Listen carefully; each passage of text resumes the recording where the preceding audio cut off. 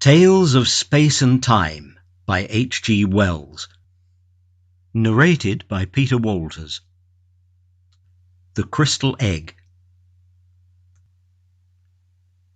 There was, until a year ago, a little and very grimy-looking shop near Seven Dials, over which, in weather-worn yellow lettering, the name of C. Cave, naturalist and dealer in antiquities, was inscribed. The contents of its window were curiously variegated. They comprised some elephant tusks, an imperfect set of chessmen, beads and weapons, a box of eyes, 2 skulls of tigers and 1 human, several moth-eaten stuffed monkeys, one holding a lamp, an old-fashioned cabinet, a fly-blown ostrich egg or so, some fishing tackle, and an extraordinarily dirty, empty glass fish tank. There was also, at the moment the story begins, a mass of crystal, worked into the shape of an egg and brilliantly polished.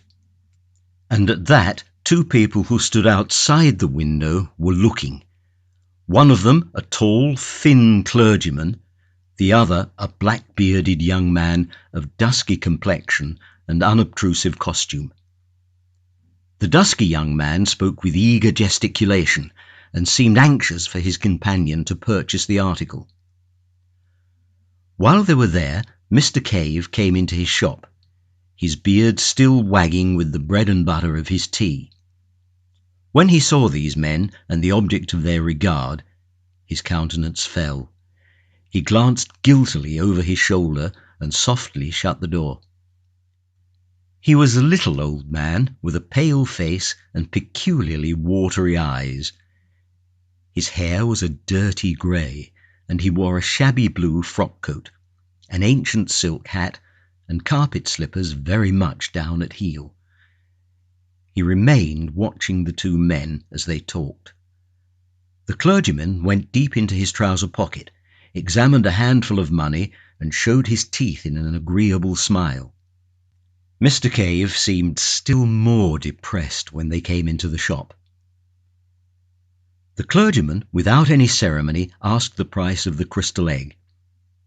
Mr. Cave glanced nervously towards the door leading into the parlour and said, £5. The clergyman protested that the price was too high, to his companion as well as to Mr. Cave. It was indeed very much more than Mr. Cave had intended to ask when he had stopped the article, and an attempt at bargaining ensued. Mr. Cave stepped to the shop door and held it open. £5 is my price, he said, as though he wished to save himself the trouble of unprofitable discussion. As he did so, the upper portion of a woman's face appeared above the blind in the glass upper panel of the door leading into the parlour, and stared curiously at the 2 customers. £5 is my price, said Mr. Cave, with a quiver in his voice. The swarthy young man had so far remained a spectator, watching Cave keenly. Now he spoke. "Give him his £5, he said. The clergyman glanced at him to see if he were in earnest, and when he looked at Mr. Cave again, he saw that the latter's face was white. "It's a lot of money," said the clergyman, and diving into his pocket began counting his resources. He had little more than 30 shillings, and he appealed to his companion, with whom he seemed to be on terms of considerable intimacy.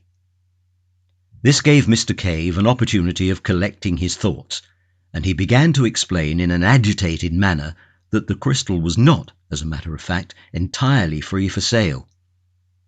His 2 customers were naturally surprised at this, and inquired why he had not thought of that before he began the bargain. Mr. Cave became confused, but stuck to his story that the crystal was not on the market that afternoon, that a probable purchaser of it had already appeared. The 2, treating this as an attempt to raise the price still further, made as if they would leave the shop. But at this point the parlour door opened, and the owner of the dark fringe and the little eyes appeared. She was a coarse-featured, corpulent woman, younger and very much larger than Mr. Cave. She walked heavily, and her face was flushed. "That crystal is for sale," she said, "and £5 is good enough price for it. I can't think what you're about, Cave, not to take the gentleman's offer." Mr. Cave, greatly perturbed by this irruption, looked angrily at her over the rims of his spectacles, and, without excessive assurance, asserted his right to manage his business in his own way. An altercation began. The two customers watched the scene with interest and some amusement, occasionally assisting Mrs. Cave with suggestions. Mr. Cave, hard driven, persisted in a confused and improbable story of an inquiry for the crystal that morning, and his agitation became painful. But he stuck to his point with extraordinary persistence.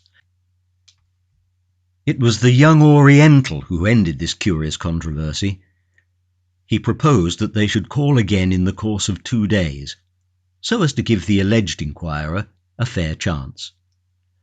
"And then we must insist," said the clergyman. £5. Mrs. Cave took it on herself to apologize for her husband, explaining that he was sometimes a little odd. And as the two customers left, the couple prepared for a free discussion of the incident in all its bearings. Mrs. Cave talked to her husband with singular directness. The poor little man, quivering with emotion, muddled himself between his stories, maintaining on the one hand that he had another customer in view, and on the other asserting that the crystal was honestly worth 10 guineas. "Why did you ask £5? said his wife. "Do let me manage my business my own way," said Mr. Cave. Mr. Cave had living with him a stepdaughter and a stepson, and at supper that night the transaction was rediscussed. None of them had a high opinion of Mr. Cave's business methods, and this action seemed a culminating folly. "It's my opinion he's refused that crystal before," said the stepson, a loose-limbed lout of 18. "But £5? said the stepdaughter, an argumentative young woman of 26. Mr. Cave's answers were wretched.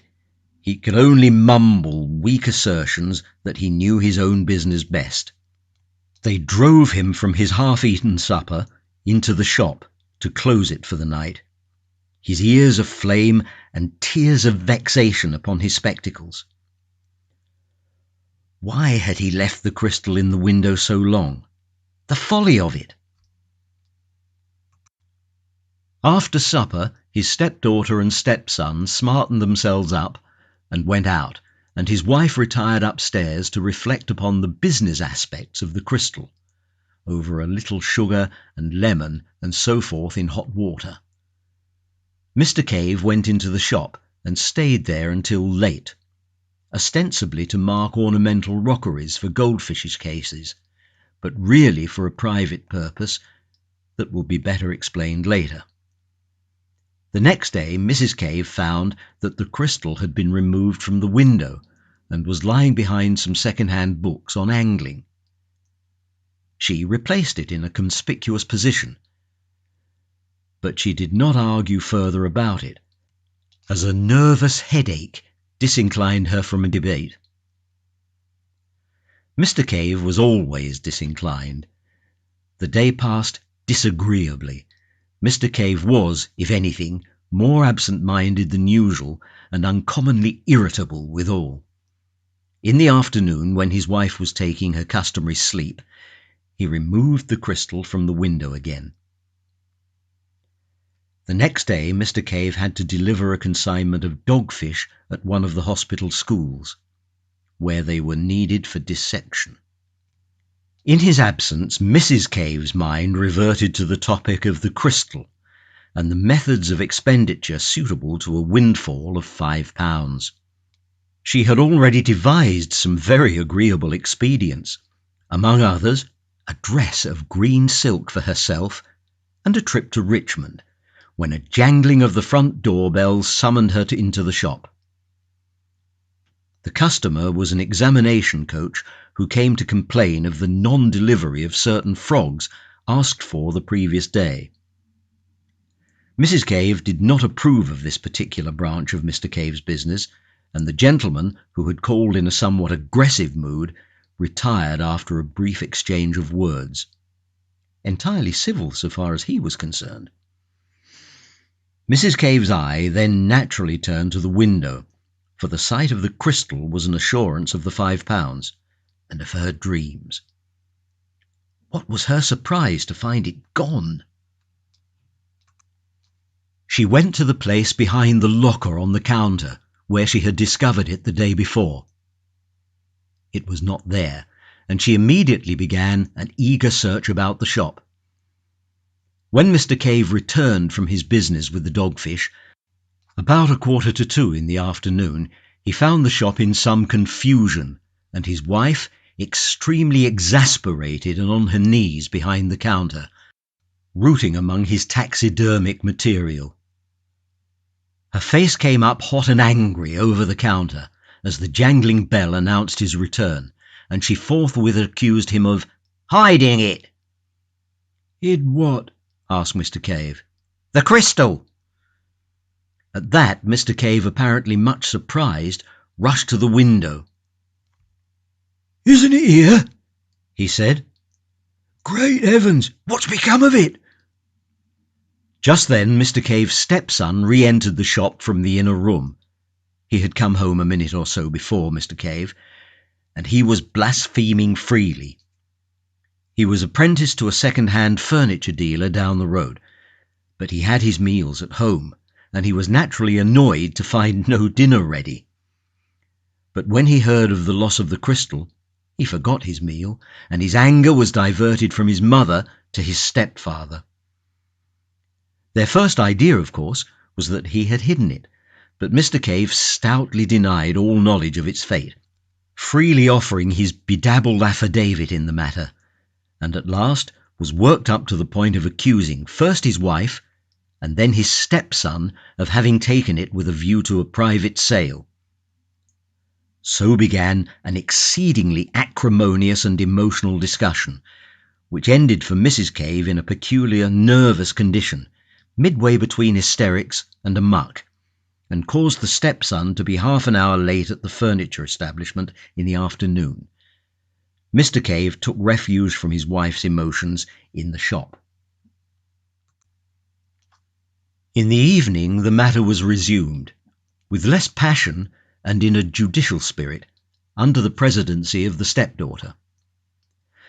The supper passed unhappily and culminated in a painful scene. Mr. Cave gave way at last to extreme exasperation and went out banging the front door violently.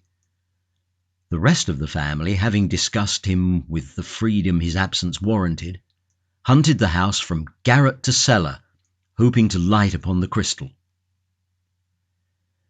The next day the two customers called again. They were received by Mrs. Cave almost in tears. It transpired that no one could imagine all that she had stood from Cave at various times in her married pilgrimage. She also gave a garbled account of the disappearance.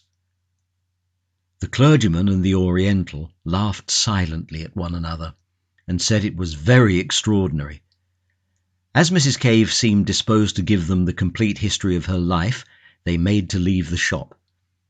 Thereupon Mrs. Cave, still clinging to hope, asked for the clergyman's address so that, if she could get anything out of Cave, she might communicate it. The address was duly given, but apparently afterwards mislaid. Mrs. Cave can remember nothing about it. In the evening of that day, the Cave seemed to have exhausted their emotions, and Mr. Cave, who had been out in the afternoon, supped in a gloomy isolation that contrasted pleasantly with the impassioned controversy of the previous days. For some time matters were very badly strained in the Cave household, but neither crystal nor customer reappeared. Now, without mincing the matter, we must admit that Mr. Cave was a liar. He knew perfectly well where the crystal was. It was in the rooms of Mr. Jacoby Wace, assistant demonstrator at St. Catherine's Hospital, Westbourne Street. It stood on the sideboard, partially covered by a black velvet cloth, and beside a decanter of American whisky. It is from Mr. Wace, indeed, that the particulars upon which this narrative is based were derived. Cave had taken off the thing to the hospital, hidden in the dogfish sack, and there had pressed the young investigator to keep it for him. Mr. Wace was a little dubious at first. His relationship to Cave was peculiar. He had a taste for singular characters, and he had more than once invited the old man to smoke and drink in his rooms, and to unfold his rather amusing views of life in general, and of his wife in particular. Mr. Wace had encountered Mrs. Cave too, on occasions when Mr. Cave was not at home to attend to him. He knew the constant interference to which Cave was subjected, and having weighed the story judicially, he decided to give the crystal a refuge. Mr. Cave promised to explain the reasons for his remarkable affection for the crystal more fully on a later occasion, but he spoke distinctly of seeing visions therein. He called on Mr. Wace the same evening. He told a complicated story. The crystal, he said, had come into his possession with other oddments, at the forced sale of another curiosity dealer's effects, and not knowing what its true value might be, he had ticketed it at 10 shillings. It had hung upon his hands at that price for some months, and he was thinking of reducing the figure when he made a singular discovery. At that time his health was very bad, and it must be borne in mind that throughout all his experience his physical condition was one of ebb, and he was in considerable distress by reason of the negligence, the positive ill treatment even, he received from his wife and stepchildren. His wife was vain, extravagant, unfeeling, and had a growing taste for private drinking. His stepdaughter was mean and overreaching, and his stepson had conceived a violent dislike for him, and lost no chance of showing it. The requirements of his business pressed heavily upon him, and Mr. Wace does not think that he was altogether free from occasional intemperance. He had begun life in a comfortable position. He was a man of fair education, and he suffered for weeks at a stretch from melancholia and insomnia. Afraid to disturb his family, he would slip quietly from his wife's side when his thoughts became intolerable, and wander about the house. And about 3 o'clock one morning, late in August, chance directed him into the shop. The dirty little place was impenetrably black, except in one spot, where he perceived an unusual glow of light. Approaching this, he discovered it to be the crystal egg, which was standing on the corner of the counter towards the window. A thin ray smote through a crack in the shutters, impinged upon the object, and seemed, as it were, to fill its entire interior. It occurred to Mr. Cave that this was not in accordance with the laws of optics as he had known them in his younger days. He could understand the rays being refracted by the crystal and coming into focus in its interior, but this diffusion jarred with his physical conceptions. He approached the crystal nearly, peering into it and round it, with a transient revival of the scientific curiosity that in his youth had determined his choice of calling. He was surprised to find the light not steady, but writhing within the substance of the egg, as though that object were a hollow sphere of some luminous vapour. In moving about to get different points of view, he suddenly found that he had come between it and the ray, and that the crystal nonetheless remained luminous.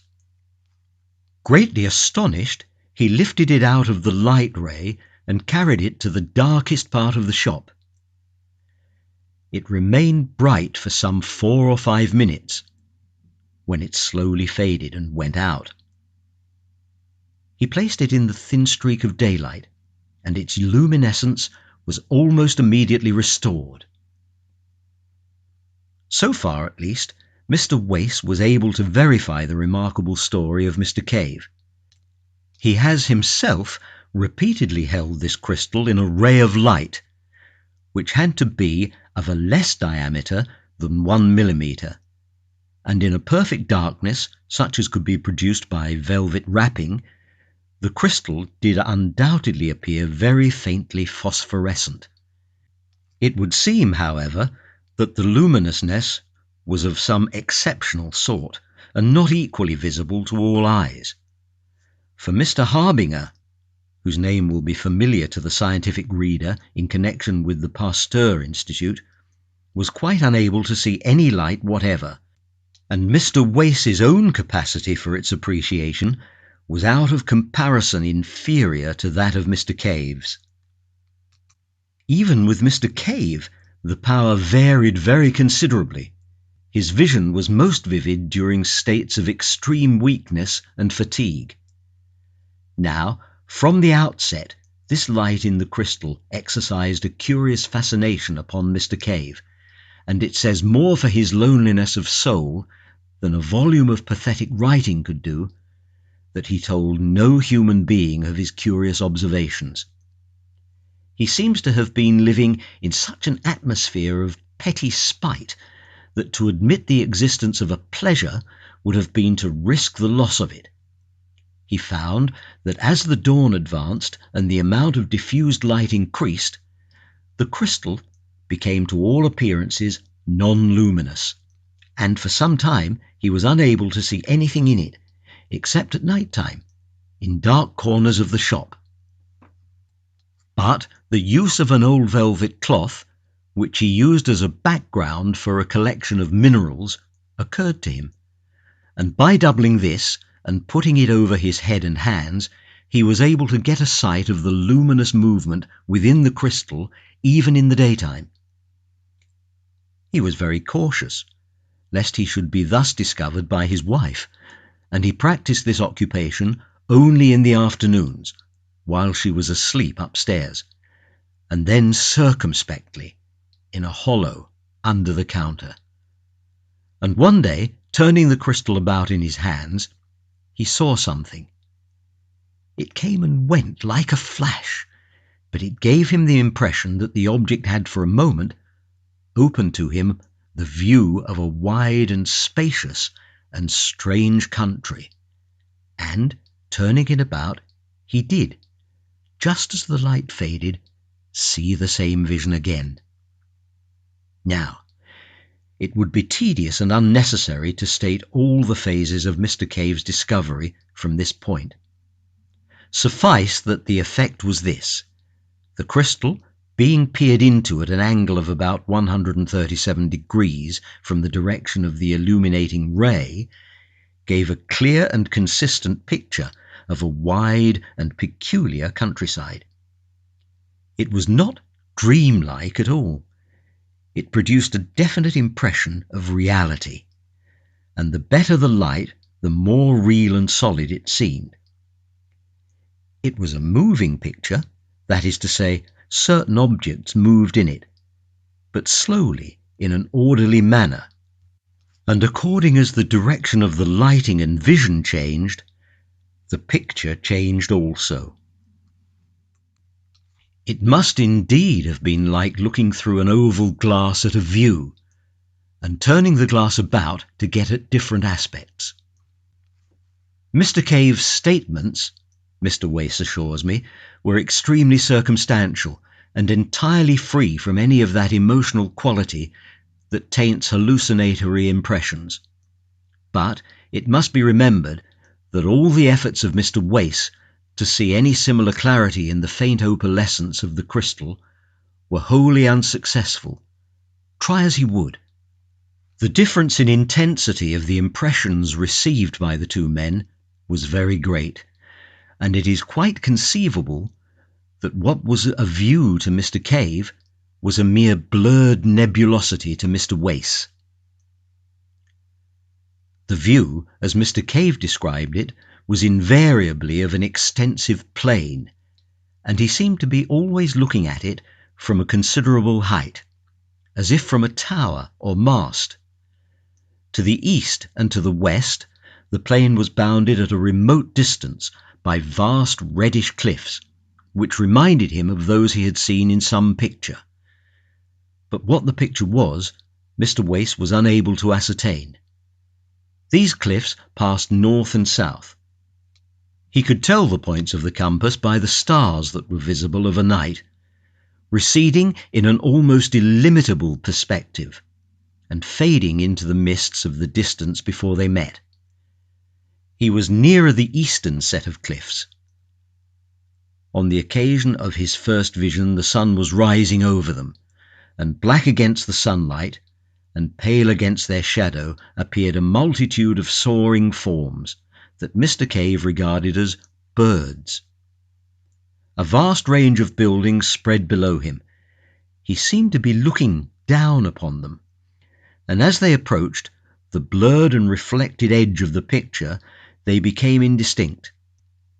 There were also trees, curious in shape and in colouring, a deep mossy green and an exquisite grey, beside a wide and shining canal, and something great and brilliantly coloured flew across the picture.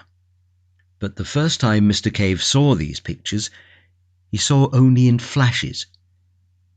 His hand shook, his head moved, the vision came and went, and grew foggy and indistinct, and at first he had the greatest difficulty in finding the picture again once the direction of it was lost. His next clear vision, which came about a week after the first, the interval having yielded nothing but tantalizing glimpses and some useful experience, showed him the view down the length of the valley.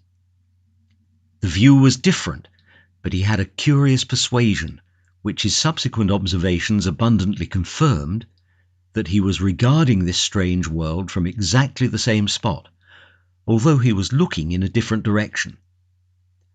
The long facade of the great building, whose roof he had looked down upon before, was now receding into perspective. He recognized the roof. In the front of the facade was a terrace of massive proportions and extraordinary length, and down the middle of the terrace, at certain intervals, stood huge but very graceful masts, bearing small shiny objects which reflected the setting sun. The import of these small objects did not occur to Mr. Cave until some time after, as he was describing the scene to Mr. Wace.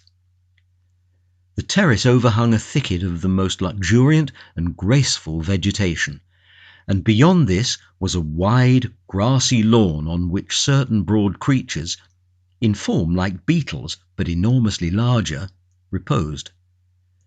Beyond this again was a richly decorated causeway of pinkish stone, and beyond that, and lined with dense red weeds, and passing up the valley exactly parallel with the distant cliffs, was a broad and mirror-like expanse of water.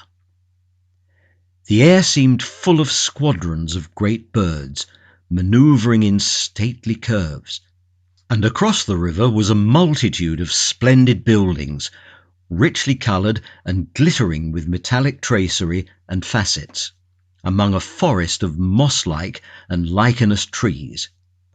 And suddenly something flapped repeatedly across the vision, like the fluttering of a jewelled fan or the beating of a wing, and a face, or rather the upper part of a face, with very large eyes, came, as it were, close to his own, and as if on the other side of the crystal. Mr. Cave was so startled and so impressed by the absolute reality of those eyes that he drew his head back from the crystal to look behind it. He had become so absorbed in watching that he was quite surprised to find himself in the cool darkness of his little shop, with its familiar odour of methyl, mustiness, and decay.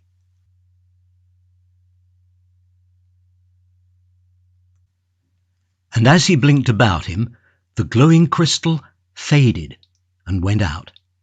Such were the first general impressions of Mr. Cave. The story is curiously direct and circumstantial.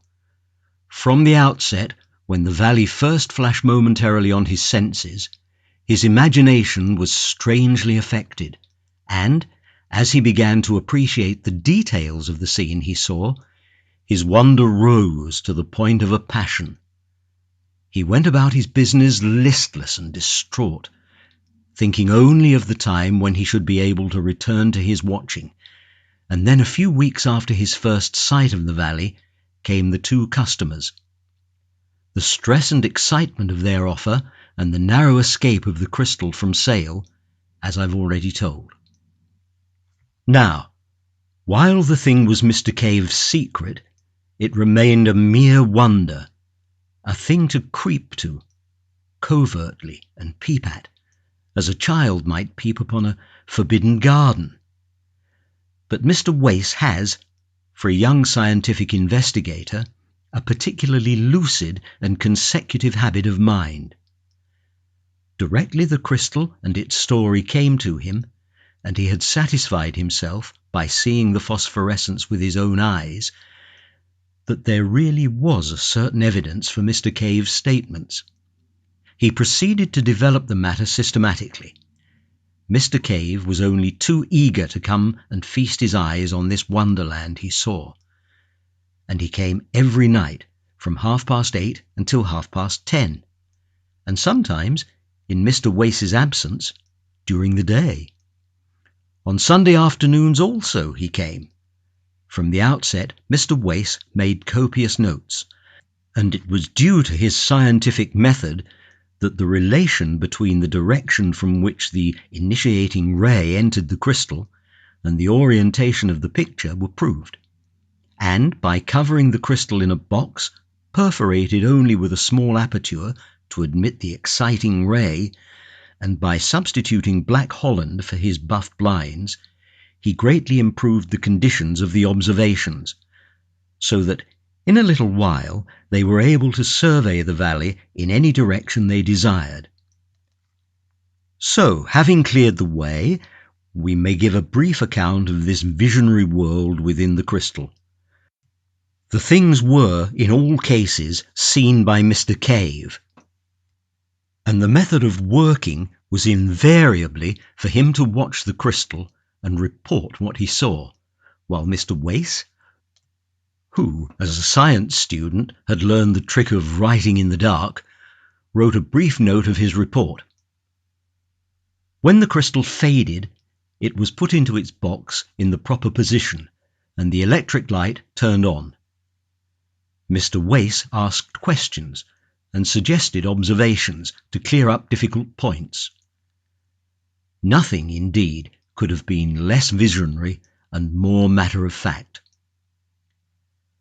The attention of Mr. Cave had been speedily directed to the bird-like creatures he had seen so abundantly present in each of his earlier visions. His first impression was soon corrected, and he considered for a time that they might represent a diurnal species of bat. Then he thought, grotesquely enough, that they might be cherubs. Their heads were round and curiously human, and it was the eyes of one of them that had so startled him on that second observation. They had broad, silvery wings, not feathered, but glistening almost as brilliantly as new-killed fish, and with the same subtle play of colour. And these wings were not built on the plan of bird wing, or bat, Mr. Wace learned, but supported by curved ribs radiating from the body. A sort of butterfly wing with curved ribs seems best to express their appearance. The body was small, but fitted with 2 bunches of prehensile organs, like long tentacles, immediately under the mouth. Incredible as it appeared to Mr. Wace, the persuasion at last became irresistible that it was these creatures which owned the great quasi-human buildings and the magnificent garden that made the broad valley so splendid. and Mr. Cave perceived that the buildings, with other peculiarities, had no doors, but that the great circular windows, which opened freely, gave the creatures egress and entrance. They would alight upon their tentacles, fold their wings to a smallness almost rod-like, and hop into the interior. But among them was a multitude of smaller winged creatures, like great dragonflies and moths, and flying beetles, and across the green sward, brilliantly coloured, gigantic ground beetles crawled lazily to and fro. Moreover, on the causeways and terraces, large-headed creatures similar to the greater winged flies, but wingless, were visible, hopping busily upon their hand-like tangle of tentacles. Allusion has already been made to the glittering objects upon masts that stood upon the terrace of the nearer building. It dawned upon Mr. Cave, after regarding one of these masts very fixedly on one particular vivid day, that the glittering object there was a crystal exactly like that into which he peered, and a still more careful scrutiny convinced him that each one, in a vista of nearly 20, carried a similar object. Occasionally, one of the large flying creatures would flutter up to one, and, folding its wings and coiling a number of its tentacles about the mast, would regard the crystal fixedly for a space, sometimes for as long as 15 minutes, and a series of observations, made at the suggestion of Mr. Wace, convinced most watchers that, so far as his visionary world was concerned, the crystal into which they peered actually stood at the summit of the endmost mast on the terrace, and that on one occasion at least, one of these inhabitants of this other world had looked into Mr. Cave's face while he was making these observations. So much for the essential facts of this very singular story. Unless we dismiss it all as the ingenious fabrication of Mr. Wace, we have to believe one of two things. Either that Mr. Cave's crystal was in two worlds at once, and that, while it was carried about in one, it remained stationary in the other, which seems altogether absurd. Or else that it had some peculiar relation of sympathy with another and exactly similar crystal in this other world, so that what was seen in the interior of one in this world was, under suitable conditions, visible to an observer in the corresponding crystal in the other world, and vice versa. At present, indeed, we do not know of any way in which two crystals could so come en rapport, but nowadays we know enough to understand that the thing is not altogether impossible. This view of the crystals as en rapport was the supposition that occurred to Mr. Wace, and to me at least it seems extremely plausible. And where was this other world? On this also the alert intelligence of Mr. Wace speedily threw light. After sunset, the sky darkened rapidly. There was a very brief twilight interval indeed, and the stars shone out. They were recognizably the same as those we see, arranged in the same constellations. Mr. Cave recognized the Bear, the Pleiades, Aldebaran, and Sirius, so that the other world must be somewhere in the solar system, and, at the utmost, only a few hundred millions of miles from our own. Following up this clue, Mr. Wace learned that the midnight sky was a darker blue even than our midwinter sky, and that the sun seemed a little smaller. And there were two small moons, like our moon but smaller, and quite differently marked, one of which moved so rapidly that its motion was clearly visible as one regarded it. These moons were never high in the sky, but vanished as they rose. That is, every time they revolved, they were eclipsed because they were so near their primary planet.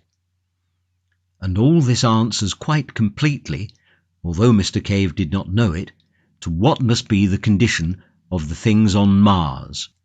Indeed, it seems an exceedingly plausible conclusion that, peering into his crystal, Mr. Cave did actually see the planet Mars and its inhabitants. And, if that be the case, then the evening star that shone so brightly in the sky of that distant vision was neither more nor less than our own familiar Earth. For a time, the Martians, if they were Martians, do not seem to have known of Mr. Cave's inspection. Once or twice one would come to peer, and go away very shortly to some other mast, as though the vision was unsatisfactory. During this time, Mr. Cave was able to watch the proceedings of these winged people without being disturbed by their attentions, and, although his report is necessarily vague and fragmentary, it is nevertheless very suggestive. Imagine the impression of humanity a Martian observer would get who, after a difficult process of preparation and with considerable fatigue to his eyes, was able to peer at London from the steeple of St. Martin's Church for stretches at longest of 4 minutes at a time. Mr. Cave was unable to ascertain if the winged Martians were the same as the Martians who hopped about the causeways and terraces, and if the latter could put on wings at will. He several times saw certain clumsy bipeds, dimly suggestive of apes, white and partially translucent, feeding among certain of the lichenous trees, and once some of these fled before one of the hopping, round-headed Martians. The latter caught one in its tentacles, and then the picture faded suddenly, and left Mr. Cave most tantalizingly in the dark.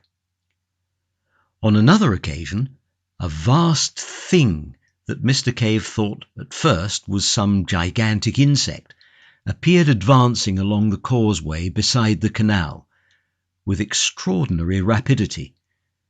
As this drew nearer, Mr. Cave perceived that it was a mechanism of shining metals and of extraordinary complexity, and then, when he looked again, it had passed out of sight.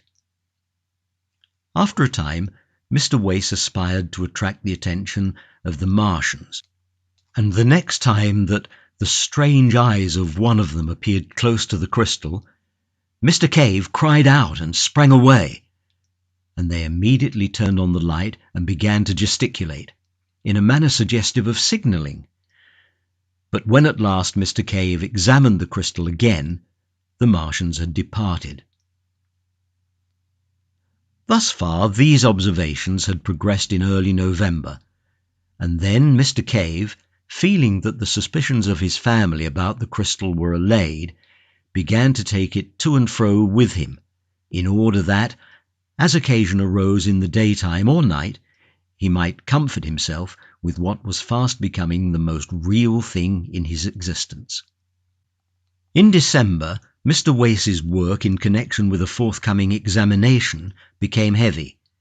The sittings were reluctantly suspended for a week, and for 10 or 11 days, he is not quite sure which, he saw nothing of Mr. Cave.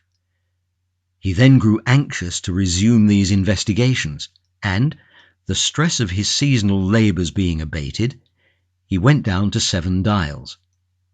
At the corner, he noticed a shutter before a bird fancier's window, and then another at a cobbler's.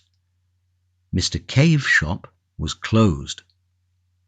He rapped, and the door was opened by the stepson, in black. He at once called Mrs. Cave, who was, Mr. Wace could not but observe, in cheap but ample widow's weeds, of the most imposing pattern. Without any very great surprise, Mr. Wace learned that Cave was dead, and already buried. She was in tears, and her voice was a little thick. She had just returned from Highgate. Her mind seemed occupied with her own prospects and the honourable details of the obsequies. But Mr. Wace was at last able to learn the particulars of Cave's death. He had been found dead in his shop in the early morning, the day after his last visit to Mr. Wace, and the crystal had been clasped in his stone-cold hands.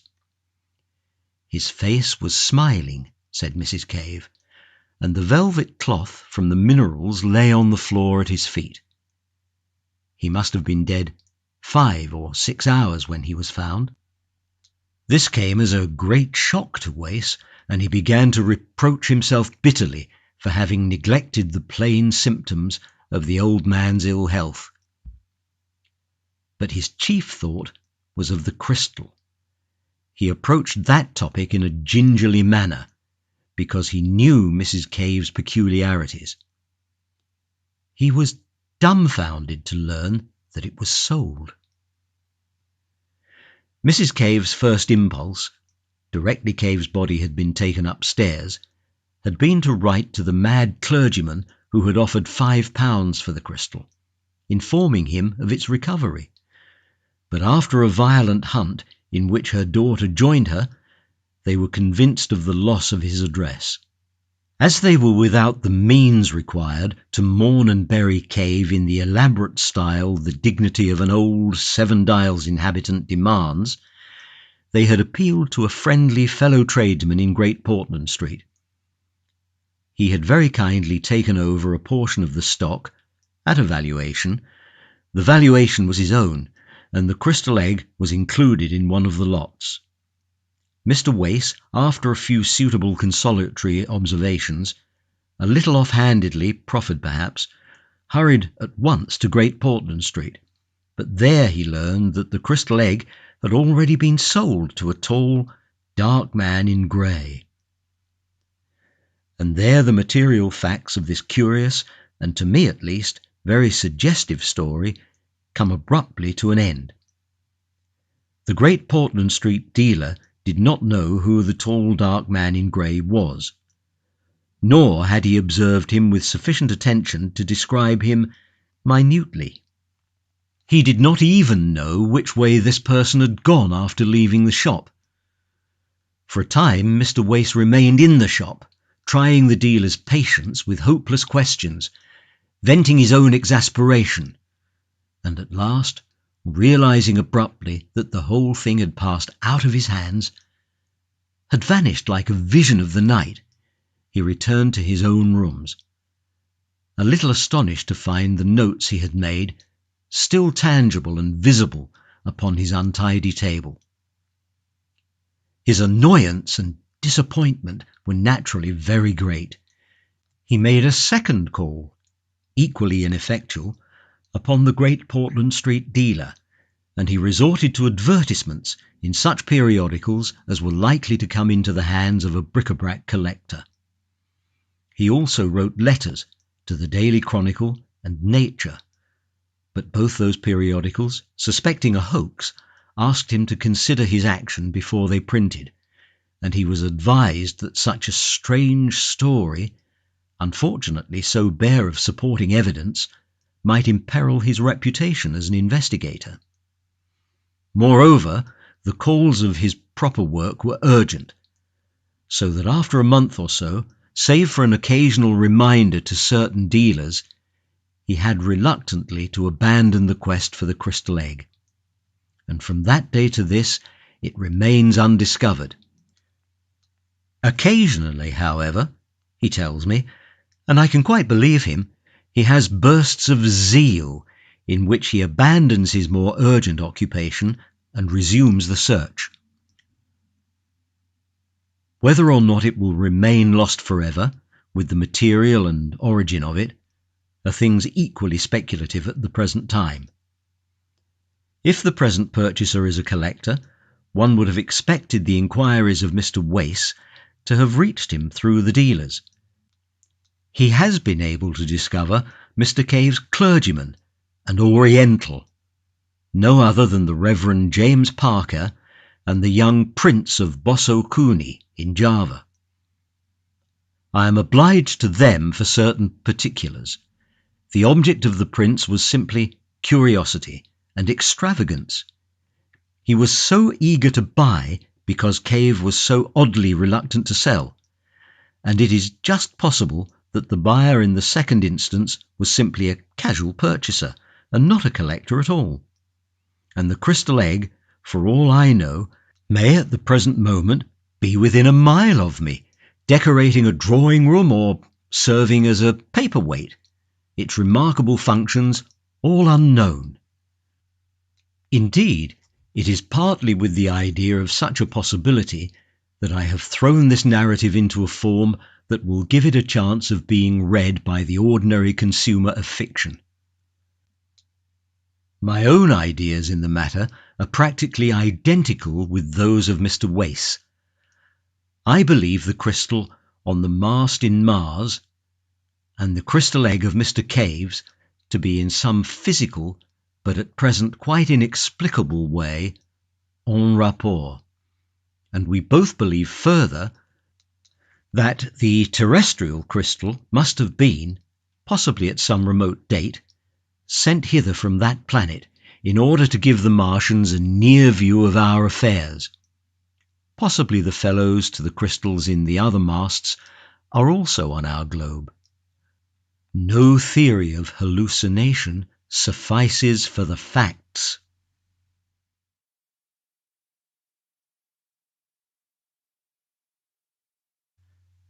The Star. It was on the first day of the new year that the announcement was made, almost simultaneously from 3 observatories, that the motion of the planet Neptune, the outermost of all the planets that wheel about the sun, had become very erratic. Ogilvy had already called attention to a suspected retardation in its velocity in December. Such a piece of news was scarcely calculated to interest a world the greater portion of whose inhabitants were unaware of the existence of the planet Neptune, nor outside the astronomical profession did the subsequent discovery of a faint, remote speck of light in the region of the perturbed planet cause any very great excitement. Scientific people, however, found the intelligence remarkable enough, even before it became known that the new body was rapidly growing larger and brighter, that its motion was quite different from the orderly progress of the planets, and that the deflection of Neptune and its satellite was becoming now of an unprecedented kind. Few people without a training in science can realize the huge isolation of the solar system. The sun, with its specks of planets, its dust of planetoids, and its impalpable comets, swims in a vacant immensity that almost defeats the imagination. Beyond the orbit of Neptune there is space, vacant so far as human observation has penetrated, without warmth or light or sound. Blank emptiness, for 20 million times a million miles. That is the smallest estimate of the distance to be traversed before the very nearest of the stars is attained. And saving a few comets, more unsubstantial than the thinnest flame, no matter had ever to human knowledge crossed this gulf of space, until early in the 20th century this strange wanderer appeared.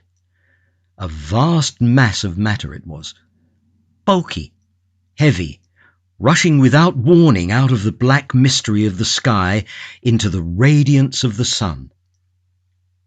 By the second day it was clearly visible to any decent instrument, as a speck with a barely sensible diameter, in the constellation Leo, near Regulus.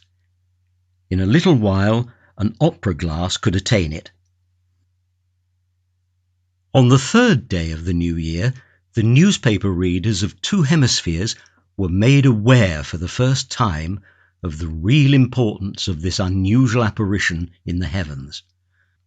A planetary collision, one London newspaper headed the news, and proclaimed Duchesne's opinion that this strange new planet would probably collide with Neptune.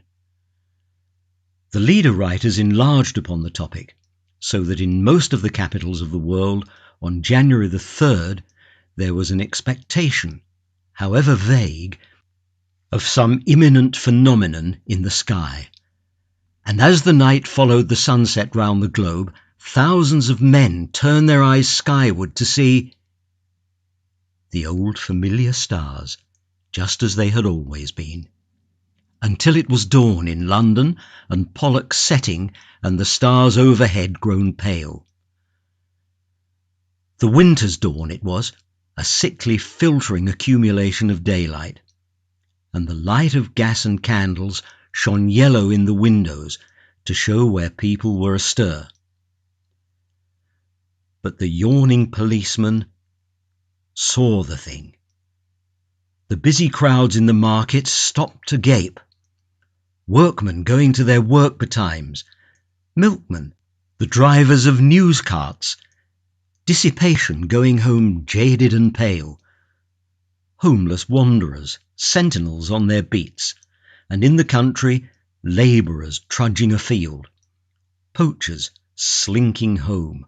All over the dusky, quickening country it could be seen, and out at sea by seamen watching for the day, a great white star come suddenly into the westward sky.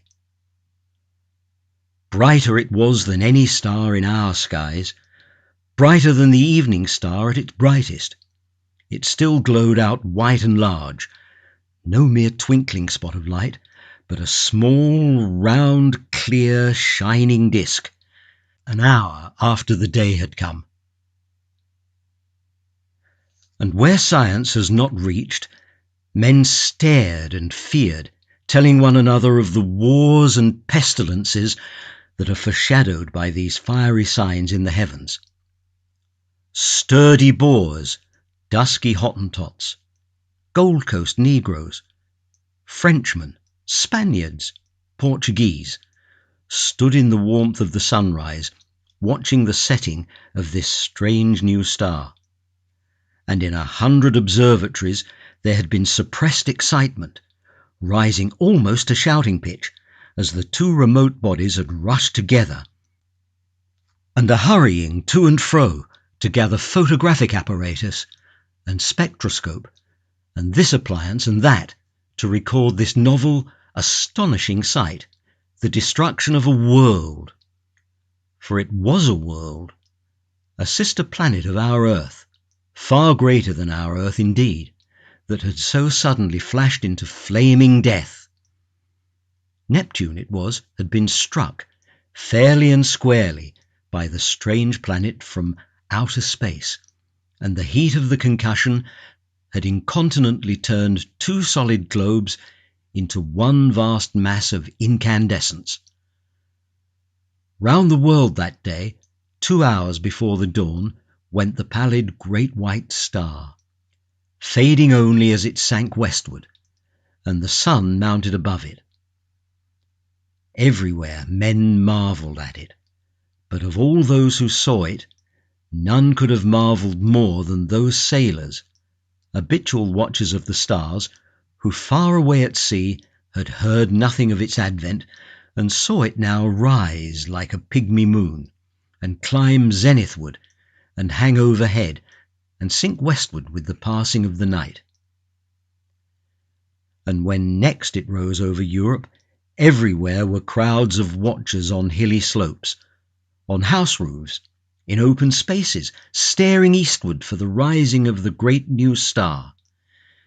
It rose with a white glow in front of it, like the glare of a white fire, and those who had seen it come into existence the night before cried out at the sight of it. "It is larger," they cried. "It is brighter."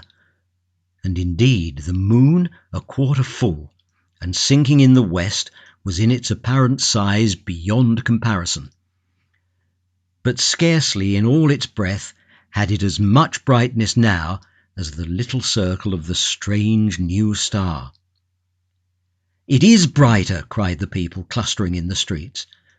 But in the dim observatories the watchers held their breath and peered at one another. "It is nearer," they said. "Nearer!" And voice after voice repeated, "It is nearer!" And the clicking telegraph took that up, and it trembled along telephone wires, and in 1,000 cities grimy compositors fingered the type. "It is nearer!" Men writing in offices, struck with a strange realization, flung down their pens. Men talking in 1,000 places suddenly came upon a grotesque possibility in those words. It is nearer. It hurried along awakening streets. It was shouted down the frost-stilled ways of quiet villages. Who had read these things from the throbbing tape stood in yellow-lit doorways shouting the news to passers-by.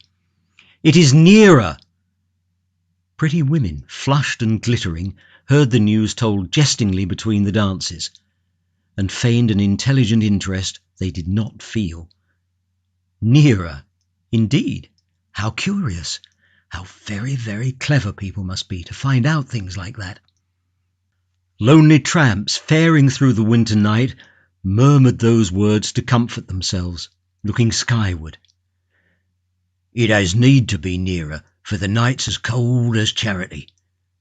Don't see much warmth from it if it is nearer all the same." "What is a new star to me?" cried the weeping woman kneeling beside her dead.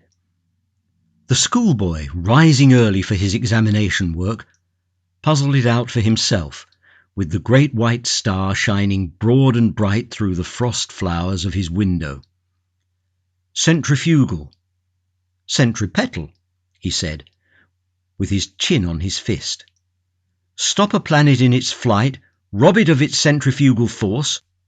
What then? Centripetal has it, and down it falls into the sun. And this. Do we come in the way, I wonder?" The light of that day went the way of its brethren, and with the later watches of the frosty darkness rose the strange star again, and it was now so bright that the waxing moon seemed but a pale yellow ghost of itself, hanging huge in the sunset. In a South African city a great man had married, and the streets were alight to welcome his return with his bride. "Even the skies have illuminated," said the flatterer. Under Capricorn, two Negro lovers, daring the wild beasts and evil spirits for love of one another, crouched together in a cane brake, where the fireflies hovered. "That is our star," they whispered, and felt strangely comforted by the sweet brilliance of its light. The master mathematician sat in his private room and pushed the papers from him. His calculations were already finished. In a small white phial there still remained a little of the drug that had kept him awake and active for 4 long nights. Each day, serene, explicit, patient as ever, he had given his lectures to his students, and then had come back at once to this momentous calculation. His face was grave, a little drawn and hectic from his drugged activity. For some time he seemed lost in thought. Then he went to the window, and the blind went up with a click. Halfway up the sky, over the clustering roofs, chimneys and steeples of the city, hung the star. He looked at it as one might look into the eyes of a brave enemy. "You may kill me," he said after a silence, "but I can hold you, and all the universe for that matter, in the grip of this little brain. I would not change, even now." He looked at the little phial. "There will be no need of sleep again," he said. The next day at noon, punctual to the minute, he entered his lecture theatre, put his hat on the end of the table, as his habit was, and carefully selected a large piece of chalk. It was a joke amongst his students that he could not lecture without that piece of chalk to fumble in his fingers, and once He had been stricken to impotence by their hiding his supply. He came and looked under his grey eyebrows at the rising tiers of young, fresh faces, and spoke with his accustomed studied commonness of phrasing. "Circumstances have arisen, circumstances beyond my control," he said, and paused, "which will debar me from completing the course I have designed. It would seem, gentlemen, if I may put the thing clearly and briefly, that man has lived in vain." The students glanced at one another. Had they heard aright? Mad? Raised eyebrows and grinning lips there were, but one or two faces remained intent upon his calm, grey-fringed face. "It will be interesting," he was saying, "to devote this morning to an exposition, so far as I can make it clear to you, of the calculations that have led me to this conclusion. Let us assume—" He turned towards the blackboard, meditating a diagram in the way that was usual to him. "What was that about lived in vain?" whispered one student to another. "Listen," said the other, nodding towards the lecturer. And presently they began to understand. That night the star rose later, for its proper eastward motion had carried it some way across Leo, towards Virgo, and its brightness was so great that the star became a luminous blue as it rose, and every star was hidden in its turn, save only Jupiter near the zenith, Capella, Aldebaran, Sirius, and the pointers of the Bear. It was very white and beautiful.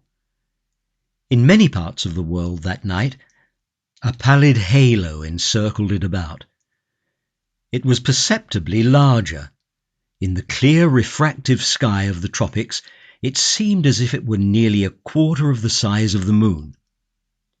The frost was still on the ground in England, but the world was as brightly lit as if it were midsummer moonlight.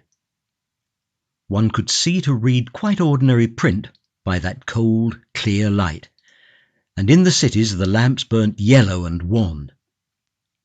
And everywhere the world was awake that night, and throughout Christendom a sombre murmur hung in the keen air over the countryside, like the belling of bees in the heather, and this murmurous tumult grew to a clangour in the cities. It was the tolling of the bells in 1,000,000 belfry towers and steeples, summoning the people to sleep no more, to sin no more, but to gather in their churches and pray. And overhead, growing larger and brighter, as the earth rolled on its way and the night passed, rose the dazzling star. And the streets and houses were alight in all the cities. The shipyards glared, and whatever roads led to high country were lit and crowded all night long. And in all the seas about the civilized lands, ships with throbbing engines and ships with bellying sails, crowded with men and living creatures, were standing out to ocean and the north, for already the warning of the master mathematician had been telegraphed all over the world and translated into 100 tongues. The new planet and Neptune, locked in a fiery embrace, were whirling headlong, ever faster and faster towards the sun. Already, every second, this blazing mass flew 100 miles, and every second its terrific velocity increased. As it flew now, indeed, it must pass 100 million of miles wide of the earth, and scarcely affect it. But near its destined path, as yet only slightly perturbed, spun the mighty planet Jupiter, and his moons sweeping splendid round the sun. Every moment now the attraction between the fiery star and the greatest of the planets grew stronger, and the result of that attraction, inevitably Jupiter would be deflected from its orbit into an elliptical path, and the burning star, swung by his attraction, wide of its sun would rush, would describe a curved path, and perhaps collide with, and certainly pass very close to, our Earth. Earthquakes, volcanic outbreaks, cyclones, sea waves, floods, and a steady rise in temperature, to I know not what limit.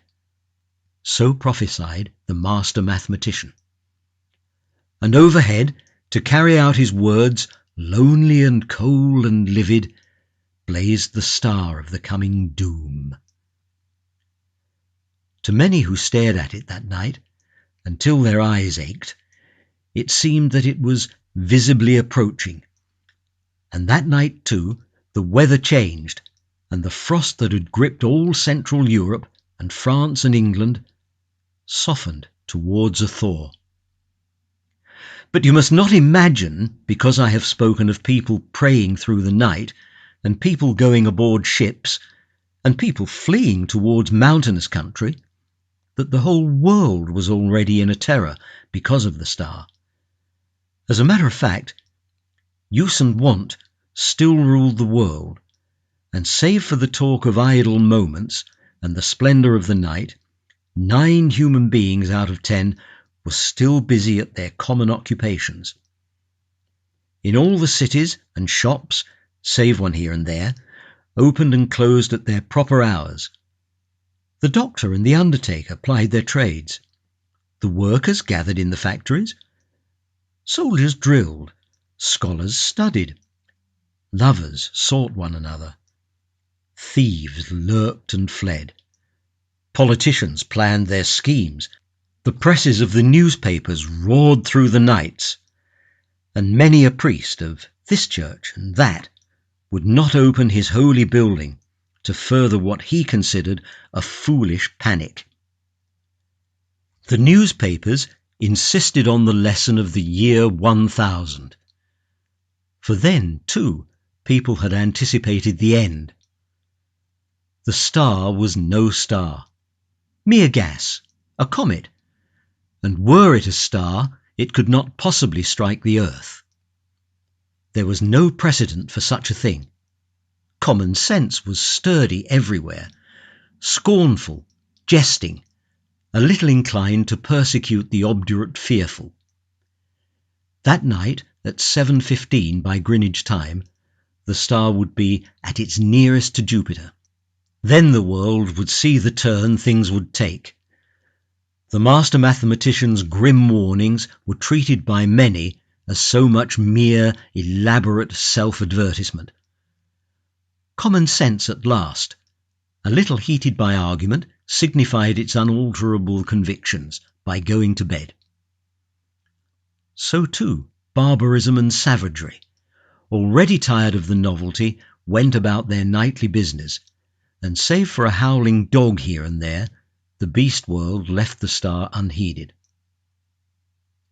And yet, when at last the watchers in the European states saw the star rise, an hour later it is true, but no larger than it had been the night before, there was still plenty awake to laugh at the master mathematician, to take the danger as if it had passed. But hereafter the laughter ceased. The star grew. It grew with a terrible steadiness, hour after hour, a little larger each hour, a little nearer the midnight zenith, and brighter until it had turned into a second day. Had it come straight to the earth instead of in a curved path, had it lost no velocity to Jupiter, it must have leapt the intervening gulf in a day. But as it was, it took 5 days altogether to come by our planet. The next night it had become a third of the size of the moon before it set to English eyes. And the thaw was assured.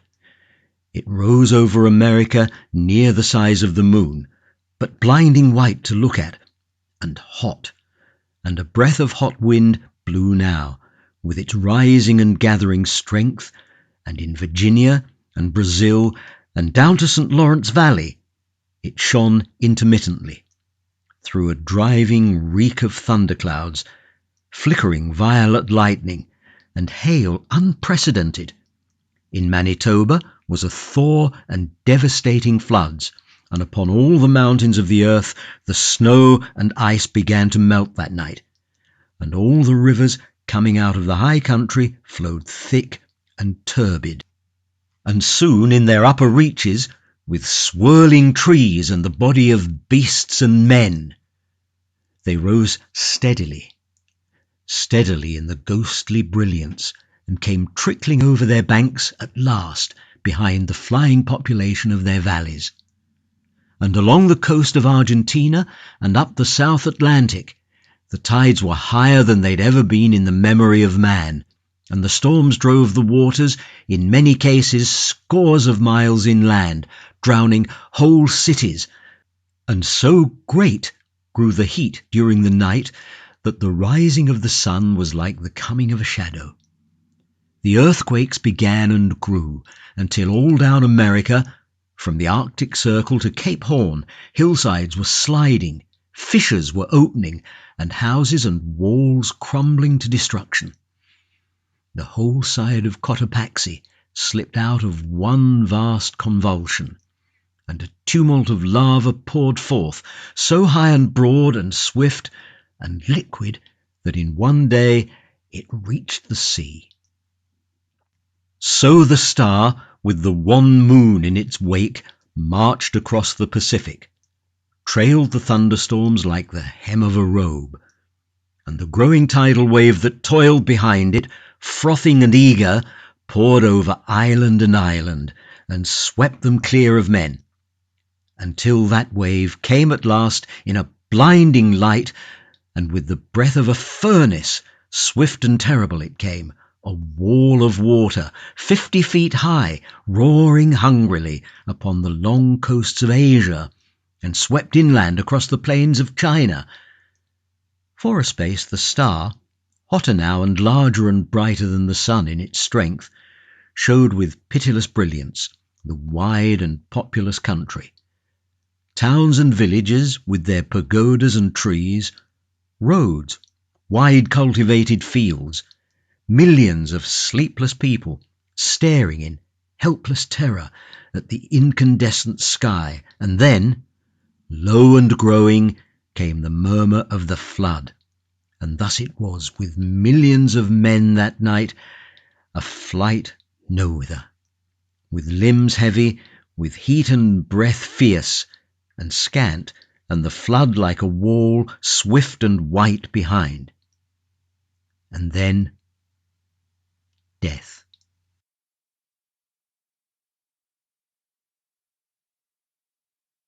China was lit glowing and white, but over Japan and Java and all the islands of Eastern Asia, the great star was a ball of dull red fire because of the steam and smoke and ashes the volcanoes were spouting forth to salute its coming.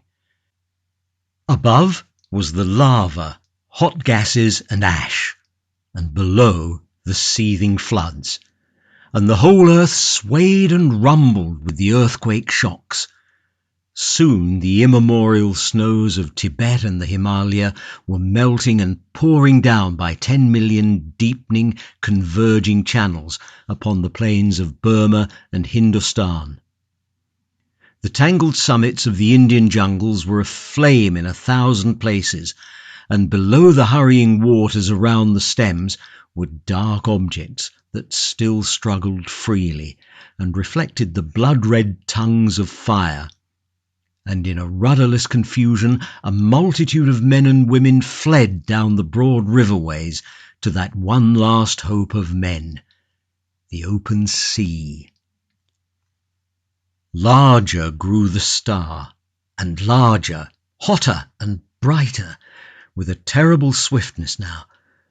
The tropical ocean had lost its phosphorescence, and the whirling steam rose in ghostly wreaths from the black waves that plunged incessantly speckled with storm-tossed ships. And then came a wonder. It seemed to those who in Europe watched for the rising of the star that the world must have ceased in its rotation. In 1,000 open spaces of down and upland, the people who had fled thither from the floods and the falling houses and sliding slopes of hill watched for that rising in vain. Hour followed hour through a terrible suspense, and the star rose not. Once again, men set their eyes upon the old constellations they'd counted lost to them forever. In England it was hot and clear overhead, though the ground quivered perpetually. But in the tropics, Sirius and Capella and Aldebaran showed through a veil of steam. And when at last the great star rose, nearly 10 hours late, the sun rose close behind it, and in the centre of its white heart was a disk of black. Over Asia it was the star had begun to fall behind the movement of the sky, and then suddenly, as it hung over India, its light had been veiled. All the plain of India, from the mouth of the Indus to the mouths of the Ganges, was a shallow waste of shining water that night, out of which rose temples and palaces, mounds and hills black with people. Every minaret was a clustering mass of people who fell one by one into the turbid waters as heat and terror overcame them. The whole land seemed a wailing, and suddenly there swept a shadow across that furnace of despair, and a breath of cold wind and a gathering of clouds out of the cooling air. Men looking up, near blinded at the star, saw that a black disk was creeping across the light. It was the moon coming between the star and the earth. And even as men cried to God at this respite, out of the east, with a strange, inexplicable swiftness, sprang the sun. And then star, sun, and moon rushed together across the heavens. So it was that presently, to the European watchers, star and sun rose close upon each other, drove headlong for a space, and then slower, and at last came to rest. Star and sun merged into one glare of flame at the zenith of the sky. The moon no longer eclipsed the star, but was lost to sight in the brilliance of the sky.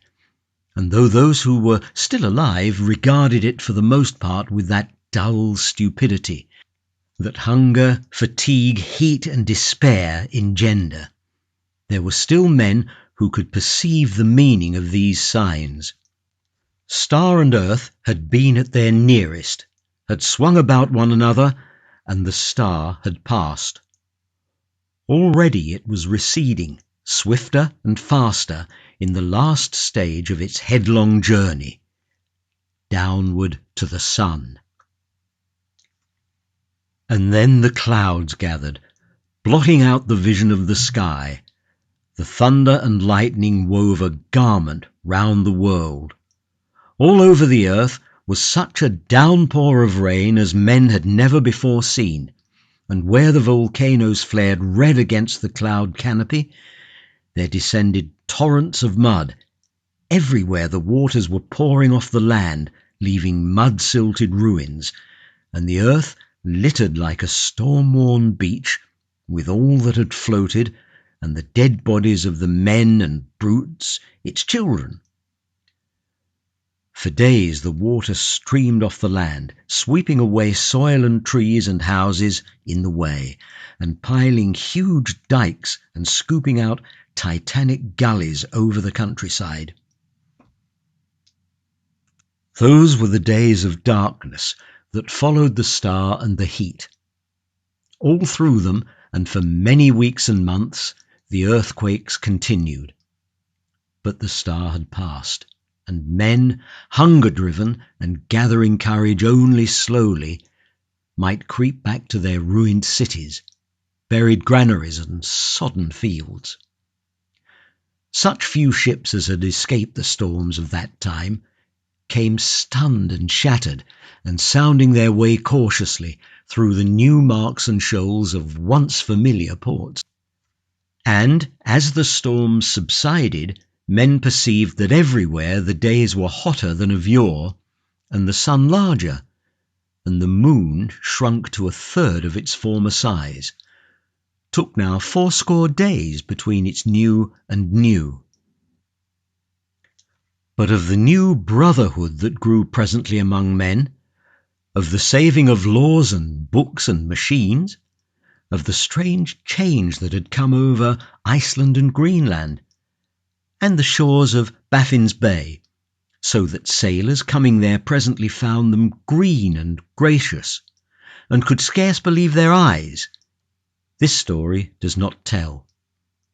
Nor of the movement of mankind, now that the earth was hotter, northward and southwards towards the poles of the earth.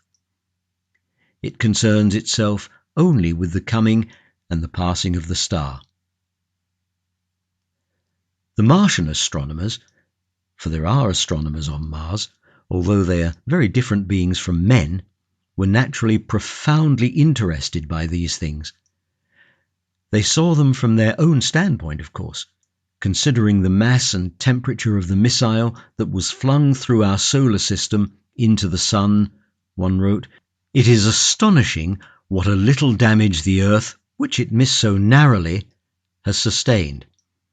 All the familiar continental markings and the masses of the seas remain intact, and indeed the only difference seems to be a shrinkage of the white discoloration, supposed to be frozen water, round either pole, which only shows how small the vastest of human catastrophes may seem at a distance of a few million miles."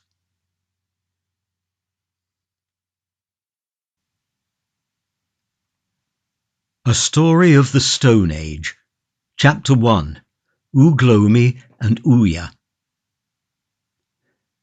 This story is of a time beyond the memory of man, before the beginning of history, a time when one might have walked dry-shod from France, as we call it now, to England, and when a broad and sluggish Thames flowed through its marshes to meet its father Rhine, flowing through a wide and level country that is under water in these latter days, and which we know by the name of the North Sea. In that remote age, the valley which runs along the foot of the Downs did not exist, and the south of Surrey was a range of hills, fir-clad on the middle slopes and snow-capped for the better part of the year. The cores of its summits still remain as Leith Hill and Pitch Hill and Hindhead. On the lower slopes of the range, below the grassy spaces where the wild horses grazed, were forests of yew and sweet chestnut and elm, and the thickets and dark places hid the grizzly bear and the hyena, and the grey apes clambered through the branches. And still lower, amidst the woodland and marsh and open grass along the way, did this little drama play itself out, to the end that I have to tell. 50,000 years ago it was, 50,000 years, if the reckoning of geologists is correct. And in those days the springtime was as joyful as it is now, and sent the blood coursing in just the same fashion. The afternoon sky was blue with piled white clouds sailing through it, and the southwest wind came like a soft caress. The new-come swallows drove to and fro. The reaches of the river were spangled with white ranunculus. The marshy places were starred with lady's smock and lit with marshmallow wherever the regiments of the sedges lowered their swords, and the northward moving hippopotami, shiny black monsters sporting clumsily, came floundering and blundering through it all, rejoicing dimly and possessed with one clear idea: to splash the river muddy. Up the river, and well in sight of the hippopotami, a number of little buff-coloured animals dabbled in the water. There was no fear, no rivalry, and no enmity between them and the hippopotami. As the great bulks came crashing through the reeds and smashed the mirror of the water into silvery splashes, these little creatures shouted and gesticulated with glee. It was the surest sign of high spring. "Bolu!" they cried. "Beya! Bolu!" They were the children of the menfolk, the smoke of whose encampment rose from the knoll at the river's bend. Wild-eyed youngsters they were, with matted hair and little broad-nosed, impish faces, covered, as some children are covered even nowadays, with a delicate down of hair. They were narrow in the loins and long in the arms, and their ears had no lobes, and had little pointed tips, a thing that still, in rare instances, survives. Stark naked, vivid little gypsies, as active as monkeys and as full of chatter, though a little wanting in words. Their elders were hidden from the wallowing hippopotami by the crest of a knoll. The human squatting place was a trampled area among the dead brown fronds of royal fern, through which the croziers of this year's growth were unrolling to the light and warmth. The fire was a smouldering heap of char, light grey and black, replenished by the old women from time to time, with brown leaves. Most of the men were asleep. They slept sitting with their foreheads on their knees. They had killed that morning a good quarry, enough for all. A deer that had been wounded by hunting dogs, so that there had been no quarrelling among them, and some of the women were still gnawing the bones that lie scattered about. Others were making a heap of leaves and sticks to feed brother Fire when the darkness came again, that he might grow strong and tall therewith, and guard them against the beasts. And two were piling flints that they had brought, an armful at a time, from the bend of the river where the children were at play. None of these buff-skinned savages were clothed, but some wore about their hips rude girdles of adder skin, or crackling, undressed hide, from which depended little bags, not made, but torn from the paws of beasts, and carrying the rudely dressed flints that were men's chief weapons and tools. And one woman, the mate of Ouya, the cunning man, wore a wonderful necklace of perforated fossils that others had worn before her.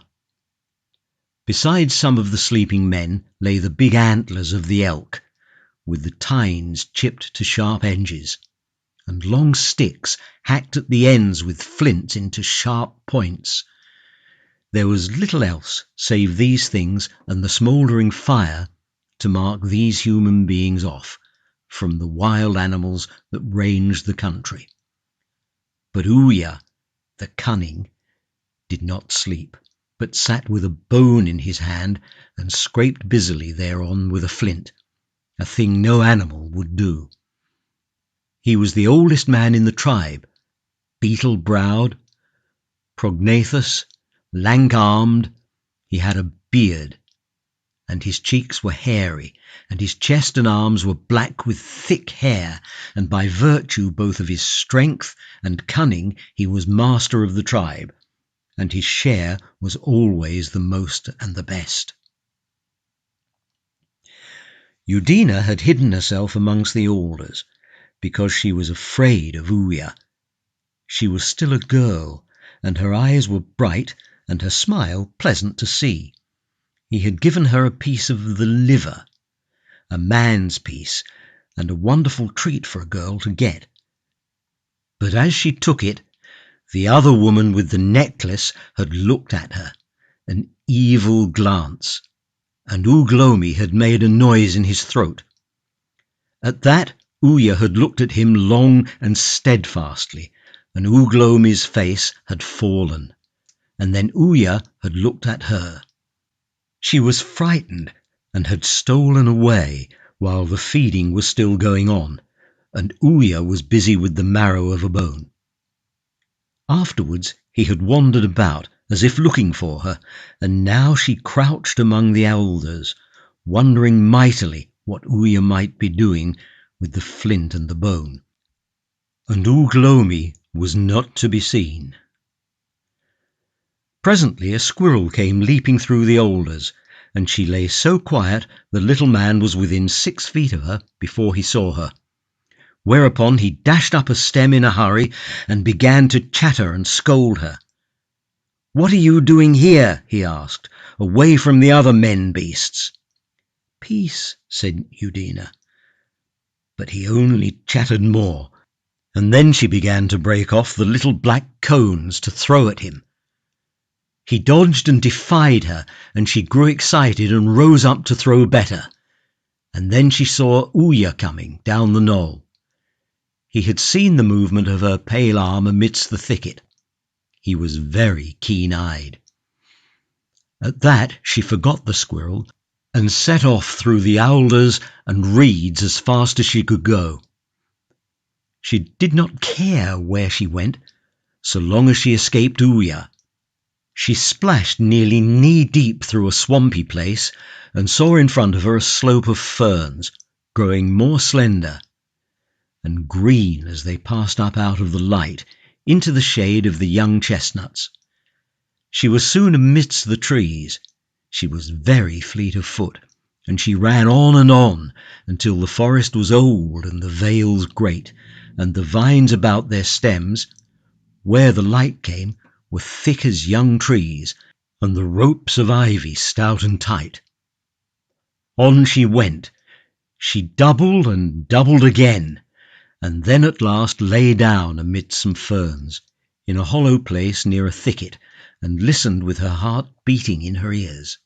She heard footsteps presently, rustling among the dead leaves, far off, and they died away, and everything was still again, except the scandalizing of the midges, for the evening was drawing on, and the incessant whisper of the leaves. She laughed silently to think the cunning Uya should go by her. She was not frightened. Sometimes, playing with the other girls and lads, she had fled into the wood, though never so far as this. It was pleasant to be hidden and alone.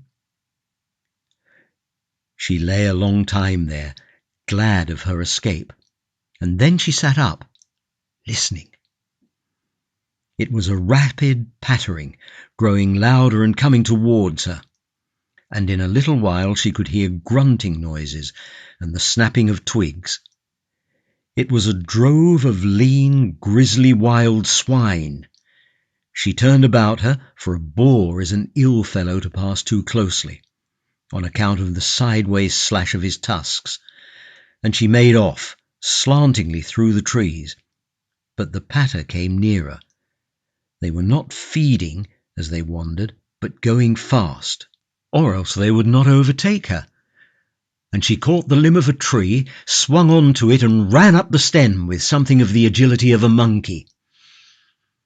Down below, the sharp, bristling backs of the swine were already passing when she looked, and she knew the short, sharp grunts they made meant fear.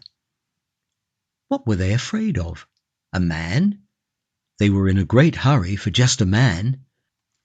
And then, so suddenly it made her grip on the branch tighten involuntarily, a fawn started in the brake and rushed after the swine.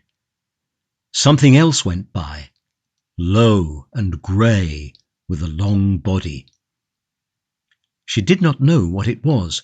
Indeed, she saw it only momentarily, through the interstices of the young leaves.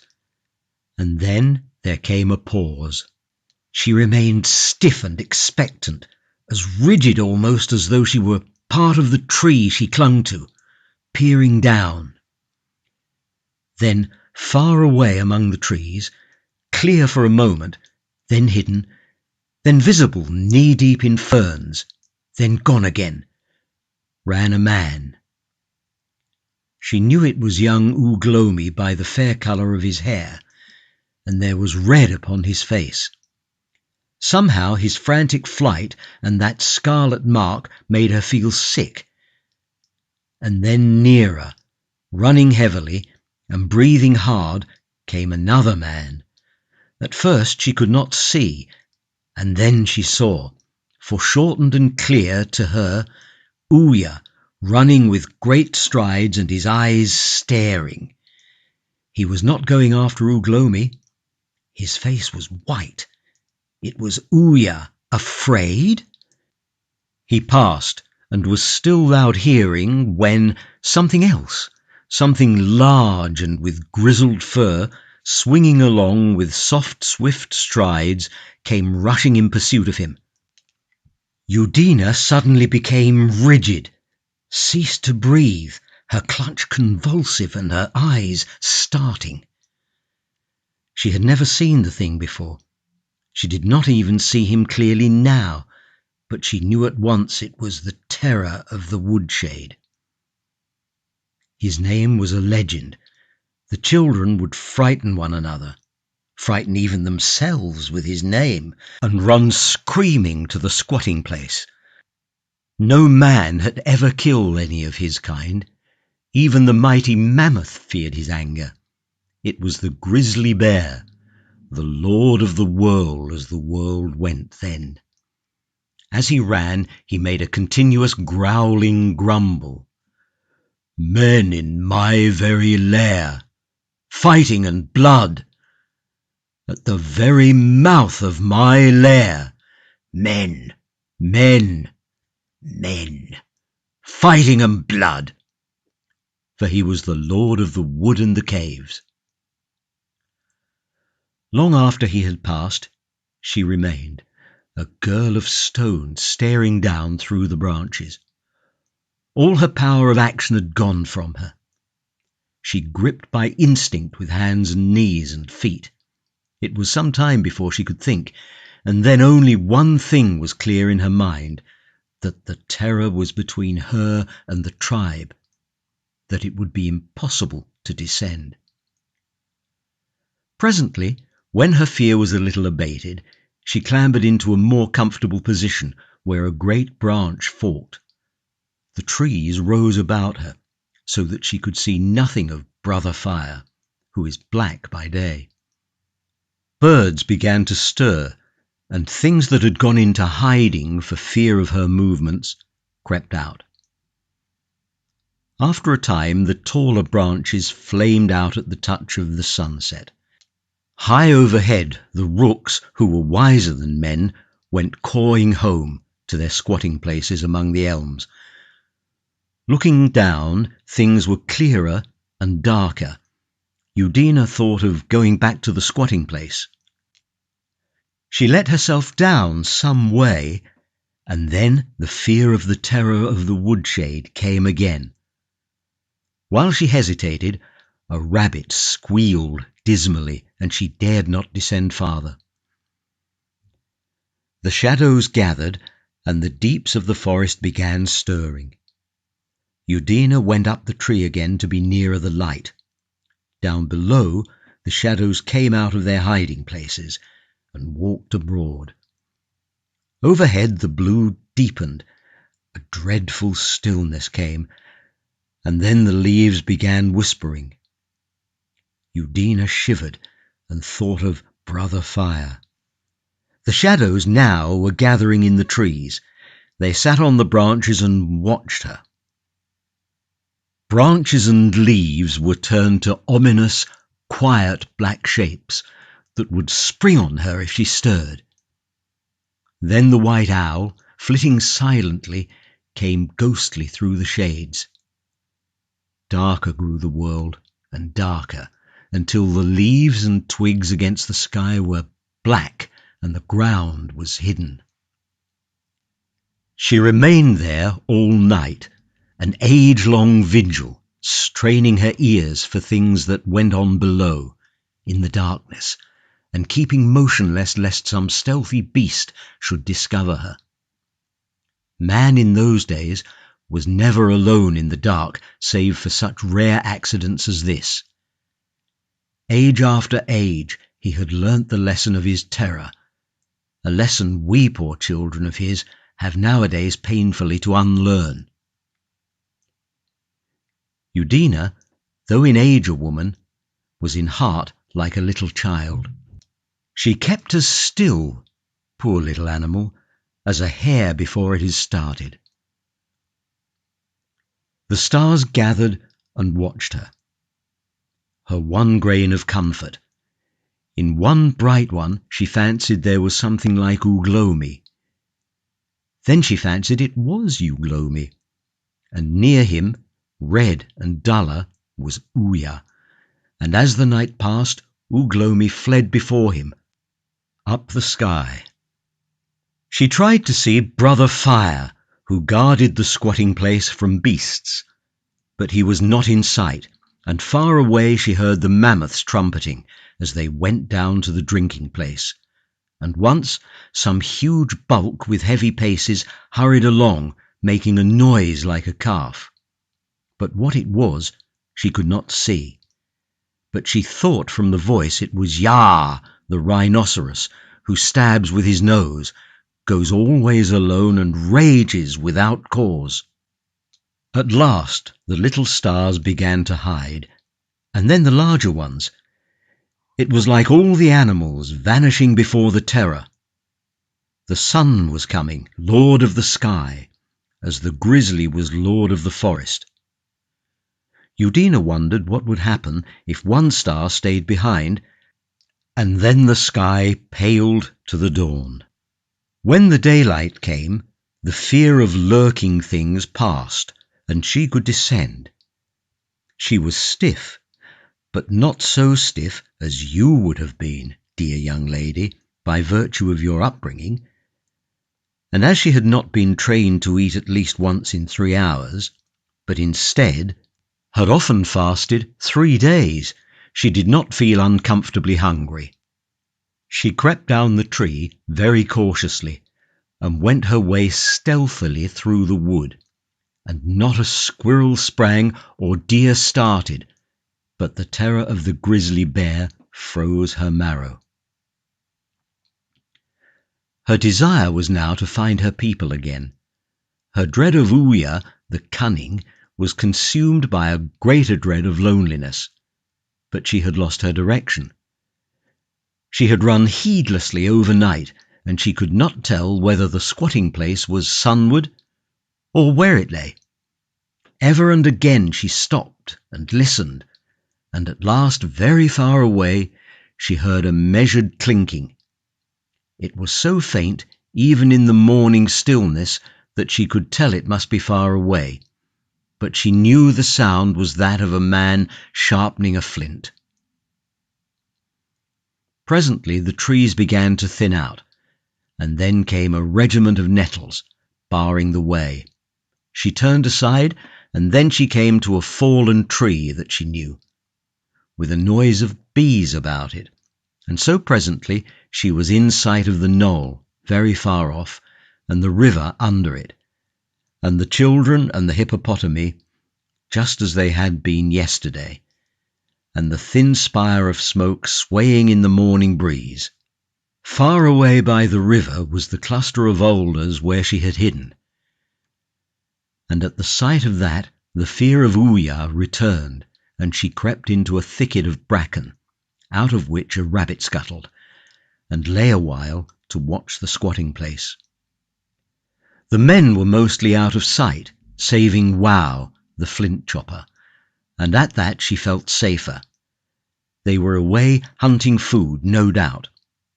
Some of the women, too, were down at the stream, stooping intent, seeking mussels, crayfish and water snails, and at the sight of their occupation Udina felt hungry.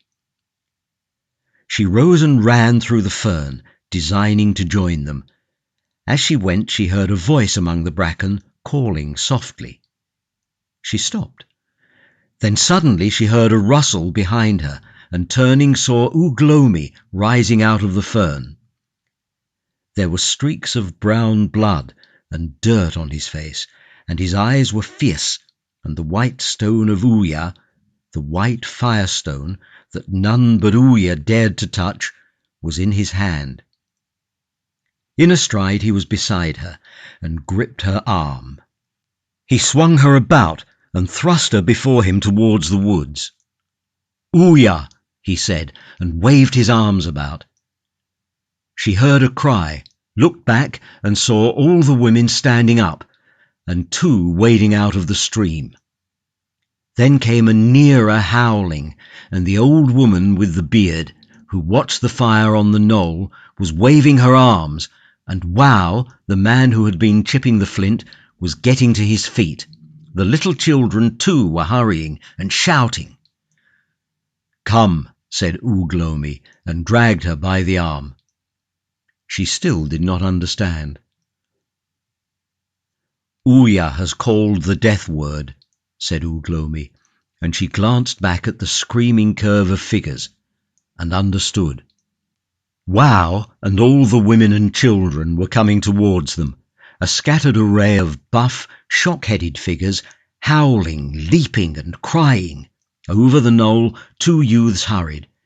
Down among the ferns to the right came a man heading them off from the wood. Ugh Lomi left her arm, and the 2 began running side by side, leaping the bracken and stepping clear and wide. Udina, knowing her fleetness and the fleetness of Ugh Lomi, laughed aloud at the unequal chase. They were an exceptionally straight-limbed couple for those days. They soon cleared the open and drew near the wood of chestnut trees again. Neither afraid now, because neither was alone. They slackened their pace, already not excessive, and suddenly Udina cried and swerved aside, pointing and looking up through the tree stems. Ugh Lomi saw the feet and legs of men running towards him. Udina was already running off at a tangent, and as he too turned to follow her, they heard the voice of Ouya coming through the trees and roaring out his rage at them. Then terror came in their hearts, not the terror that numbs, but the terror that makes one silent and swift. They were cut off now on 2 sides. They were in a sort of corner of pursuit. On the right hand, and near by them, came the men swift and heavy, with bearded Ouya, antler in hand, leading them. And on the left, scattered as one scatters corn, yellow dashes among the fern and grass, ran Wow and the woman. And even the little children from the shallow had joined the chase. The 2 parties converged upon them. Off they went, with Udina ahead. They knew there was no mercy for them. There was no hunting so sweet to these ancient men as the hunting of men. Once the fierce passion of the chase was lit, the feeble beginnings of humanity in them were thrown to the winds. And Ouya, in the night, had marked Ugh Lomi with the death word. Ugh Lomi was the day's quarry, the appointed feast.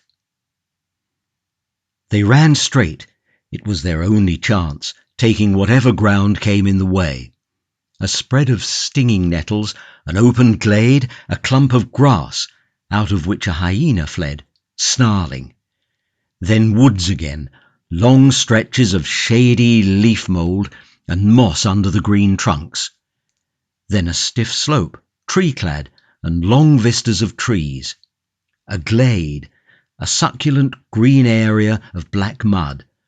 A wide open space again, and then a clump of lacerating brambles, with beast tracks through it. Behind them the chase trailed out and scattered, with Ouya ever at their heels. Udina kept first place, running light and with her breath easy, for Ugh Lomi carried the firestone in his hand. It told on his pace, not at first, but after a time. His footsteps behind her suddenly grew remote. Glancing over her shoulder as they crossed another open space, Eudina saw that Ugh Lomi was many yards behind her, and Ouya close upon him, with antler already raised in the air to strike him down. Wow and the others were but just emerging from the shadows of the woods. Seeing Ugh Lomi in peril, Eudina ran sideways, looking back, threw up her arms and cried aloud, just as the antler flew. And young Ugh Lomi, expecting this and understanding her cry, ducked his head so that the missile merely struck his scalp, lightly, making but a trivial wound, and flew over him. He turned forthwith, the quartzite firestone in both hands, and hurled it straight at Ouya's body as he ran loose from the throw. Ouya shouted, but could not dodge it. It took him under the ribs, heavy and flat, and he reeled and went down without a cry. Ugh Lomi caught up the antler.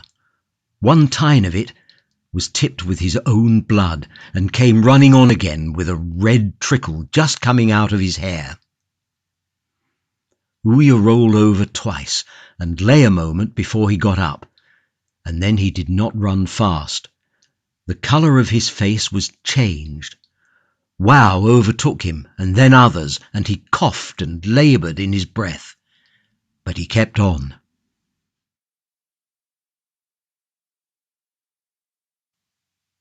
Chapter 2.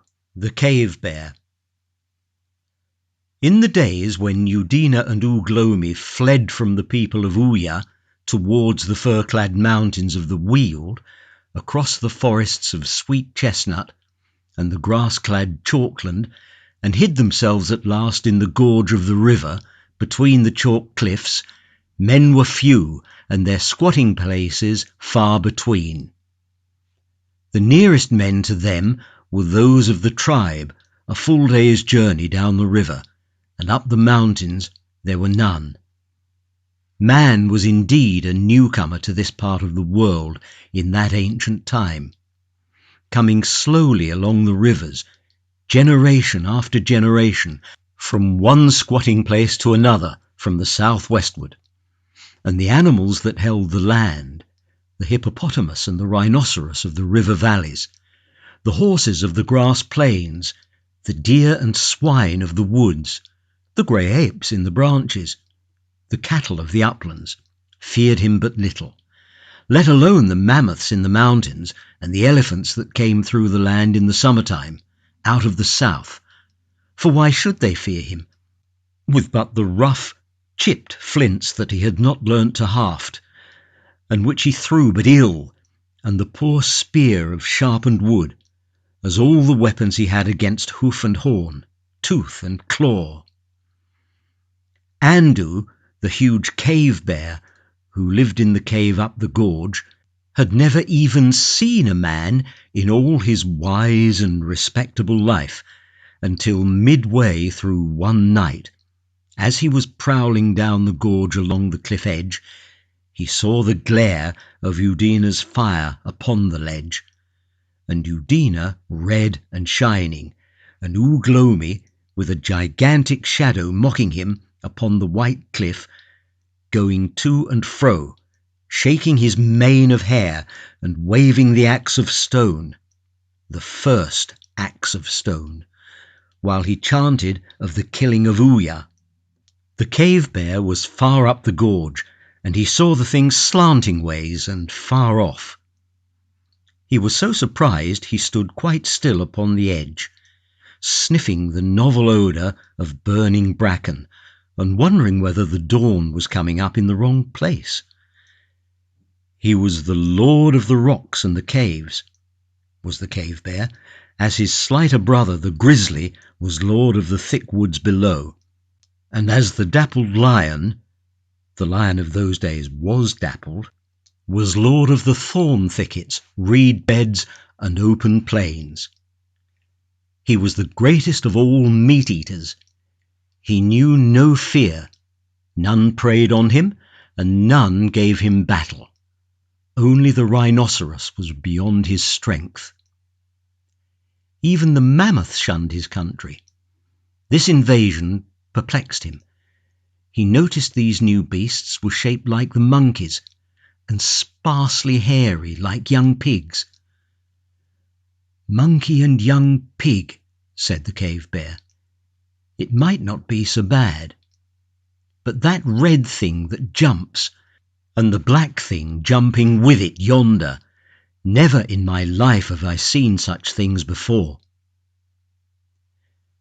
He came slowly along the brow of the cliff towards them, stopping thrice to sniff and peer, and the reek of the fire grew stronger. A couple of hyenas also were so intent upon the thing below that Andu, coming soft and easy, was close upon them before they knew of him, or he of them. They started guiltily and went lurching off. Coming round in a wheel 100 yards off, they began yelling and calling him names to revenge themselves for the start they had had. "Yaha!" they cried. "Who can't grub his own burrow? Who eats roots like a pig? Yaha!" For even in those days the hyena's manners were just as offensive as they are now. "Who answers the hyena?" growled Andu, peering through the midnight dimness at them, and then going to look at the cliff edge. And there was Uglomi, still telling his story, and the fire getting low, and the scent of the burning hot and strong. Andu stood on the edge of the chalk cliff for some time, shifting his vast weight from foot to foot, and swaying his head to and fro, with his mouth open, his ears erect and twitching, and the nostrils of his big black muzzle sniffing. He was very cautious, was the cave bear, more curious than any of the bears that live now, and the flickering fire and the incomprehensible movements of the man, let alone the intrusion into his indisputable province, stirred him with a sense of strange new happenings. He had been after red deer fawn that night, for the cave bear was a miscellaneous hunter, but this quite turned him from that enterprise. "Yaha!" yelled the hyenas behind. "Yaha! Aha!" Peering through the starlight, Andu saw there were now 3 or 4 going to and fro against the grey hillside. "They will hang about me now all the night, until I kill," said Andu. "Filth of the world." And mainly to annoy them, he resolved to watch the red flicker in the gorge until the dawn came, to drive the hyena scum home. And after a time they vanished, and he heard their voices like a party of Cockney bean feasters away in the beechwoods. Then they came slinking near again. Andu yawned and went along the cliff, and they followed. Then he stopped and went back. It was a splendid night, beset with shining constellations, the same stars, but not the same constellations we know, for since those days all the stars have had time to move into new places. Far away across the open space, beyond where the heavy-shouldered, lean-bodied hyenas blundered and howled, was a beechwood, and the mountain slopes rose beyond, a dim mystery, until their snow-capped summits came out white and cold and clear, touched by the first rays of the yet unseen moon. It was a vast silence, save when the yell of the hyenas flung a vanishing discordance across its peace, or when from down the hills the trumpeting of the new-come elephants came faintly on the faint breeze. And below now the red flicker had dwindled and was steady, and shone a deeper red, and Uglomi had finished his story, and was preparing to sleep, and Udina sat and listened to the strange voices of the unknown beasts, and watched the dark eastern sky growing deeply luminous at the advent of the moon.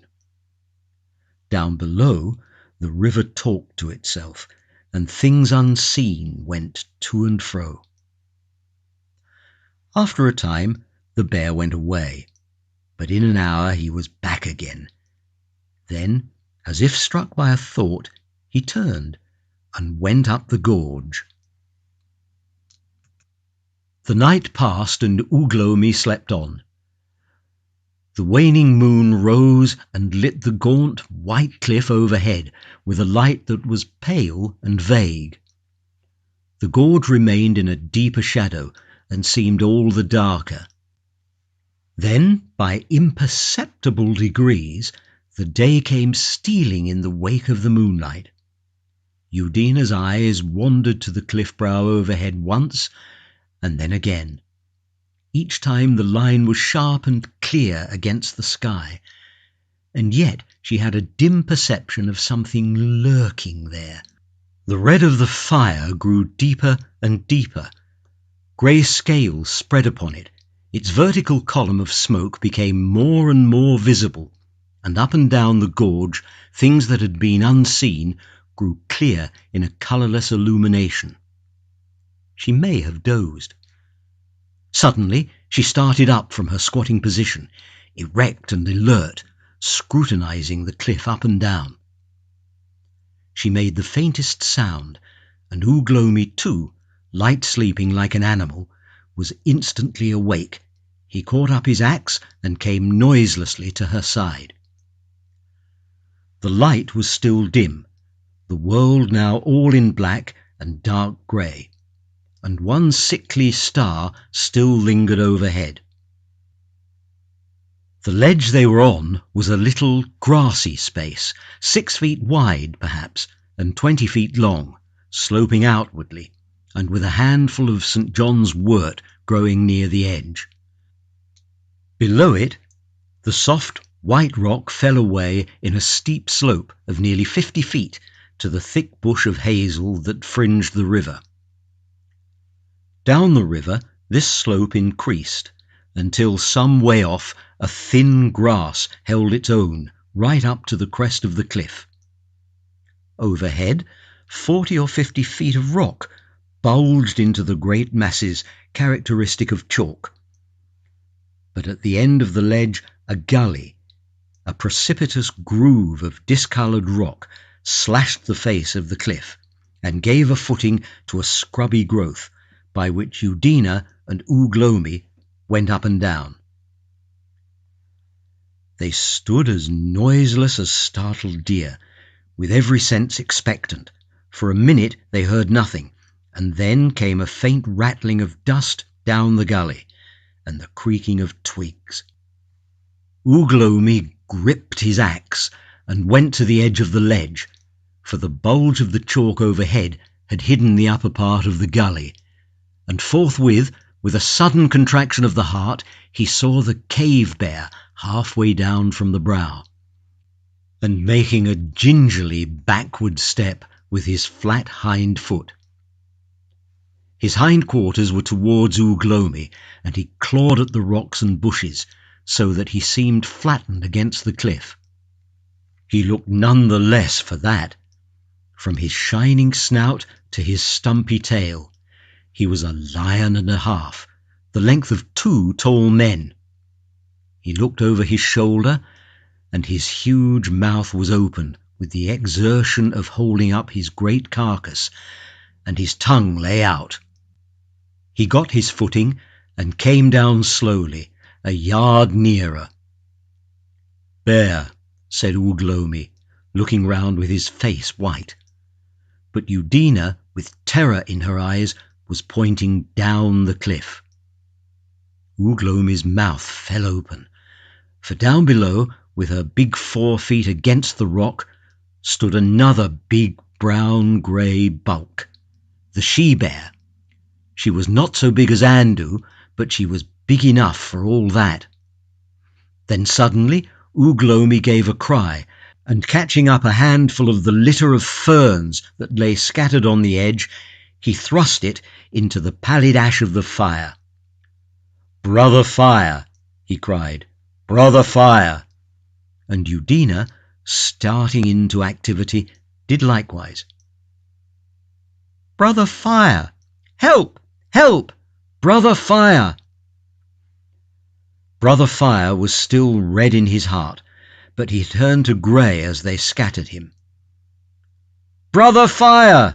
They screamed, but he whispered and passed, and there was nothing but ashes. Then Uglomi danced with anger and struck the ashes with his fist. But Udina began to hammer the firestone against a flint, and the eyes of each were turning ever and again towards the gully, by which Andu was climbing down. Brother Fire! Suddenly the huge furry hindquarters of the bear came into view, beneath the bulge of the chalk that had hidden him. He was still clambering gingerly down the nearly vertical surface. His head was yet out of sight, but they could hear him talking to himself. "Pig and monkey," said the cave bear. "It ought to be good." Udina struck a spark and blew at it. It twinkled brighter and then went out. At that she cast down flint and firestone and stared blankly. Then she sprang to her feet and scrambled a yard or so up the cliff above the ledge. How she hung on, even for a moment, I do not know, for the chalk was vertical and without grip for a monkey. In a couple of seconds she had slid back down to the ledge again, with bleeding hands. Uglomi was making frantic rushes about the ledge. Now he would go to the edge, now to the gully. He did not know what to do. He could not think. The she-bear looked smaller than her mate. Much. If they rushed down on her together, one might live. Said the cave bear, and Uglomi turned again and saw his little eyes peering under the bulge of the chalk. Udina, cowering at the edge of the ledge, began to scream like a gripped rabbit. At that, a sort of madness came upon Uglomi. With a mighty cry, he caught up his axe and ran towards Andu. The monster gave a grunt of surprise.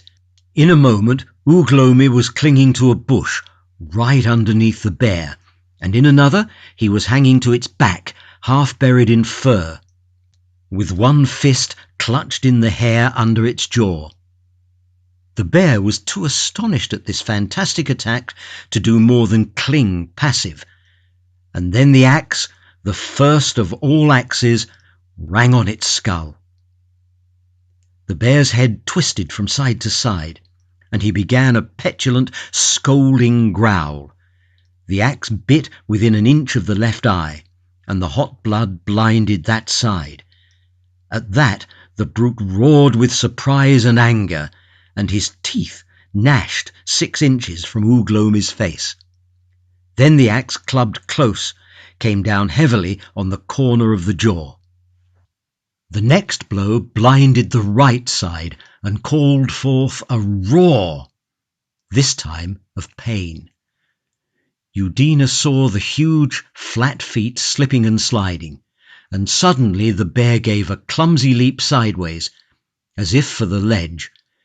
Then everything vanished, and the hazel smashed, and a roar of pain and a tumult of shouts and growls came up from far below. Udina screamed and ran to the edge and peered over. For a moment man and bears were a heap together, Uglomi uppermost, and then he had sprung clear and was scaling the gully again, with the bears rolling and striking at one another among the hazels. But he had left his axe below, and 3 knob-ended streaks of carmine were shooting down his thigh. "Up!" he cried, and in a moment Udina was leading the way to the top of the cliff. In half a minute they were at the crest, their hearts pumping noisily, with Andu and his wife far and safe below them. Andu was sitting on his haunches, both paws at work, trying with quick, exasperated movements to wipe the blindness out of his eyes, and the she-bear stood on all fours, a little way off, ruffled in appearance and growling angrily. Uglomi flung himself flat on the grass and lay panting and bleeding, with his face on his arms. For a second Udina regarded the bears. Then she came and sat beside him, looking at him. Presently she put forth her hand timidly and touched him, and made the guttural sound that was his name. He turned over and raised himself on his arm. His face was pale, like the face of one who is afraid. He looked at her steadfastly for a moment, and then suddenly he laughed. "Wah!" he said exultantly. "Wah!" she said, a simple but expressive conversation.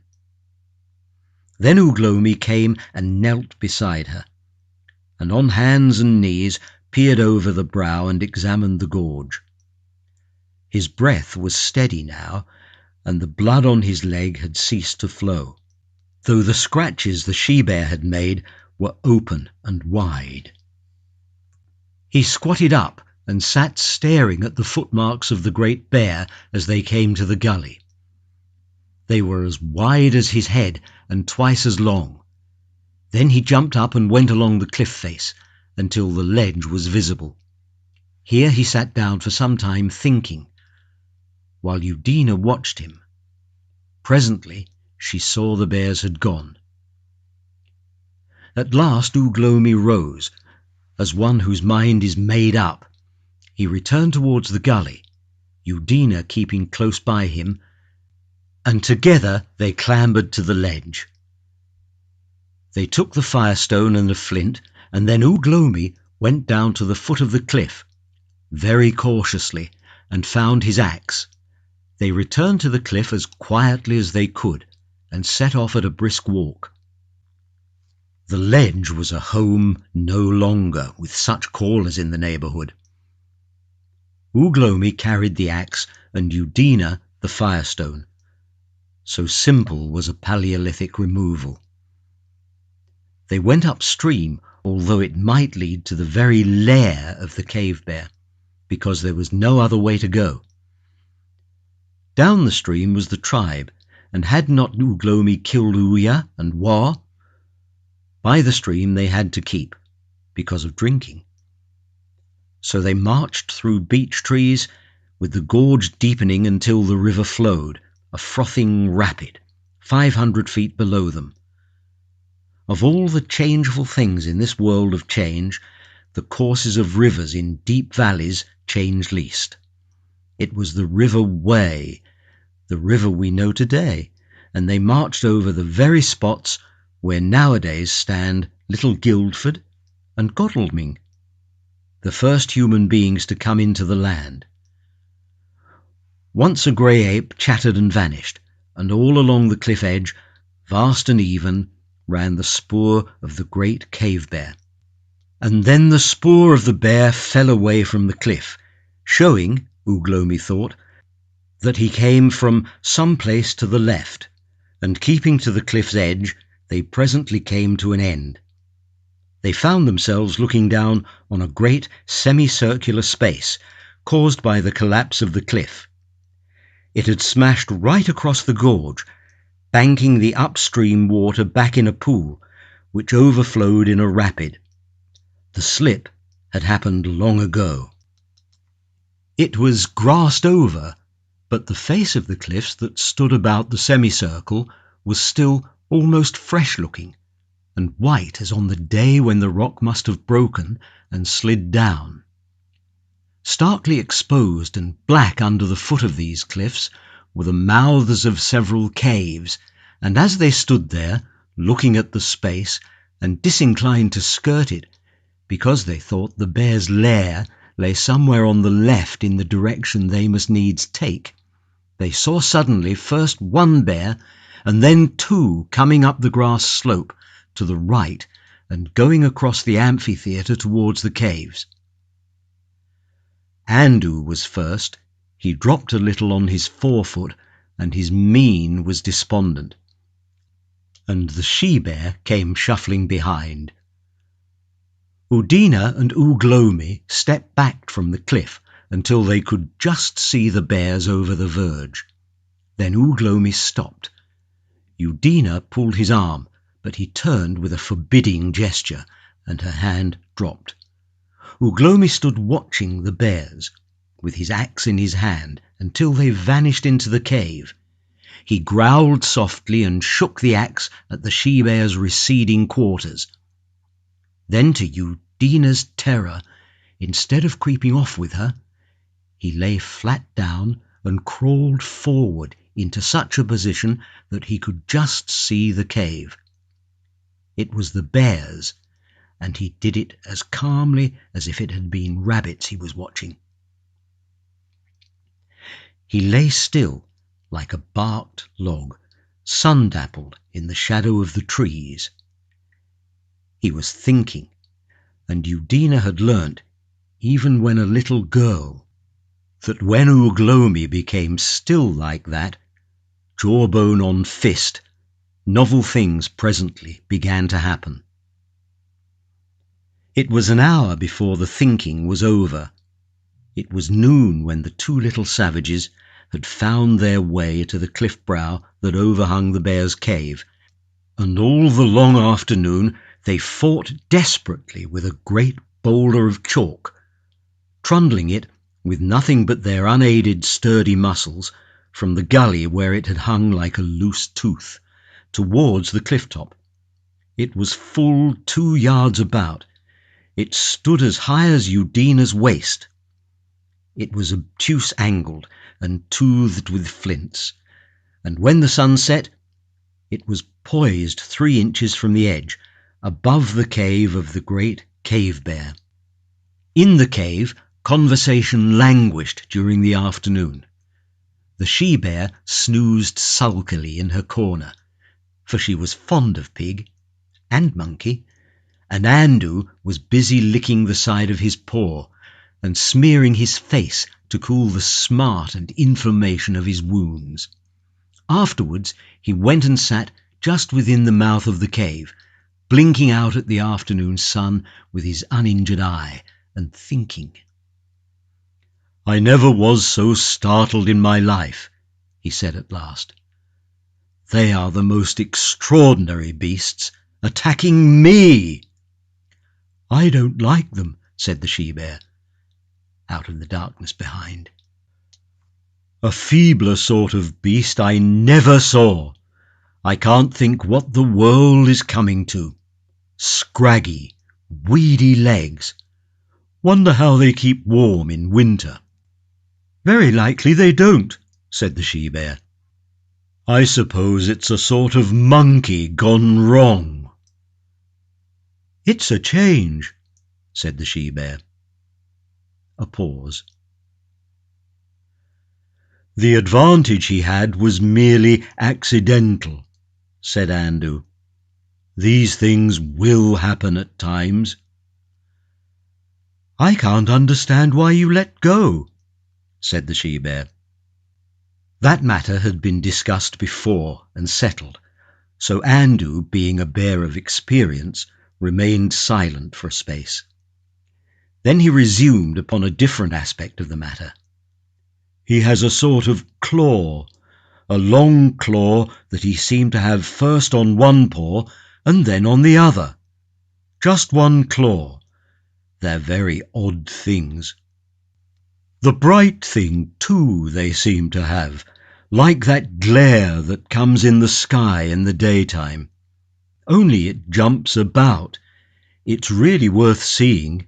It's a thing with a root, too, like grass when it is windy." "Does it bite?" asked the she-bear. "If it bites, it can't be a plant." "No." "I don't know," said Andu. "But it's curious anyhow." "I wonder if they are good eating," said the she-bear. "They look it," said Andu, with appetite, for the cave bear, like the polar bear, was an incurable carnivore. No roots or honey for him.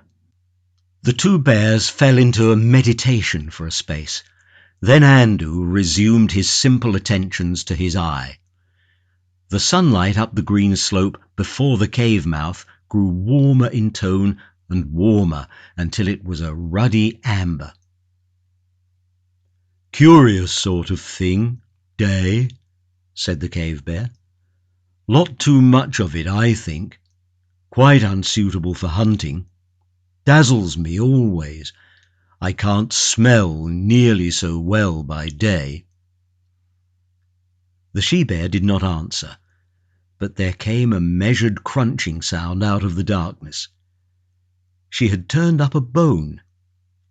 Andu yawned. "Well," he said.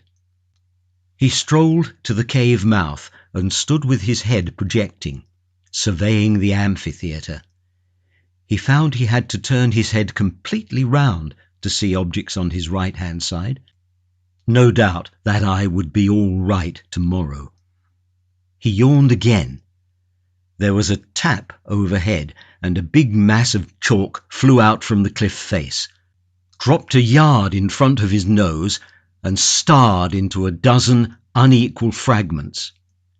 It startled him extremely.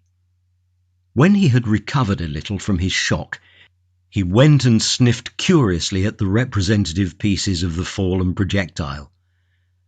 They had a distinctive flavour, oddly reminiscent of two drab animals of the ledge. He sat up and pawed the larger lump, and walked round it several times, trying to find a man about it somewhere. When the night had come, he went off down the river gorge to see if he could cut off either of the ledge's occupants. The ledge was empty. There were no signs of the red thing, but as he was rather hungry, he did not loiter long that night, but pushed on to pick up a red deer fawn. He forgot about the drab animals. He found a fawn, but the doe was close by and made an ugly fight for her young. Andu had to leave the fawn, but as her blood was up, she stuck to the attack, and at last he got in a blow of his paw on her nose, and so got hold of her. The next afternoon, curiously enough, the very fellow of the first white rock fell, and smashed precisely according to precedent. The aim of the third, that fell the night after, however, was better. It hit Andu's unspeculative skull with a crack that echoed up the cliff, and the white fragments went dancing to all points of the compass. The she-bear, coming after him and sniffing curiously at him, found him lying in an odd sort of attitude, with his head wet, and all out of shape. She was a young she-bear and inexperienced, and having sniffed about him for some time, and licked him a little, and so forth, she decided to leave him until the odd mood had passed, and went on her hunting alone. She looked up the fawn of the red doe they had killed 2 nights ago, and found it. But it was lonely hunting without Andu, and she returned caveward before dawn. The sky was grey and overcast. The trees up the gorge were black and unfamiliar, and into her ursine mind came a dim sense of strange and dreary happenings. She lifted up her voice and called Andu by name. The sides of the gorge re-echoed her. As she approached the cave, she saw in the half-light and heard a couple of jackals scuttle off, and immediately after a hyena howled, and a dozen clumsy bulks went lumbering up the slope, and stopped and yelled derision. "Lord of the rocks and caves, yaha!" came down the wind. The dismal feeling in the she-bear's mind became suddenly acute. She shuffled across the amphitheatre. "Yaha!" said the hyenas, retreating. "Yaha!" The cave bear was not lying quite in the same attitude, because the hyenas had been busy, and in one place his ribs showed white. Dotted over the turf about him lay the smashed fragments of the 3 great lumps of chalk, and the air was full of the scent of death. The she-bear stopped dead. Even now, that the great wonderful Andu was killed was beyond her believing. Then she heard far overhead a sound, a queer sound, a little like the shout of a hyena, but fuller and lower in pitch. She looked up, her little dawn-blinded eyes seeing little, her nostrils quivering, and there, on the cliff edge, far above her against the bright pink of dawn, were two little shaggy round dark things, the heads of Eudina and Ugh Lomi, as they shouted derision at her. But though she could not see them very distinctly, she could hear, and dimly she began to apprehend. A novel feeling, as of imminent strange evils, came into her heart. She began to examine the smashed fragments of chalk that lay about Andu. For a space she stood still, looking about her and making a low, continuous sound that was almost a moan. Then she went back incredulously to Andu, to make one last effort to rouse him.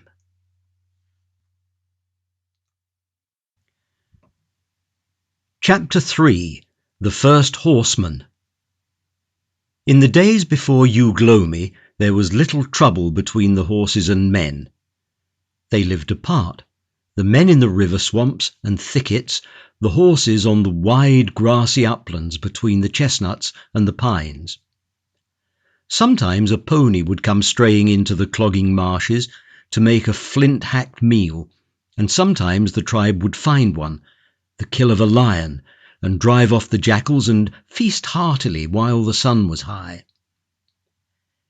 These horses of the old time were clumsy at the fetlock and dun-coloured, with a rough tail and big head.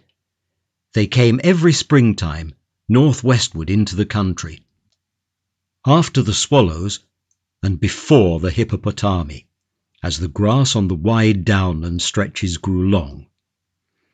They came only in small bodies thus far, each herd a stallion and 2 or 3 mares, and a foal or so, having its own stretch of country, and they went again when the chestnut trees were yellow and the wolves came down to the Wealden mountains. It was their custom to graze right out in the open, going into cover only in the heat of day. They avoided the long stretches of thorn and beechwood, preferring an isolated group of trees, void of ambuscade, so that it was hard to come upon them. They were never fighters, their heels and teeth were for one another. But in the clear country, once they were started, no living thing came near them, though perhaps the elephant might have done so, had he felt the need. And in those days man seemed a harmless thing enough. No whisper of prophetic intelligence told the species of the terrible slavery that was to come, of the whip and spur and bearing rein, the clumsy load and the slippery street, the insufficient food and the knacker's yard that was to replace the wide grassland and the freedom of the earth. Down in the Wey marshes, Ugh Lomi and Eudina had never seen the horses closely, but now they saw them every day, as the two of them raided out from their lair on the ledge of the gorge, raiding together in search of food. They had returned to the ledge after the killing of Andu, for of the she-bear they were not afraid. The she-bear had become afraid of them, and when she winded them, she went aside. The two went together everywhere, for since they had left the tribe, Eudina was not so much Ugh Lomi's woman as his mate. She learnt to hunt even, as much, that is, as any woman could. She was indeed a marvellous woman. He would lie for hours watching a beast, or planning catches in that shock head of his, and she would stay beside him, with her bright eyes upon him, offering no irritating suggestions, as still as any man. A wonderful woman. At the top of the cliff was an open grassy lawn, and then beechwoods, and going through the beechwoods one came to the edge of the rolling grassy expanse, and in sight of the horses. Here, on the edge of the wood and bracken, were the rabbit burrows, and here among the fronds Eudina and Ugh Lomi would lie with their throwing stones, ready, until the little people came out to nibble and play in the sunset. And while Eudina would sit, a silent figure of watchfulness, regarding the burrows, Ugh Lomi's eyes were ever away across the greensward at those wonderful grazing strangers. In a dim way he appreciated their grace and their supple nimbleness. As the sun declined in the evening time and the heat of the day passed, they would become active, would start chasing one another, neighing, dodging, shaking their manes, coming round in great curves, sometimes so close that the pounding of the turf sounded like hurried thunder. It looked so fine that Ugh Lomi wanted to join in badly, and sometimes one would roll over on the turf, kicking 4 hooves heavenward, which seemed formidable and was certainly much less alluring. Dim imaginings ran through Ugh Lomi's mind as he watched, by virtue of which 2 rabbits lived longer. And sleeping, his brains were clearer and bolder, for that was the way of those days. He came near the horses, he dreamt and fought, smiting stone against hoof, but then the horses changed to men, or, at least, to men with horses' heads, and he awoke in a cold sweat of terror. Yet the next day in the morning, as the horses were grazing, one of the mares whinnied, and they saw Ugh Lomi coming up the wind. They all stopped their eating and watched him. Ugh Lomi was not coming towards them, but strolling obliquely across the open, looking at anything in the world but horses. He had stuck 3 fern fronds into the mat of his hair, giving him a remarkable appearance, and he walked very slowly. "What's up now?" said the master horse, who was capable but inexperienced. "It looks more like the first half of an animal than anything else in the world," he said.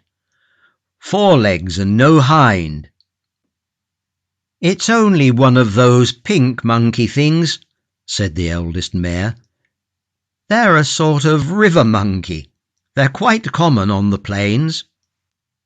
Ugh Lomi continued his oblique advance. The eldest mare was struck with the want of motive in his proceedings.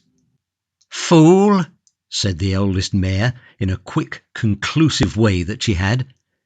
She resumed her grazing. The master horse and the second mare followed suit. "Look, he's nearer," said the foal with a stripe. One of the younger foals made uneasy movements. Ugh Lomi squatted down and sat regarding the horses fixedly. In a little while he was satisfied that they meant neither flight nor hostilities. He began to consider his next procedure. He did not feel anxious to kill, but he had his axe with him, and the spirit of sport was upon him. How would one kill one of these creatures, these great, beautiful creatures? Eudina, watching him with a fearful admiration from the cover of the bracken, saw him presently go on all 4s, and so proceed again. But the horses preferred him a biped to a quadruped, and the master horse threw up his head and gave the word to move. Ugh Lomi thought they were off for good, but after a minute's gallop they came round in a wide curve and stood winding him. Then, as a rise in the ground hid him, they tailed out, the master horse leading, and approached him spirally. He was as ignorant of the possibilities of a horse as they were of his, and at this stage it would seem he funked. He knew this kind of stalking would make red deer or buffalo charge, if it were persisted in. At any rate, Eudina saw him jump up and come walking towards her, with the fern plumes held in his hand. He stood up and he grinned to show that the whole thing was an immense lark, and that what he had done was just what he had planned to do from the very beginning. So that incident ended. But he was very thoughtful all that day. The next day, this foolish drab creature with the leonine mane, instead of going about the grazing or hunting he was made for, was prowling round the horses again. The eldest mare was all for silent contempt. "I suppose he wants to learn something from us," she said. And "Let him." The next day he was at it again. The master horse decided he meant absolutely nothing. But as a matter of fact, Uglomi, the first of men to feel that curious spell of the horse that binds us even to this day, meant a great deal. He admired them unreservedly. There was a rudiment of the snob in him, I'm afraid, and he wanted to be near those beautifully curved animals. Then there were vague conceptions of a kill. If only they would let him come near them. But they drew the line, he found, at 50 yards. If he came nearer than that, they moved off, with dignity. I suppose it was the way he had blinded Andu that made him think of leaping on the back of one of them. But though Udina after a time came out in the open too, and they did some unobtrusive stalking, things stopped there. Then one memorable day a new idea came to Uglomi. The horse looks down and level, but he does not look up. No animals look up. They have too much common sense. It was only that fantastic creature, man, could waste his wits skyward. Uglomi made no philosophical deductions, but he perceived the thing was so. So he spent a weary day in a beach that stood in the open, while Udina stalked. Usually the horses went into the shade in the heat of the afternoon, but that day the sky was overcast, and they would not, in spite of Udina's solicitude. It was 2 days after that Uglomi had his desire. The day was blazing hot, and the multiplying flies asserted themselves. The horses stopped grazing before midday, and came into the shadows below him, and stood in couples, nose to tail, flapping. The master horse, by virtue of his heels, came closest to the tree, and suddenly there was a rustle and a creak and a thud. Then a sharp, chipped flint bit him on the cheek. The master horse stumbled, came on one knee, rose to his feet, and was off like the wind. The air was full of the whirl of limbs, the prance of hoofs, and snorts of alarm. Uglomi was pitched a foot in the air, came down again, up again, his stomach was hit violently, and then his knees got a grip of something between them. He found himself clutching with knees, feet, and hands, careering violently with extraordinary oscillation through the air, his axe gone heaven knows whither. "Hold tight," said Mother Instinct. And he did. He was aware of a lot of coarse hair in his face, some of it between his teeth, and of green turf streaming past in front of his eyes. He saw the shoulder of the master horse, vast and sleek, with the muscles flowing swiftly under his skin. He perceived that his arms were round the neck, and that the violent jerkings he experienced had a sort of rhythm. Then he was in the midst of a wild rush of tree stems, and then there were fronds of bracken about, and then more open turf. Then a stream of pebbles rushing past, little pebbles flying sideways athwart the stream from the blow of the swift hooves. Uglomi began to feel frighteningly sick and giddy, but he was not the stuff to leave go simply because he was uncomfortable. He dared not leave his grip, but he tried to make himself more comfortable. He released his hug on the neck, gripping the mane instead. He slipped his knee forward and, pushing back, came into a sitting position where the quarters broaden. It was nervous work, but he managed it, and at last he was fairly seated astride, breathless indeed and uncertain, but with that frightful pounding of his body at any rate relieved. Slowly the fragments of Ugh Lomi's mind got into order again. The pace seemed to him terrific, but a kind of exultation was beginning to oust his first frantic terror. The air rushed by, sweet and wonderful. The rhythm of the hooves changed and broke up and returned into itself again. They were on turf now, a wide glade. The beech trees 100 yards away on either side, and a succulent band of green starred with pink blossom, and shot with silver water here and there, meandered down the middle. Far off there was a glimpse of blue valley, far away. The exultation grew. It was man's first taste of pace. Then came a wide space dappled with flying fallow deer, scattering this way and that, and then a couple of jackals, mistaking Ugh Lomi for a lion, came hurrying after him. And when they saw it was not a lion, they still came on, out of curiosity. On galloped the horse, with his one idea of escape, and after him the jackals, with pricked ears and quickly barked remarks. "Which kills which?" said the first jackal. "It's the horse being killed," said the second. They gave the howl of following, and the horse answered to it as a horse answers nowadays to the spur. On they rushed, a little tornado through the quiet day, putting up startled birds, sending a dozen unexpected things darting to cover, raising a myriad of indignant dung-flies, smashing little blossoms, flowering complacently, back into their parental turf.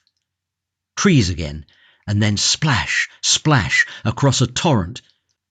Then a hare shot out of the tuft of grass under the very hooves of the master horse, and the jackals left them incontinently.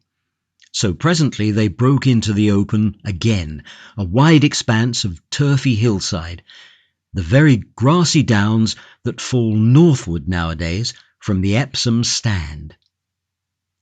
The first hot bolt of the master horse was long since over. He was falling into a measured trot, and Ugh Lomi, albeit bruised exceedingly and quite uncertain of the future, was in a state of glorious enjoyment. And now came a new development. The pace broke again. The master horse came round on a short curve and stopped dead. Ugh Lomi became alert. He wished he had a flint, but the throwing flint he had carried in a thong about his waist was, like the axe, heaven knows where. The master horse turned his head, and Ugh Lomi became aware of an eye and teeth. He whipped his leg into a position of security and hit at the cheek with his fist. Then the head went down somewhere out of existence, apparently, and the back he was sitting on flew up into a dome. Ugh Lomi became a thing of instinct again, strictly prehensile. He held by knees and feet, and his head seemed sliding towards the turf. His fingers were twisted into the shock of mane, and the rough hair of the horse saved him. The gradient he was on lowered again, and then, whop, said Ugh Lomi, astonished, and the slant was the other way up.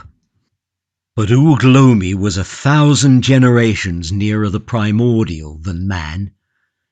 No monkey could have held on better, and the lion had been training the horse for countless generations, against the tactics of rolling and rearing back. But he kicked like a master, and buck-jumped rather neatly.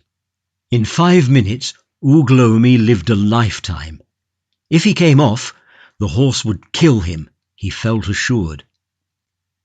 Then the master horse decided to stick to his old tactics again, and suddenly went off at a gallop. He headed down the slope, taking the steep places at a rush, swerving neither to the right nor to the left, and as they rode down, the wide expanse of valley sank out of sight behind the approaching skirmishes of oak and hawthorn. They skirted a sudden hollow with the pool of a spring, rank weeds and silver bushes.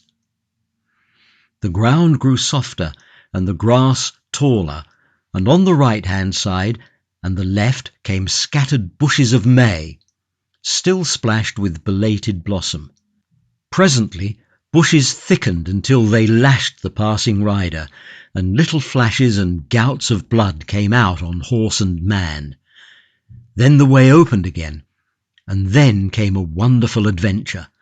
A sudden squeal of unreasonable anger rose amidst the bushes, the squeal of some creature bitterly wronged, and crashing after them appeared a big grey-blue shape.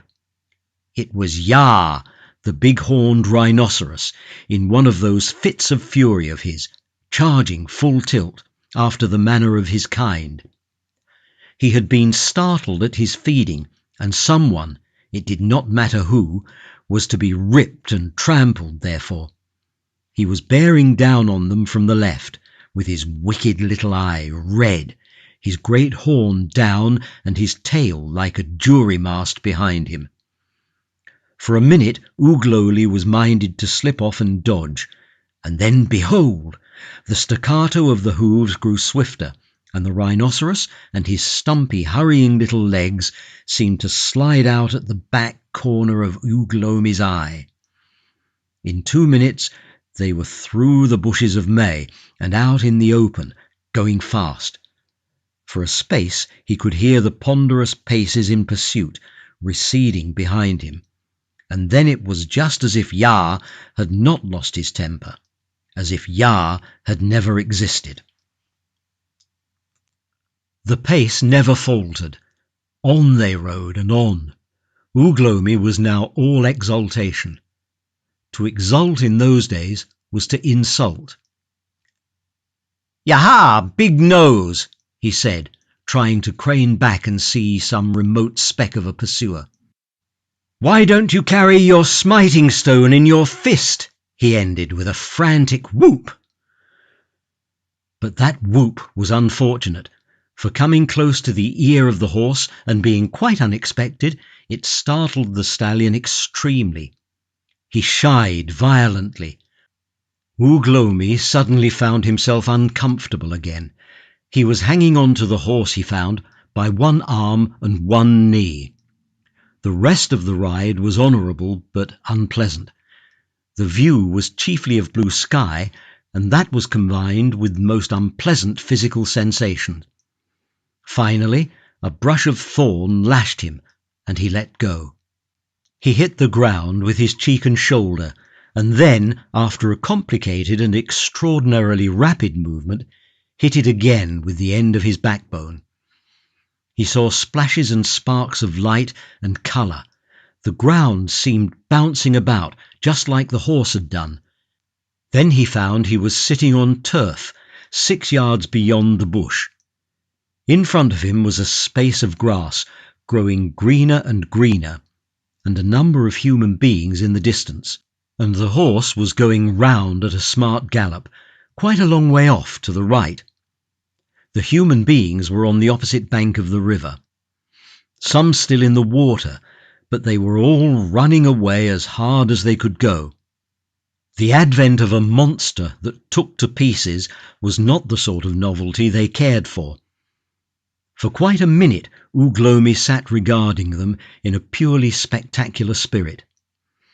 The bend of the river, the knoll among the reeds and royal ferns, the thin streams of smoke going up to heaven, were all perfectly familiar to him.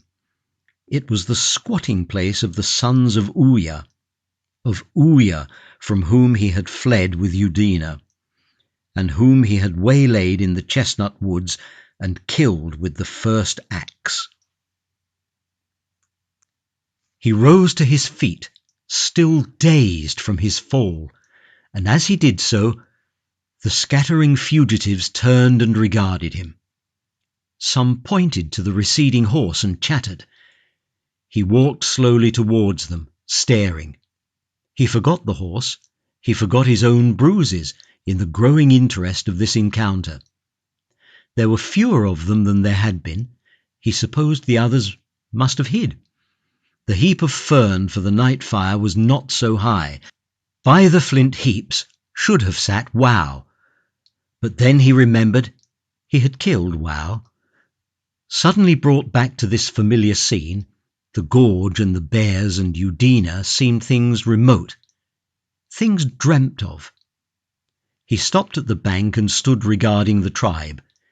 His mathematical abilities were of the slightest, but it was certain there were fewer. The men might be away, but there were fewer women and children. He gave the shout of homecoming. His quarrel had been with Ouya and Wow, not with the others. "Children of Ouya!" he cried. They answered with his name, a little fearfully because of the strange way he had come. For a space they spoke together. Then an old woman lifted a shrill voice and answered him, "Our Lord is the lion." Uglomi did not understand that saying. They answered him again, several together. "Ouya comes again. He comes as a lion. Our Lord is a lion. He comes at night. He slays whom he will. But none other may slay us. Uglomi, none other may slay us." Still Uglomi did not understand. "Our Lord is a lion. He speaks no more to men." Uglomi stood regarding them. He had had dreams. He knew that though he had killed Ouya, Ouya still existed. And now they told him Ouya was a lion. The shriveled old woman, the mistress of the fire-minders, suddenly turned and spoke softly to those next to her. She was a very old woman indeed. She had been the first of Ouya's wives, and he had let her live beyond the age to which it is seemly a woman should be permitted to live. She had been cunning from the first, cunning to please Ouya and get food, and now she was great in counsel. She spoke softly, and Uglomi watched her shriveled form across the river with a curious distaste. Then she called aloud, "Come over to us, Uglomi." A girl suddenly lifted up her voice. "Come over to us, Uglomi," she said, and they all began crying, "Come over to us, Uglomi." It was strange how their manner changed after the old woman called. He stood quite still, watching them all. It was pleasant to be called, and the girl who had called first was a pretty one. But she made him think of Udina. "Come over to us, Uglomi," they cried, and the voice of the shriveled old woman rose above them all. At the sound of her voice, his hesitation returned. He stood on the river bank, Uglomi, Ug the thinker, with his thoughts slowly taking shape. Presently, one then another paused to see what he would do. He was minded to go back. He was minded not to. Suddenly his fear or his caution got the upper hand. Without answering them, he turned and walked back towards the distant thorn trees, the way he had come. Forthwith the whole tribe started crying to him again very eagerly. He hesitated and turned. Then he went on. Then he turned again, and then once again, regarding them with troubled eyes as they called. The last time he took 2 paces back, before his fear stopped him. They saw him stop once more and suddenly shake his head and vanish among the hawthorn trees. Then all the women and children lifted up their voices together and called to him in one last vain effort. Far down the river the reeds were stirring in the breeze, where, convenient for his new sort of feeding, the old lion who had taken to man-eating had made his lair. The old woman turned her face that way and pointed to the hawthorn thickets. "Ouya!" she screamed. "There goes thine enemy! There goes thine enemy, Ouya! Why do you devour us nightly? We have tried to snare him. There goes thine enemy, Ouya!" But the lion who preyed upon the tribe was taking his siesta. The cry went unheard. That day he had dined on one of the plumper girls, and his mood was a comfortable placidity. He really did not understand that he was Ouya or that Ugh Lomi was his enemy. So it was that Ugh Lomi rode the horse and heard first of Ouya the lion, who had taken the place of Ouya the master, and was eating up the tribe. And as he hurried back to the gorge, his mind was no longer full of the horse, but of the thought that Ouya was still alive, to slay or be slain. Over and over again he saw the shrunken band of women and children crying that Ouya was a lion. Ouya was a lion. And presently, fearing the twilight might come upon him, Ugh Lomi began running.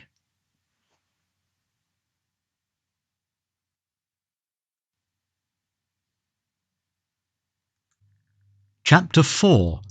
Ouya the Lion. The old lion was in luck. The tribe had a certain pride in their ruler, but that was all the satisfaction they got out of it. He came the very night that Ugh Lomi killed Ouya the Cunning, and so it was they named him Ouya. It was the old woman, the fireminder, who first named him Ouya. A shower had lowered the fires to a glow and made the night dark. And as they conversed together and peered at one another in the darkness, and wondered fearfully what Ouya would do to them in their dreams now that he was dead, they heard the mounting reverberation of the lion's roar close at hand. Then everything was still. They held their breath, so that almost the only sounds were the patter of the rain and the hiss of the raindrops in the ashes. And then, after an interminable time, a crash and a shriek of fear and growling. They sprang to their feet, shouting, screaming, running this way and that, but brands would not burn, and in a minute the victim was being dragged away through the ferns. It was Urk, the brother of Wow. So the lion came. The ferns were still wet from the rain the next night, and he came and took Click with the red hair. That sufficed for 2 nights, and then in the dark between the moons he came 3 nights, night after night, and that though they had good fires. He was an old lion with stumpy teeth, but very silent and very cool. He knew of fires before. These were not the first of mankind that ministered to his old age. The 3rd night he came between the outer fire and the inner, and he leapt the flint heap and pulled down son of Urk, who had seemed like to be the leader. That was a dreadful night, because they lit great flares of fern and ran screaming, and the lion missed his hold of By the glare of the fire they saw struggle up and run a little way towards them, and then the lion in 2 bounds had him down again. That was the last of So fear came, and all the delight of spring passed out of their lives. Already there were 5 gone out of the tribe, and 4 nights added 3 more to the number. Food-seeking became spiritless.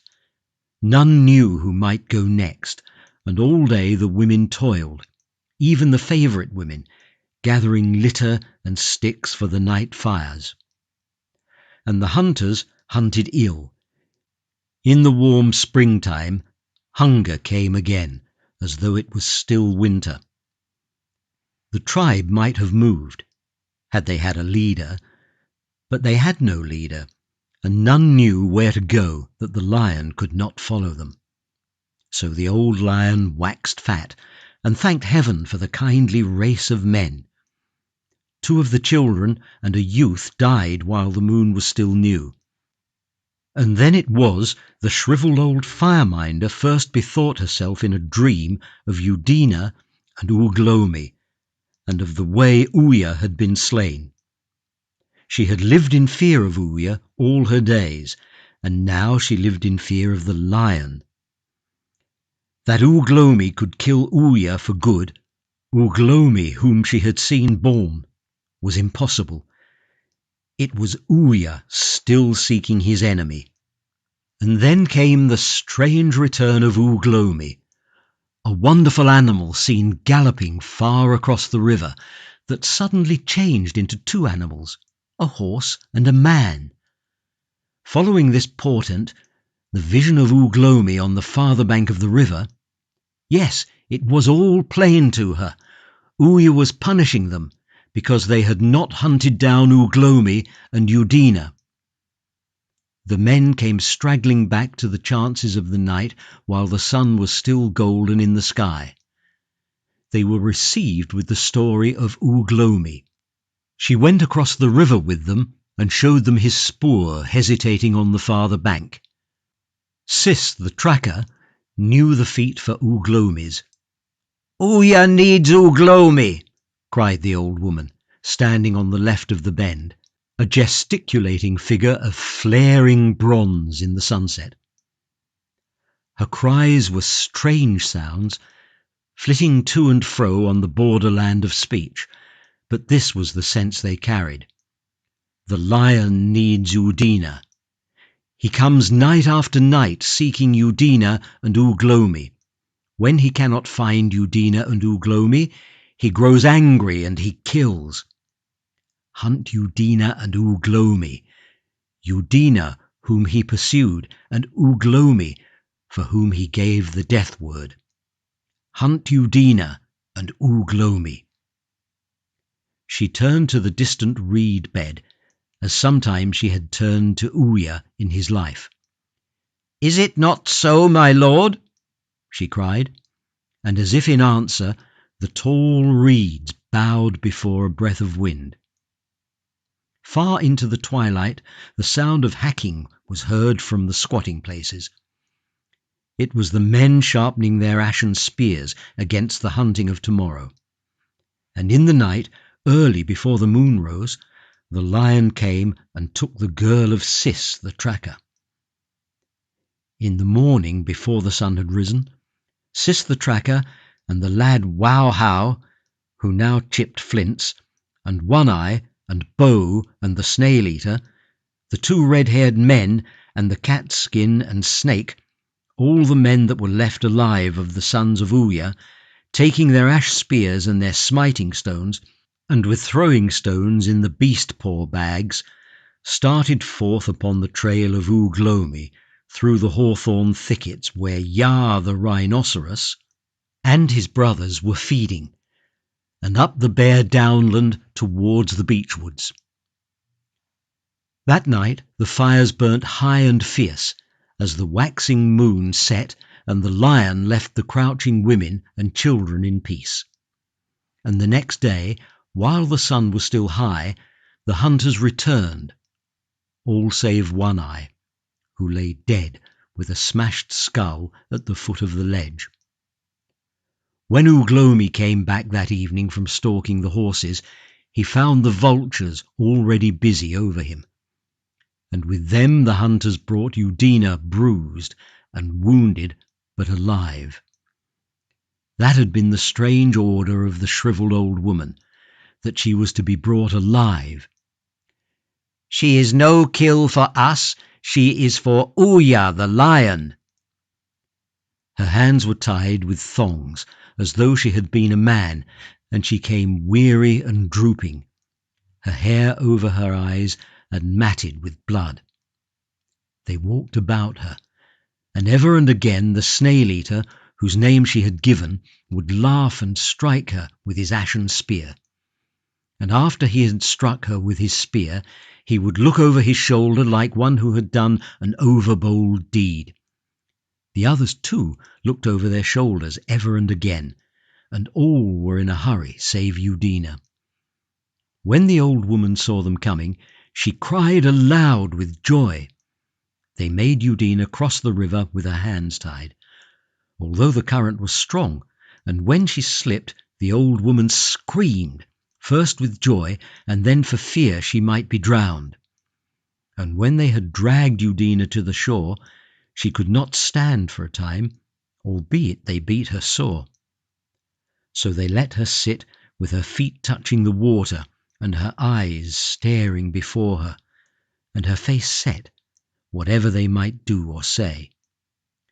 All the tribe came down to the squatting place, even curly little Ha-Ha, who as yet could scarcely toddle, and soon staring at Eudina and the old woman, as now we should stare at some strange wounded beast and its captor.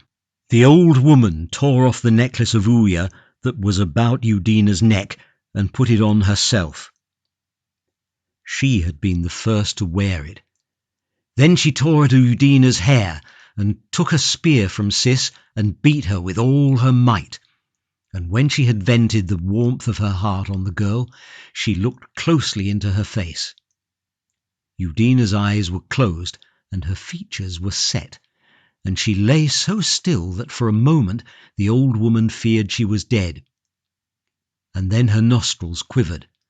At that the old woman slapped her face and laughed, and gave the spear to Sis again, and went a little way off from her, and began to talk and jeer at her, after her manner.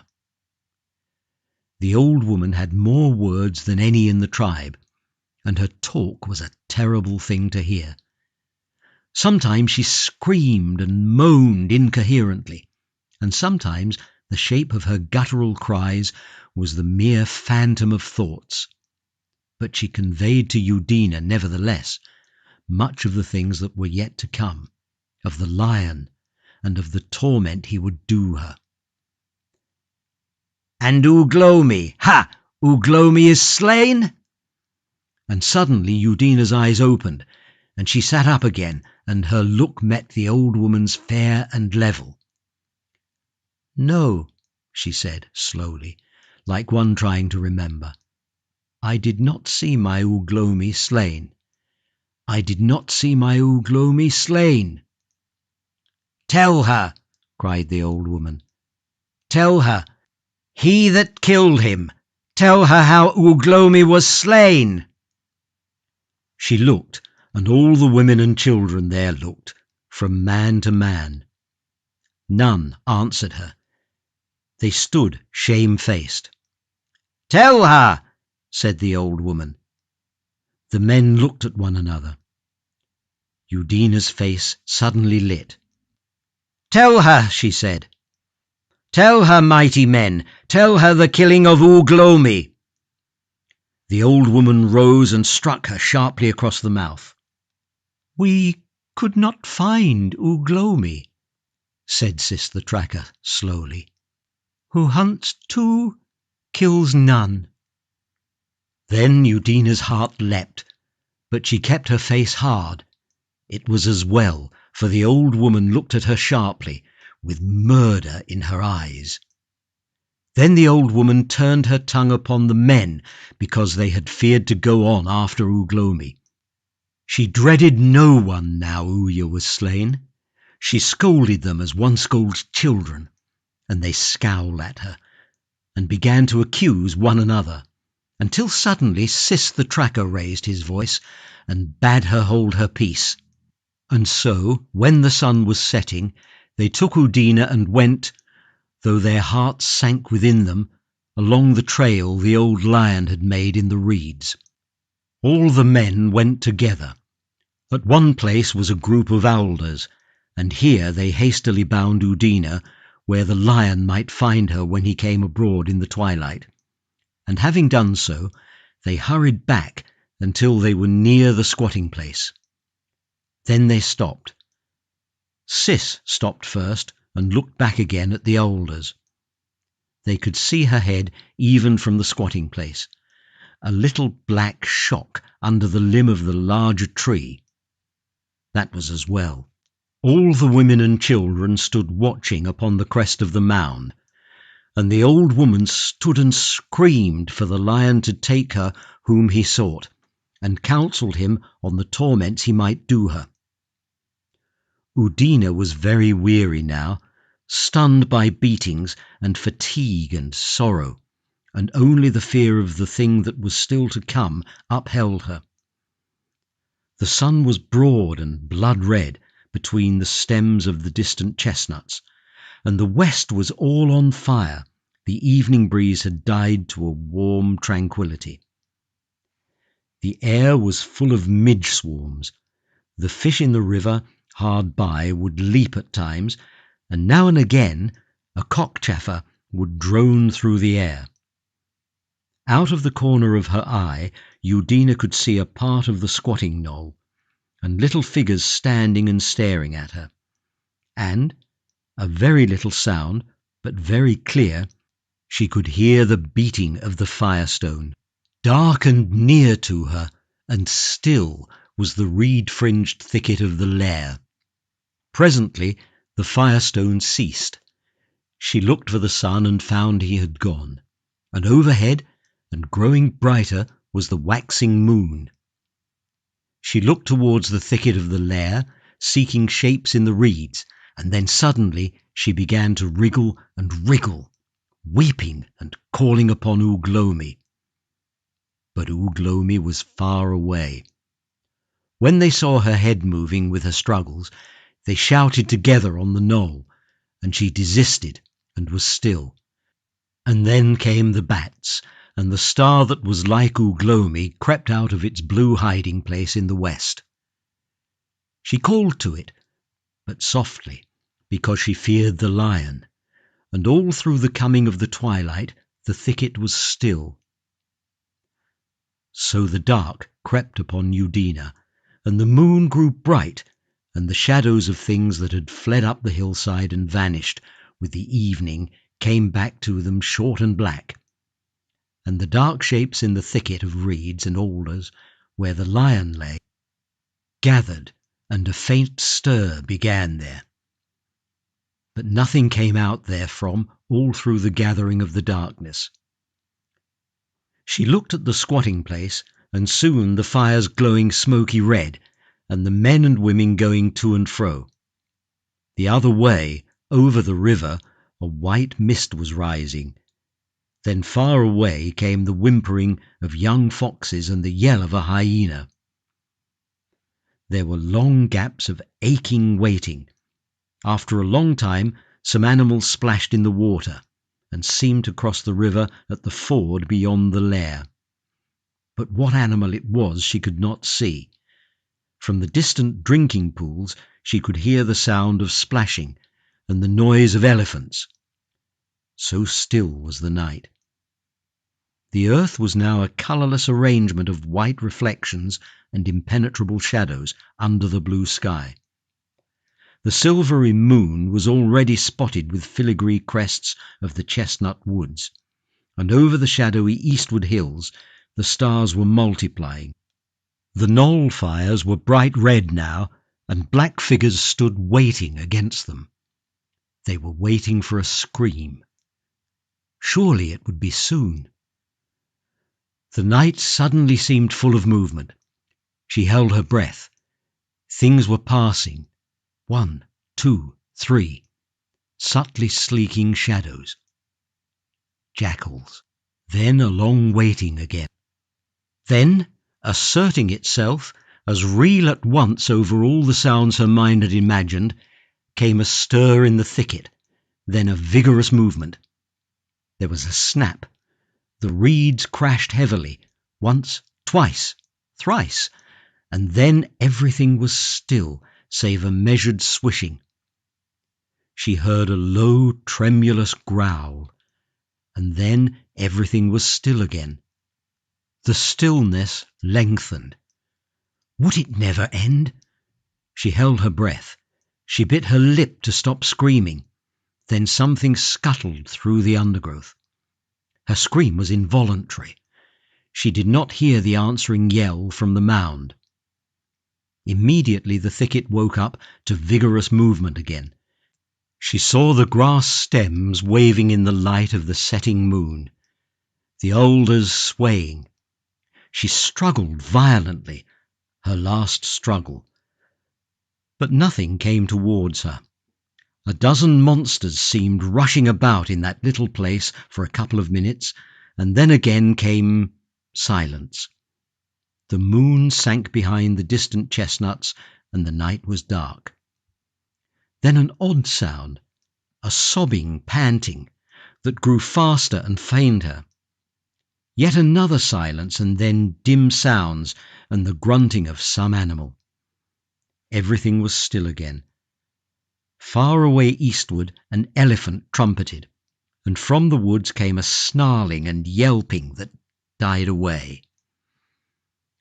In the long interval the moon shone out again between the stems of the trees on the ridge, sending two great bars of light and a bar of darkness across the reedy waste.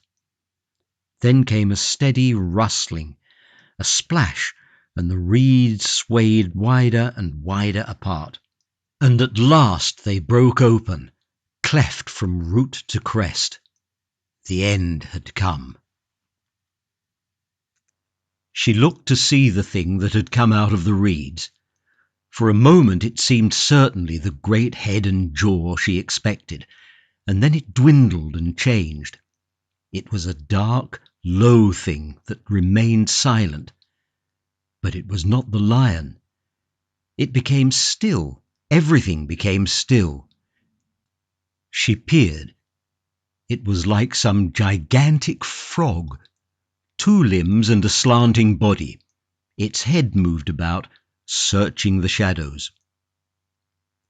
A rustle, and it moved clumsily with a sort of hopping, and as it moved it gave a low groan.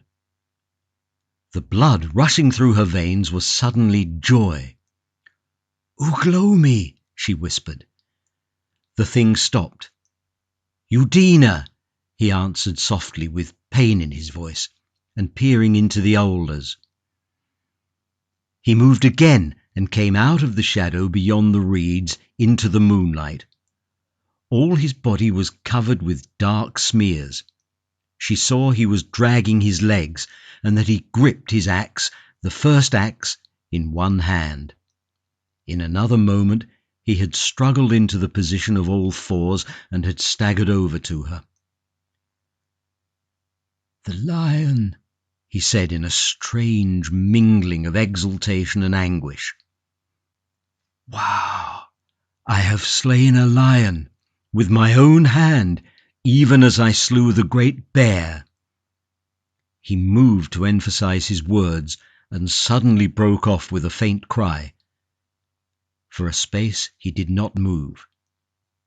"Let me free," whispered Udina. He answered her no words, but pulled himself up from his crawling attitude by means of the alder stem, and hacked at her thongs with the sharp edge of his axe. She heard him sob at each blow. He cut away the thongs about her chest and arms, and then his hand dropped. His chest struck against her shoulder, and he slipped down beside her and lay still. But the rest of her release was very easy. Very hastily she freed herself. She made one step from the tree, and her head was spinning. Her last conscious movement was towards him. She reeled and dropped. Her hand fell upon his thigh. It was soft and wet, and gave way under her pressure. He cried out at her touch, and writhed, and lay still again. Presently a dark, dog-like shape came very softly through the reeds, then stopped dead and stood sniffing, hesitated, and at last turned and slunk back into the shadows.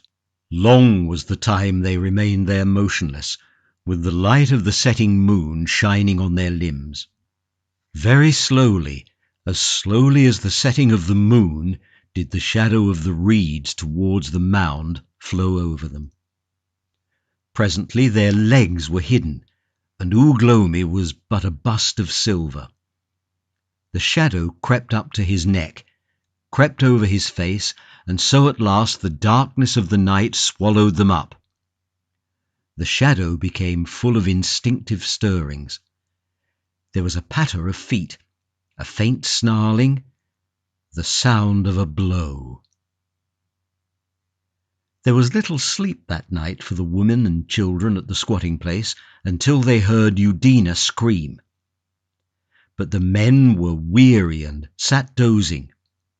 When Udina screamed, they felt assured of their safety, and hurried to get the nearest places to the fires.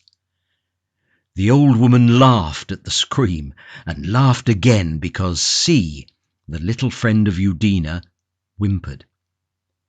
Directly the dawn came, they were all alert and looking towards the alders. They could see that Udina had been taken. They could not help feeling glad to think that Uya was appeased. But across the minds of the men the thought of Uglomi fell like a shadow. They could understand revenge, for the world was old in revenge, but they did not think of rescue. Suddenly a hyena fled out of the thicket and came galloping across the reed space. His muzzle and paws were dark-stained.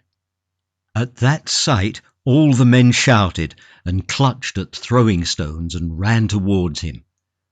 For no animal is so pitiful a coward as the hyena by day. All men hated the hyena because he preyed on children and would come and bite when one was sleeping on the edge of the squatting place. And Cat's skin, throwing fair and straight, hit the brute shrewdly on the flank, whereat the whole tribe yelled with delight. At the noise they made there came a flapping of wings from the lair of the lion, and 3 white-headed vultures rose slowly and circled and came to rest amidst the branches of the alder, overlooking the lair. "Our Lord is abroad," said the old woman, pointing. "The vultures have their share of Udina." For a space they remained there, and then first one and then another dropped back into the thicket. Then over the eastern woods, and touching the whole world to life and colour, poured with the exultation of a trumpet blast the light of the rising sun. At the sight of him the children shouted together and clapped their hands and began to race off towards the water. Only little C lagged behind and looked wonderingly at the alders where she had seen the head of Udina overnight. But Uya, the old lion, was not abroad, but at home. And he lay very still and a little on one side. He was not in his lair, but a little way from it, in a place of trampled grass. Under one eye was a little wound, the feeble little bite of the first axe. But all the ground beneath his chest was ruddy brown, with a vivid streak, and in his chest was a little hole that had been made by Uglomi's stabbing spear. Along his side and at his neck the vultures had marked their claims, for so Uglomi had slain him, lying stricken under his paw and thrusting haphazard at his chest. He had driven the spear in with all his strength and stabbed the giant to the heart. So it was the reign of the lion, of the second incarnation of Uya the Master, came to an end. From the knoll the bustle of preparation grew, the hacking of spears and throwing stones. None spake the name of Uglomi, for fear that it might bring him. The men were going to keep together, close together, in the hunting for a day or so, and their hunting was to be Uglomi, lest instead he should come a-hunting them. But Uglomi was lying very still and silent outside the lion's lair, and Udina squatted beside him, with the ash spear, all smeared with lion's blood, gripped in her hand. Chapter 5. The Fight in the Lion's Thicket. Uglomi lay still, his back against an alder, and his thigh was a red mass, terrible to see. No civilized man could have lived who had been so sorely wounded, but Udina got him thorns to close his wounds, and squatted beside him day and night, smiting the flies from him with a fan of reeds by day, and in the night threatening the hyenas with the first axe in her hand. And in a little while he began to heal. It was high summer, and there was no rain. Little food they had during the first 2 days his wounds were open. In the low place where they hid there were no roots nor little beasts, and the stream, with its water snails and fish, was in the open 100 yards away. She could not go abroad by day for fear of the tribe, her brothers and sisters, nor by night for fear of the beasts, both on his account and hers. So they shared the lion with the vultures, but there was a trickle of water nearby, and Udina brought him plenty in her hands.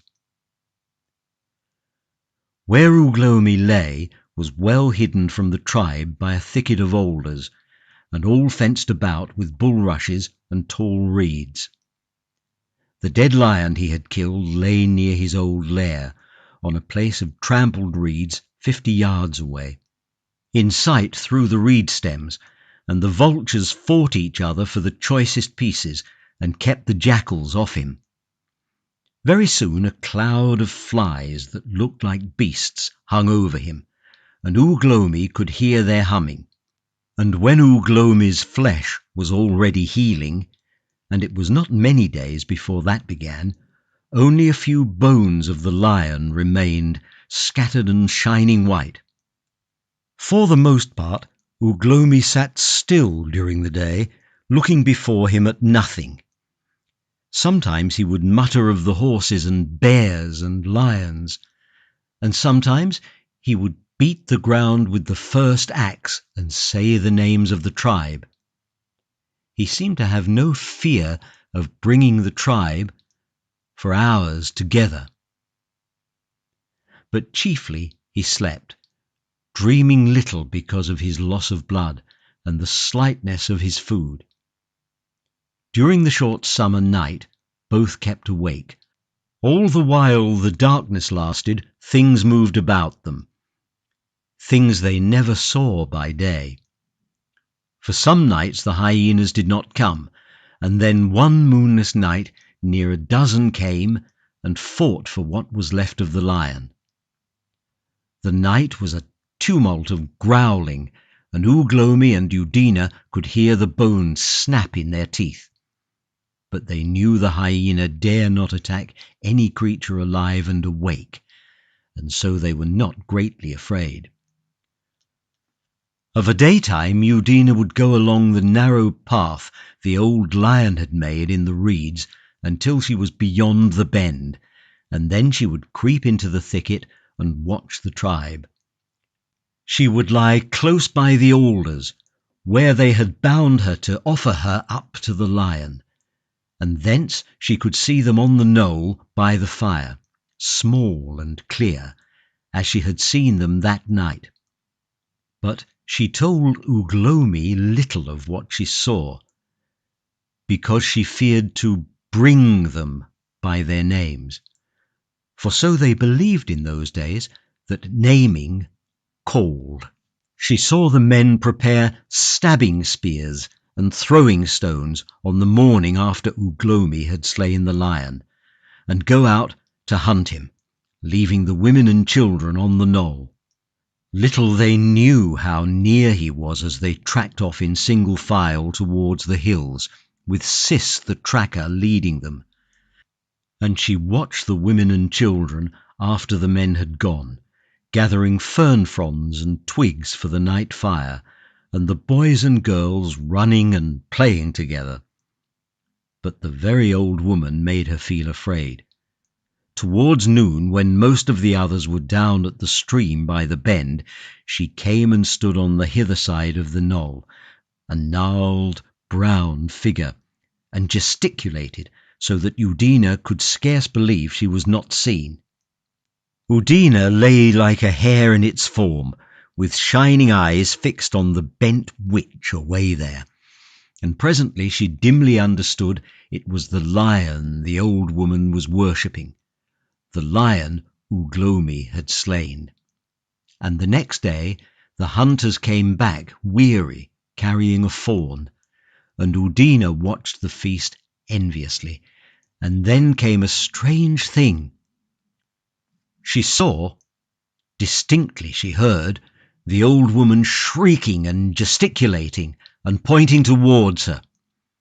She was afraid and crept like a snake out of sight again.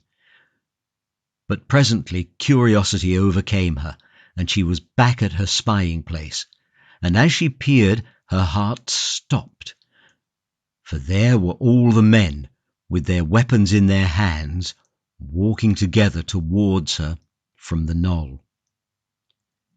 She dared not move, lest her movement should be seen, but she pressed herself close to the ground. The sun was low, and the golden light was in the faces of the men. She saw they carried a piece of rich red meat thrust through by an ashen stake. Presently they stopped. "Go on!" screamed the old woman. Catskin grumbled, and they came on, searching the thicket with sun-dazzled eyes. "Here!" said Sis, and they took the ashen stake with the meat upon it and thrust it into the ground. "Ouya!" cried Sis. "Behold thy portion! And Uglomi we have slain. Of a truth we have slain Uglomi. This day we slew Uglomi, and tomorrow we will bring his body to you." And the others repeated the words. They looked at each other and behind them, and partly turned and began going back. At first they walked half-turned to the thicket. Then, facing the mound, they walked faster, looking over their shoulders. Then faster. Soon they ran. It was a race at last, until they were near the knoll. Then Sis, who was hindmost, was first to slacken his pace. The sunset passed and the twilight came. The fires glowed red against the hazy blue of the distant chestnut trees, and the voices over the mound were merry. Udina lay scarcely stirring, looking from the mound to the meat and then to the mound.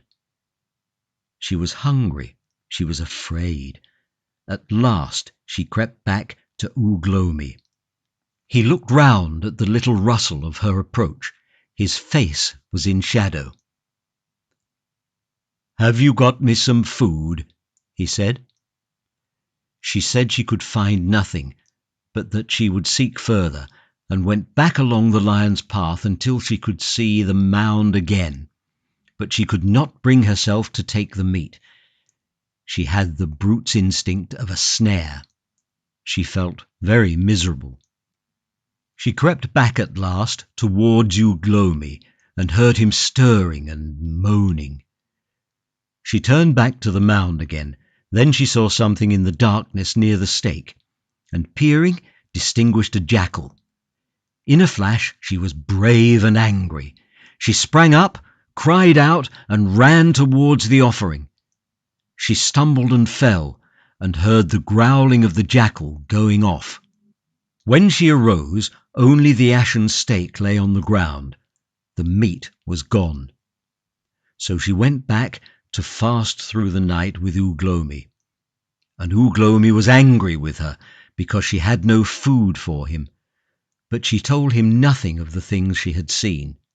2 days passed, and they were near starving, when the tribe slew a horse. Then came the same ceremony, and a haunch was left on the ashen stake. But this time Udina did not hesitate. By acting and words she made Uglomi understand, but he ate most of the food before he understood. And then, as her meaning passed to him, he grew merry with his food. "I am Ouya," he said. "I am the lion. I am the great cave bear. I who was only Uglomi. I am Wow the cunning. It is well that they should feed me, for presently I will kill them all." Then Udina's heart was light, and she laughed with him, and afterwards she ate what he had left of the horseflesh with gladness. After that it was he had a dream, and the next day he made Udina bring him the lion's teeth and claws, so much of them as she could find, and hack him a club of alder. And he put the teeth and claws very cunningly into the wood so that the points were outward. Very long it took him, and he blunted 2 of his teeth hammering them in, and was very angry and threw the thing away. But afterwards he dragged himself to where he had thrown it and finished it. A club of a new sort, set with teeth. That day there was more meat for both of them, an offering to the lion from the tribe. It was one day, more than a hand's fingers of days, more than anyone had skill to count, after Uglomi had made the club, that Udina, while he was asleep, was lying in the thicket watching the squatting place. There had been no meat for 3 days, and the old woman came and worshipped after her manner. Now, while she worshipped, Udina's little friend C, and another, the child of the first girl Sis had loved, came over the knoll and stood regarding her skinny figure, and presently they began to mock her. Udina found this entertaining, but suddenly the old woman turned on them quickly and saw them. For a moment she stood, and they stood motionless, and then with a shriek of rage she rushed towards them, and all 3 disappeared over the crest of the knoll.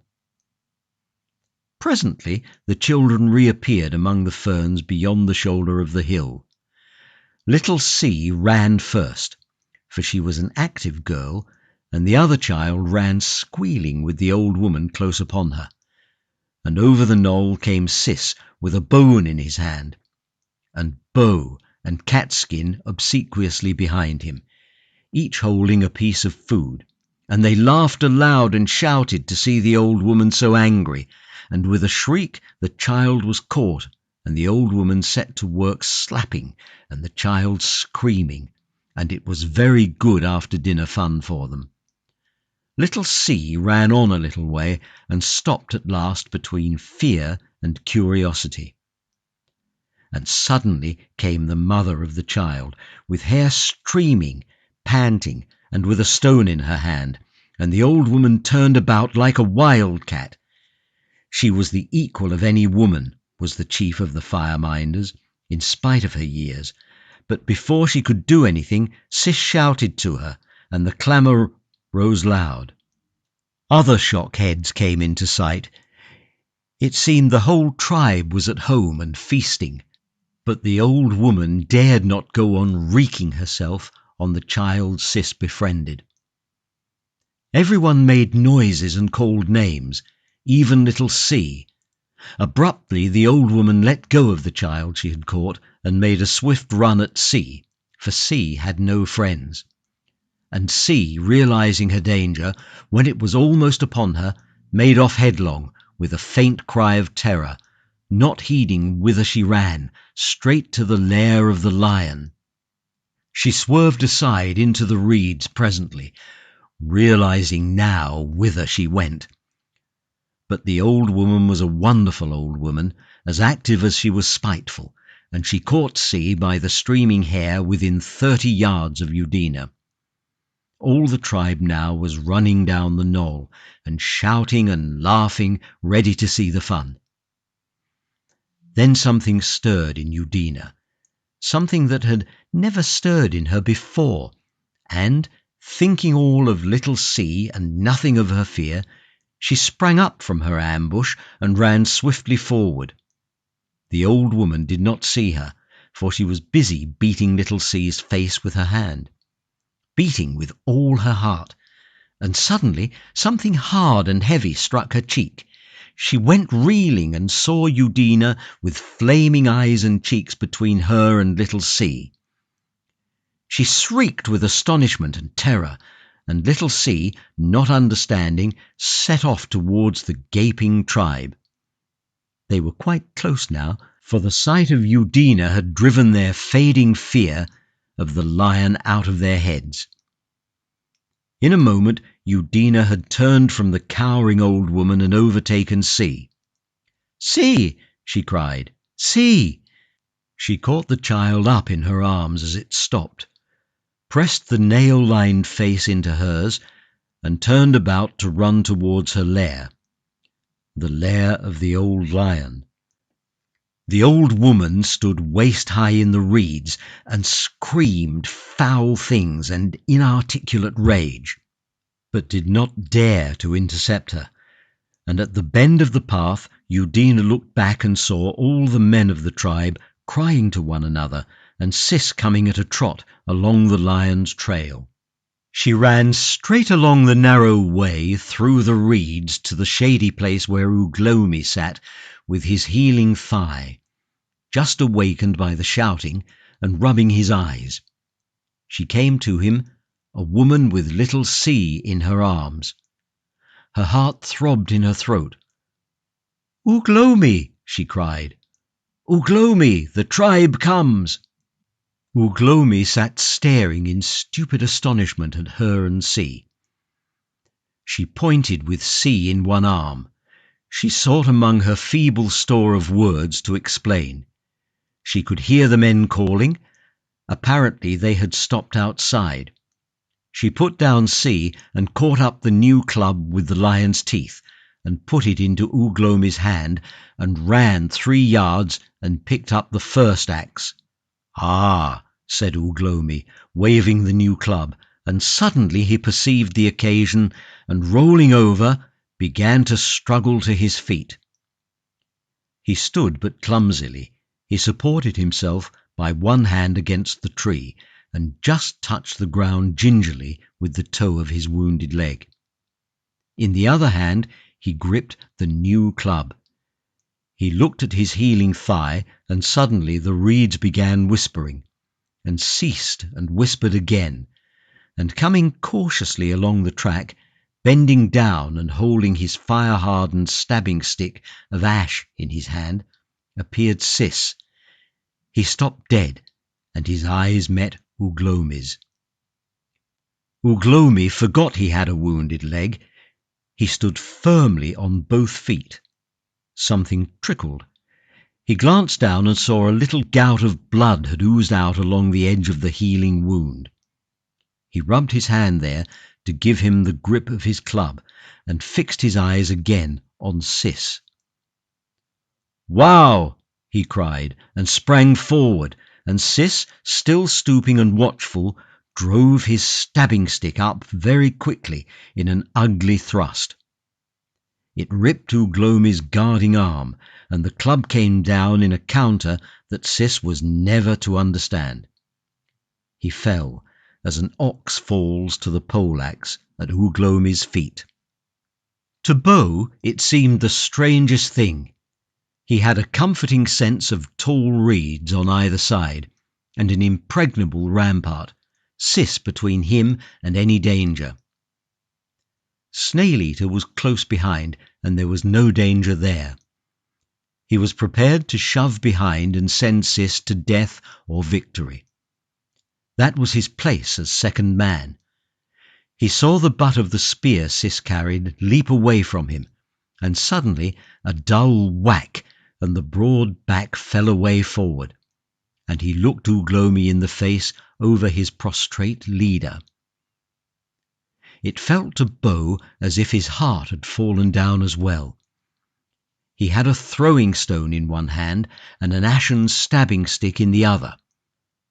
He did not live to the end of his momentary hesitation which to use. Snail-eater was a readier man, and besides, Bo did not fall forward as Sis had done, but gave at his knees and hips, crumpling up with the toothed club upon his head.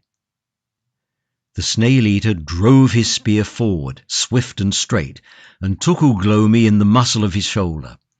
And then he drove him hard with the smiting stone in his other hand, shouting out as he did so. The new club swished ineffectually through the reeds. Udina saw Uglomi come staggering back from the narrow path into the open space, tripping over Sis, and with a foot of ashen stake sticking out of him over his arm.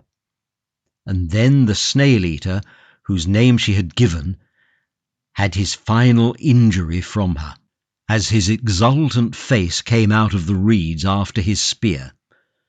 For she swung the first axe swift and high, and hit him fair and square on the temple, and down he went on Sis at prostrate Uglomi's feet. But before Uglomi could get up, the two red-haired men were tumbling out of the reeds, spears and smiting stones ready, and Snake hard upon them. One she struck on the neck, but not to fell him, and he blundered aside and spoilt his brother's blow at Uglomi's head. In a moment Uglomi dropped his club and had his assailant by the waist, and had pitched him sideways, sprawling. He snatched at his club again and recovered it. The man Udina had hit stabbed at her with his spear as he stumbled from her blow, and involuntarily she gave ground to avoid him. He hesitated between her and Uglomi. Uglomi half turned, gave a vague cry at finding Uglomi so near, and in a moment Uglomi had him by the throat, and the club had his third victim. As he went down, Uglomi shouted. No wounds, but an exultant cry. The other red-haired man was 6 feet from her, with his back to her, and a darker red streaking his head. He was struggling to his feet. She had an irrational impulse to stop his rising. She flung the axe at him, missed, saw his face in profile, and he had swerved beyond Little Sea and was running through the reeds. She had a transitory vision of Snake standing in the throat of the path, half turned away from her, and then she saw his back. She saw the club whirling through the air, and the shock head of Uglomi, with blood in the hair and blood upon the shoulder, vanishing below the reeds in pursuit. Then she heard Snake scream like a woman.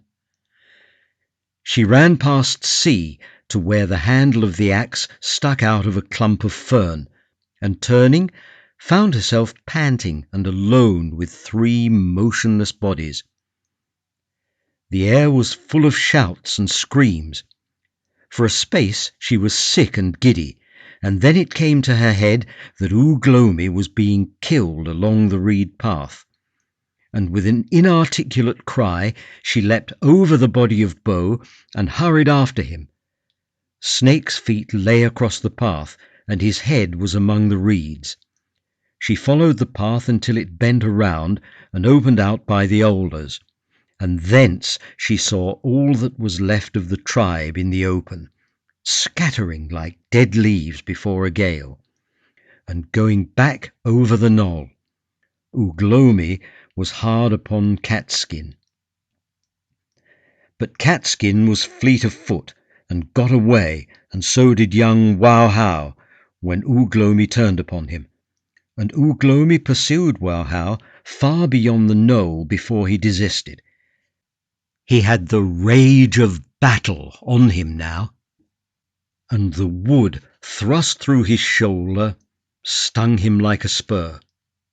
When she saw he was in no danger, she stopped running and stood panting, watching the distant active figures run up and vanish one by one over the knoll. In a little time she was alone again. Everything had happened very swiftly. The smoke of brother fire rose straight and steady from the squatting place, just as it had done 10 minutes ago, when the old woman had stood yonder worshipping the lion. And after a long time, as it seemed, Ugh Lomi reappeared over the knoll, and came back to Eudina, triumphant and breathing heavily.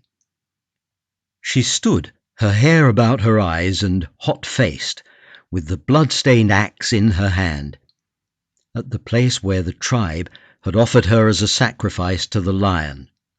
"Oh!" cried Ugh Lomi at the sight of her, his face alight with the fellowship of battle, and he waved his new club, red now and hairy, and at the sight of his glowing face her tense pose relaxed somewhat, and she stood sobbing and rejoicing. Ugh Lomi had a queer, unaccountable pang at the sight of her tears, but he only shouted "Wow!" the louder, and shook the axe east and west. He called manfully to her to follow him, and turned back, striding, with the club swinging in his hand, towards the squatting place, as if he had never left the tribe, and she ceased her weeping and followed quickly as a woman should. So Ugh Lomi and Eudina came back to the squatting place from which they had fled many days before from the face of Ouya. And by the squatting place lay a deer half eaten, just as there had been before Ugh Lomi was man, or Eudina woman. So Ugh Lomi sat down to eat, and Eudina beside him like a man, and the rest of the tribe watched them from safe hiding places. And after a time one of the elder girls came back timorously, carrying little C in her arms, and Una called to them by name and offered them food. But the elder girl was afraid and would not come, though C struggled to come to Eudina. Afterwards, when Ugh Lomi had eaten, he sat dozing, and at last he slept, and slowly the others came out of the hiding places and drew near. And when Ugh Lomi woke, save that there were no men to be seen, it seemed as though he had never left the tribe. Now there is a thing strange but true, that all through this fight Ugh Lomi forgot that he was lame, and was not lame. And after he had rested, behold, he was a lame man, and he remained a lame man to the end of his days. Catskin and a second red-haired man, and Wowhow, who chipped flints cunningly, as his father had done before him, fled from the face of Ugh Lomi, and none knew where they hid. But 2 days after they came and squatted a good way off from the knoll among the bracken, under the chestnuts, and watched. Ugh Lomi's rage had gone. He moved to go against them, and did not, and at sundown they went away.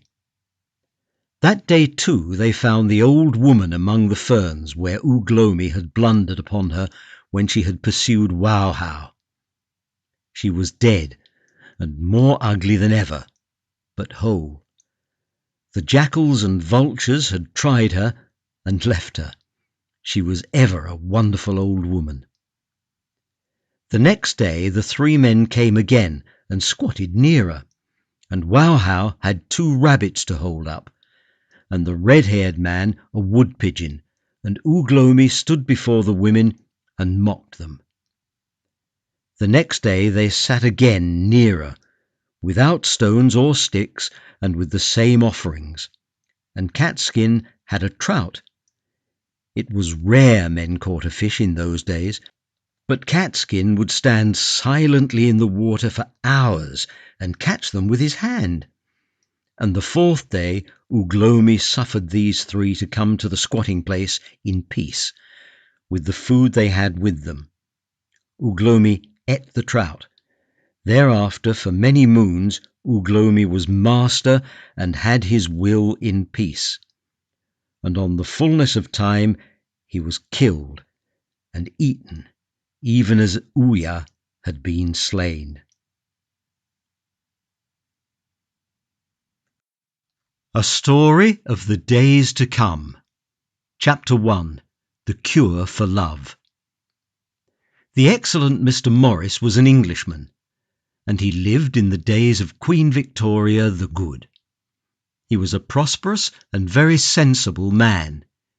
He read the Times and went to church, and as he grew towards middle age, an expression of quiet, contented contempt for all who were not as himself settled on his face. He was one of those people who do everything that is right and proper and sensible with inevitable regularity. He always wore just the right and proper clothes, steering the narrow way between the smart and the shabby, always subscribed to the right charities, just the judicious compromise between ostentation and meanness, and never failed to have his hair cut to exactly the proper length. Everything that was right and proper for a man in his position to possess, he possessed, and everything that was not right and proper for a man in his position to possess, he did not possess. And among other right and proper possessions, this Mr. Morris had a wife and children. They were the right sort of wife, and the right sort and number of children, of course. Nothing imaginative or highty-flighty about any of them, so far as Mr. Morris could see. They wore perfectly correct clothing, neither smart, nor hygienic, nor faddy in any way, but just sensible. And they lived in a nice, sensible house in the later Victorian sham Queen Anne style of architecture, with sham half-timbering of chocolate-painted plaster in gables, Lincruster Walton sham carved oak panels, a terrace of terracotta to imitate stone, and cathedral glass in the front door. His boys went to good, solid schools and were put to respectable professions.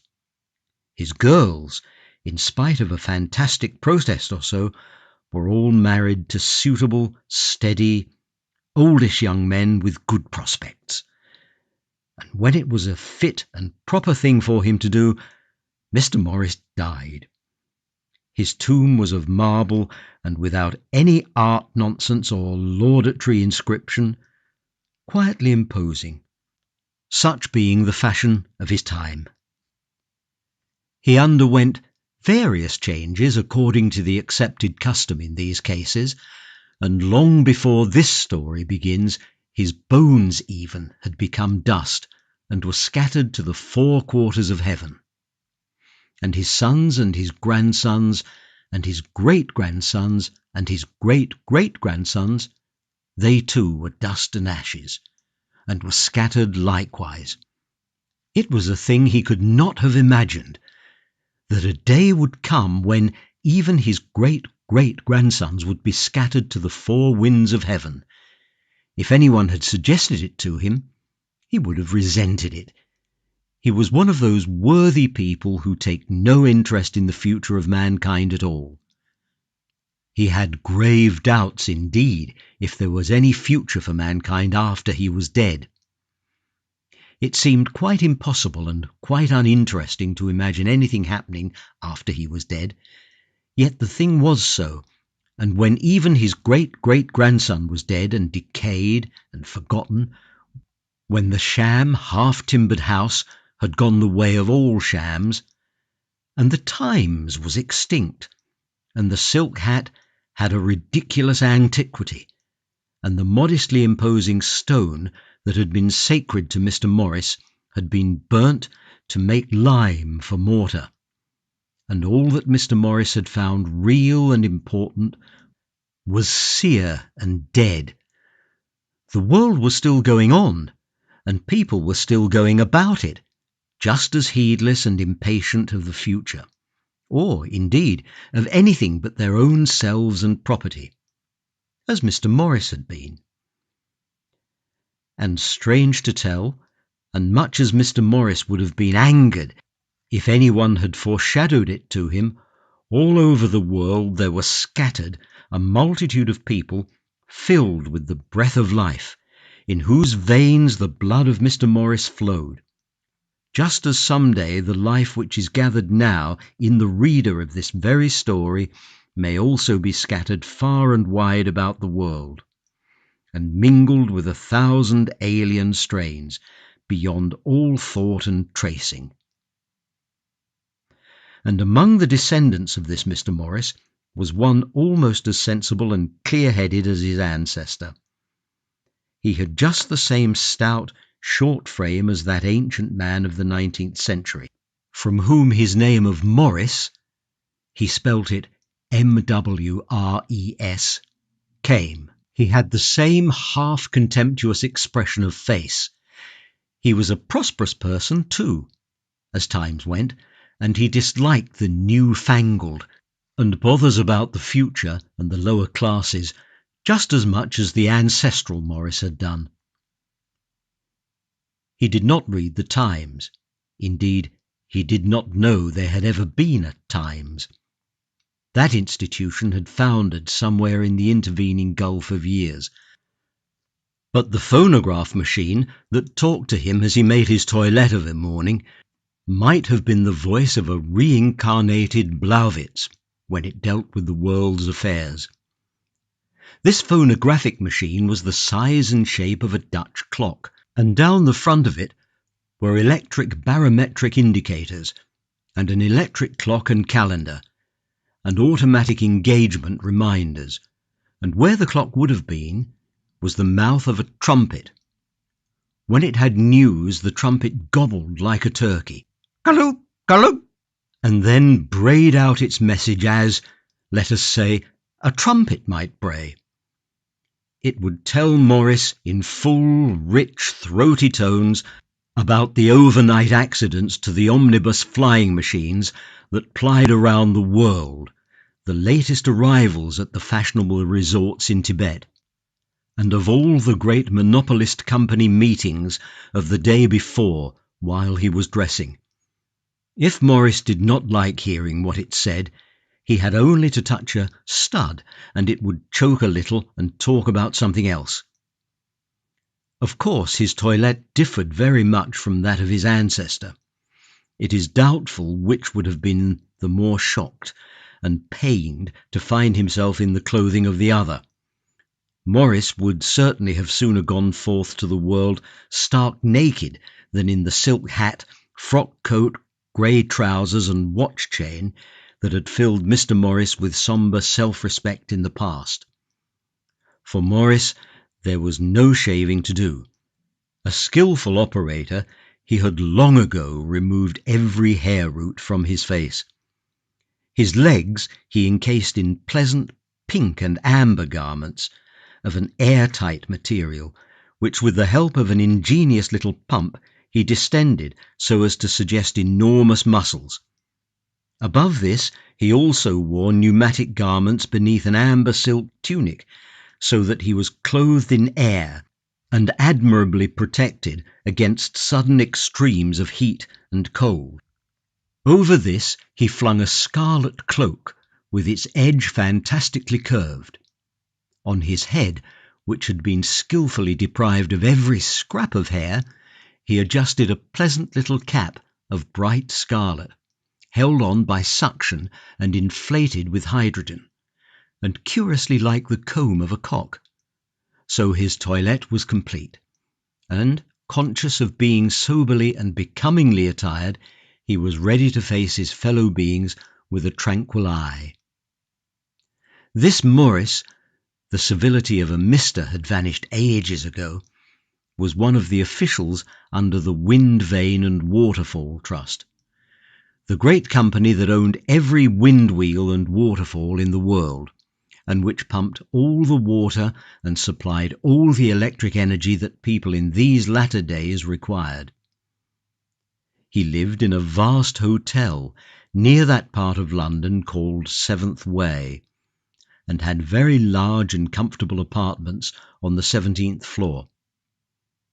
Households and family life had long since disappeared with the progressive refinement of manners, and indeed the steady rise in rents and land values, The disappearance of domestic servants, the elaboration of cookery, had rendered the separate domicile of Victorian times impossible, even had anyone desired such a savage seclusion. When his toilette was completed, he went towards one of the two doors of his apartment. There were doors at opposite ends, each marked with a huge arrow pointing one way and one the other. Touched a stud to open it, and emerged on a wide passage, the centre of which bore chairs and was moving at a steady pace to the left. On some of these chairs were seated gaily dressed men and women. He nodded to an acquaintance. It was not in those days etiquette to talk before breakfast, and seated himself on one of these chairs, and in a few seconds he had been carried to the doors of a lift, by which he descended to the great and splendid hall, in which his breakfast would be automatically served.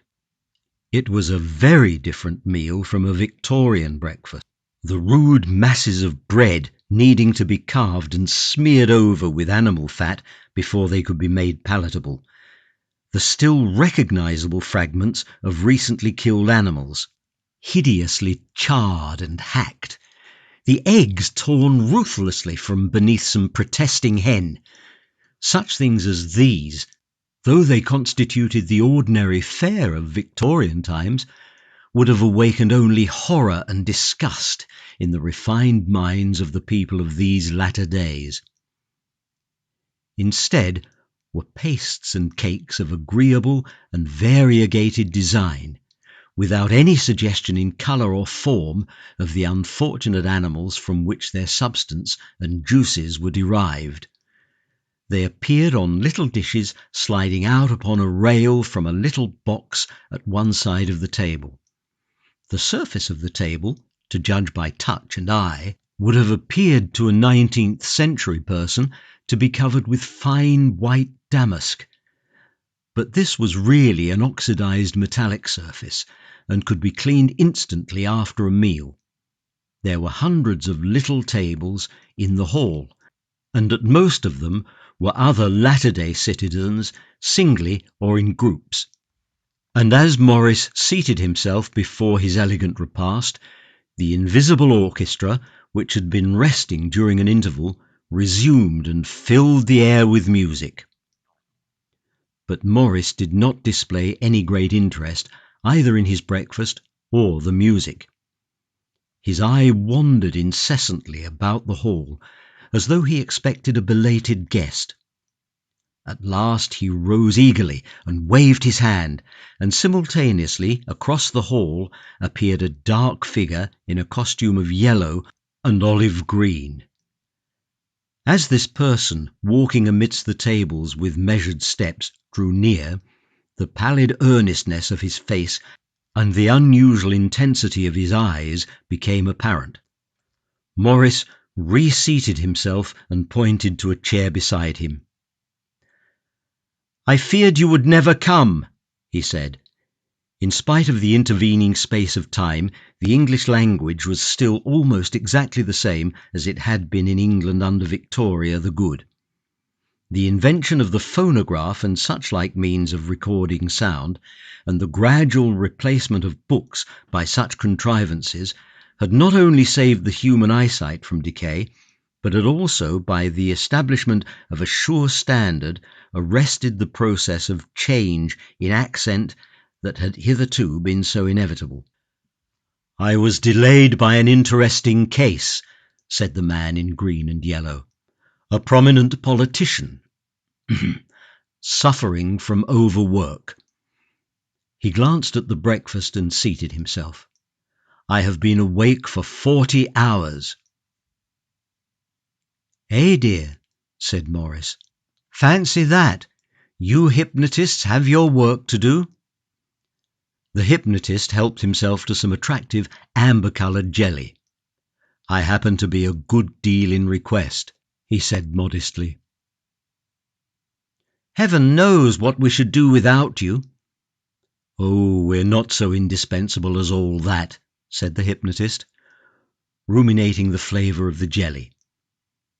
The world did very well without us for some thousands of years, 200 years ago even, not one. In practice, that is. Physicians by the thousand, of course, frightfully clumsy brutes, for the most part, and following one another like sheep. But doctors of the mind, except a few empirical flounderers, there were none. He concentrated his mind on the jelly. But were people so sane? Began Morris.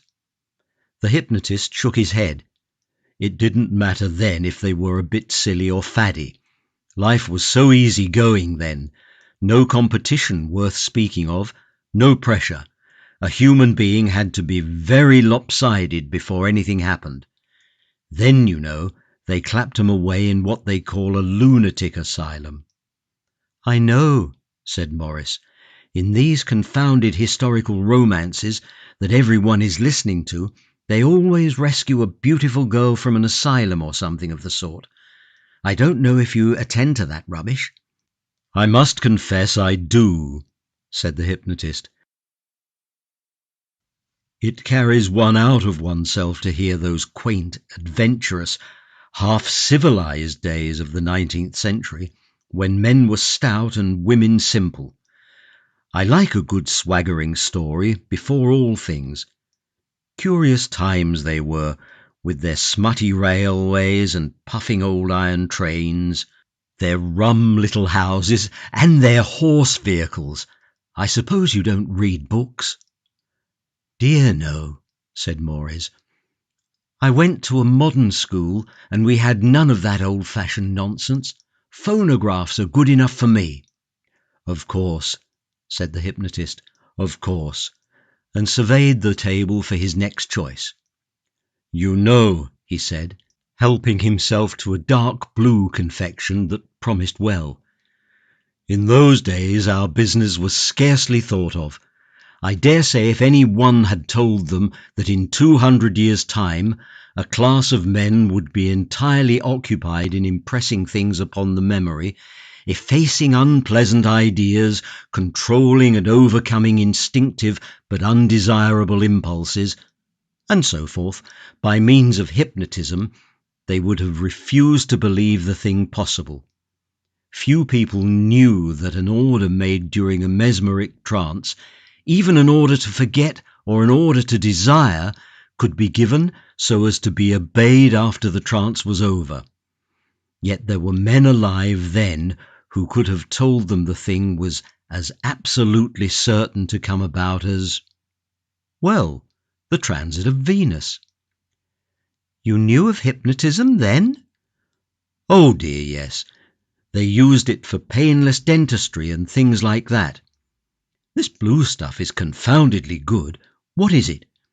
Haven't the faintest idea, said Morris, but I admit it's very good. Take some more. The hypnotist repeated his praises, and there was an appreciative pause. Speaking of these historical romances, said Morris, with an attempt at an easy offhand manner, brings me to the matter I had in mind when I asked you, when I expressed a wish to see you. He paused and took a deep breath. The hypnotist turned an attentive eye upon him and continued eating. The fact is, said Morris, I have in fact a daughter. Well, you know, I've given her every educational advantage. Lectures, not a solitary lecture of ability in the world, but she has had a telephone direct. Dancing, deportment, conversation, philosophy, art, criticism. He indicated Catholic culture by a gesture of his hand.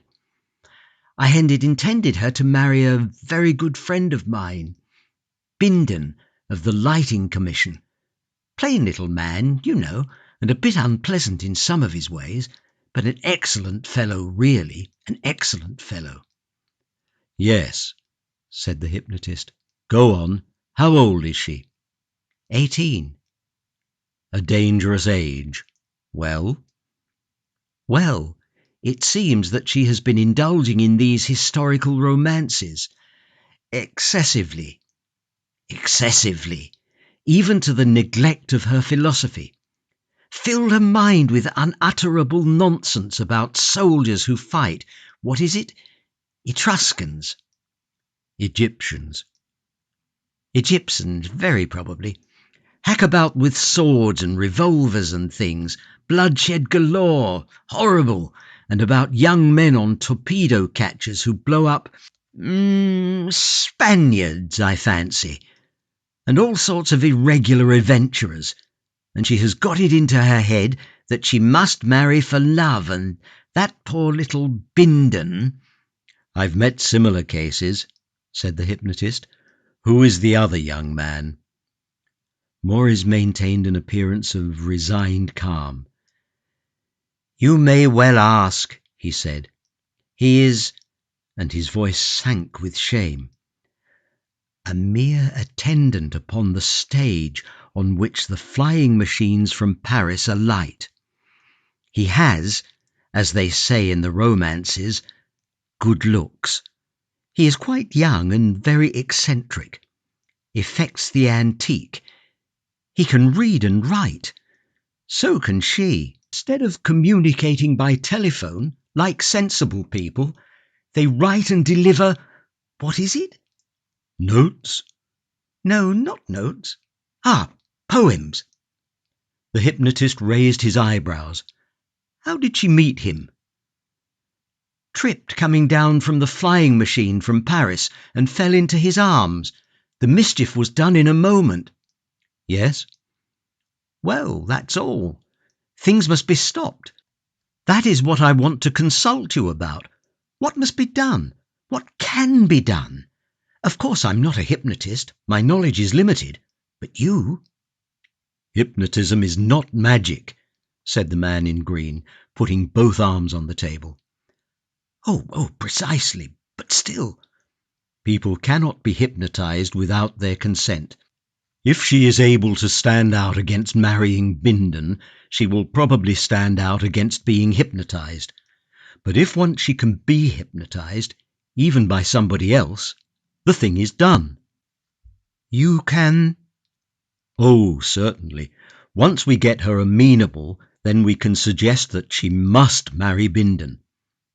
That is her fate, or that the young man is repulsive, and that when she sees him she will be giddy and faint, or any little thing of that sort. Or if we can get her into a sufficiently profound trance, we can suggest that she should forget him altogether." "Precisely." "But the problem is to get her hypnotized.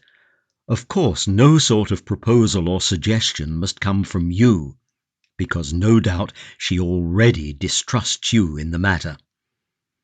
The hypnotist leant his head upon his arm and thought. "It's hard a man cannot dispose of his own daughter," said Morris irrelevantly.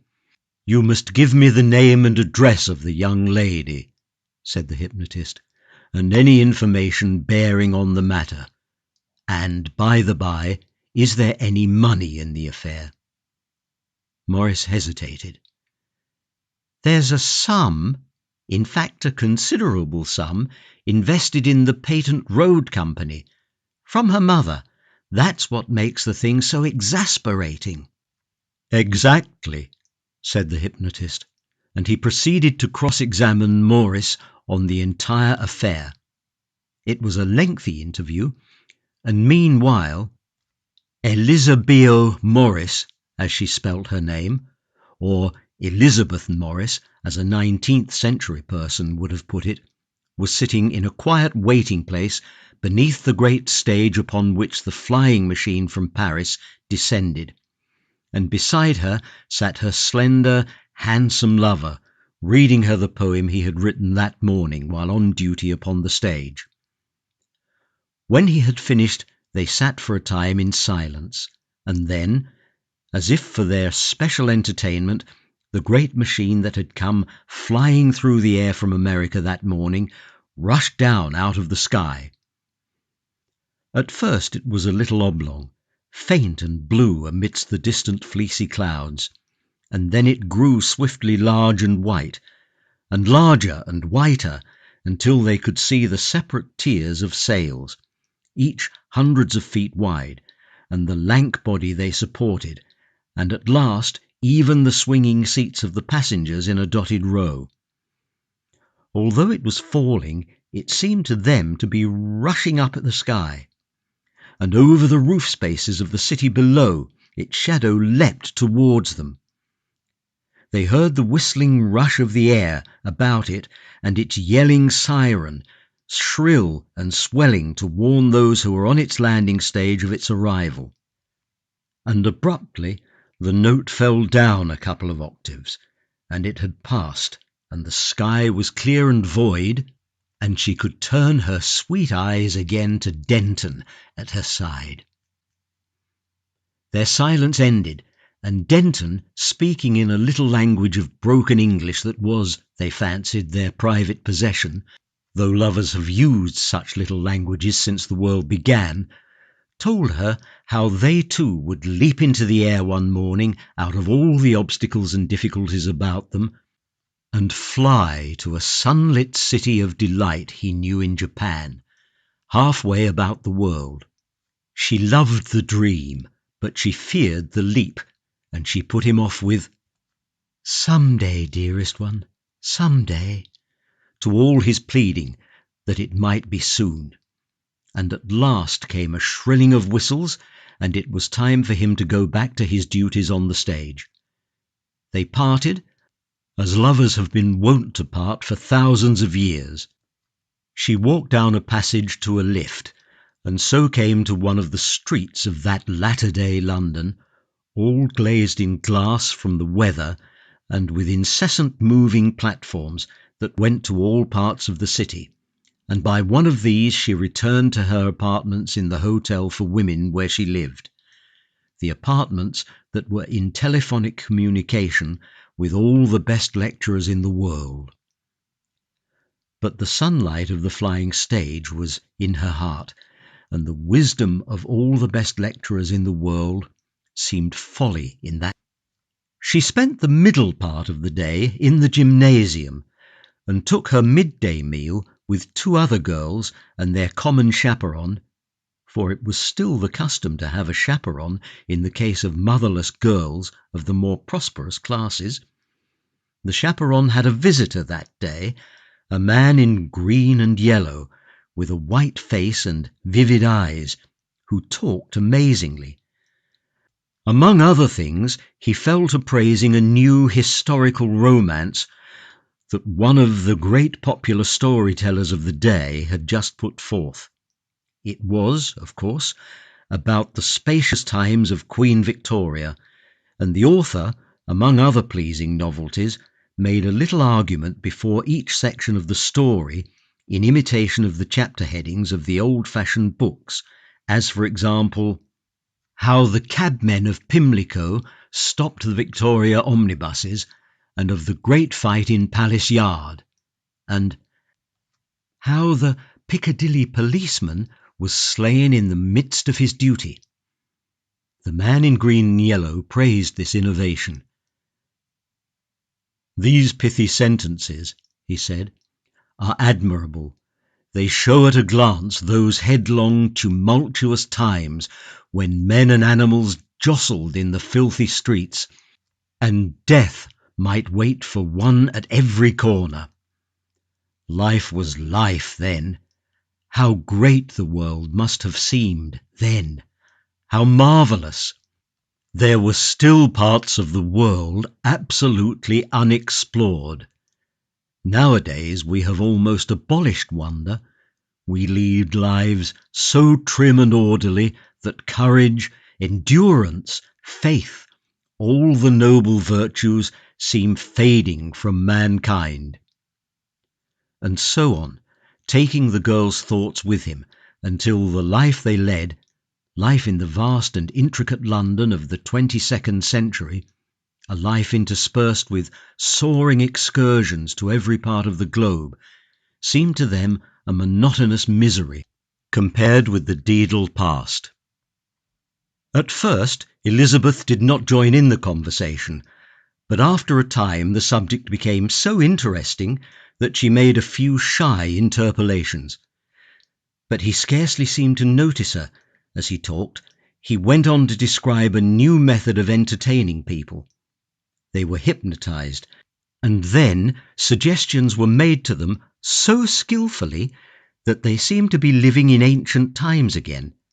They played out a little romance in the past as vivid as reality, and when at last they awakened, they remembered all they had been through, as though it were the real thing. "It is a thing we have sought to do for years and years," said the hypnotist.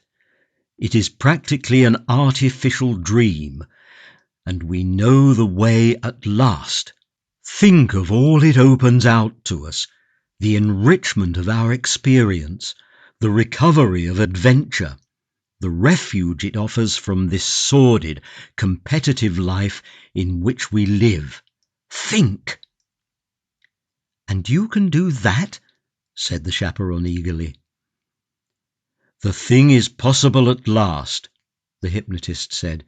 "You may order a dream as you wish." The chaperone was the first to be hypnotized, and the dream, she said, was wonderful when she came to again. The other two girls, encouraged by her enthusiasm, also placed themselves in the hands of the hypnotist and had plunges into the romantic past. No one suggested that Elizabeth should try this novel entertainment. It was her own request at last that she was taken into the land of dreams, where there is neither any freedom, nor choice, nor will. And so the mischief was done. One day, when Denton went down to that quiet seat beneath the flying stage, Elizabeth was not in her wonted place. He was disappointed and a little angry. The next day she did not come, and the next also. He was afraid. To hide his fear from himself, he set to work to write sonnets for her when she should come again. For 3 days he fought against his dread by such distraction, and then the truth was before him, clear and cold. He would not be denied. She might be ill, she might be dead, but he would not believe that he had been betrayed. There followed a week of misery, and then he knew she was the only thing on earth worth having, and that he must seek her, however hopeless the search, until she was found once more. He had some small private means of his own, and so he threw over his appointment on the flying stage and set himself to find this girl who had become at last all the world to him. He did not know where she lived, and little of her circumstances, for it had been part of the delight of her girlish romance that he should know nothing of her, nothing of the difference of their station. The ways of the city opened before him east and west, north and south. Even in Victorian days, London was a maze. That little London with its poor 4 millions of people. But the London he explored, the London of the 22nd century, was a London of 30 million souls. At first he was energetic and headlong, taking time neither to eat nor sleep. He sought for weeks and months. He went through every imaginable phase of fatigue and despair, overexcitement and anger. Long after hope was dead, by the sheer inertia of his desire, he still went to and fro, peering into faces and looking this way and that, in the incessant ways and lifts and passages of that interminable hive of men. At last chance was kind to him, and he saw her. It was in a time of festivity. He was hungry. He had paid the inclusive fee and had gone into one of the gigantic dining places of the city. He was pushing his way among the tables and scrutinizing by mere force of habit every group he passed. He stood still, robbed of all power of motion, his eyes wide, his lips apart. Elizabeth sat scarcely 20 yards away from him, looking straight at him. Her eyes were as hard to him, as hard and expressionless and void of recognition as the eyes of a statue. She looked at him for a moment, and then her gaze passed beyond him. Had he only her eyes to judge by, he might have doubted if it was indeed Elizabeth, but he knew her by the gesture of her hand, by the grace of a wanton little curl that floated over her ear as she moved her head. Something was said to her, and she turned, smiling tolerantly, to the man beside her, a little man in foolish raiment, knobbed and spiked like some odd reptile, with pneumatic horns, the Bindon of her father's choice. For a moment Denton stood white and wild-eyed.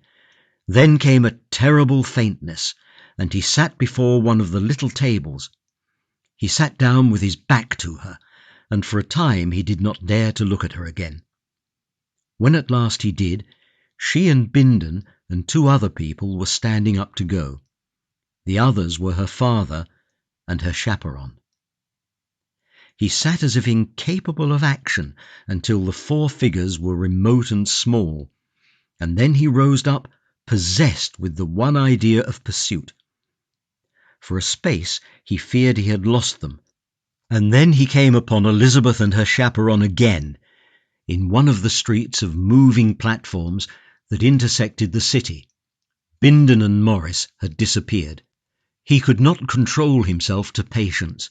He felt he must speak to her forthwith or die. He pushed forward to where they were seated and sat down beside them. His white face was convulsed with half-hysterical excitement. He laid his hand on her wrist. "Elizabeth?" he said. She turned in unfeigned astonishment. Nothing but the fear of a strange man showed in her face. "Elizabeth!" he cried, and his voice was strange to him. "Dearest, you know me!" Elizabeth's face showed nothing but alarm and perplexity. She drew herself away from him. The chaperon, a little grey-headed woman with mobile features, leant forward to intervene. Her resolute bright eyes examined Denton.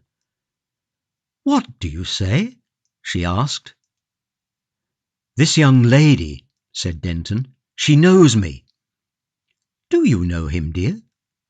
"No," said Elizabeth in a strange voice, and with a hand to her forehead, speaking almost as one who repeats a lesson. "No, I do not know him. I know I do not know him." But not know me? It is I, Denton, to whom you used to talk. Don't you remember the flying stages, the little seat in the open air, the verses?" "No," cried Elizabeth. "No, I do not know him. I do not know him. There is something, but I don't know.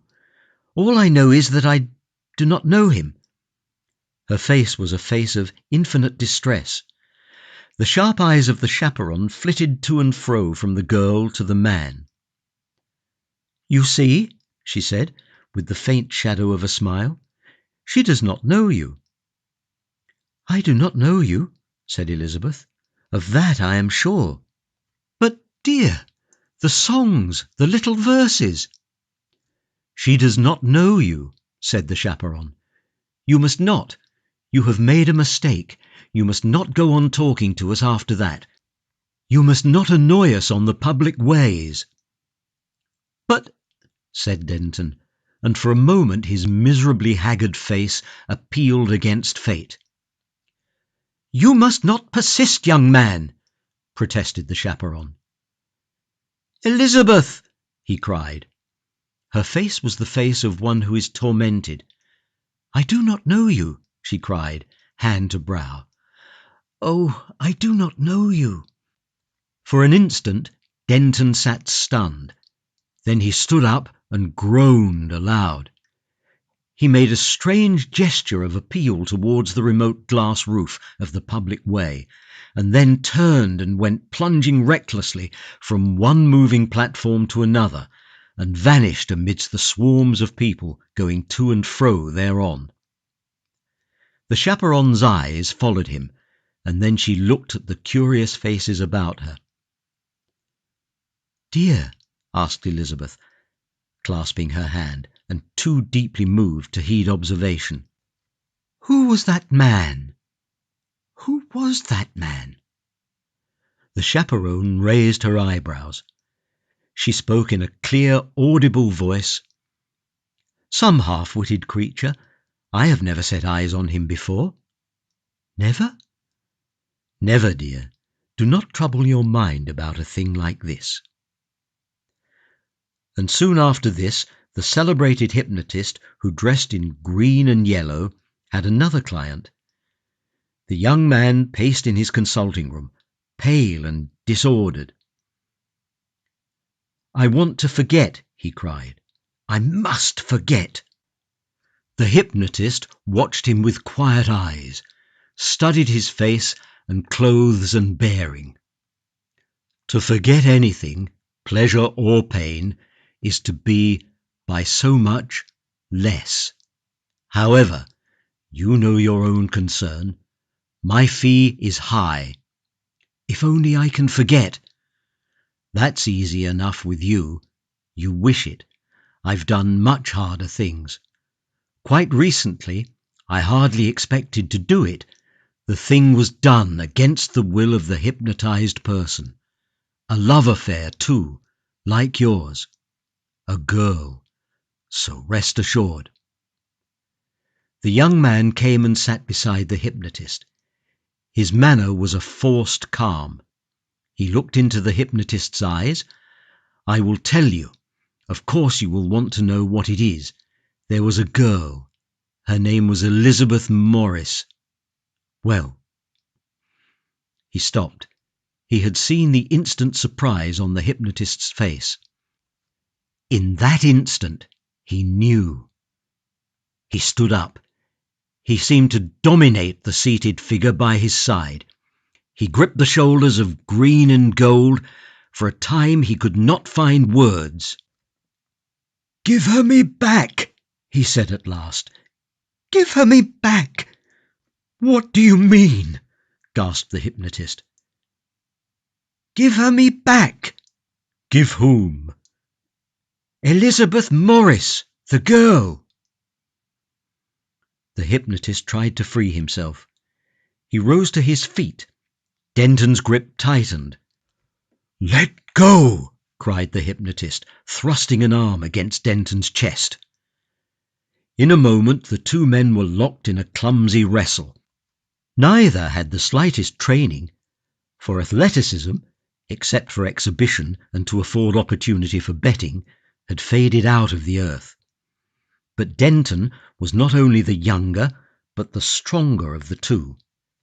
They swayed across the room, and then the hypnotist had gone down under his antagonist. They fell together.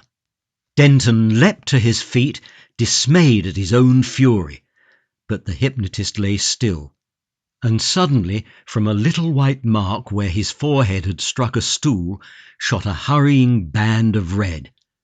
For a space Denton stood over him with irresolute trembling. A fear of the consequences entered his gently nurtured mind. He turned towards the door. "No," he said aloud, and came back to the middle of the room. Overcoming the instinctive repugnance of one who had seen no acted violence in all his life before, he knelt down beside his antagonist and felt his heart. Then he peered at the wound. He rose quietly and looked about him. He began to see more of the situation. When presently the hypnotist recovered his senses, his head ached severely. His back was against Denton's knee, and Denton was sponging his face. The hypnotist did not speak, but presently he indicated by a gesture that in his opinion he had been sponged enough. "Let me get up," he said. "Not yet," said Denton. "You have assaulted me, you scoundrel." "We are alone," said Denton, "and the door is secure." There was an interval of thought. "Unless I sponge," said Denton, "your forehead will develop a tremendous bruise."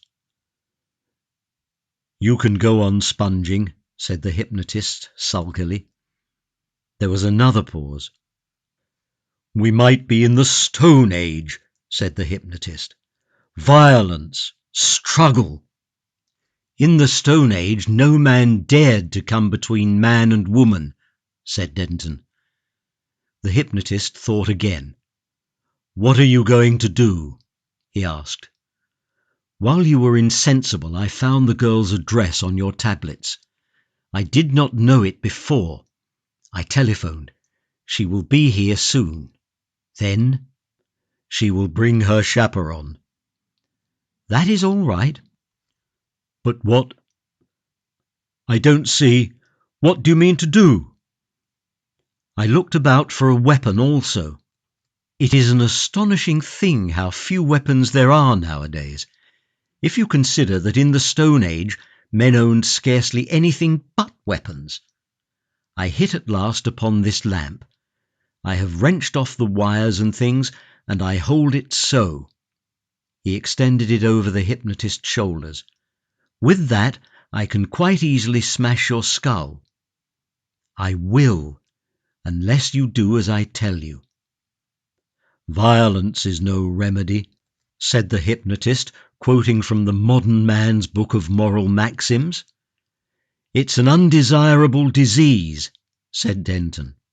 "Well?" "You will tell that chaperone you are going to order the girl to marry that knobbly little brute with the red hair and ferrety eyes. I believe that's how things stand." "Yes, that's how things stand." "And pretending to do that, you will restore her memory of me." "It's unprofessional." "Look here, if I cannot have that girl I would rather die than not. I don't propose to respect your little fancies. If anything goes wrong, you shall not live 5 minutes. This is a rude makeshift of a weapon, and it may quite conceivably be painful to kill you. But I will. It is unusual, I know, nowadays to do things like this, mainly because there is so little in life that is worth being violent about. The chaperone will see you directly she comes. I shall stand in that recess behind you." The hypnotist thought. "You are a determined young man," he said, "and only half civilized. I have tried to do my duty by my client, but in this affair you seem likely to get your own way." "You mean to deal straightly?" "I'm not going to risk having my brains scattered in a petty affair like this." "And afterwards?" "There is nothing a hypnotist or doctor hates so much as a scandal. I, at least, am no savage. I am annoyed, but in a day or so I shall bear no malice." "Thank you. And now that we understand each other, there is no necessity to keep you sitting any longer on the floor." Chapter 2. The Vacant Country. The world, they say, changed more between the year 1800 and the year 1900 than it had done in the previous 500 years. That century, the 19th century, was a dawn of a new epoch in the history of mankind, the epoch of the great cities, the end of the old order of country life. In the beginning of the 19th century, the majority of mankind still lived upon the countryside, as their way of life had been for countless generations. All over the world they dwelt in little towns and villages then, and engaged either directly in agriculture or in occupations that were of service to the agriculturalist. They travelled rarely and dwelt close to their work, because swift means of transport had not yet come. The few who travelled went either on foot or in slow sailing ships, or by means of jogging horses incapable of more than 60 miles a day. Think of it, 60 miles a day! Here and there, in those sluggish times, a town grew a little larger than its neighbours as a port or as a centre of government, but all the towns in the world with more than 100,000 inhabitants could be counted on a man's fingers. So it was in the beginning of the 19th century. By the end, the invention of railways, telegraphs, steamships, and complex agricultural machinery had changed all these things, changed them beyond all hope of return.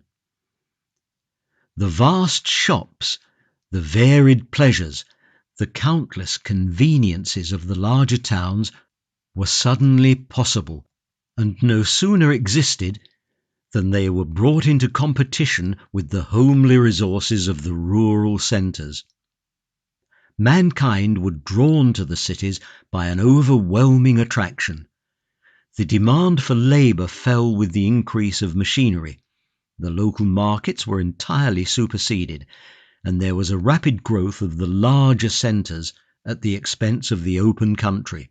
The flow of population townward was the constant preoccupation of Victorian writers.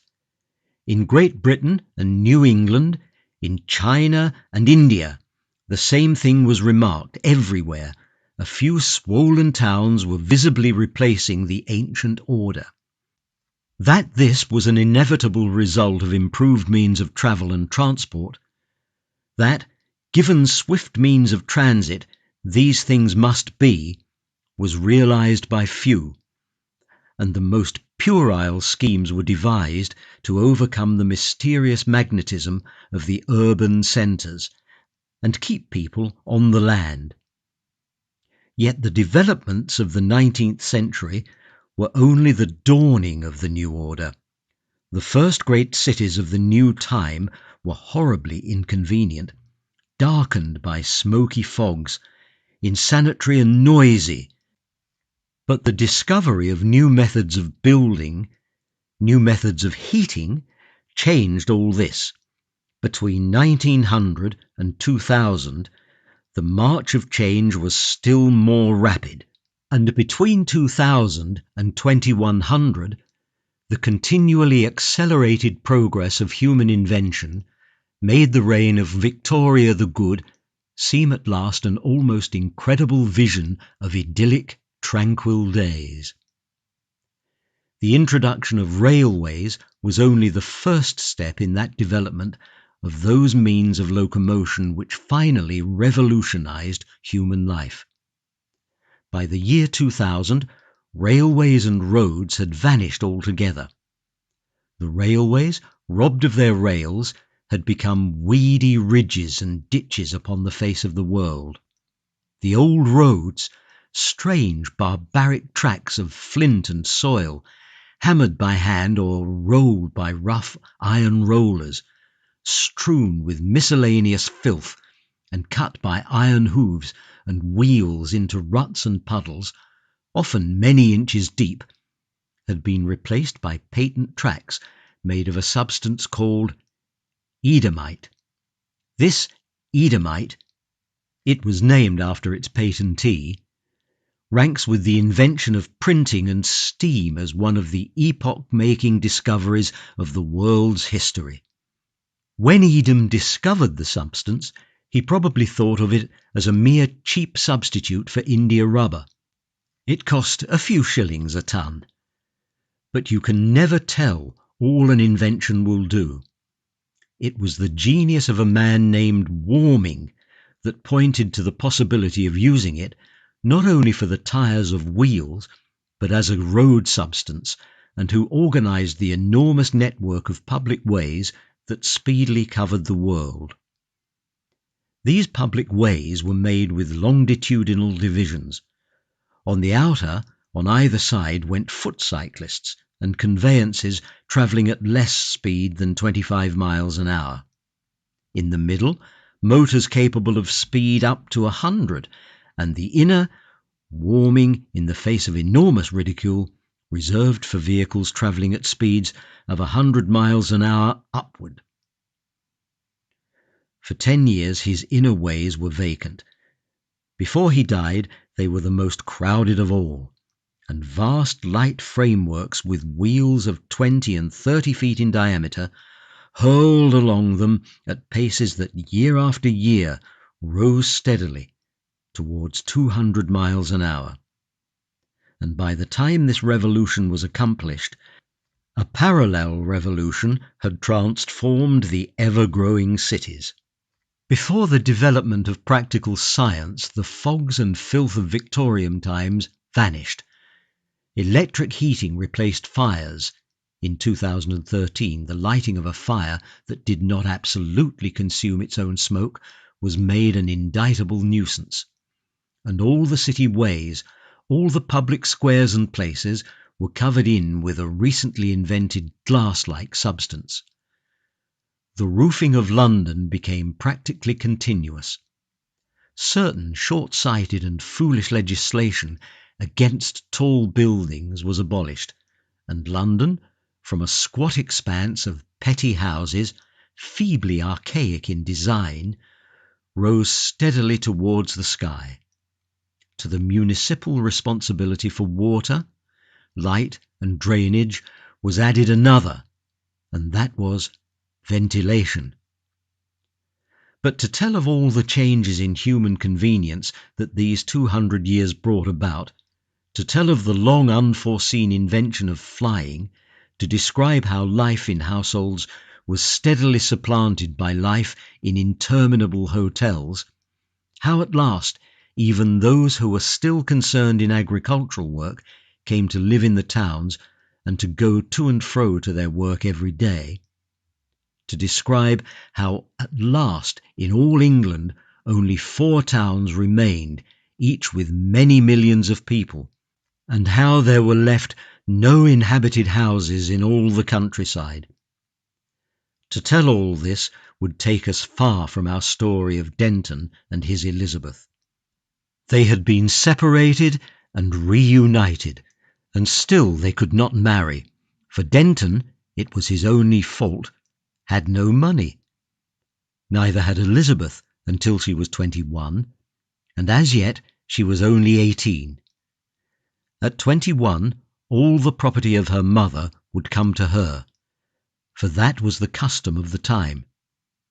She did not know that it was possible to anticipate her fortune, and Denton was far too delicate a lover to suggest such a thing. So things stuck hopelessly between them. Elizabeth said that she was very unhappy, and that nobody understood her but Denton, and that when she was away from him she was wretched, and Denton said that his heart longed for her day and night, and they met as often as they could to enjoy the discussion of their sorrows. They met one day at their little seat upon the flying stage. The precise site of this meeting was where in Victorian times the road from Wimbledon came out upon the common. They were, however, 500 feet above that point. Their seat looked far over London. To convey the appearance of it all to a 19th century reader would have been difficult. One would have had to tell him to think of the Crystal Palace, of the newly built Mammoth Hotels, as those little affairs were called, of the larger railway stations of his time, and to imagine such buildings enlarged to vast proportions and run together and continuous over the whole metropolitan area. If then he was told that this continuous roof space bore a huge forest of rotating wind wheels, he would have begun, very dimly, to appreciate what to these young people was the commonest sight in their lives. To their eyes it had something of the quality of a prison, and they were talking, as they talked 100 times before, of how they might escape from it and be at last happy together. Escape from it, that is, before the appointed 3 years were at an end.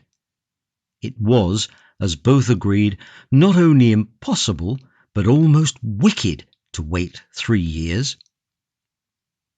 "Before that," said Denton, and the note of his voice told of a splendid chest, "we might both be dead." Their vigorous young hands had to grip at this, and then Elizabeth had a still more poignant thought that brought the tears from her wholesome eyes and down her healthy cheeks. "One of us," she said, "one of us might be." She choked. She could not say the word that is so terrible to the young and happy. Yet to marry and be very poor in the cities of that time was, for anyone who had lived pleasantly, a very dreadful thing. In the old agricultural days that had drawn to an end in the 18th century, there had been a pretty proverb of love in a cottage, and indeed in those days the poor of the countryside had dwelt in flower-covered, diamond-windowed cottages of thatch and plaster, with the sweet air and earth about them, amid tangled hedges and the song of birds, and with the ever-changing sky overhead. But all this had changed. The change was already beginning in the 19th century, and a new sort of life was opening for the poor in the lower quarters of the city. In the 19th century, the lower quarters were still beneath the sky. They were areas of land on clay or other unsuitable soil, liable to floods or exposed to the smoke of more fortunate districts, insufficiently supplied with water, and as insanitary as the great fear of infectious diseases felt by the wealthier classes permitted. In the 22nd century, however, the growth of the city story above story and the coalescence of buildings had led to a different arrangement. The prosperous people lived in a vast series of sumptuous hotels in the upper stories and halls of the city fabric. The industrial population dwelt beneath in the tremendous ground floor and basement, so to speak, of the place. In the refinement of life and manners, these lower classes differed little from their ancestors, the East Enders of Queen Victoria's time, but they had developed a distinct dialect of their own. In these underways they lived and died, rarely ascending to the surface except when work took them there. Since for most of them this was the sort of life to which they had been born, they found no great misery in such circumstances. But for people like Denton and Elizabeth, such a plunge would have seemed more terrible than death. "And yet, what else is there?" asked Elizabeth. Denton professed not to know. Apart from his own feeling of delicacy, he was not sure how Elizabeth would like the idea of borrowing on the strength of her expectations. The passage from London to Paris even, said Elizabeth, was beyond their means, and in Paris, as in any other city in the world, life would be just as costly and impossible as in London. Well might Denton cry aloud, "If only we had lived in those days, dearest! If only we had lived in the past!" For to their eyes, even 19th century Whitechapel was seen through a mist of romance. "Is there nothing?" cried Elizabeth, suddenly weeping. "Must we really wait for those 3 long years? Fancy, 3 years! 36 months!" The human capacity for patience had not grown with the ages. Then suddenly Denton was moved to speak of something that had already flickered across his mind. He had hit upon it at last. It seemed to him so wild a suggestion that he made it only half seriously, but to put a thing into words has ever a way of making it seem more real and possible than it seemed before, and so it was with him. "Suppose," he said, "we went into the country." She looked at him to see if he was serious in proposing such an adventure. "The country?" "Yes, beyond there, beyond the hills. How could we live? She said. Where could we live? It is not impossible, he said. People used to live in the country. But then there were houses. There are the ruins of villages and towns now. On the clay lands they are gone, of course, but they still are left on the grazing land because it does not pay the food company to remove them. I know that for certain. Besides, one sees them from the flying machines, you know. Well, we might shelter in some one of these and repair it with our hands. Do you know, the thing is not so wild as it seems. Some of the men who go out every day to look after the crops and herds might be paid to bring us food. She stood in front of him. How strange it would be if one really could. Why not? But no one dares. That is no reason. It would be. Oh, it would be so romantic and strange, if only it were possible. Why not possible? There are so many things. Think of all the things we have, things we should miss. Should we miss them?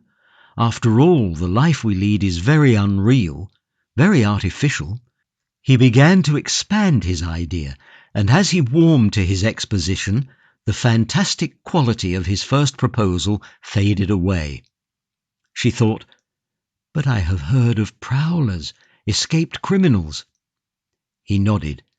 He hesitated over his answer because he thought it sounded boyish. He blushed. I could get someone I know to make me a sword. She looked at him with enthusiasm growing in her eyes. She had heard of swords, had seen one in a museum. She thought of those ancient days when men wore them as a common thing.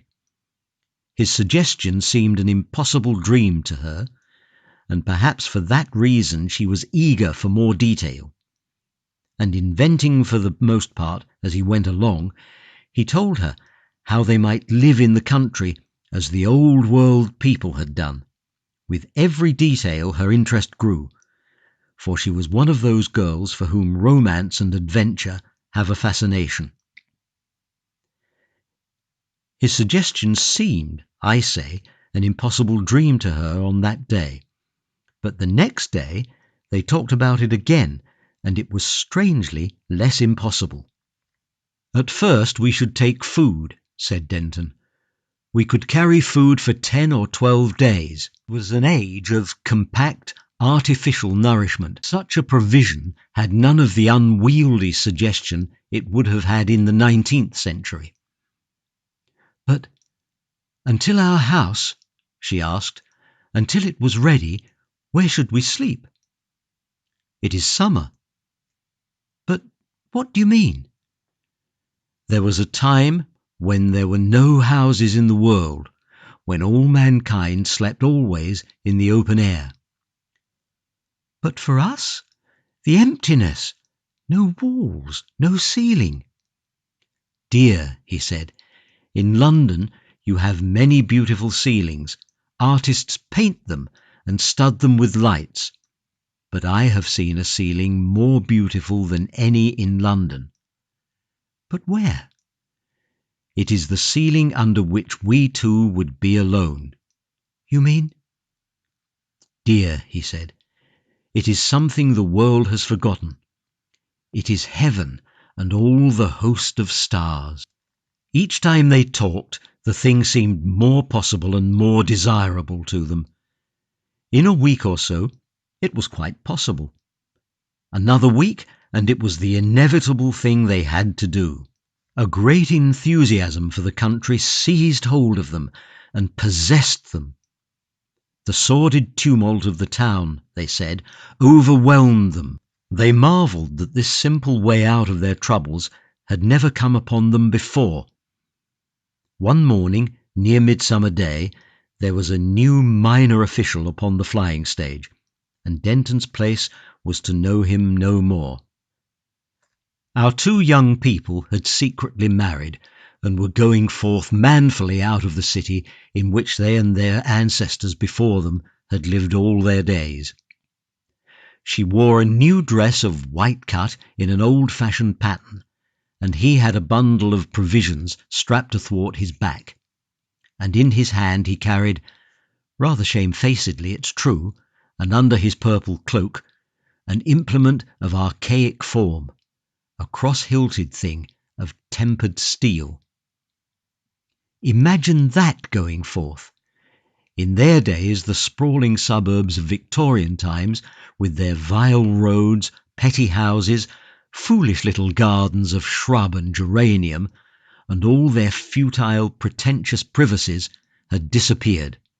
The towering buildings of the new age, the mechanical ways, the electric and water mains, all came to an end together, like a wall, like a cliff, near 4,000 feet in height, abrupt and sheer. All about the city spread the carrot, swede and turnip fields of the food company, vegetables that were the basis of 1,000 varied foods, and weeds and hedgerow tangles had been utterly extirpated.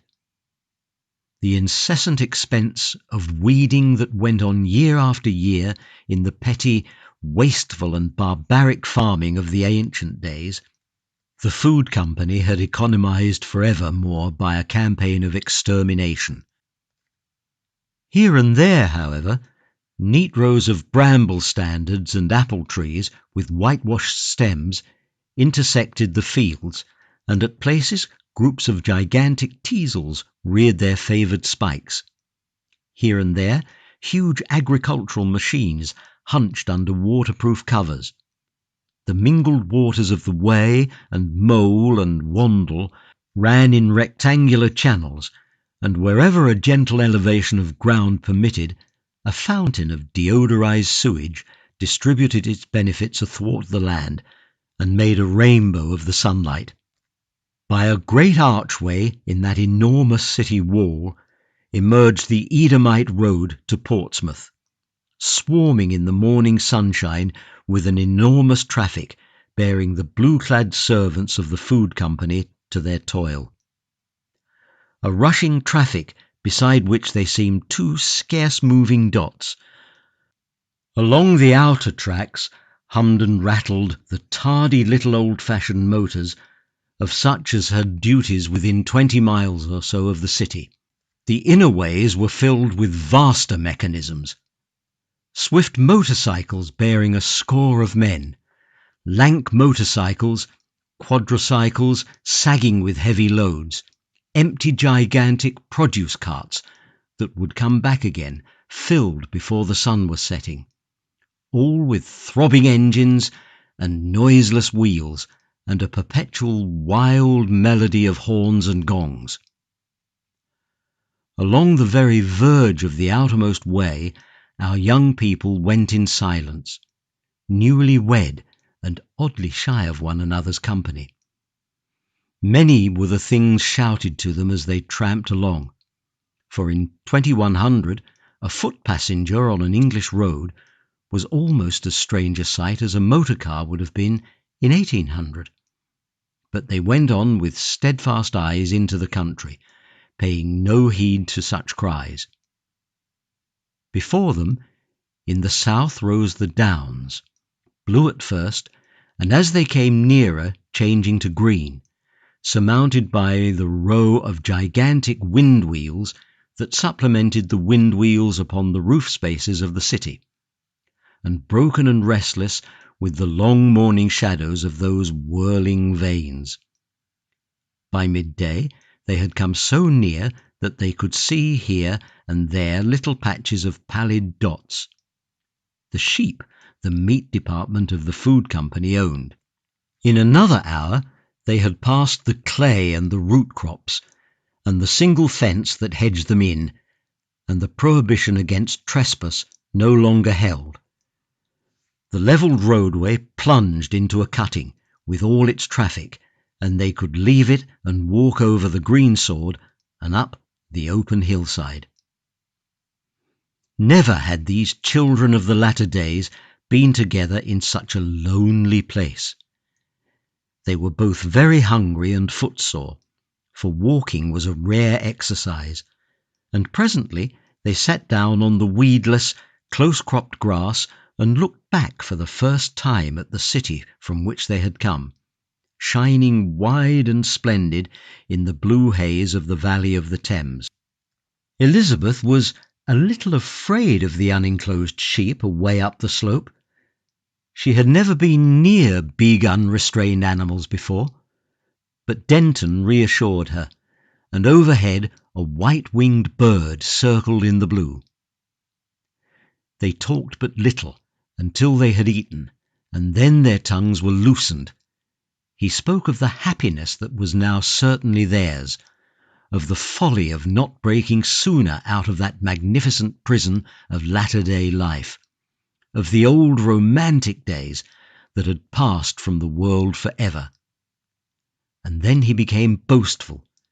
He took up the sword that lay on the ground beside him, and she took it from his hand and ran a tremulous finger along the blade. "And you could," she said. "You could raise this and strike a man?" "Why not, if there were need?" "But," she said, "it seems so horrible. It would slash. There would be—" her voice sank, "blood." "In the old romances you have read often enough." "Oh, I know, in those, yes, but this is different. One knows it is not blood, but just a sort of red ink. And you, killing." She looked at him doubtfully, and then handed him back the sword. After they had rested and eaten, they rose up and went on their way towards the hills. They passed quite close to a huge flock of sheep, who stared and bleated at their unaccustomed figures. She had never seen sheep before, and she shivered to think such gentle things must need be slain for food. A sheepdog barked from the distance, and then a shepherd appeared amidst the supports of the wind-wheels, and came down towards them.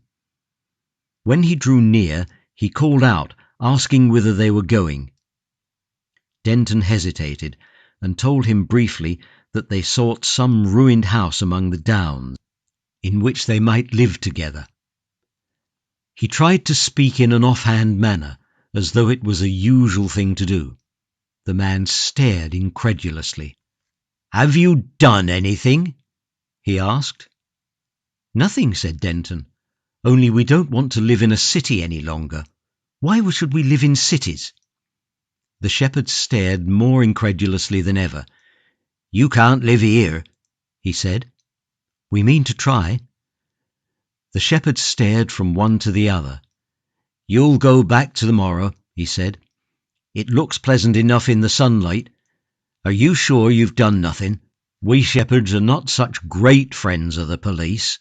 Denton looked at him steadfastly. "No," he said, "but we are too poor to live in the city, and we can't bear the thought of wearing clothes of blue canvas and doing drudgery.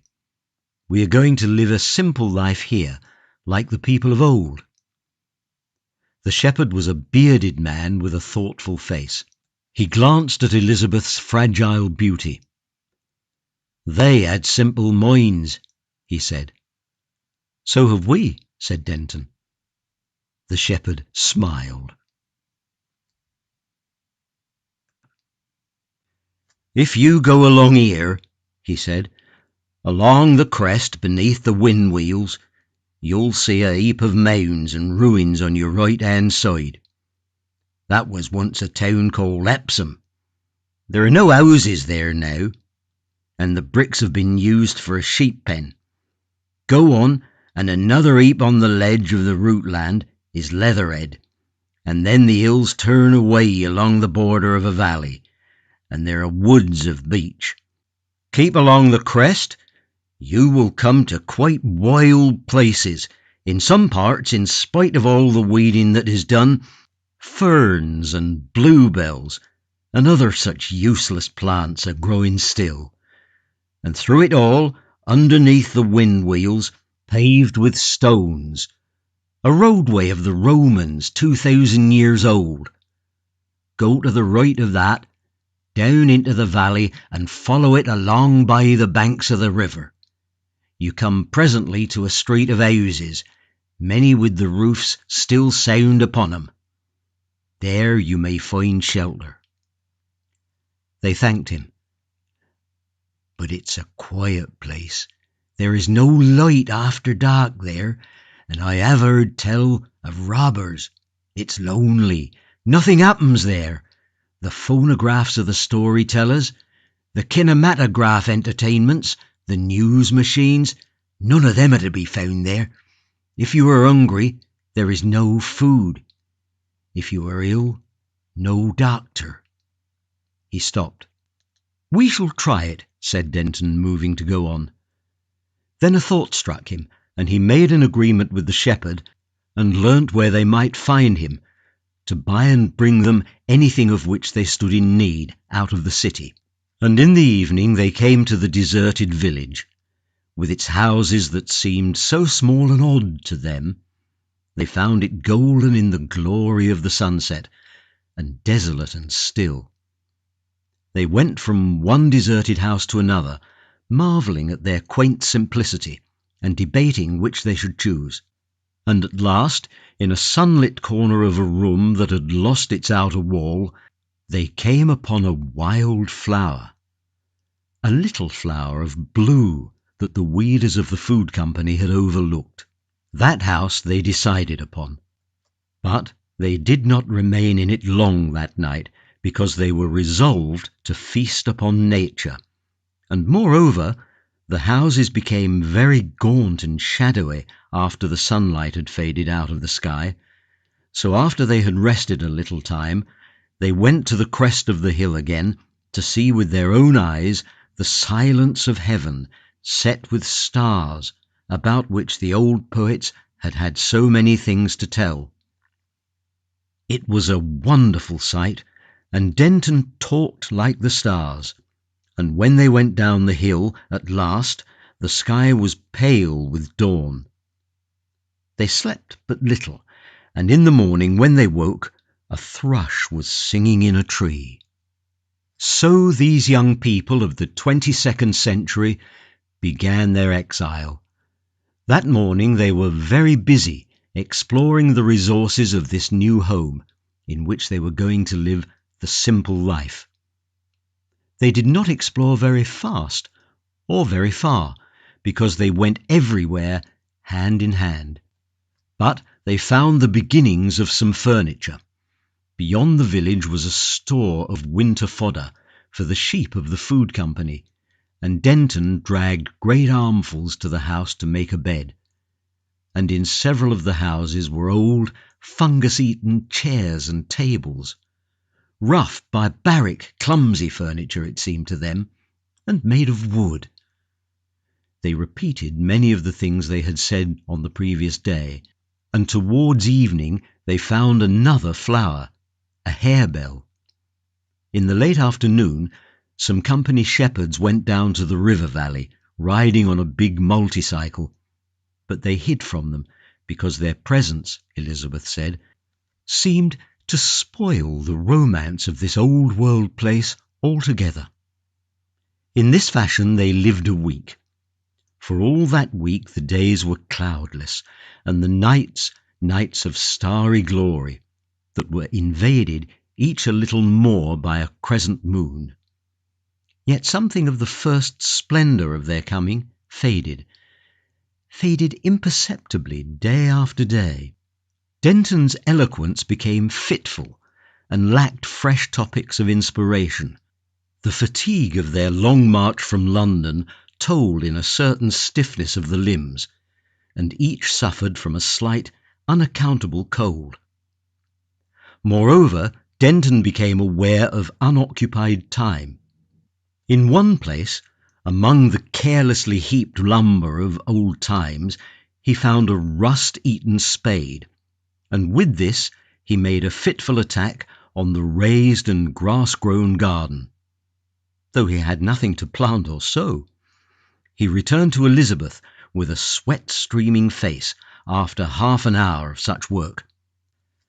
"There were giants in those days," he said, not understanding what want and training will do, and their walk that day led them along the hills until they could see the city shimmering far away in the valley.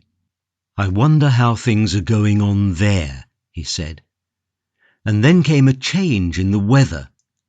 "Come out and see the clouds," she cried, and behold, they were a sombre purple in the northeast, streaming up to ragged edges at the zenith. And as they went up the hill, these hurrying streamers blotted out the sunset. Suddenly the wind set the beech trees swaying and whispering, and Elizabeth shivered. And then far away the lightning flashed like a sword that is drawn suddenly, and the distant thunder marched about the sky, and even as they stood astonished, pattering upon them came the first headlong raindrops of the storm. In an instant the last streak of sunset was hidden by a falling curtain of hail, and lightning flashed again, and the voice of the thunder roared louder, and all about them the world scowled, dark and strange. Seizing hands, these children of the city ran down the hill to their home in infinite astonishment, and ere they reached it, Elizabeth was weeping with dismay, and the darkling ground about them was white and brittle and active with the pelting hail.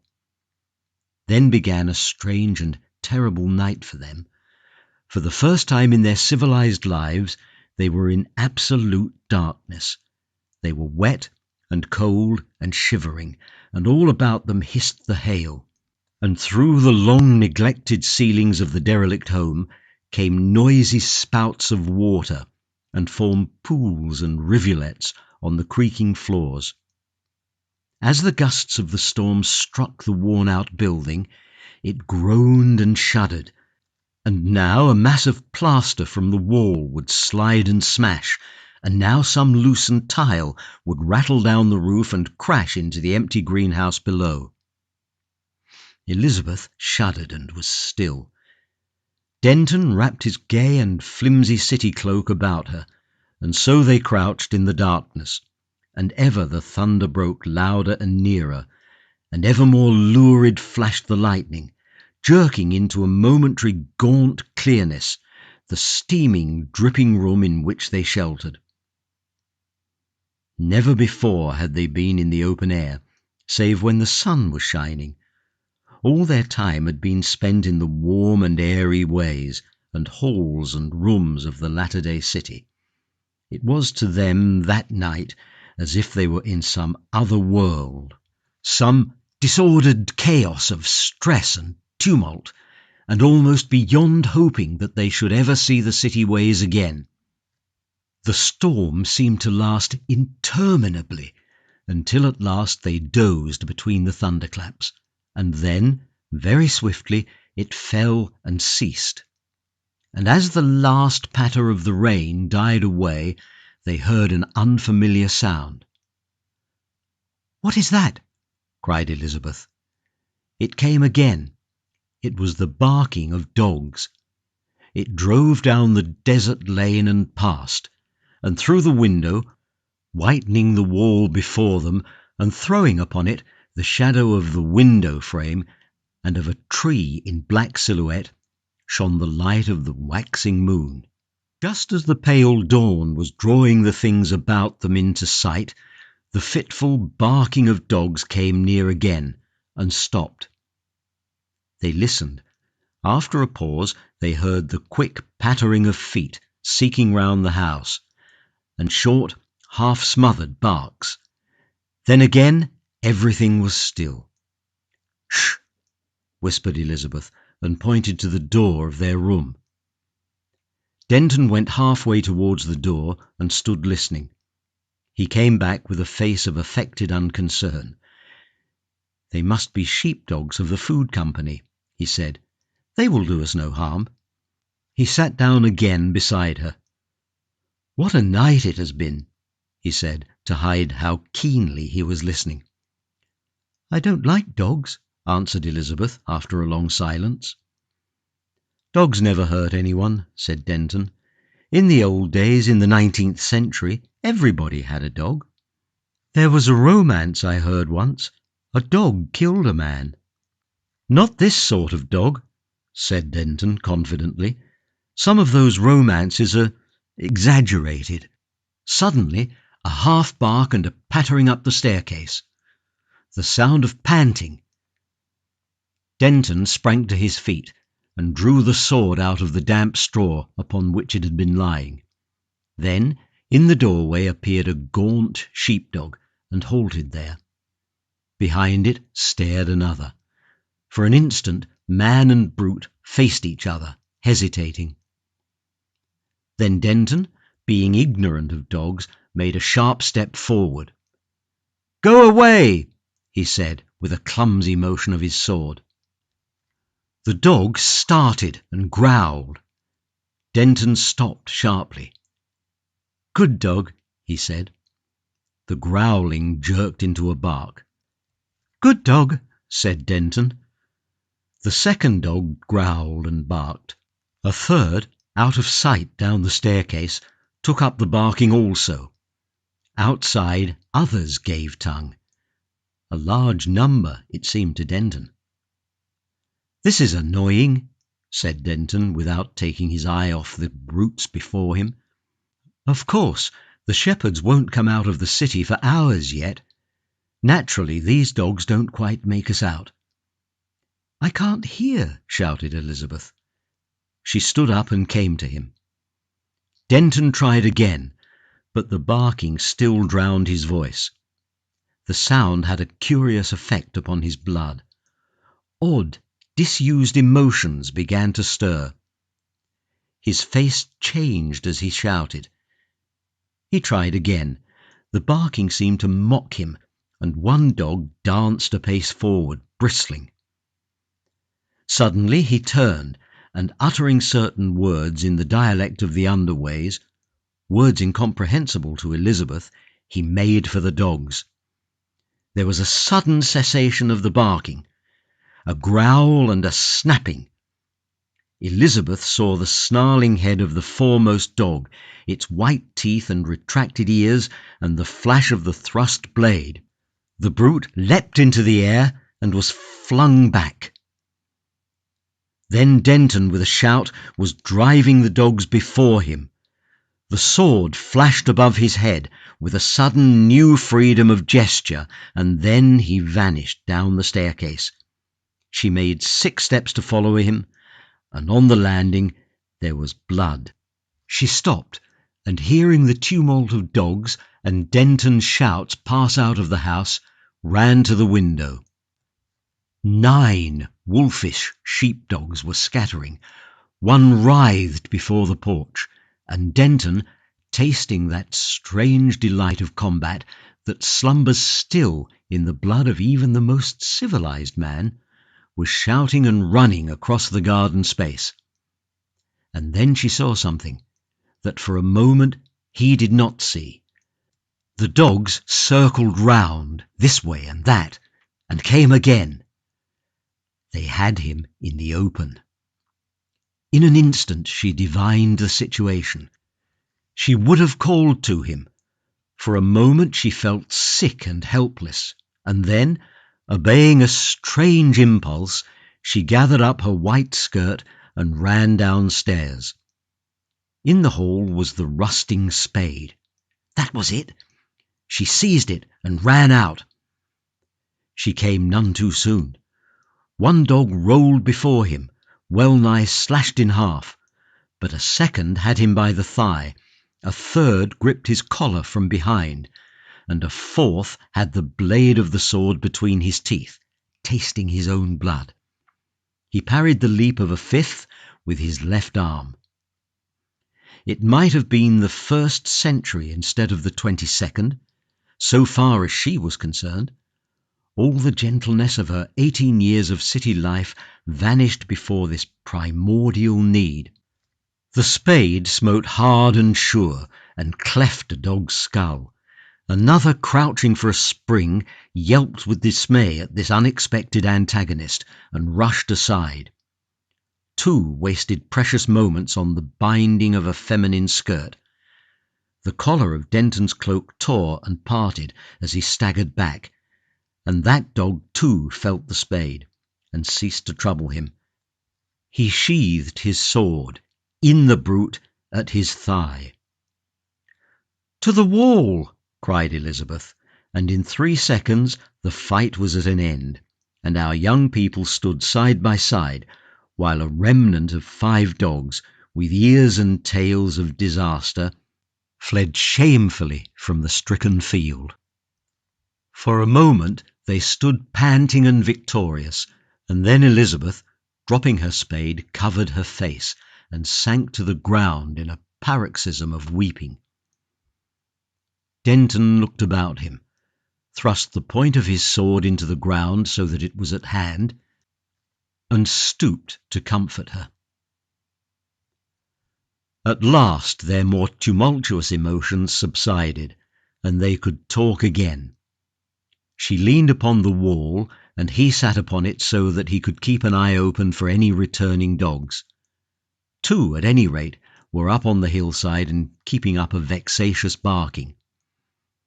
She was tear-stained, but not very wretched now, because for half an hour he had been repeating that she was brave and had saved his life.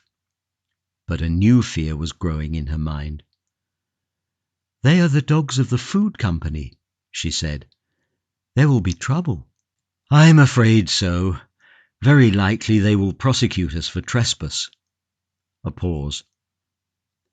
"In the old times," he said, "this sort of thing happened day after day." "Last night," she said, "I could not live through another such night." He looked at her. Her face was pale for want of sleep, and drawn and haggard. He came to a sudden resolution. "We must go back," he said. She looked at the dead dogs and shivered. "We cannot stay here," she said. "We must go back," he repeated, glancing over his shoulder to see if the enemy kept their distance. "We have been happy for a time, but the world is too civilized. Ours is the age of cities. More of this will kill us." "But what are we to do? How can we live there?" Denton hesitated. His heel kicked against the wall on which he sat. "It's a thing I haven't mentioned before," he said, and coughed. "But—" "Yes?" "You could raise money on your expectations," he said. "Could I?" she said eagerly. "Of course you could. What a child you are!" She stood up and her face was bright. "Why did not you tell me this before?" she asked. "And all this time we have been here." He looked at her for a moment and smiled. Then the smile vanished. "I thought it ought to come from you," he said. "I didn't like to ask for your money, and besides, at first I thought this would be rather fine." There was a pause. "It has been fine," he said, and glanced once more over his shoulder. "Until all this began." "Yes," she said, "those first days, the first 3 days." They looked for a space into one another's faces, and then Denton slid down from the wall and took her hand. "To each generation," he said, "the life of its time. I see it all plainly now. In the city, that is the life to which we were born. To live in any other fashion, coming here was a dream, and this is awakening." "It was a pleasant dream," she said, "in the beginning." For a long space neither spoke. "If we would reach the city before the shepherds come here, we must start," said Denton. "We must get our food out of the house and eat as we go." Denton glanced about him again, and giving the dead dogs a wide berth, they walked across the garden space and into the house together. They found the wallet with their food, and descended the blood-stained stairs once again. In the hall, Elizabeth stopped. "1 minute," she said. "There is something here." She led the way into the room in which that one little blue flower was blooming. She stooped to it. She touched it with her hand. "I want it," she said, and then, "I cannot take it." Impulsively she stopped and kissed its petals. Then silently, side by side, they went across the empty garden space into the old high road, and set their faces resolutely towards the distant city, towards the complex, mechanical city of those latter days, the city that has swallowed up mankind.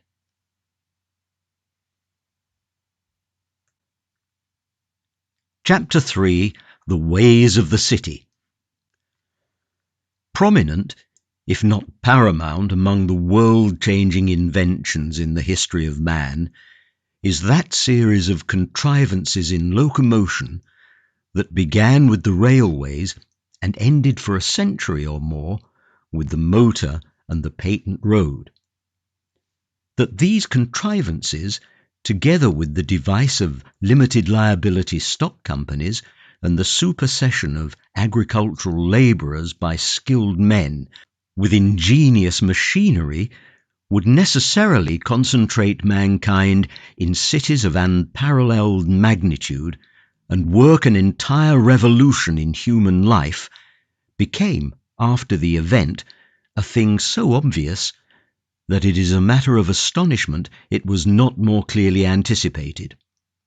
Yet, that any steps should be taken to anticipate the miseries such as a revolution might entail does not appear even to have been suggested. And the idea that the moral prohibitions and sanctions, the privileges and concessions, the conception of property and responsibility, of comfort and beauty, that had rendered the mainly agricultural states of the past prosperous and happy, would fail in the rising torrent of novel opportunities and novel stimulations never seems to have entered the 19th century mind. That a citizen, kindly and fair in his ordinary life, could, as a shareholder, become almost murderously greedy. That commercial methods that were reasonable and honourable in the old-fashioned countryside should, on an enlarged scale, be deadly and overwhelming. That ancient charity was modern pauperization, and ancient employment modern sweating. That, in fact, a revision and enlargement of the duties and rights of man had become urgently necessary, were things it could not entertain, nourished as it was on an archaic system of education and profoundly retrospective and legal in all its habits of thought. It was known that the accumulation of men in cities involved unprecedented dangers of pestilence. There was an energetic development of sanitation, but that the diseases of gambling and usury, of luxury and tyranny, should become endemic and produce horrible consequences was beyond the scope of the 19th century thought. And so, as if it was some inorganic process practically unhindered by the creative will of man, the growth of the swarming, unhappy cities that mark the 21st century accomplished itself. The new society was divided into 3 main classes. At the summit slumbered the property owner, enormously rich by accident rather than design, potent save for the will and aim, the last avatar of Hamlet in the world. Below was the enormous multitude of workers employed by the gigantic companies that monopolized control, and between these two the dwindling middle class, officials of innumerable sorts, foremen, managers, the medical, legal, artistic and scholastic classes, and the minor rich, a middle class whose members led a life of insecure luxury and precarious speculation amidst the movements of the great managers. Already the love story and the marrying of two persons of this middle class have been told. How they came to overcome the obstacles between them, and how they tried the simple, old-fashioned way of living on the countryside and came back speedily enough into the City of London. Denton had no means, so Elizabeth borrowed money on the securities that her father, Morris, held in trust for her until she was 21. The rate of interest she paid was, of course, high, because of the uncertainty of her security, and the arithmetic of lovers is often sketchy and optimistic. Yet they had very glorious times after that return. They determined they would not go to a pleasure city, nor waste their days rushing through the air from one part of the world to the other. For in spite of one disillusionment, their tastes were still old-fashioned. They furnished their little room with quaint, old Victorian furniture, and found a shop on the 42nd floor in 7th Way, where printed books of the old sort were still to be bought. It was their pet affectation to read print instead of hearing phonographs, and when presently there came a sweet little girl to unite them further, if it were possible, Elizabeth would not send it to a crèche, as the custom was, but insisted on nursing it at home. The rent of their apartments was raised on account of this singular proceeding, but that they did not mind. It only meant borrowing a little more. Presently Elizabeth was of age, and Denton had a business interview with her father that was not agreeable. An exceedingly disagreeable interview with their money-lender followed, from which he brought home a white face. On his return, Elizabeth had to tell him of a new and marvellous intonation of go that their daughter had devised, but Denton was inattentive. In the midst, just as she was at the cream of her description, he interrupted. "How much money do you think we have left, now that everything is settled?" She stared and stopped her appreciative swaying of the goo genius that had accompanied her description. "You don't mean—" "Yes," he answered, "ever so much. We have been wild. It's the interest, or something, and the shares you had slumped. Your father did not mind, said it was not his business, after what had happened. He's going to marry again. Well, we have scarcely 1,000 left." "Only 1,000? "Only 1,000. And Elizabeth sat down. For a moment she regarded him with a white face. Then her eyes went about the quaint, old-fashioned room with its middle Victorian furniture and genuine oleographs, and rested at last on the little lump of humanity within her arms. Denton glanced at her and stood downcast. Then he swung round on his heel and walked up and down very rapidly. "I must get something to do," he broke out presently. "I am an idle scoundrel. I ought to have thought of this before. I have been a selfish fool. I wanted to be with you all day." He stopped, looking at her white face. Suddenly he came and kissed her, and the little face that nestled against her breast. "It's all right, dear," he said, standing over her. "You won't be lonely now Dings is beginning to talk to you, and I can soon get something to do, you know. Soon, easily. It's only a shock at first, but it will come all right. I'm sure it's to come right. I will go out again as soon as I have rested, and find what can be done. For the present it's hard to think of anything." "It would be hard to leave these rooms," said Elizabeth. "But—" "There won't be any need of that, trust me." "They are expensive." Denton waved that aside. He began talking of the work he could do. He was not very explicit what it would be, but he was quite sure that there was something to keep them comfortably in the happy middle class, whose way of life was the only one they knew. "There are 33 million people in London," he said. "Some of them must have need of me." "Some must." "The trouble is, well, Bindon, that brown little old man your father wanted you to marry, he's an important person. I can't go back to my flying stage work because he is now a commissioner of the flying stage clerks." "I didn't know that," said Elizabeth. "He was made that in the last few weeks, or things would be easy enough, for they like me on the flying stage, but there's dozens of other things to be done. Dozens. Don't you worry, dear. I'll rest a little while, and then we'll dine, and then I'll start on my rounds. I know lots of people. Lots." So they rested, and then they went to the public dining room and dined, and then he started on his search for employment.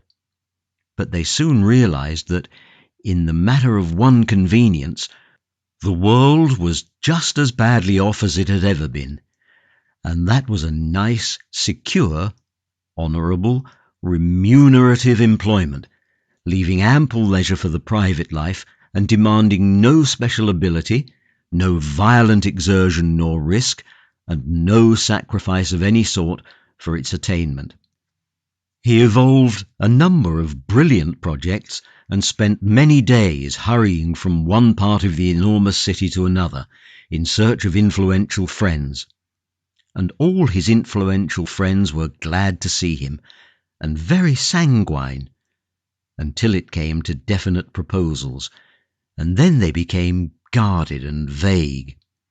He would part with them coldly and think over their behaviour, and get irritated on his way back, and stop at some telephone office and spend money on an animated but unprofitable quarrel. And as the days passed, he got so worried and irritated that even to seem kind and careless before Elizabeth cost him an effort, as she, being a loving woman, perceived very clearly. After an extremely complex preface one day, she helped him out with a painful suggestion. He had expected her to weep and give way to despair when it came to selling all their joyfully bought early Victorian treasures, their quaint objects of art, their antimacassars, bead mats, rep curtains, veneered furniture, gold-framed steel engravings, and pencil drawings, wax flowers under shades, stuffed birds, and all sorts of choice old things. But it was she who made the proposal. The sacrifice seemed to fill her with pleasure, and so did the idea of shifting to apartments 10 or 12 floors lower in another hotel. "So long as Dings is with us, nothing matters," she said. "It's all experience." So he kissed her, said she was braver than when she fought the sheepdogs, called her Boadicea, and abstained very carefully from reminding her that they would have to pay a considerably higher rent on account of the little voice with which Dings greeted the perpetual uproar of the city. His idea had been to get Elizabeth out of the way when it came to selling the absurd furniture about which their affections were twined and tangled. But when it came to the sale, it was Elizabeth who haggled with the dealer, while Denton went about the running ways of the city, white and sick with sorrow and the fear of what was still to come. When they moved into their sparsely furnished pink and white apartments in a cheap hotel, there came an outbreak of furious energy on his part, and then nearly a week of lethargy, during which he sulked at home. Through those days, Elizabeth shone like a star, and at the end, Denton's misery found a vent in tears, and then he went out into the city ways again, and, to his utter amazement, found some work to do. His standard of employment had fallen steadily until at last it had reached the lowest level of independent workers. At first, he had aspired to some high official position in the great flying or wind vane or water companies, or to an appointment on one of the general intelligence organizations that had replaced newspapers, or to some professional partnership. But those were the dreams of the beginning. From that, he had passed to speculation, and 300 gold lions out of Elizabeth's 1,000 had vanished one evening in the share market. Now he was glad his good looks secured him a trial in the position of salesman to the Susanna Hat Syndicate, a syndicate dealing in ladies' caps, hair decorations and hats. For though the city was completely covered in, ladies still wore extremely elaborate and beautiful hats at the theatres and places of public worship. It would have been amusing if one could have confronted a Regent Street shopkeeper of the 19th century with the development of his establishment in which Denton's duties lay. 19th Way was still sometimes called Regent Street, but it was now a street of moving platforms and nearly 800 feet wide.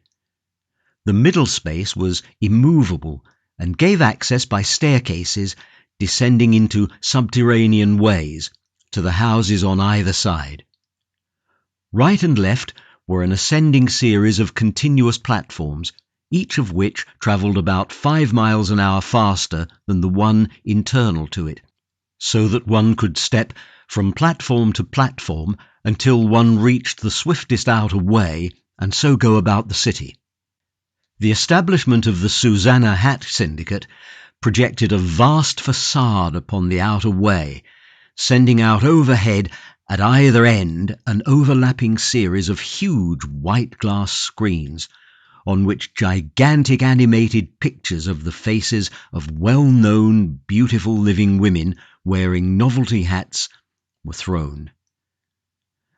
A dense crowd was always collected in the stationary central way, watching a vast kinematograph which displayed the changing fashion. The whole front of the building was in perpetual chromatic change, and all down the facade, 400 feet it measured, and all across the street of moving ways, laced and winked and glittered in 1,000 varieties of colour and lettering, the inscription, Susanna, Etz, Susanna, Etz. A broadside of gigantic phonographs drowned all conversation in the moving way and roared, Hats! At the passer-by, while far down the street and up, other batteries counselled the public to walk down for Susanna, and queried, Why don't you buy the girl a hat? For the benefit of those who chanced to be deaf, and deafness was not uncommon in the London of that age, inscriptions of all sizes were thrown from the roof above upon the moving platforms themselves, and on one's hand, or on the bald head of the man before one, or on a lady's shoulders, or in a sudden jet of flame before one's feet. The moving finger wrote in unanticipated letters of fire, It's a cheap today, or simply, Etz.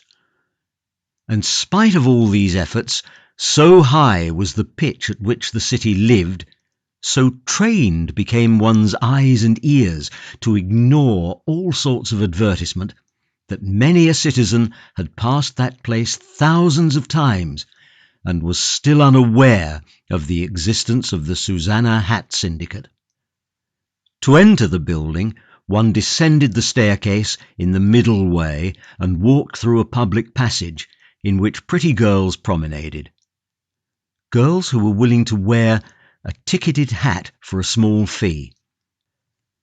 The entrance chamber was a large hall in which wax heads, fashionably adorned, rotated gracefully on pedestals, and from this one passed through a cash office to an interminable series of little rooms, each room with its salesman, its 3 or 4 hats and pins, its mirrors, its kinematographs, telephones and hat slides in communication with the central depot, its comfortable lounge and tempting refreshments. A salesman in such an apartment did Denton now become. It was his business to attend to any of the incessant stream of ladies who chose to stop with him, to behave as winningly as possible, to offer refreshment, to converse on any topic the possible customer chose, and to guide the conversation dexterously, but not insistently, towards hats. He was to suggest trying on various types of hats, and to show by his manner and bearing, but without any coarse flattery, the enhanced impression made by the hats he wished to sell. He had several mirrors adapted by various subtleties of curvature and tint to different sizes of face and complexion, and much depended on the proper use of these.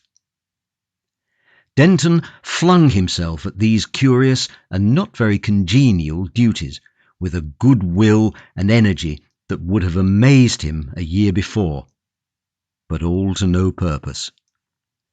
The senior manageress, who had selected him for appointment and conferred various small marks of favour upon him, suddenly changed in her manner, declared for no assignable cause that he was stupid, and dismissed him at the end of 6 weeks of salesmanship.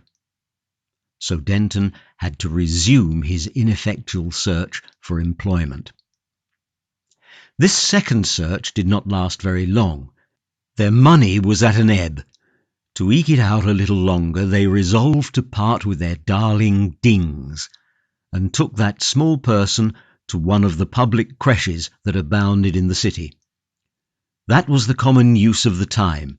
The industrial emancipation of women, the correlated disorganization of the secluded home, had rendered creches a necessity for all but the very rich and exceptionally minded people. Therein, children encountered hygienic and educational advantages, impossible without such organization. Creches were of all classes and types of luxury, down to those of the Labour Company, where children were taken on credit to be redeemed in labour as they grew up. But both Denton and Elizabeth being, as I've explained, strange, old-fashioned young people, full of 19th century ideas, hated these convenient creches exceedingly, and at last took their little daughter to one with extreme reluctance. They were received by a motherly person in a uniform, who was very brisk and prompt in her manner, until Elizabeth wept at the mention of parting from her child. The motherly person, after a brief astonishment at this unusual emotion, changed suddenly into a creature of hope and comfort, and so won Elizabeth's gratitude for life. They were conducted into a vast room, presided over by several nurses, and with hundreds of 2-year-old girls grouped about the toy-covered floor. This was the 2-year-old room. 2 nurses came forward, and Elizabeth watched their bearing towards Dings with jealous eyes. They were kind. It was clear they felt kind. And yet... Presently it was time to go.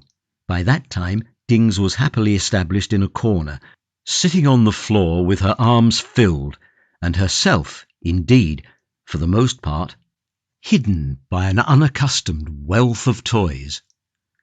She seemed careless of all human relationships as her parents receded.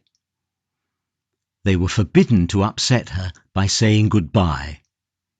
At the door, Elizabeth glanced back for the last time, and behold, Dings had dropped her new wealth and was standing with a dubious face. Suddenly Elizabeth gasped, and the motherly nurse pushed her forward and closed the door. "You can come and see her soon, dear," she said, with unexpected tenderness in her eyes. For a moment Elizabeth stared at her with a blank face. "You can come again soon," repeated the nurse. Then, with a swift transition, Elizabeth was weeping in the nurse's arms. So it was that Denton's heart was won also. And 3 weeks after, our young people were absolutely penniless. And only one way lay open. They must go to the Labour Company. So soon as the rent was a week overdue, their few remaining possessions were seized, and with scant courtesy they were shown the way out of the hotel. Elizabeth walked along the passage towards the staircase that ascended to the motionless middle way, too dulled by misery to think. Denton stopped behind to finish a stinging and unsatisfactory argument with the hotel porter, and then came hurrying after her, flushed and hot. He slackened his pace as he overtook her, and together they ascended to the middle way in silence. There they found 2 seats vacant and sat down. "We need not go there yet," said Elizabeth. "No, not till we're hungry," said Denton. They said no more. Elizabeth's eyes sought a resting place, and found none. To the right roared the eastward ways, to the left the ways in the opposite direction, swarming with people. Backwards and forwards, along a cable overhead, rushed a string of gesticulating men, dressed like clowns, each marked on back and chest with one gigantic letter, so that altogether they spelled out Perkinge's Digestive Pills. An anemic little woman, in horribly coarse blue canvas, pointed a little girl to one of this string of hurrying advertisements. "Look," said the anemic woman, "there's your father." "Which?" said the little girl. "Him with his nose coloured red," said the anemic woman. The little girl began to cry, and Elizabeth could have cried too. "Ain't he kicking his legs, just," said the anemic woman in blue, trying to make things bright again. "Looky now." On the facade to the right, a huge, intensely bright disk of weird colour span incessantly, and letters of fire that came and went spelt out, "Does this make you giddy?" Then a pause followed by, "Take a Perkinge's Digestive Pill." A vast and desolating braying began. "If you love swagger literature, put your telephone on to Bruggles, the greatest author of all time, the greatest thinker of all time. Teaches you morals up to your scalp, the very image of Socrates, except the back of his head, which is like Shakespeare. He has 6 toes, dresses in red, and never cleans his teeth. Hear him!" Denton's voice became audible in a gap in the uproar. "I never ought to have married you," he was saying. "I have wasted your money, ruined you, brought you to misery. I'm a scoundrel. Oh, this accursed world!" She tried to speak, and for some moments could not. She grasped his hand. "No," she said at last. A half-formed desire suddenly became determination. She stood up. "Will you come?" He rose also. "We need not go there yet." "Not that, but I want you to come to the flying stages, where we met. You know, the little seat." He hesitated. "Can you?" he said doubtfully. "Must," she answered. He hesitated still for a moment, then moved to obey her will. And so it was they spent their last half-day of freedom out under the open air in the little seat under the flying stages where they had been wont to meet 5 short years ago. There she told him what she could not tell him in the tumultuous public ways, that she did not repent even now of their marriage, that whatever discomfort and misery life still had for them, she was content with the things that had been. The weather was kind to them. The seat was sunlit and warm, and overhead the shining aeroplanes went and came. At last, towards sunsetting, their time was at an end, and they made their vows to one another and clasped hands, and then rose up and went back into the ways of the city, a shabby-looking, heavy-hearted pair, tired and hungry. Soon they came to one of the pale blue signs that marked a Labour Company bureau. For a space they stood in the middle way, regarding this, and at last descended and entered the waiting room. The Labour Company had originally been a charitable organisation. Its aim was to supply food, shelter and work to all comers. This it was bound to do by the conditions of its incorporation, and it was also bound to supply food and shelter and medical attention to all incapable of work who chose to demand its aid. In exchange, these incapables paid labour notes, which they had to redeem upon recovery. They signed these labour notes with thumb marks, which were photographed and indexed in such a way that this worldwide Labour Company could identify any one of its 200 or 300 million clients at the cost of an hour's inquiry. The day's labour was defined as 2 spells in a treadmill, used in generating electrical force, or its equivalent, and its due performance could be enforced by law. In practice, the Labour Company found it advisable to add to its statutory obligations of food and shelter a few pence a day as an inducement to effort, and its enterprise had not only abolished pauperisation altogether, but supplied practically all but the very highest and most responsible labour throughout the world. Nearly a third of the population of the world were its serfs and debtors, from the cradle to the grave. In this practical, unsentimental way, the problem of the unemployed had been most satisfactorily met and overcome. No one starved in the public ways, and no rags, no costume less sanitary and sufficient than the Labour Company's hygienic but inelegant blue canvas pained the eye throughout the whole world.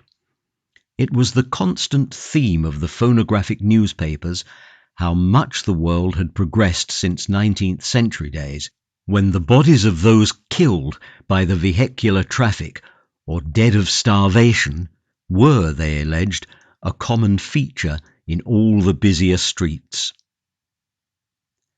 Denton and Elizabeth sat apart in the waiting room until their turn came.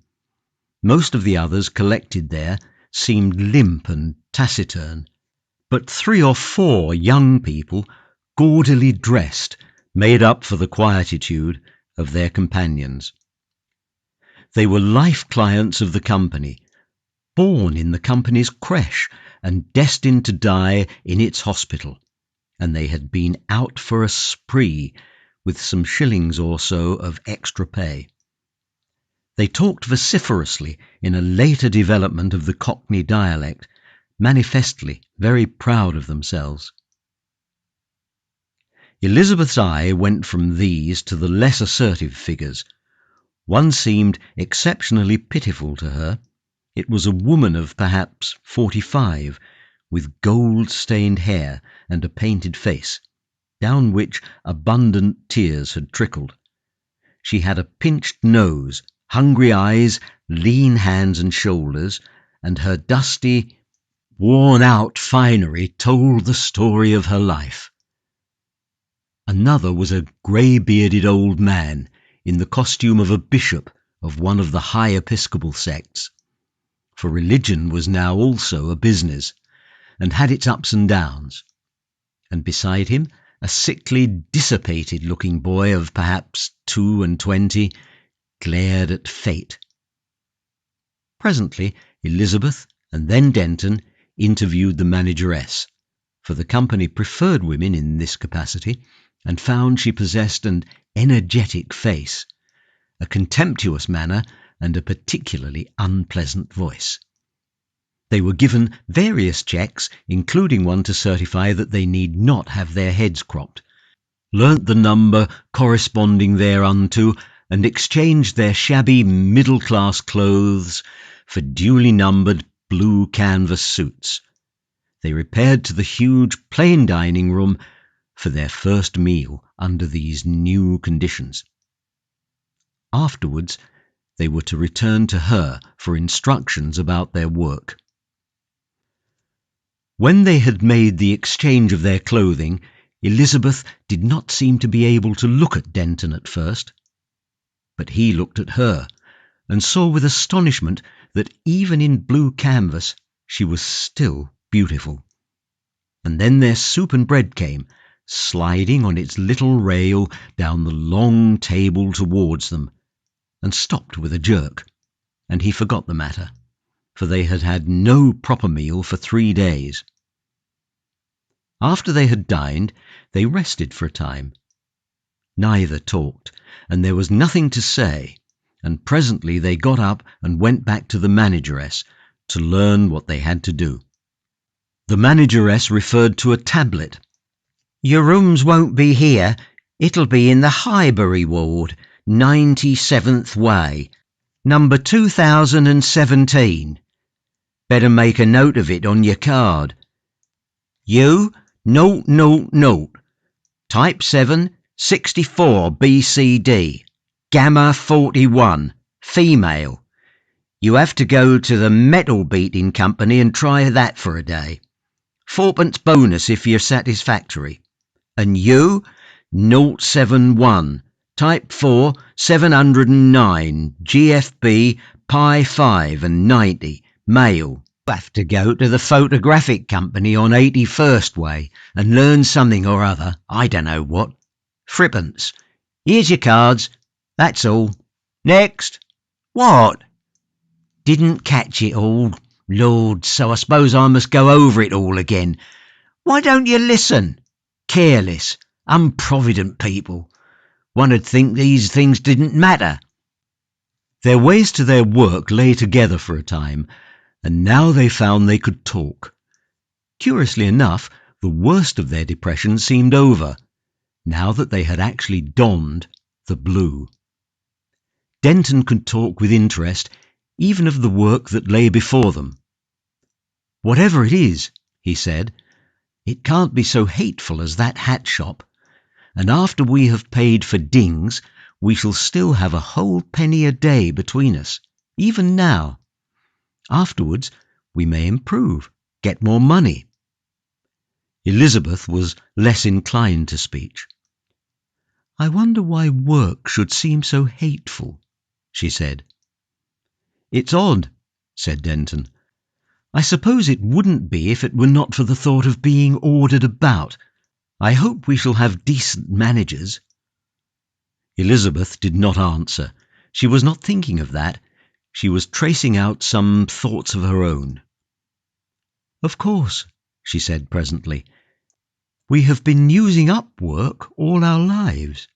It's only fair—" She stopped. It was too intricate. "We paid for it," said Denton, for at that time he had not troubled himself about these complicated things. "We did nothing, and yet we paid for it. That's what I cannot understand." "Perhaps we are paying," said Elizabeth presently, for her theology was old-fashioned and simple. Presently it was time for them to part, and each went to the appointed work. Denton's was to mind a complicated hydraulic press that seemed almost an intelligent thing. This press worked by the sea-water that was destined finally to flush the city drains, for the world had long since abandoned the folly of pouring drinkable water into its sewers. This water was brought close to the eastward edge of the city by a huge canal, and then raised by an enormous battery of pumps into reservoirs at a level of 400 feet above the sea, from which it spread by 1 billion arterial branches over the city. Thence it poured down, cleansing, sluicing, working machinery of all sorts through an infinite variety of capillary channels into the great drains, the Cloaca Maxima, and so carried the sewage out to the agricultural areas that surrounded London on every side. The press was employed in one of the processes of the photographic manufacture, but the nature of the process it did not concern Denton to understand. The most salient fact to his mind was that it had to be conducted in ruby light, and as a consequence the room in which he worked was lit by one coloured globe that poured a lurid and painful illumination about the room. In the darkest corner stood the press, whose servant Denton had now become. It was a huge, dim, glittering thing, with a projecting hood that had a remote resemblance to a bowed head, and squatting like some metal Buddha in this weird light that ministered to its needs. It seemed to Denton in certain moods almost as if this must needs be the obscure idol to which humanity in some strange aberration had offered up his life. His duties had a varied monotony. Such items as the following will convey an idea of the service of the press. The thing worked with a busy clicking, so long as things went well, but if the paste that came pouring through a feeder from another room, and which it was perpetually compressing into thin plates, changed in quality, the rhythm of the click altered, and Denton hastened to make certain adjustments. The slightest delay involved a waste of paste, and the docking of one or more of his daily pence. If the supply of paste waned, there were hand processes of a peculiar sort involved in its preparation, and sometimes the workers had convulsions which deranged their output. Denton had to throw the press out of gear. In the painful vigilance a multitude of such trivial attentions entailed, painful because of the incessant effort its absence of natural interest required, Denton had now to pass 1/3 of his days. Save for an occasional visit from the manager, a kindly but singularly foul-mouthed man, Denton passed his working hours in solitude. Elizabeth's work was of a more social sort. There was a fashion for covering the private apartments of the very wealthy with metal plates, beautifully embossed with repeated patterns. The taste of the time demanded, however, that the repetition of the patterns should not be exact, not mechanical but natural, and it was found that the most pleasing arrangement of pattern irregularity was obtained by employing women of refinement and natural taste to punch out the patterns with small dies. So many square feet of plates was exacted from Elizabeth as a minimum, and for whatever square feet she did in excess, she received a small payment. The room, like most rooms of women workers, was under a manageress. Men had been found by the Labour Company not only less exacting, but extremely liable to excuse favoured ladies from a proper share of their duties. The manageress was a not unkindly, taciturn person, with the hardened remains of beauty of the brunette type, and the other women workers, who of course hated her, associated her name scandalously with one of the metalwork directors, in order to explain her position. Only 2 or 3 of Elizabeth's fellow workers were born labour serfs, plain, morose girls, but most of them corresponded to what the 19th century would have called a reduced gentlewoman. But the ideal of what constituted a gentlewoman had altered. The faint, faded, negative virtue, the modulated voice and restrained gesture of the old-fashioned gentlewoman had vanished from the earth.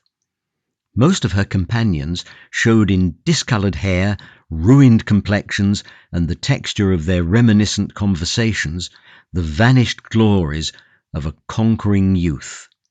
All of these artistic workers were much older than Elizabeth, and two openly expressed their surprise that anyone so young and pleasant should come to share their toil.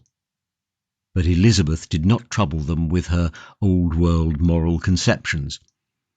They were permitted and even encouraged to converse with each other, for the directors very properly judged that anything that conduced to variations of mood made for pleasing fluctuations in their patterning. And Elizabeth was almost forced to hear the stories of these lives, with which her own interwove. Garbled and distorted they were, by vanity indeed, and yet comprehensible enough. And soon she began to appreciate the small spites and cliques, the little misunderstandings and alliances that enmeshed about her. One woman was excessively garrulous and descriptive about a wonderful son of hers. Another had cultivated a foolish coarseness of speech that she seemed to regard as the wittiest expression of originality conceivable. A third mused for ever on dress, and whispered to Elizabeth how she saved her pence day after day, and would presently have a glorious day of freedom, wearing, and then would follow hours of description. Two others sat always together and called one another pet names, until one day some little thing happened, and they sat apart, blind and deaf as it seemed to one another's being. And always from them all came an incessant tap, tap, tap, tap, and the manageress listened always to the rhythm to mark if one fell away. Tap, tap, tap, tap. So their days passed. So their lives must pass. Elizabeth sat among them, kindly and quiet, grey-hearted, marvelling at fate. Tap, tap, tap, tap, tap, tap, tap, tap, tap. So there came to Denton and Elizabeth a long succession of laborious days that hardened their hands, wove strange threads of some new and sterner substance into the soft prettiness of their lives, and grew grave lines and shadows on their faces. The bright, convenient ways of the former life had receded into an inaccessible distance. Slowly they learned the lesson of the underworld, sombre and laborious, vast and pregnant. There were many little things happened, things that would be tedious and miserable to tell, things that were bitter and grievous to bear. Indignities, tyrannies, such as must ever season the bread of the poor in the cities. And one thing that was not little, but seemed like the utter blackening of life to them, which was that the child they had given life to sickened and died. But that story, that ancient, perpetually recurring story, has been told so often, has been told so beautifully, that there is no need to tell it over again here.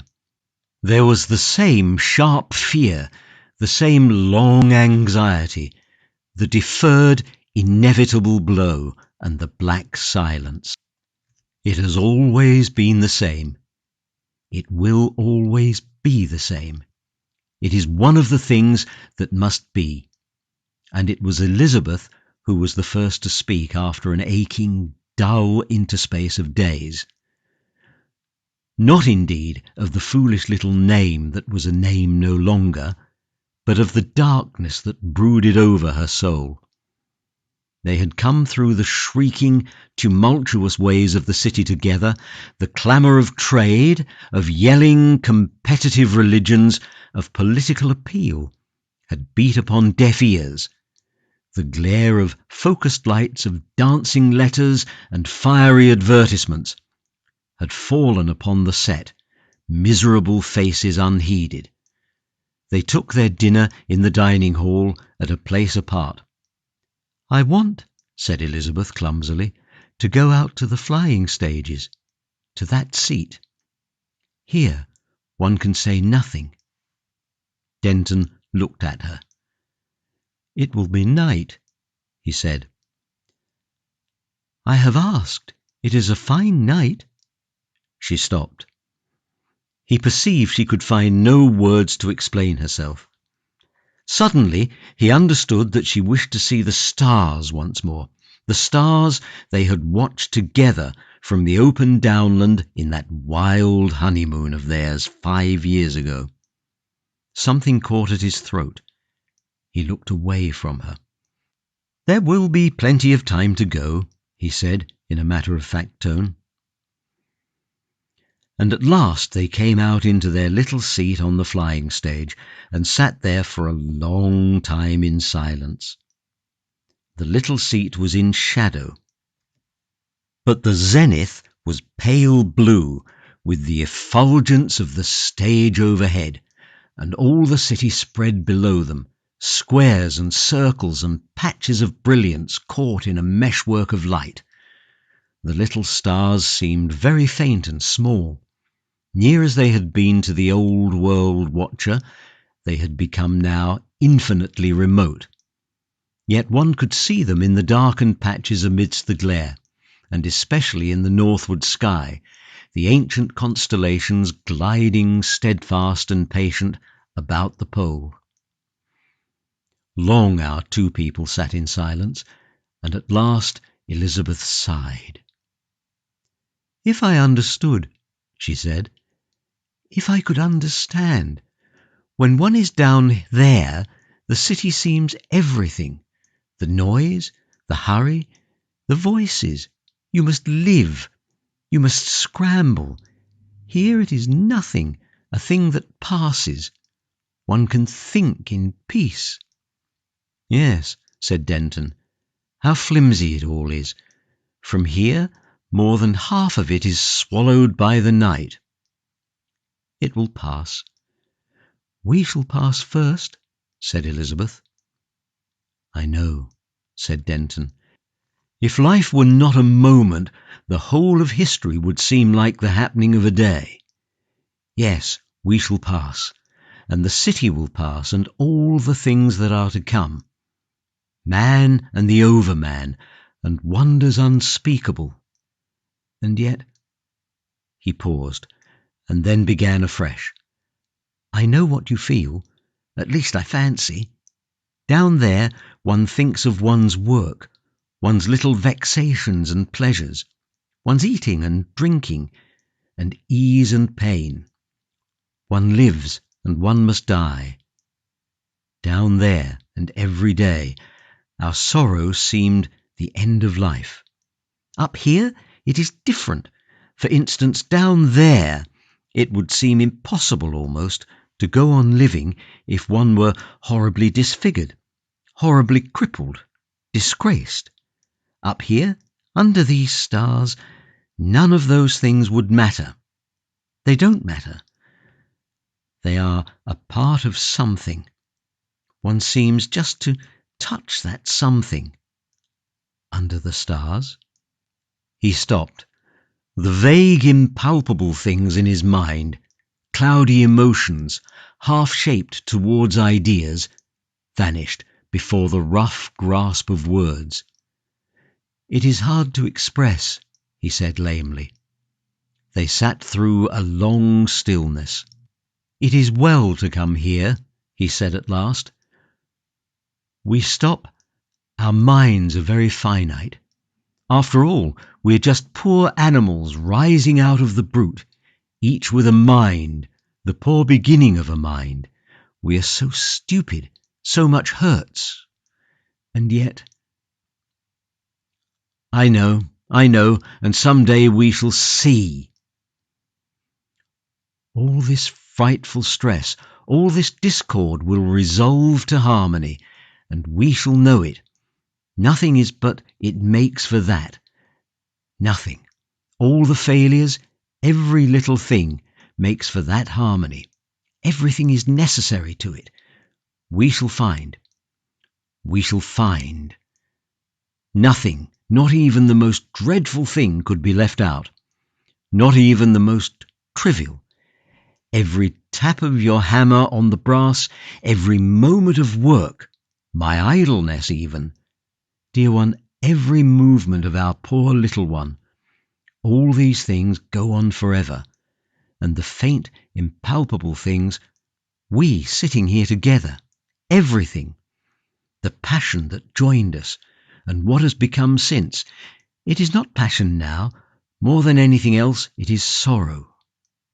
Dear, he could say no more, could follow his thoughts no further. Elizabeth made no answer. She was very still, but presently her hand sought his and found it.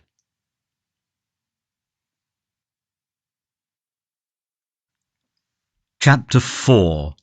Underneath.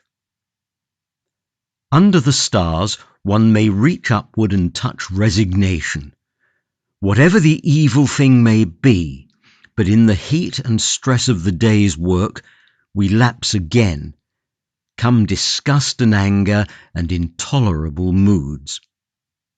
How little is all our magnanimity! An accident, a phase. The very saints of old had first to flee the world, and Denton and his Elizabeth could not flee their world. No longer were there open roads to unclaimed lands where men might live freely, however hardly, and keep their souls in peace. The city had swallowed up mankind. For a time, these two labour serfs were kept at their original occupations, she at her brass stamping and Denton at his press. And then came a move for him that brought with it fresh and still bitterer experiences of life in the underways of the great city. He was transferred to the care of a rather more elaborate press in the central factory of the London Tile Trust. In this new situation, he had to work in a long, vaulted room with a number of other men, for the most part born labour serfs. He came to this intercourse reluctantly. His upbringing had been refined, and, until his ill fortune had brought him to that costume, he had never spoken in his life, except by way of command or some immediate necessity, to the white-faced wearers of the blue canvas. Now at last came contact. He had to work beside them, share their tools, eat with them. To both Elizabeth and himself this seemed a further degradation. His taste would have seemed extreme to a man of the 19th century, but slowly and inevitably, in the intervening years, a gulf had opened between the wearers of the blue canvas and the classes above, a difference not simply of circumstances and habits of life, but of habits of thought, even of language. The underways had developed a dialect of their own. Above, too, had arisen a dialect, a code of thought, a language of culture, which aimed by a sedulous search after fresh distinction to widen perpetually the space between itself and vulgarity. The bond of a common faith, moreover, no longer held the race together. The last years of the 19th century were distinguished by the rapid development among the prosperous idle of esoteric perversions of the popular religion, glosses and interpretations that reduced the broad teachings of the carpenter of Nazareth to the exquisite narrowness of their lives, and, spite of their inclination towards the ancient fashion of living, neither Elizabeth nor Denton had been sufficiently original to escape the suggestions of their surroundings. In matters of common behaviour, they had followed the ways of their class, and so, when they fell at last to be labour serfs, it seemed to them almost as though they were falling among offensive inferior animals. They felt as a 19th century Duke and Duchess might have felt, who were forced to take rooms in the Iago. Their natural impulse was to maintain a distance, but Denton's first idea of a dignified isolation from his new surroundings was soon rudely dispelled. He had imagined that his fall to the position of a labour serf was the end of his lesson, that when their little daughter had died, he had plumbed the depths of life. But indeed, these things were only the beginning. Life demands something more from us than acquiescence. And now, in a room full of machine-minders, he was to learn a wider lesson, to make the acquaintance of another factor in life, a factor as elemental as the loss of things dear to us, more elemental even than toil. His quiet discouragement of conversation was an immediate cause of offence, was interpreted, rightly enough I fear, as disdain. His ignorance of the vulgar dialect, a thing upon which he had hitherto prided himself, suddenly took upon itself a new aspect. He failed to perceive at once that his reception of the coarse and stupid but genially intended remarks that greeted his appearance must have stung the makers of these advances like blows in their faces. "Don't understand," he said rather coldly, and at hazard, "No, thank you." The man who had addressed him stared, scowled, and turned away. A second, who also failed at Denton's unaccustomed ear, took the trouble to repeat his remark, and Denton discovered he was being offered the use of an oil can. He expressed polite thanks, and this second man embarked upon a penetrating conversation. Denton, he remarked, had been a swell, and he wanted to know how he came to wear the blue. He clearly expected an interesting record of vice and extravagance. Had Denton ever been at a pleasure city? Denton was speedily to discover how the existence of these wonderful places of delight permeated and defiled the thought and honour of these unwilling, hopeless workers of the underworld. His aristocratic temperament resented these questions. He answered, "No," curtly. The man persisted with a still more personal question, and this time it was Denton who turned away. "Gor blimey," said his interlocutor, much astonished. It presently forced itself upon Denton's mind that this remarkable conversation was being repeated in indignant tones to more sympathetic hearers, and that it gave rise to astonishment and ironical laughter. They looked at Denton with manifestly enhanced interest. A curious perception of isolation dawned upon him. He tried to think of his press and its unfamiliar peculiarities.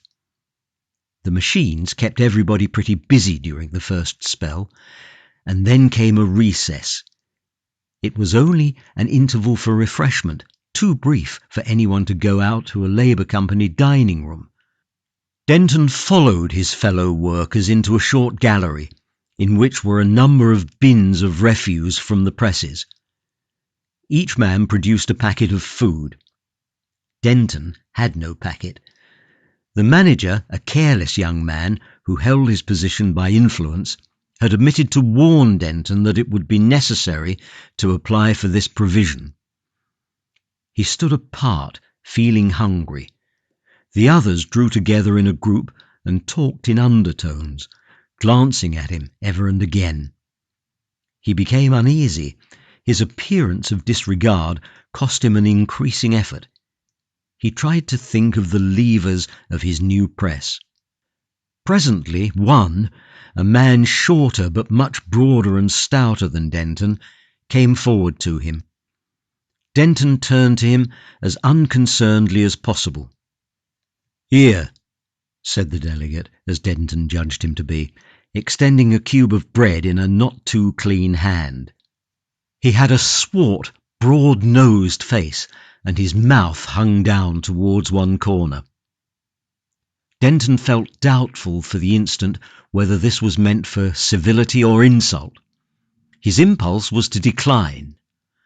"No thanks," he said, and at the man's change of expression, "I'm not hungry."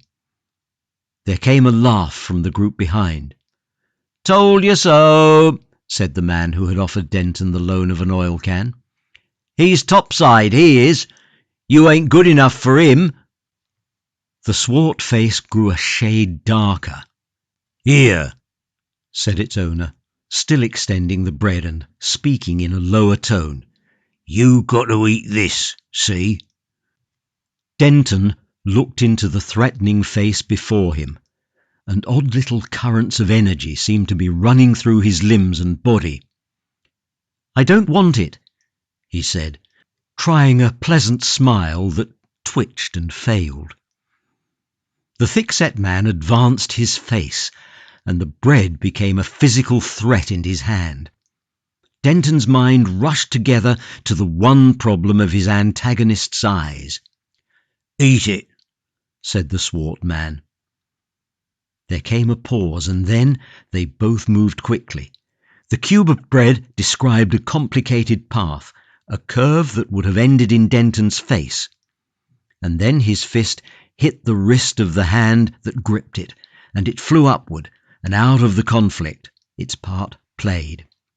He stepped back quickly, fists clenched and arms tense. The hot, dark countenance receded, became an alert hostility watching his chance. Denton for one instant felt confident and strangely buoyant and serene. His heart beat quickly. He felt his body alive and glowing to the tips. "Scrap, boys!" shouted someone, and then the dark figure had leapt forward, ducked back and sideways and come in again. Denton struck out and was hit. One of his eyes seemed to him to be demolished, and he felt a soft lip under his fist just before he was hit again, this time under the chin. A huge fan of fiery needles shot open. He had a momentary persuasion that his head was knocked to pieces, and then something hit his head and back from behind, and the fight became an uninteresting and impersonal thing. He was aware that time, seconds or minutes had passed, abstract, uneventful time. He was lying with his head in a heap of ashes, and something wet and warm ran swiftly into his neck. The first shock broke up into discrete sensations. All his head throbbed, his eyes and chin throbbed exceedingly, and the taste of blood was in his mouth.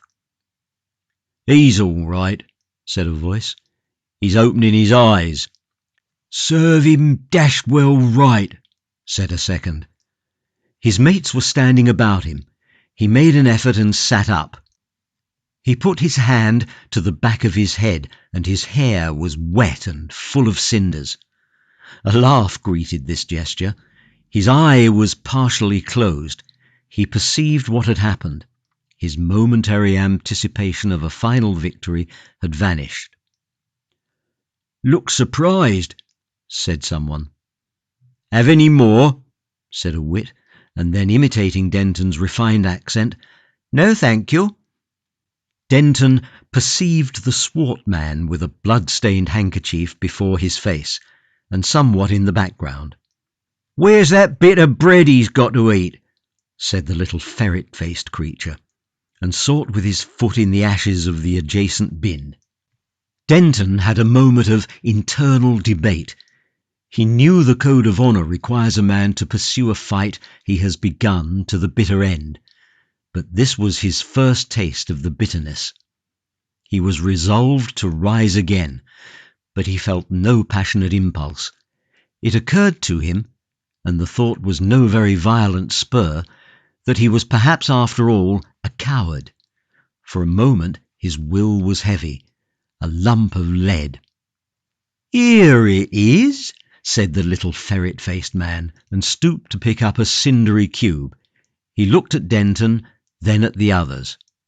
Slowly, unwillingly, Denton stood up. A dirty-faced albino extended a hand to the ferret-faced man. "Gimme that toque," he said. He advanced threateningly, bread in hand, to Denton. "So, you ain't had your billyful yet," he said. "Eh?" Now it was coming.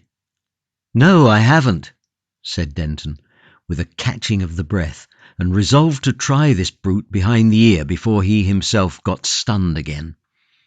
He knew he would be stunned again. He was astonished how ill he had judged himself beforehand. A few ridiculous lunges, and down he would go again. He watched the albino's eyes. The albino was grinning confidently, like a man who plans an agreeable trick. A sudden perception of impending indignities stung Denton. "You leave him alone, Jim," said the swart man suddenly over the blood-stained rag. "He ain't done nothing to you." The albino's grin vanished. He stopped. He looked from one to the other. It seemed to Denton that the swart man demanded the privilege of his destruction. The albino would have been better. "You leave him alone," said the swart man. "See, he's had his licks." A clattering bell lifted up its voice and solved the situation. The albino hesitated. "Lucky for you," he said, adding a foul metaphor, and turned with the others towards the press room again. "Wait for the end of the spell, mate," said the albino over his shoulder. An afterthought. The swart man waited for the albino to precede him. Denton realised that he had had a reprieve. The men passed towards an open door. Denton became aware of his duties and hurried to join the tail of the queue. At the doorway of the vaulted gallery of presses, a yellow-uniformed Labour policeman stood ticking a card. He had ignored the swart man's hemorrhage. "Up there," he said to Denton. "Hello," he said at the sight of his facial disarray. "Who's been hitting you?" "That's my affair," said Denton. "Not if it spoils your work, it ain't," said the man in yellow. "You mind that." Denton made no answer. He was a rough, a labourer. He wore the blue canvas. The laws of assault and battery, he knew, were not for the likes of him. He went to his press. He could feel the skin of his brow and chin and head lifting themselves to noble bruises, felt the throb and pain of each aspiring contusion. His nervous system slid down to lethargy. At each movement in his press adjustment he felt he lifted a weight, and as for his honour, that too throbbed and puffed. How did he stand? What precisely had happened in the last 10 minutes? What would happen next? He knew that here was enormous matter for thought, and he could not think, save in disordered snatches. His mood was a sort of stagnant astonishment. All his conceptions were overthrown. He had regarded his security from physical violence as inherent, as one of the conditions of life. So indeed it had been while he wore his middle-class costume, had his middle-class property to serve for his defence. But who would interfere among labour roughs fighting together? And indeed, in those days, no man would. In the underworld, there was no law between man and man. The law and machinery of the state had become for them something that held men down, fended them off from much desirable property and pleasure. And that was all. Violence, that ocean in which the brutes live forever, and from which 1,000 dykes and contrivances have won our hazardous, civilized life, had flowed in again upon the sinking underways and submerged them. The fist ruled.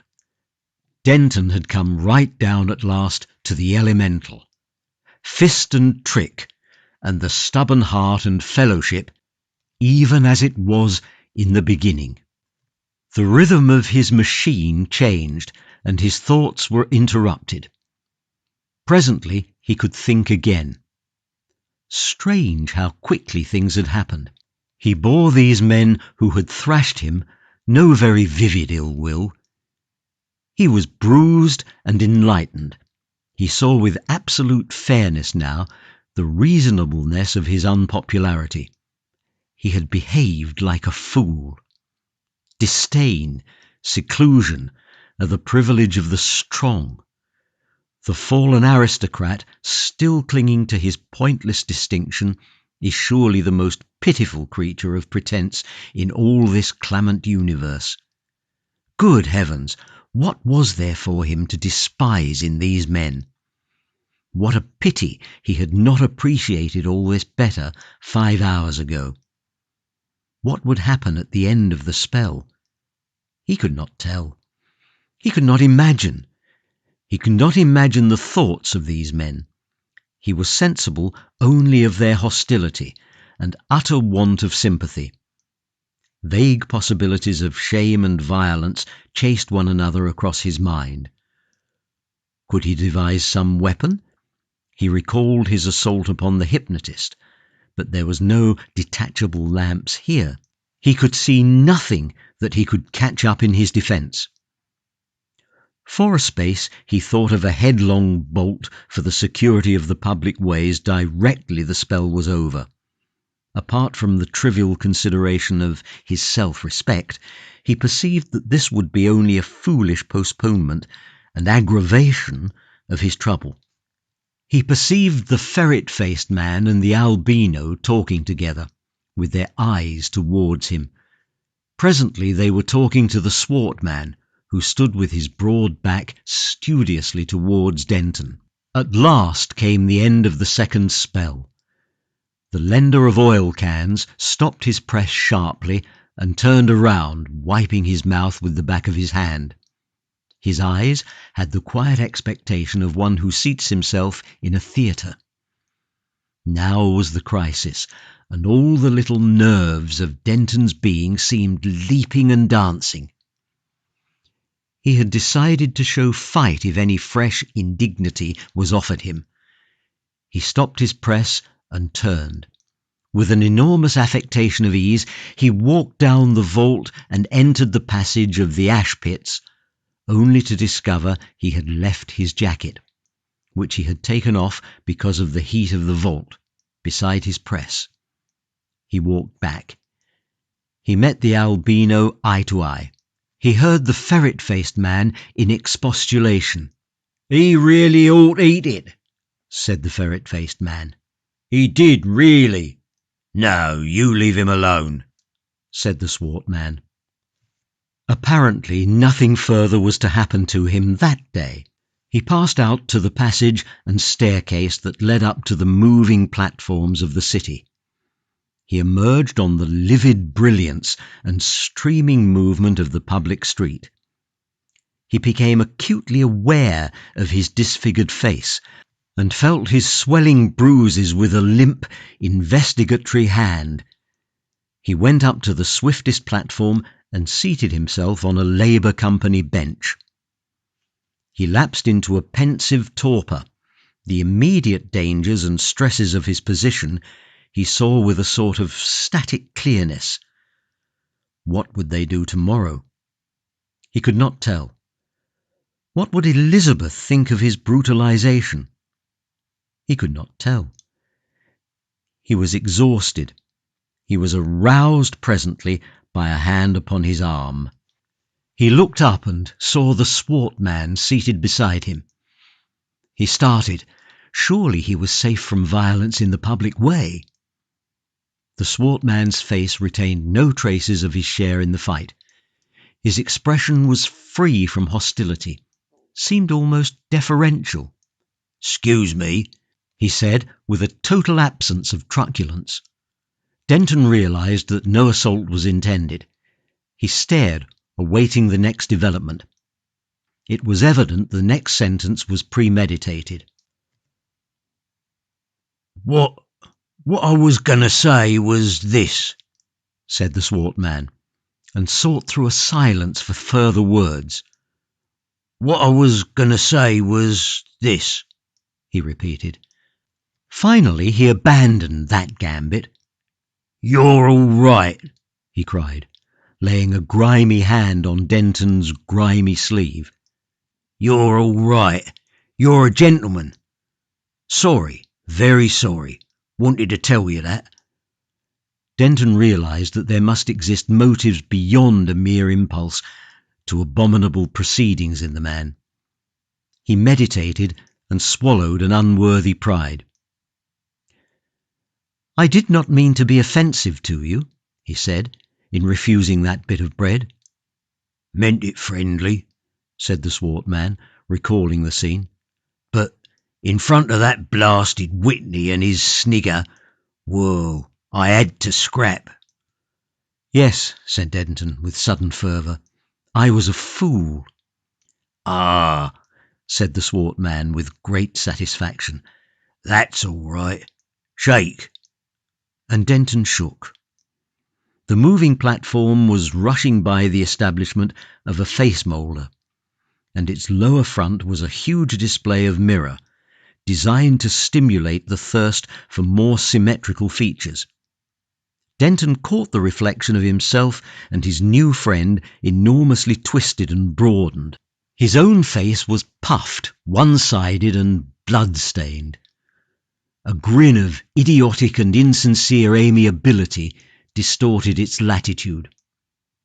A wisp of hair occluded one eye. The trick of the mirror presented the swart man as a gross expansion of lip and nostril.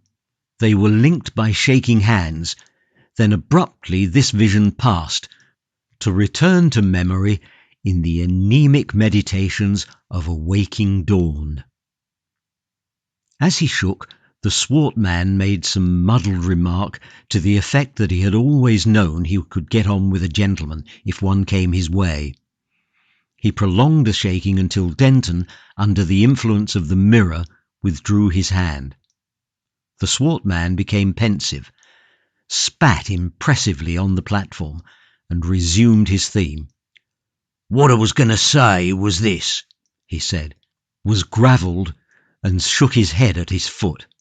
Denton became curious. Go on, he said, attentive. The swart man took the plunge. He grasped Denton's arm, became intimate in his attitude. Excuse me, he said. Fact is, you don't know how to scrap. Don't know how.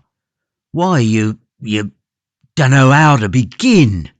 You'll get killed if you don't mind. Holding your hands there. He reinforced his statement by objurgation, watching the effect of each oath with a wary eye. For instance, you're tall, long arms.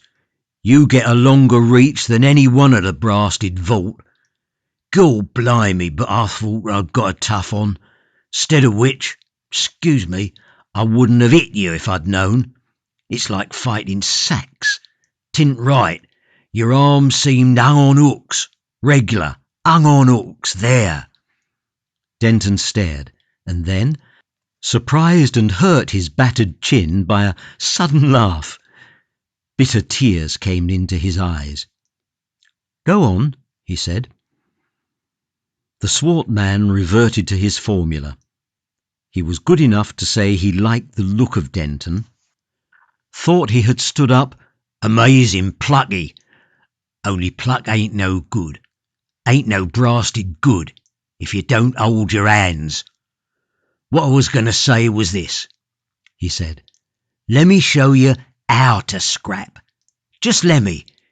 You're ignorant, you ain't no class, but you might be a very decent scrapper. Very decent. Shown. That's what I mean to say. Denton hesitated. But, he said, I can't give you anything. That's a gentleman all over, said the swart man. Who asked you to? But your time. If you don't get learnt scrapping, you'll get killed. Don't you make no bones of that. Denton thought. "I don't know," he said. He looked at the face beside him, and all its native coarseness shouted at him. He felt a quick revulsion from this transient friendliness.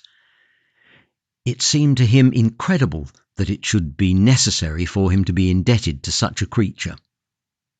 "The chaps are always scrapping," said the swart man. "Always. And of course, if one gets waxy, and it's you vital—" "By God!" cried Denton. "I wish one would." "Of course, if you feel like that." "You don't understand." "Perhaps I don't," said the swart man, and lapsed into a fuming silence. When he spoke again, his voice was less friendly, and he prodded Denton by way of address. "Look, see," he said. "Are you going to let me show you how to scrap?" "It's tremendously kind of you," said Denton. "But—" There was a pause. The swart man rose and bent over Denton. "Too much gentleman," he said. "Eh? I got a red face. By gosh, you're a blasted fool."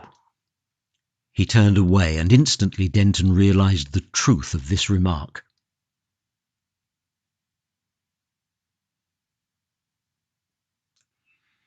The swart man descended with dignity to a crossway, and Denton, after a momentary impulse to pursuit, remained on the platform. For a time the things that had happened filled his mind. In one day his graceful system of resignation had been shattered beyond hope.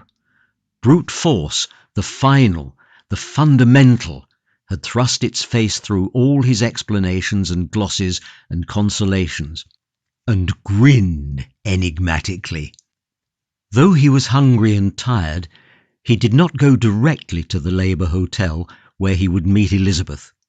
He found he was beginning to think. He wanted very greatly to think, and so, wrapped in a monstrous cloud of meditation, he went the circuit of the city on his moving platform twice. You figure him tearing through the glaring, thunder-voiced city at a pace of 50 miles an hour, the city upon the planet that spins along its chartless path through space, many thousands of miles an hour, funking most terribly and trying to understand why the heart and will in him should suffer and keep alive. When at last he came to Elizabeth, she was white and anxious. He might have noted she was in trouble, had it not been for his own preoccupation. He feared most that she would desire to know every detail of his indignities, that she would be sympathetic or indignant. He saw her eyebrows rise at the sight of him. "I've had rough handling," he said, and gasped. "It's too fresh, too hot. I don't want to talk about it." He sat down with an unavoidable air of sullenness. She stared at him in astonishment, and as she read something of the significant hieroglyphic of his battered face, her lips whitened. Her hand, it was thinner now than in the days of their prosperity, and her first finger was a little altered by the metal punching she did, clenched convulsively. "This horrible world," she said, and said no more. In these latter days they had become a very silent couple. They said scarcely a word to each other that night, but each followed a private train of thought.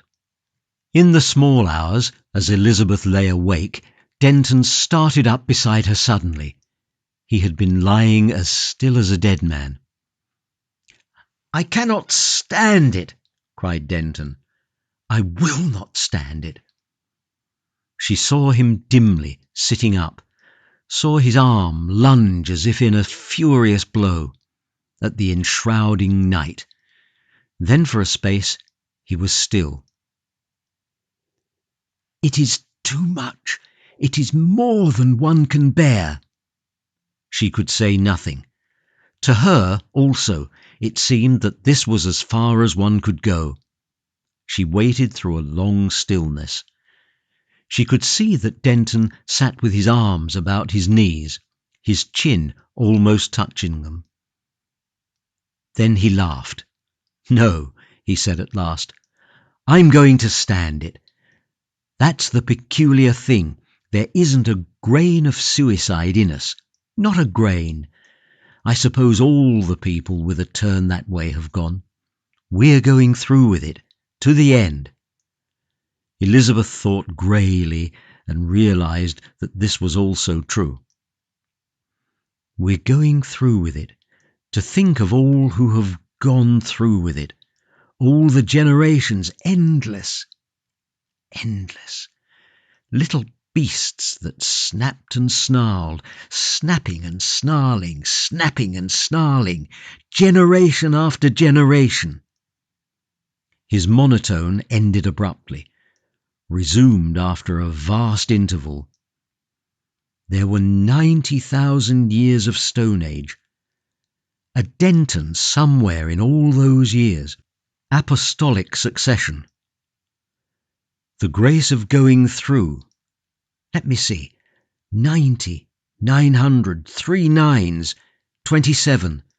3,000 generations of men. Men more or less. And each fought and was bruised and shamed, and somehow held his own. Going through with it, passing it on. And thousands more to come perhaps. Thousands. Passing it on. I wonder if they will thank us. His voice assumed an argumentative tone. If one could find something definite, if one could say, this is why it goes on. He became still, and Elizabeth's eyes slowly separated him from the darkness, until at last she could see how he sat with his head resting on his hand. A sense of the enormous remoteness of their minds came to her. That dim suggestion of another being seemed to her a figure of their mutual understanding.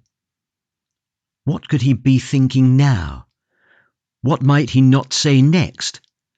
Another age seemed to elapse before he sighed and whispered, "No, I don't understand it. No." Then a long interval, and he repeated this, but the second time it had the tone almost of a solution. She became aware that he was preparing to lie down. She marked his movements, perceived with astonishment how he adjusted his pillow with a careful regard to comfort. He lay down with a sigh of contentment almost. His passion had passed. He lay still, and presently his breathing became regular and deep.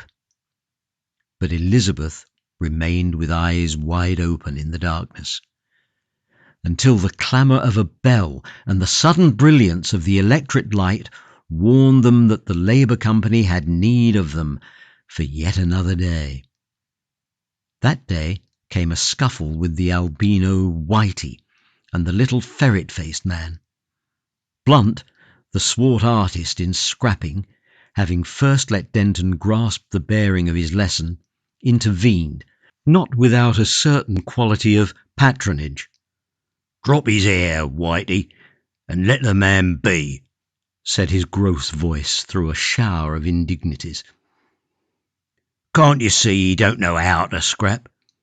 And Denton, lying shamefully in the dust, realised that he must accept that course of instruction after all. He made his apology straight and clean. He scrambled up and walked to Blunt. "I was a fool, and you were right," he said. "If it isn't too late—" That night, after the second spell, Denton went with Blunt to certain waste and slime-soaked vaults under the port of London to learn the first beginnings of the high art of scrapping, as it had been perfected in the great world of the underways. How to hit or kick a man so as to hurt him excruciatingly, or make him violently sick. How to hit or kick vital.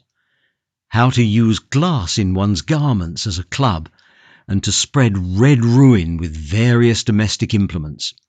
How to anticipate and demolish your adversary's intentions in other directions. All the pleasant devices, in fact, that had grown up among the disinherited of the great cities of the 20th and 21st centuries, was spread out by a gifted exponent for Denton's learning. Blunt's bashfulness fell from him as the instruction proceeded, and he developed a certain expert dignity, a quality of fatherly consideration. He treated Denton with the utmost consideration, only flicking him up a bit, now and then, to keep the interest hot, and roaring with laughter at a happy fluke of Denton's that covered his mouth with blood. "I'm always careless of me mouth," said Blunt, admitting a weakness. "Always. It don't seem to matter, like, just getting bashed in the mouth. Not if your chin's all right. Tasting blood does me good. Always. But I better not hit you again." Denton went home, to fall asleep exhausted and to wake in the small hours with aching limbs and all his bruises tingling. Was it worth while that he should go on living? He listened to Elizabeth's breathing, and remembering that he must have awakened her the previous night, he lay very still. He was sick with infinite disgust at the new conditions of his life. He hated it all, hated even the genial savage who had protected him so generously. The monstrous fraud of civilization glared stark before his eyes. He saw it as a vast, lunatic growth producing a deepening torrent of savagery below, and above, ever more flimsy gentility and silly wastefulness. He could see no redeeming reason, no touch of honour, either in the life he had led or in this life to which he had fallen. Civilization presented itself as some catastrophic product, as little concerned with men, save as victims, as a cyclone or a planetary collision. He, and therefore all mankind, seemed living utterly in vain. His mind sought some strange expedients of escape.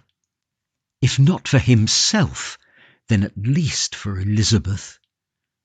But he meant them for himself. What if he hunted up Morris and told him of their disaster? It came to him as an astonishing thing how utterly Morris and Bindon had passed out of his range. Where were they? What were they doing? From that he passed to thoughts of utter dishonour, and finally, not arising in any way out of his mental tumult, but ending it as dawn ends the night, came the clear and obvious conclusion of the night before, the conviction that he had to go through with things, that apart from any remoter view and quite sufficient for all his thoughts and energy, he had to stand up and fight among his fellows, and quit himself like a man. The second night's instruction was perhaps less dreadful than the first, and the third was even endurable, for Blunt dealt out some praise. The fourth day Denton chanced upon the fact that the ferret-faced man was a coward. There passed a fortnight of smouldering days and feverish instruction at night. Blunt, with many blasphemies, testified that never had he met so apt a pupil, and all night long Denton dreamt of kicks and counters and gouges and cunning tricks. For all that time no further outrages were attempted, for fear of Blunt, and then came the second crisis. Blunt did not come one day. Afterwards he admitted his deliberate intention, and through the tedious morning Whitey awaited the interval between the spells with an ostentatious impatience. He knew nothing of the scrapping lessons, and he spent the time in telling Denton, and the vault generally, of certain disagreeable proceedings he had in mind. Whitey was not popular, and the vault disgorged to see him haze the new man with only a languid interest. But matters changed when Whitey's attempt to open the proceedings by kicking Denton in the face was met by an excellently executed duck catch and throw that completed the flight of Whitey's foot in its orbit and brought Whitey's head into the ash heap that had once received Denton's. Whitey arose a shade whiter and now blasphemously bent upon vital injuries. There were indecisive passages, foiled enterprises that deepened Whitey's evidently growing perplexity. And then things developed into a grouping of Denton uppermost, with Whitey's throat in his hand, his knee on Whitey's chest, and a tearful Whitey with a black face, protruding tongue and broken finger, endeavouring to explain the misunderstanding by means of hoarse sounds. Moreover, it was evident that among the bystanders there had never been a more popular person than Denton. Denton, with proper precaution, released his antagonist and stood up. His blood seemed changed to some sort of fluid fire. His limbs felt light and supernaturally strong. The idea that he was a martyr in the civilized machine had vanished from his mind. He was a man in a world of men. The little ferret-faced man was the first in the competition to pat him on the back.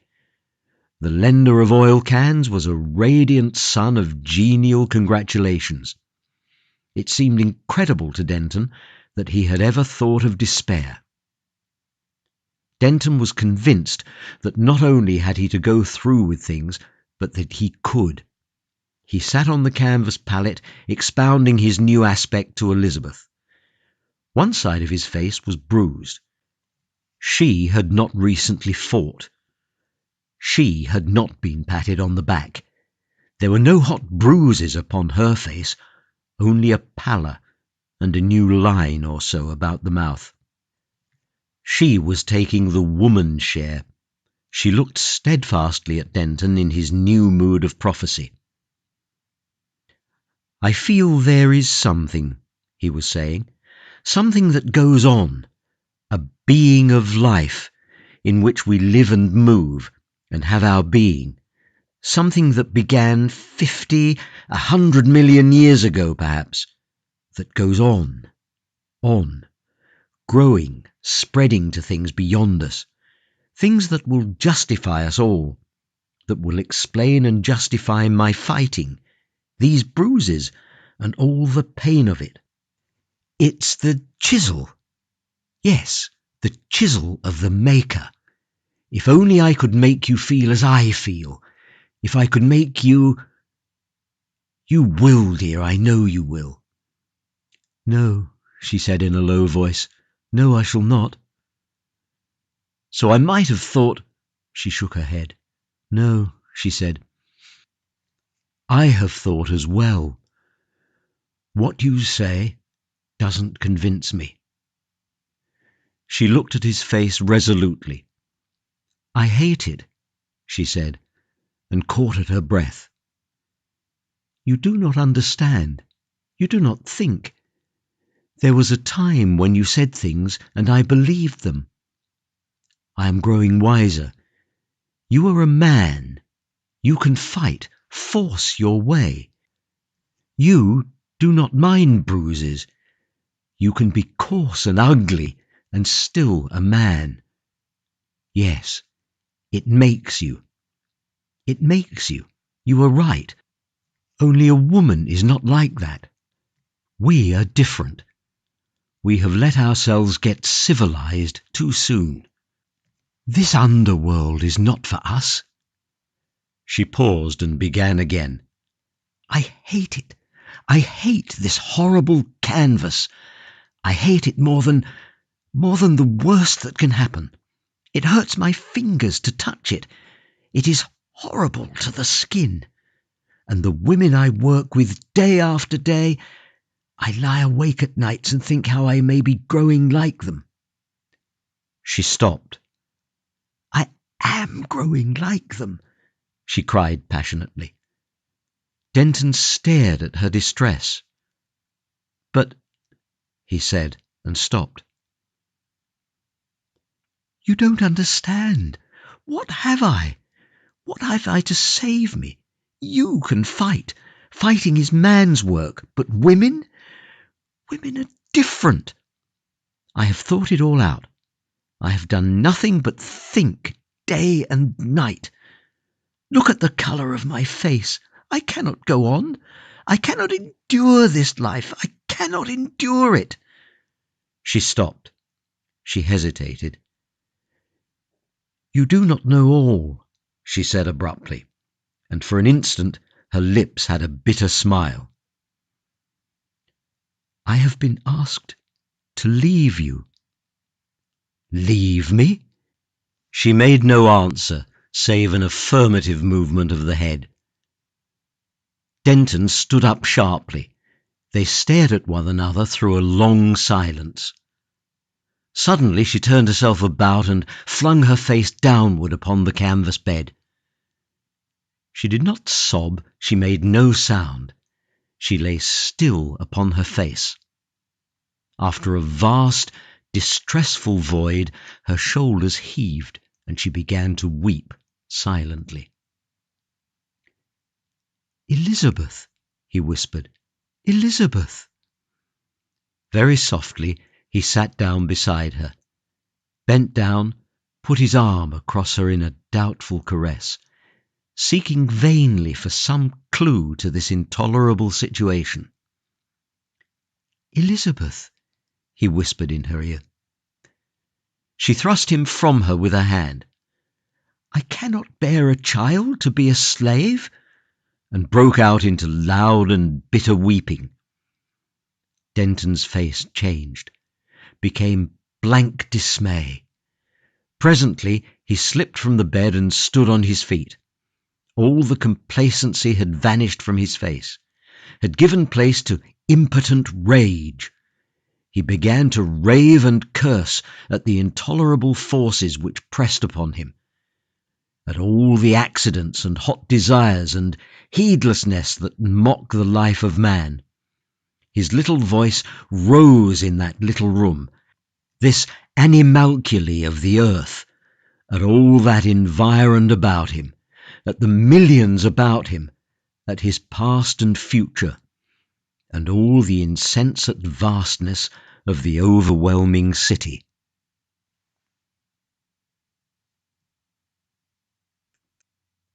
Chapter 5. Bindon intervenes. In Bindon's younger days he had dabbled in speculation and made 3 brilliant flukes. For the rest of his life he had the wisdom to let gambling alone, and the conceit to believe himself a very clever man. A certain desire for influence and reputation interested him in the business intrigues of the giant city in which his flukes were made.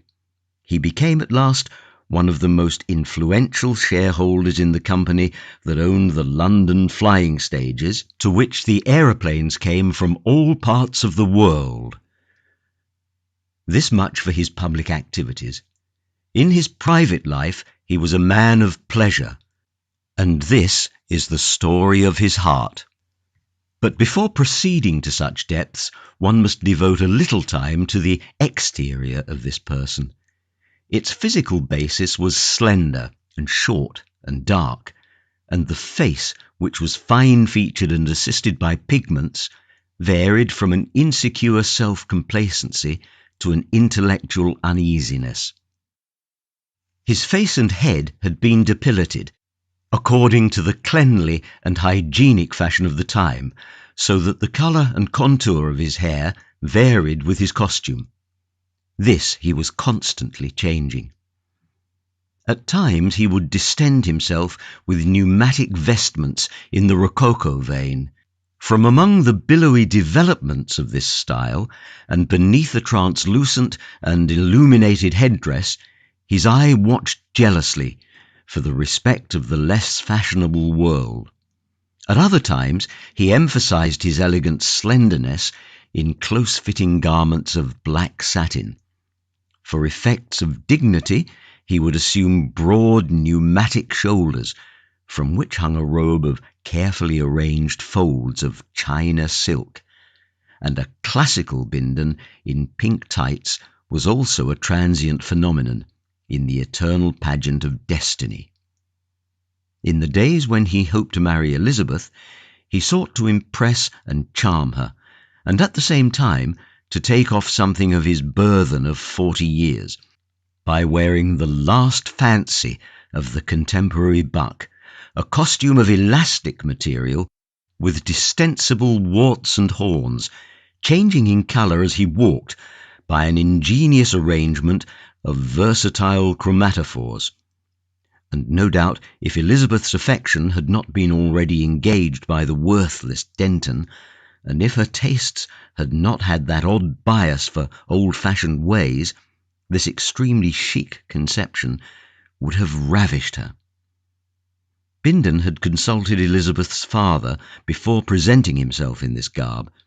He was one of those men who always invite criticism of their costume, and Morris had pronounced him all that the heart of woman could desire.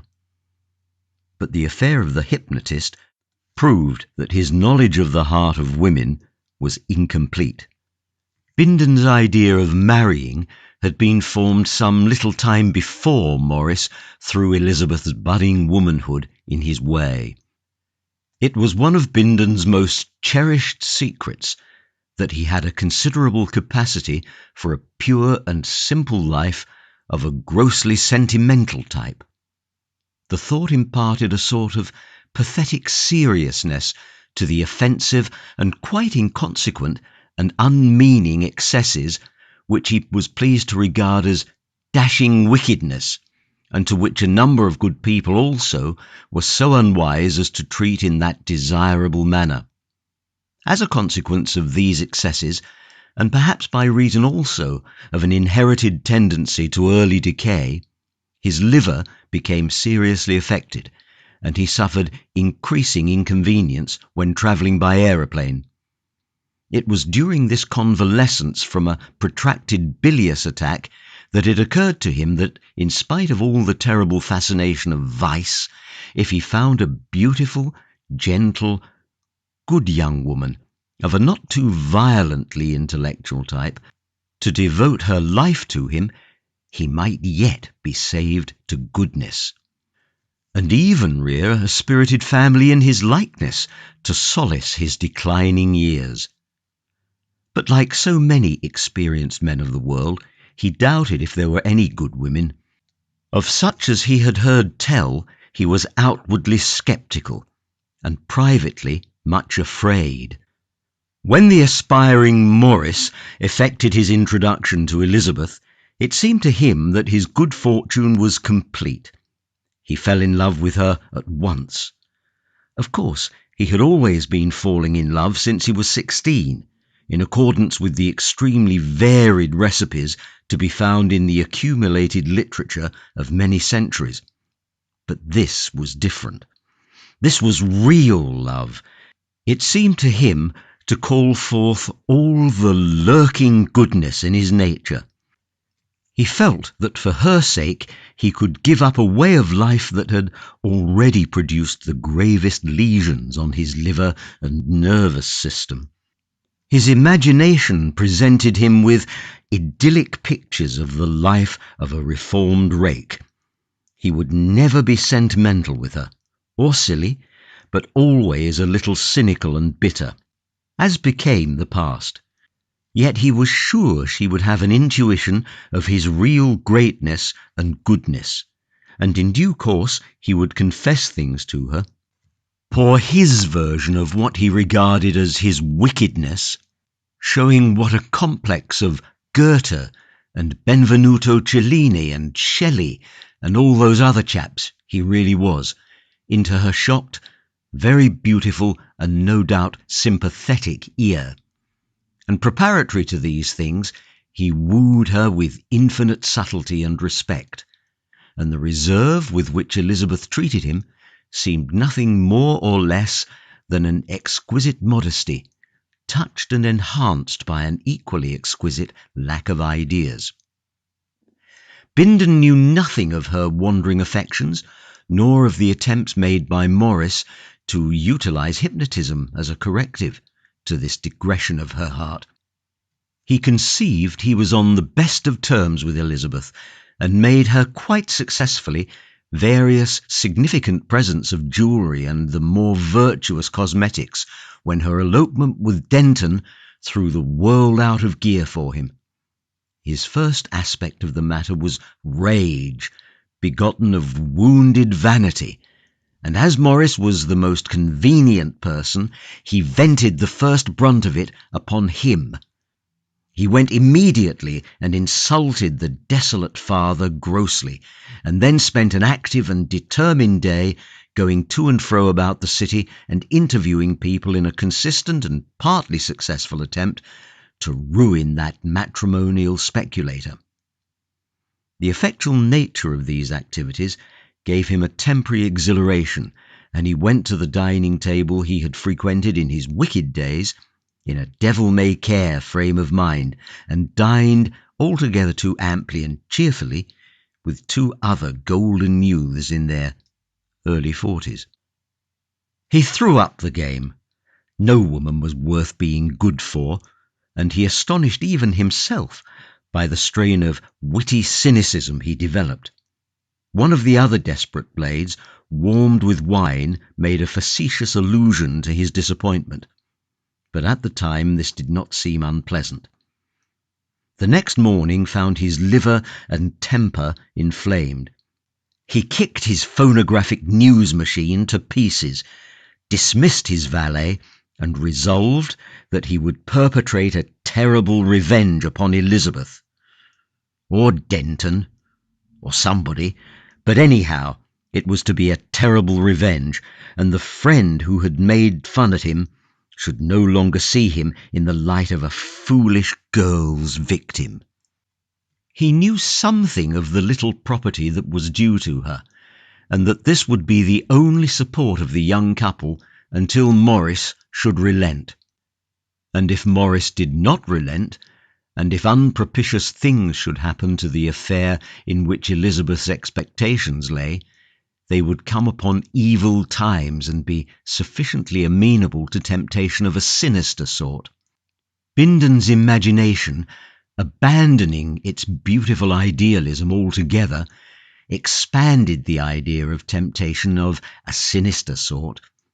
He figured himself as the implacable, the intricate and powerful man of wealth, pursuing this maiden who had scorned him, and suddenly her image came upon his mind, vivid and dominant, and for the first time in his life Bindon realized something of the real power of passion.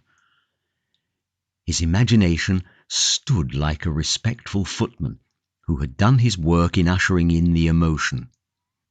"My God!" cried Bindon, "I will have her, if I have to kill myself to get her. And that other fellow." After an interview with his medical man and a penance for his overnight excesses in the form of a bitter drug, a mitigated but absolutely resolute Bindon sought out Morris.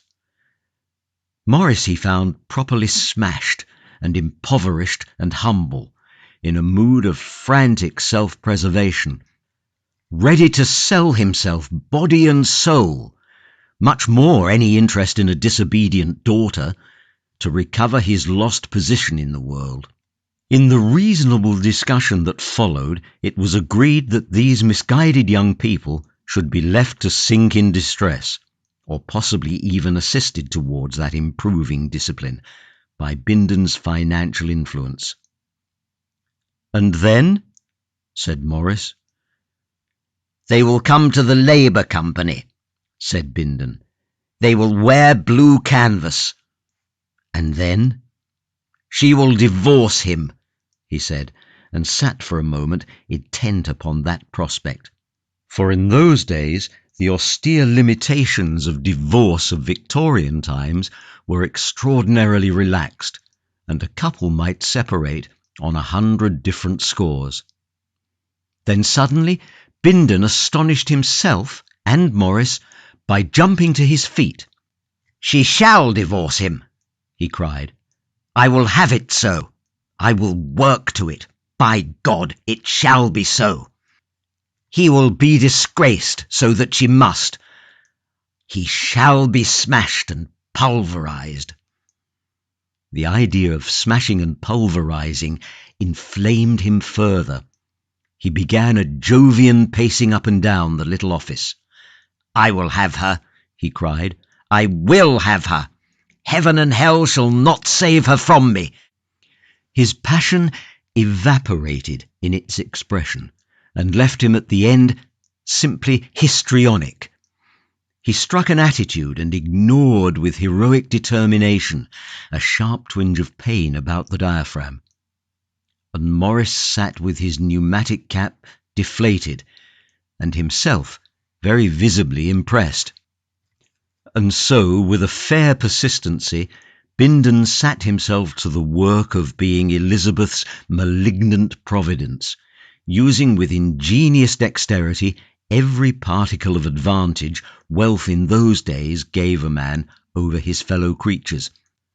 A resort to the consolations of religion hindered these operations not at all. He would go and talk with an interesting, experienced and sympathetic father of the Heusmanite sect of the Isis cult about all the irrational little proceedings he was pleased to regard as his heaven-dismaying wickedness, and the interesting, experienced and sympathetic father representing heaven dismayed would, with a pleasing affectation of horror, suggest simple and easy penances, and recommend a monastic foundation that was airy, cool, hygienic, and not vulgarized, for the viscerally disordered, penitent sinners of the refined and wealthy type. And after these excursions, Bindon would come back to London quite active and passionate again. He would machinate with really considerable energy and repair to a certain gallery high above the street of moving ways, from which he could view the entrance to the barrack of the Labour Company, in the ward which sheltered Denton and Elizabeth. And at last, one day he saw Elizabeth go in, and thereby his passion was renewed. So in the fullness of time, the complicated devices of Bindon ripened, and he could go to Morris and tell him that the young people were near despair. It's time for you, he said, to let your parental affections have play. She's been in blue canvas some months, and they've been cooped together in one of those labour dens, and the little girl is dead. She knows now what his manhood is worth to her, by way of protection, poor girl. She'll see things now in a clearer light. You go to her. I don't want to appear in this affair yet, and point out to her how necessary it is that she should get a divorce from him. She's obstinate, said Morris doubtfully. Spirit, said Bindon. She's a wonderful girl, a wonderful girl. She'll refuse. Of course she will, but leave it open to her. Leave it open to her, and some day in that stuffy den, in that irksome, toilsome life they can't help it, they'll have a quarrel, and then— Morris meditated over the matter, and did as he was told. Then Bindon, as he had arranged with his spiritual adviser, went into retreat. The retreat of the Heusmanite sect was a beautiful place with the sweetest air in London, lit by natural sunlight and with restful quadrangles of real grass open to the sky, where at the same time the penitent man of pleasure might enjoy all the pleasures of loafing and all the satisfaction of distinguished austerity, and, save for the participation in the simple and wholesome dietary of the place, and in certain magnificent chants, Bindon spent all his time in meditation upon the theme of Elizabeth and the extreme purification his soul had undergone since he first saw her, and whether he would be able to get a dispensation to marry her from the experienced and sympathetic father, in spite of the approaching sin of her divorce, and then Bindon would lean against a pillar of the quadrangle and lapse into reveries on the superiority of virtuous love to any other form of indulgence. A curious feeling in his back and chest that was trying to attract his attention, a disposition to be hot or shiver, a general sense of ill health and cutaneous discomfort, he did his best to ignore. All that, of course, belonged to the old life that he was shaking off. When he came out of retreat, he went at once to Morris to ask for news of Elizabeth. Morris was clearly under the impression that he was an exemplary father, profoundly touched about the heart by his child's unhappiness. "She was pale," he said, greatly moved. "She was pale. When I asked her to come away and leave him, and be happy, she put her head down upon the table." Morris sniffed and cried. His agitation was so great that he could say no more. "Ah," said Bindon, respecting this manly grief. "Oh!" said Bindon quite suddenly, with his hand to his side. Morris looked up sharply out of the pit of his sorrows, startled. "What's the matter?" he asked, visibly concerned. "A most violent pain. Excuse me. You were telling me about Elizabeth." And Morris, after a decent solicitude for Bindon's pain, proceeded with his report. It was even unexpectedly hopeful. Elizabeth, in her first emotion at discovering that her father had not absolutely deserted her, had been frank with him about her sorrows and disgusts. "Yes," said Bindon magnificently, "I shall have her yet." And then that novel pain twitched him for the second time. For these lower pains the priest was comparatively ineffectual, inclining rather to regard the body and them as mental illusions amenable to contemplation.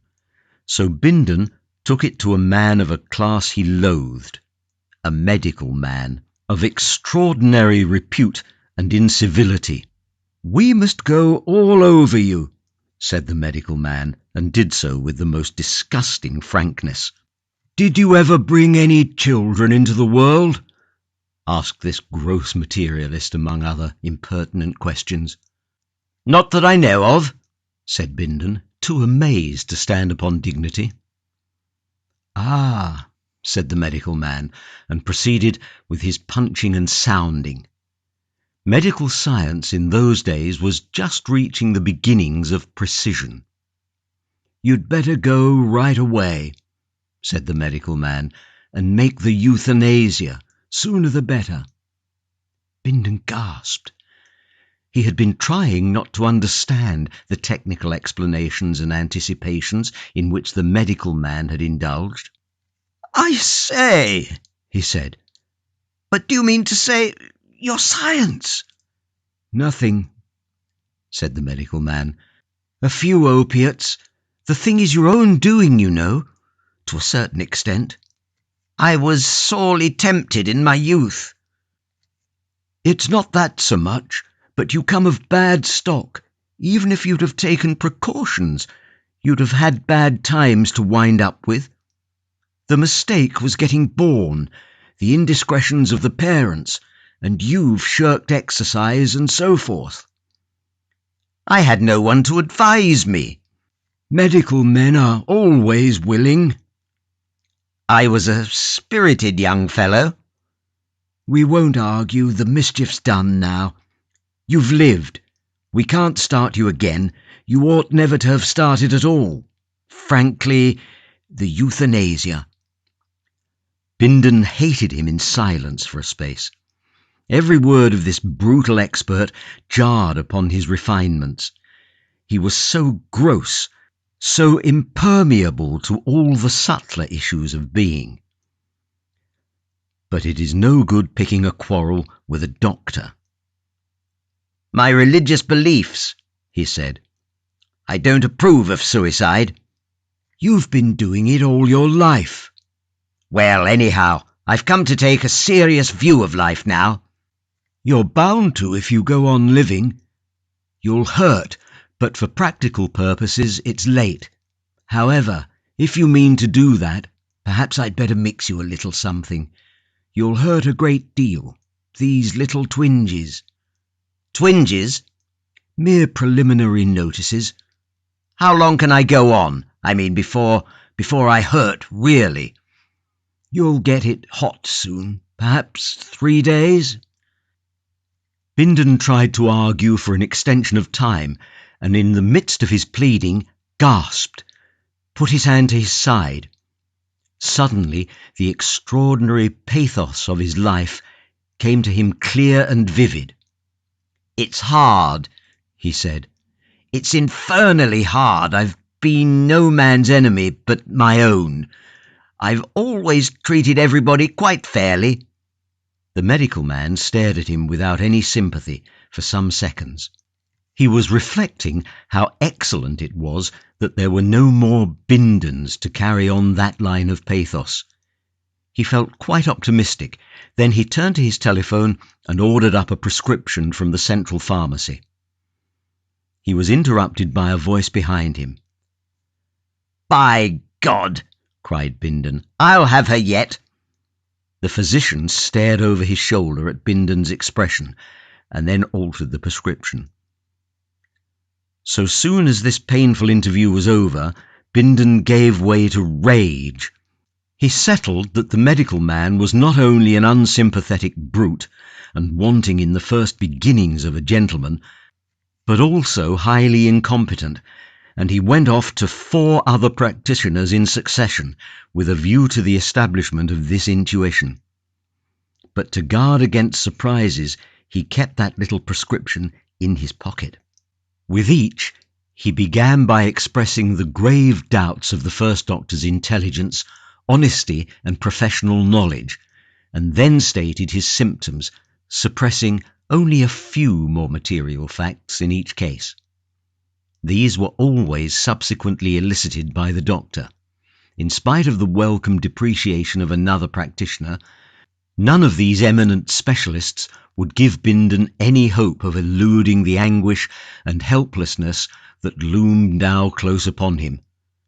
To the last of them, he unburthened his mind of an accumulated disgust with medical science. "After centuries and centuries," he exclaimed hotly, "and you can do nothing except admit your helplessness. I say, save me, and what do? "No doubt it's hard on you," said the doctor, "but you should have taken precautions." "How was I to know?" "It wasn't our place to run after you," said the medical man, picking a thread of cotton from his purple sleeve. "Why should we save you in particular?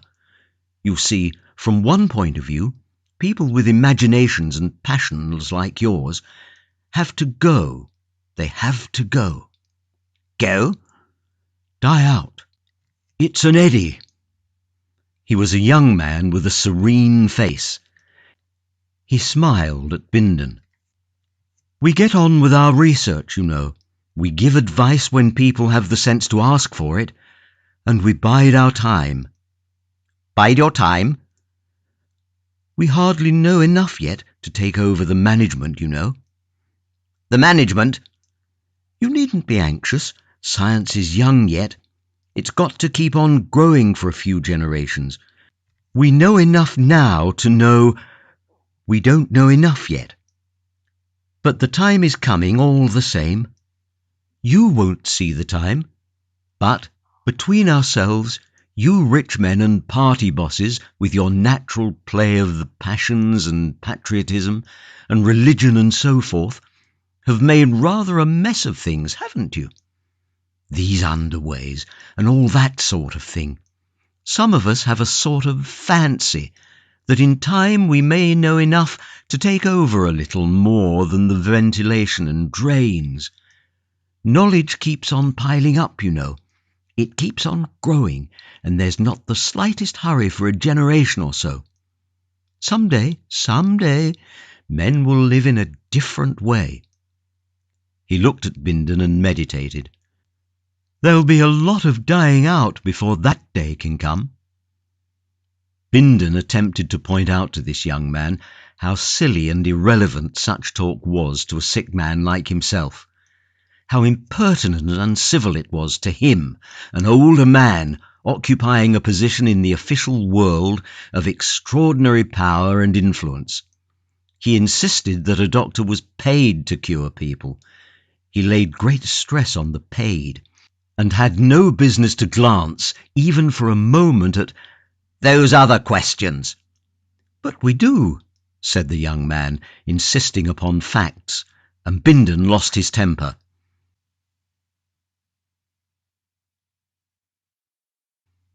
His indignation carried him home.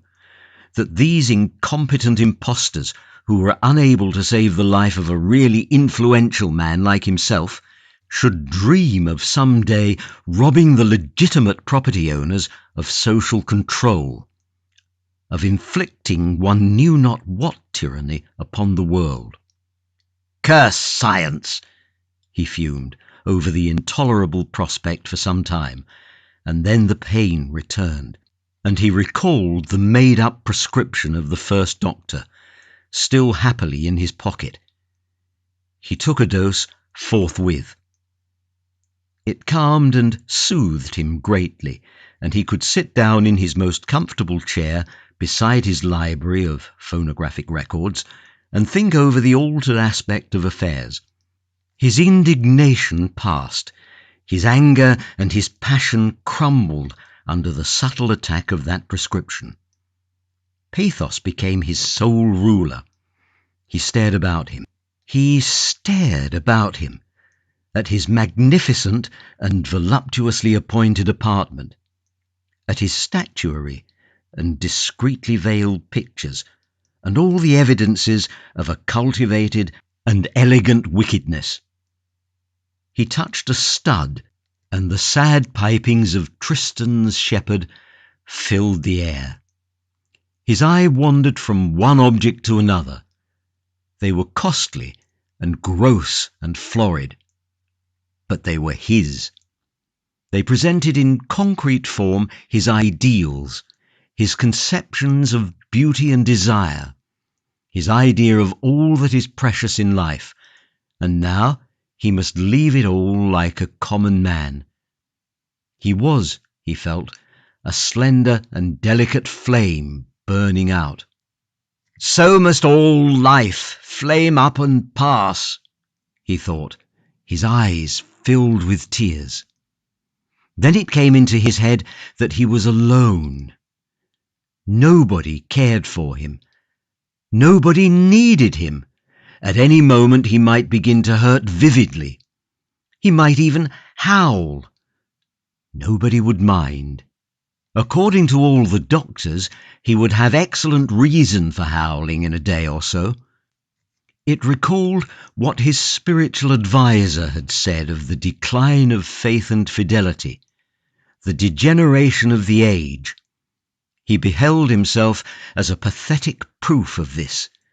He, the subtle, able, important, voluptuous, cynical, complex Bindon, possibly howling, and not one faithful, simple creature in all the world to howl in sympathy. Not one faithful, simple soul was there. No shepherd to pipe him. Had all such faithful, simple creatures vanished from this harsh and urgent earth? He wondered whether the horrid, vulgar crowd that perpetually went about the city could possibly know what he thought of them. If they did, he felt sure some would try to earn a better opinion.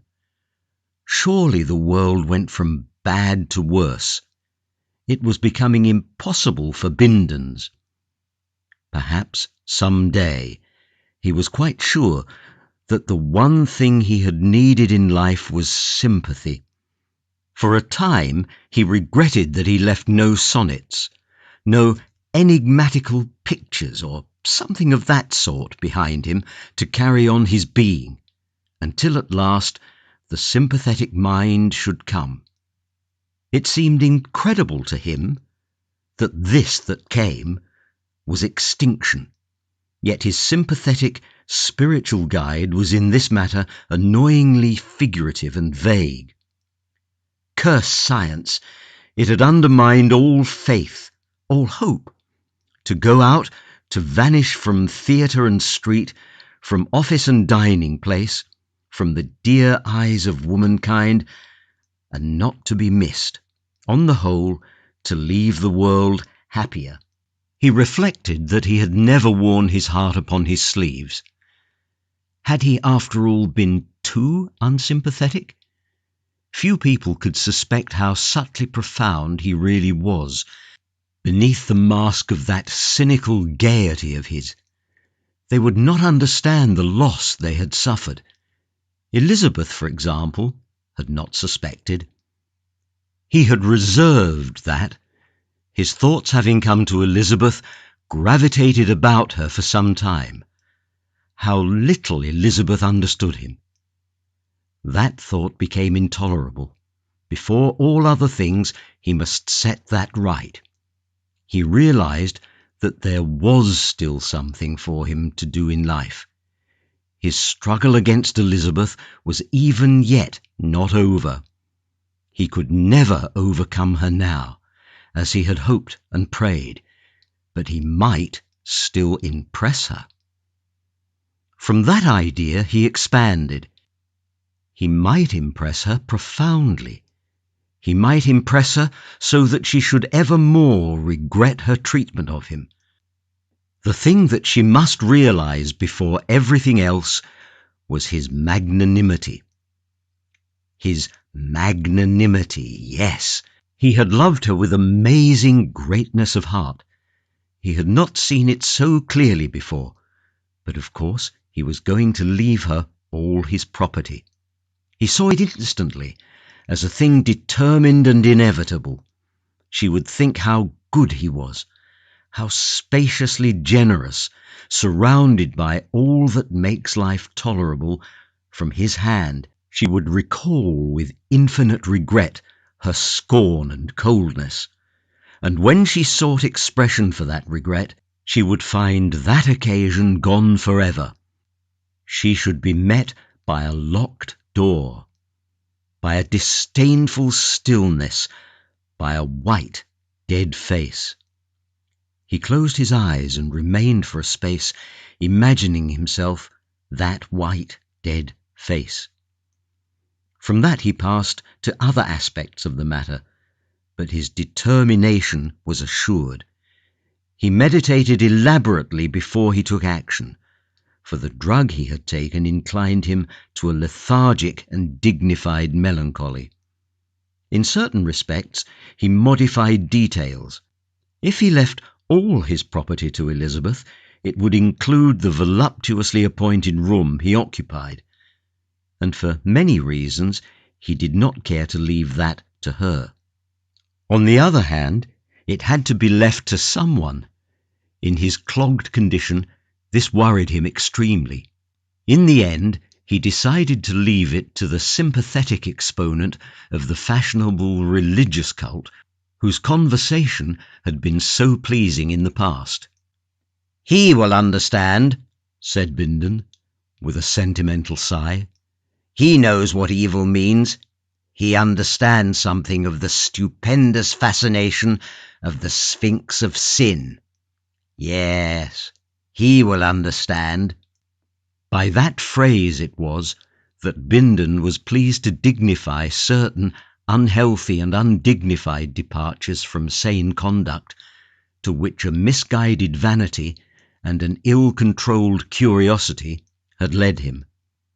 He sat for a space thinking how very Hellenic and Italian and Neronic and all those things he had been. "Even now, might one not try a sonnet?"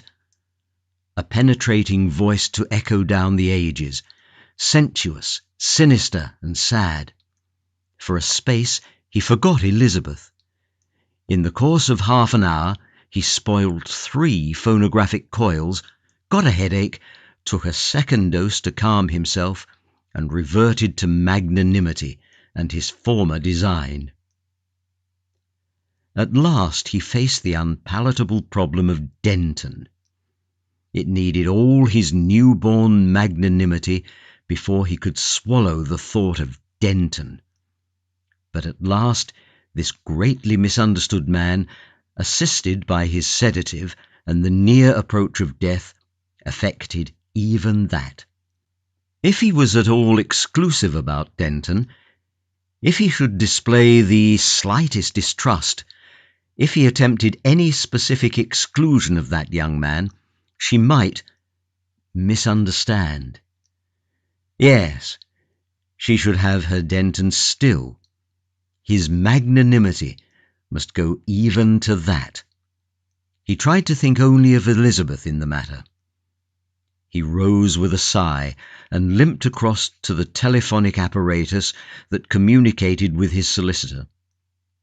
In 10 minutes, a will duly attested and with its proper thumb mark signature lay in the solicitor's office, 3 miles away, and then for a space Bindon sat very still. Suddenly he started out of a vague reverie and pressed an investigatory hand to his side. Then he jumped eagerly to his feet and rushed to the telephone.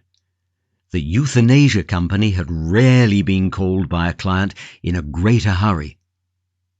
So it came at last that Denton and his Elizabeth, against all hope, returned unseparated from the labour servitude to which they had fallen.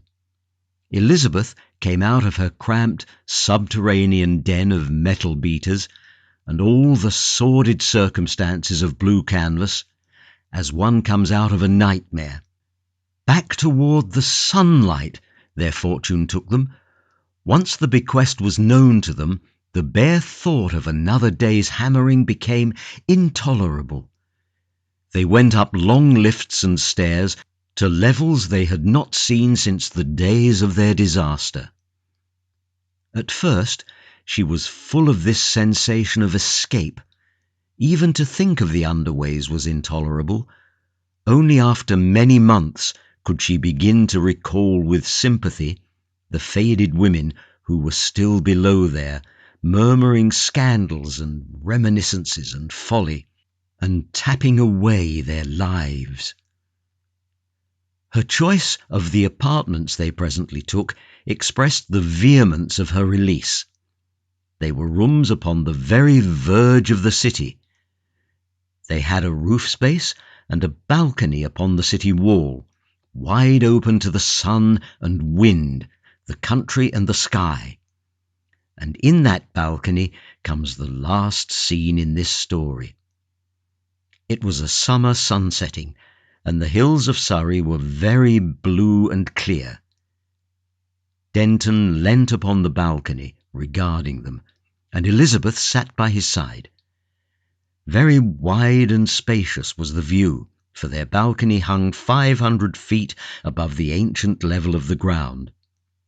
The oblongs of the food company, broken here and there by the ruins, grotesque little holes and sheds, of the ancient suburbs, and intersected by shining streams of sewage, passed at last into a remote diapering at the foot of the distant hills. There once had been the squatting place of the children of Ouya. On those further slopes, gaunt machines of unknown import worked slackly at the end of their spell, and the hill crest was set with stagnant wind vanes. Along the Great South Road, the Labour Company's field workers, in huge wheeled mechanical vehicles, were hurrying back to their meals, their last spell finished. And through the air a dozen little private aeroplanes sailed down towards the city. Familiar scene as it was to the eyes of Denton and Elizabeth, it would have filled the minds of their ancestors with incredulous amazement. Denton's thoughts fluttered towards the future in a vain attempt at what that scene might be in another 200 years, and recoiling, turned towards the past. He shared something of the growing knowledge of the time. He could picture the quaint, smoke-grimed Victorian city, with its narrow little roads of beaten earth, its wide common land, ill-organised, ill-built suburbs, and irregular enclosures. The old countryside of the Stuart times, with its little villages and its petty London. The England of the monasteries, the far older England of the Roman dominion. And then before that, a wild country with here and there the huts of some warring tribe. These huts must have come and gone and come again through a space of years that made the Roman camp and villa seem but yesterday. And before those years, before even the huts, there had been men in the valley. Even then, so recent had it all been when one judged it by the standards of geological time, this valley had been here, and those hills yonder, higher perhaps, and snow-tipped, had still been yonder hills, and the Thames had flowed down from the Cotswolds to the sea. But the men had been but the shapes of men, creatures of darkness and ignorance, victims of beasts and floods, storms and pestilence, and incessant hunger. They had held a precarious foothold amidst bears and lions, and all the monstrous violence of the past. Already, some at least of these enemies were overcome. For a time, Denton pursued the thoughts of this spacious vision, trying in obedience to his instinct to find his place and proportion in the scheme. "It has been chance," he said. "It has been luck. We have come through. It happens we have come through, not by any strength of our own. And yet, no, I don't know." He was silent for a long time before he spoke again. After all, there is a long time yet. There have scarcely been men for 20,000 years, and there has been life for 20 millions. And what are generations? What are generations? It is enormous, and we are so little. Yet we know, we feel. We are not dumb atoms, we are part of it. Part of it. To the limits of our strength and will. Even to die is part of it. Whether we die or live, we are in the making.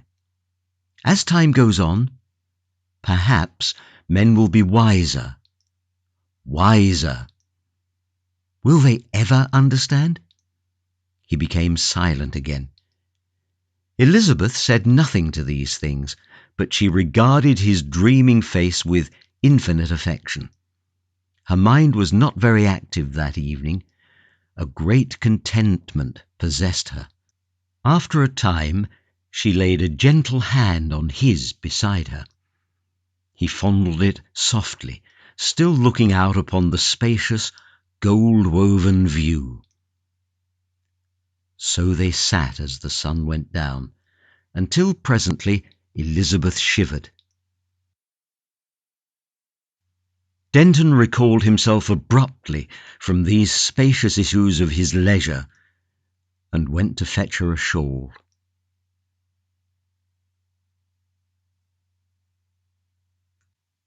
The Man Who Could Work Miracles, a Pantoum in Prose. It is doubtful whether the gift was innate. For my own part, I think it came to him suddenly. Indeed, until he was 30, he was a sceptic, and did not believe in miraculous powers. And here, since it is the most convenient place, I must mention that he was a little man, and had eyes of a hot brown, very erect red hair, a moustache with ends that he twisted up, and freckles. His name was George McWhirter Fotheringay. Not the sort of name by any means to lead to an expectation of miracles. And he was clerk at Gomshott's. He was greatly addicted to assertive argument. It was while he was asserting the impossibility of miracles that he had his first intimation of his extraordinary powers. This particular argument was being held in the bar of the Long Dragon, and Toddy Beamish was conducting the opposition by a monotonous but effective "So you say," that drove Mr. Fotheringay to the very limit of his patience. There were present, besides these two, a very dusty cyclist, Landlord Cox, and Miss Maybridge, the perfectly respectable and rather portly barmaid of the Dragon. Miss Maybridge was standing with her back to Mr. Fotheringay, washing glasses. The others were watching him, more or less amused by the present ineffectiveness of the assertive method.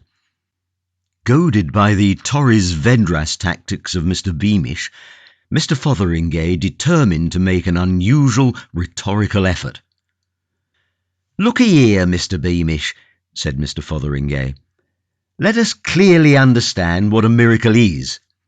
It's something contrary-wise to the course of nature, done by power of will, something what couldn't happen without being specially willed." "So you say," said Mr. Beamish, repulsing him. Mr. Fotheringay appealed to the cyclist, who had hitherto been a silent auditor, and received his assent, given with a hesitating cough and a glance at Mr. Beamish. The landlord would express no opinion, and Mr. Fotheringay, returning to Mr. Beamish, received an unexpected concession of a qualified assent to his definition of a miracle. "For instance," said Mr. Fotheringay, greatly encouraged, "here would be a miracle. That lamp, in the natural course of nature, couldn't burn like that, upside down, could it, Beamish?" "You say it couldn't," said Beamish. "And you," said Fotheringay, "you don't mean to say, eh?" "Nah," said Beamish reluctantly. "No, it couldn't." "Very well," said Mr. Fotheringay. "Then here comes someone, as it might be me, along here and stands, as it might be, here, and says to that lamp, as I might do, collecting all my will, turn upside down without breaking, and go on burning steady, and then—" "Hello!" It was enough to make anyone say, "Hello!" The impossible, the incredible, was visible to them all. The lamp hung inverted in the air, burning quietly with its flame pointing down. It was as solid and as indisputable as ever a lamp was, the prosaic, common lamp of the Long Dragon bar.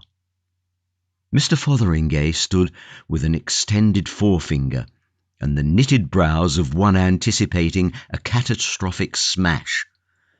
The cyclist, who was sitting next to the lamp, ducked and jumped across the bar. Everyone jumped, more or less. Miss Maybridge turned and screamed. For nearly 3 seconds the lamp remained still. A faint cry of mental distress came from Mr. Fotheringay. "I can't keep it up," he said, "any longer." He staggered back, and the inverted lamp suddenly flared, fell against the corner of the bar, bounced aside, smashed on the floor, and went out. It was lucky it had a metal receiver, or the whole place would have been in a blaze. Mr. Cox was the first to speak, and his remark, shorn of needless excrescences, was to the effect that Fotheringay was a fool. Fotheringay was beyond disputing even so fundamental a proposition as that. He was astonished beyond measure at the thing that had occurred. The subsequent conversation threw absolutely no light on the matter, so far as Fotheringay was concerned. The general opinion not only followed Mr. Cox very closely, but very vehemently. Everyone accused Fotheringay of a silly trick, and presented him to himself as a foolish destroyer of comfort and security. His mind was in a tornado of perplexity. He was himself inclined to agree with them, and made a remarkably ineffectual opposition to the proposal of his departure. He went home flushed and heated, coat collar crumpled, eyes smarting and ears red. He watched each of the 10 street lamps nervously as he passed it. It was only when he found himself alone in his little bedroom in Church Row that he was able to grapple seriously with his memories of the occurrence and ask, what on earth happened? He had removed his coat and boots and was sitting on the bed with his hands in his pockets, repeating the text of his defence for the 17th time. I didn't want the confounded thing to upset, when it occurred to him that at the precise moment he had said the commanding words, he had inadvertently willed the thing he said, and that when he had seen the lamp in the air, he had felt that it depended on him to maintain it there without being clear how this was to be done. He had not a particularly complex mind, or he might have stuck for a time at that inadvertently willed, embracing as it does the abstrusest problems of voluntary action. But as it was, the idea came to him with a quite acceptable haziness, and from that, following, as I must admit, no clear logical path, he came to the test of experiment. He pointed resolutely to his candle and collected his mind, though he felt he did a foolish thing. Be raised up, he said, but in a second that feeling vanished. The candle was raised, hung in the air one giddy moment, and as Mr. Fotheringay gasped, fell with a smash on his toilet table, leaving him in darkness, save for the expiring glow of its wick. For a time Mr. Fotheringay sat in the darkness, perfectly still. It did happen after all, he said, and how I'm to explain it, I don't know. He sighed heavily and began feeling in his pockets for a match. He could find none, and he rose and groped about the toilet table. I wish I had a match, he said. He resorted to his coat, and there was none there, and then it dawned upon him that miracles were possible, even with matches. He extended a hand and scowled at it in the dark. Let there be a match in that hand, he said. He felt some light object fall across his palm, and his fingers closed upon a match. After several ineffectual attempts to light this, he discovered it was a safety match. He threw it down, and then it occurred to him that he might have willed it lit. He did, and perceived it burning in the midst of his toilet table mat. He caught it up hastily, and it went out. His perception of possibilities enlarged, and he felt for and replaced the candle in its candlestick. Here, you be lit, said Mr. Fotheringay, and forthwith the candle was flaring, and he saw a little black hole in the toilet cover, with a wisp of smoke rising from it. For a time he stared from this to the little flame and back, and then looked up and met his own gaze in the looking-glass. By this help he communed with himself in silence for a time. How about miracles now? Said Mr. Fotheringay at last, addressing his reflection. The subsequent meditations of Mr. Fotheringay were of a severe but confused description. So far, he could see it was a case of pure willing with him. The nature of his experiences so far disinclined him from any further experiments, at least until he had reconsidered them. But he lifted a sheet of paper and turned a glass of water pink and then green, and he created a snail, which he miraculously annihilated, and got himself a miraculous new toothbrush. Somewhen, in the small hours, he had reached the fact that his willpower must be of a particularly rare and pungent quality, a fact of which he had certainly had inklings before. but no certain assurance. The scare and perplexity of his first discovery was now qualified by pride in this evidence of singularity and by vague intimations of advantage. He became aware that the church clock was striking 1, and as it did not occur to him that his daily duties at Gumshots might be miraculously dispensed with, he resumed undressing in order to get to bed without further delay, and as he struggled to get his shirt over his head, he was struck with a brilliant idea. "Let me be in bed," he said, and found himself so. "Undressed," he stipulated, and finding the sheets cold, added hastily, "and in my nightshirt. No, in a nice, soft, woolen nightshirt." "Ah," he said with immense enjoyment. "And now let me be comfortably asleep." He awoke at his usual hour and was pensive all through breakfast time, wondering whether his overnight experience might not be a particularly vivid dream. At length his mind turned again to cautious experiments. For instance, he had 3 eggs for breakfast. 2 his landlady had supplied, good but shoppy, and 1 was a delicious fresh goose egg, laid, cooked, and served by his extraordinary will. He hurried off to Gomshots in a state of profound but carefully concealed excitement, and only remembered the shell of the 3rd egg when his landlady spoke of it that night. All day long he could do no work because of this astonishing new self-knowledge, but this caused him no inconvenience, because he made up for it miraculously in the last 10 minutes. As the day wore on, his state of mind passed from wonder to elation, albeit the circumstances of his dismissal from the Long Dragon were still disagreeable to recall, and a garbled account of the matter that had reached his colleagues led to some badinage.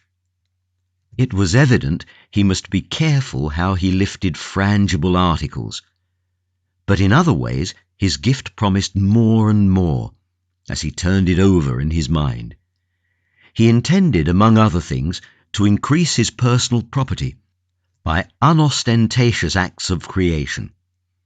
He called into existence a pair of very splendid diamond studs, and hastily annihilated them again as young Gomshot came across the counting-house to his desk.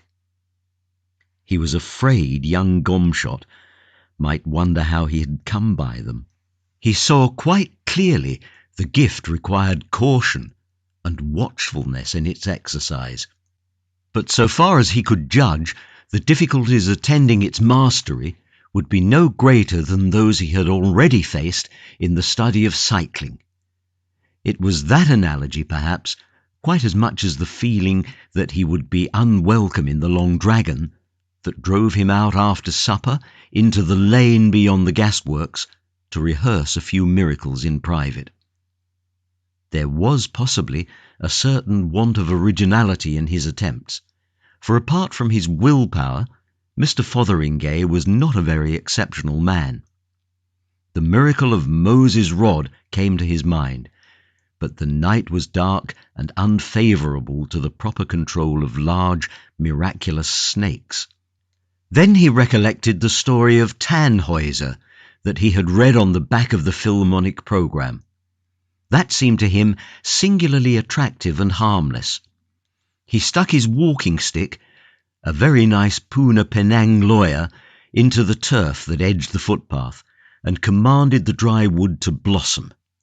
The air was immediately full of the scent of roses, and by means of a match he saw for himself that this beautiful miracle was indeed accomplished.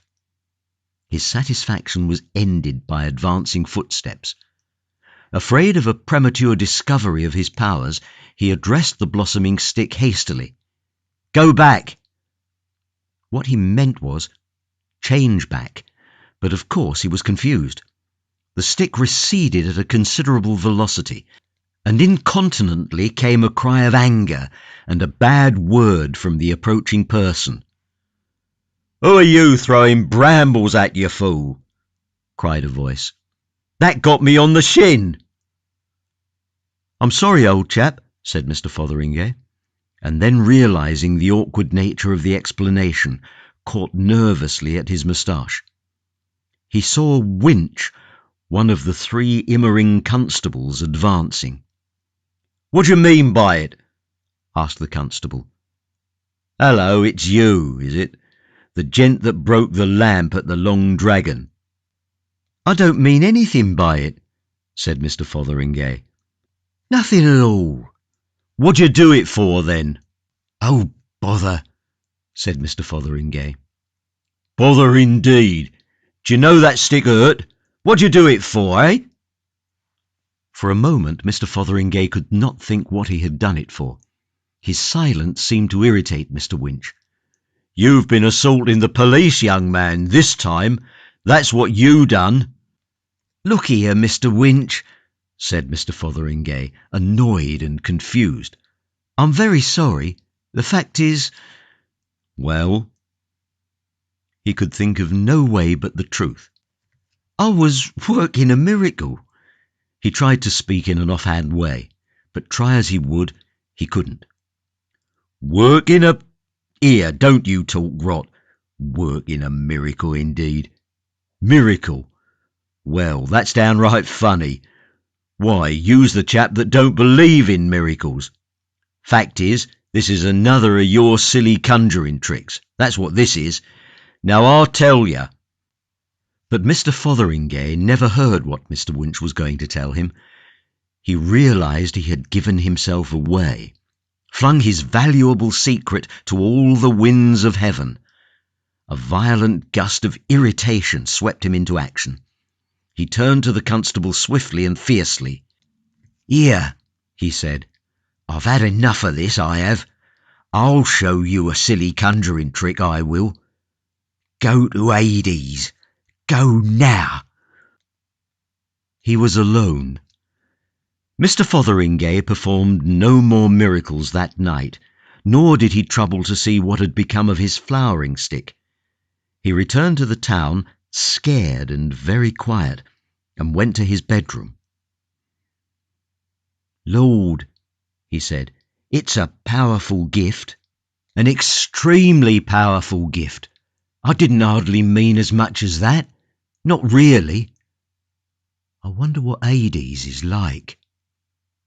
He sat on the bed taking off his boots, struck by a happy thought. He transferred the constable to San Francisco, and without any more interference with normal causation, went soberly to bed. In the night he dreamed of the anger of Winch. The next day Mr. Fotheringay heard 2 interesting items of news. Someone had planted a most beautiful climbing rose against the elder Mr. Gomshot's private house in the Lullaborough Road, and the river as far as Rawlings Mill was to be dragged for Constable Winch. Mr. Fotheringay was abstracted and thoughtful all that day, and performed no more miracles, except certain provisions for Winch, and the miracle of completing his day's work with punctual perfection, in spite of all the bee-swarms of thoughts that hammered through his mind, and the extraordinary abstraction and meekness of his manner was remarked by several people, and made a matter for jesting. For the most part, he was thinking of Winch. On Sunday evening he went to chapel, and oddly enough, Mr. Maydig, who took a certain interest in occult matters, preached about things that are not lawful. Mr. Fotheringay was not a regular chapel-goer, but the system of assertive scepticism to which I have already alluded was now very much shaken. The tenor of the sermon threw an entirely new light on these novel gifts, and he suddenly decided to consult Mr. Maydig immediately after the service. So soon as that was determined, he found himself wondering why he had not done so before. Mr. Maydig, a lean, excitable man, with quite remarkably long wrists and neck, was gratified at a request for a private conversation from a young man whose carelessness in religious matters was a subject for general remark in the town. After a few necessary delays, he conducted him to the study of the manse, which was contiguous to the chapel, seated him comfortably, and standing in front of a cheerful fire, his legs through a Rhodian arch of shadow on the opposite wall, requested Mr. Fotheringay to state his business.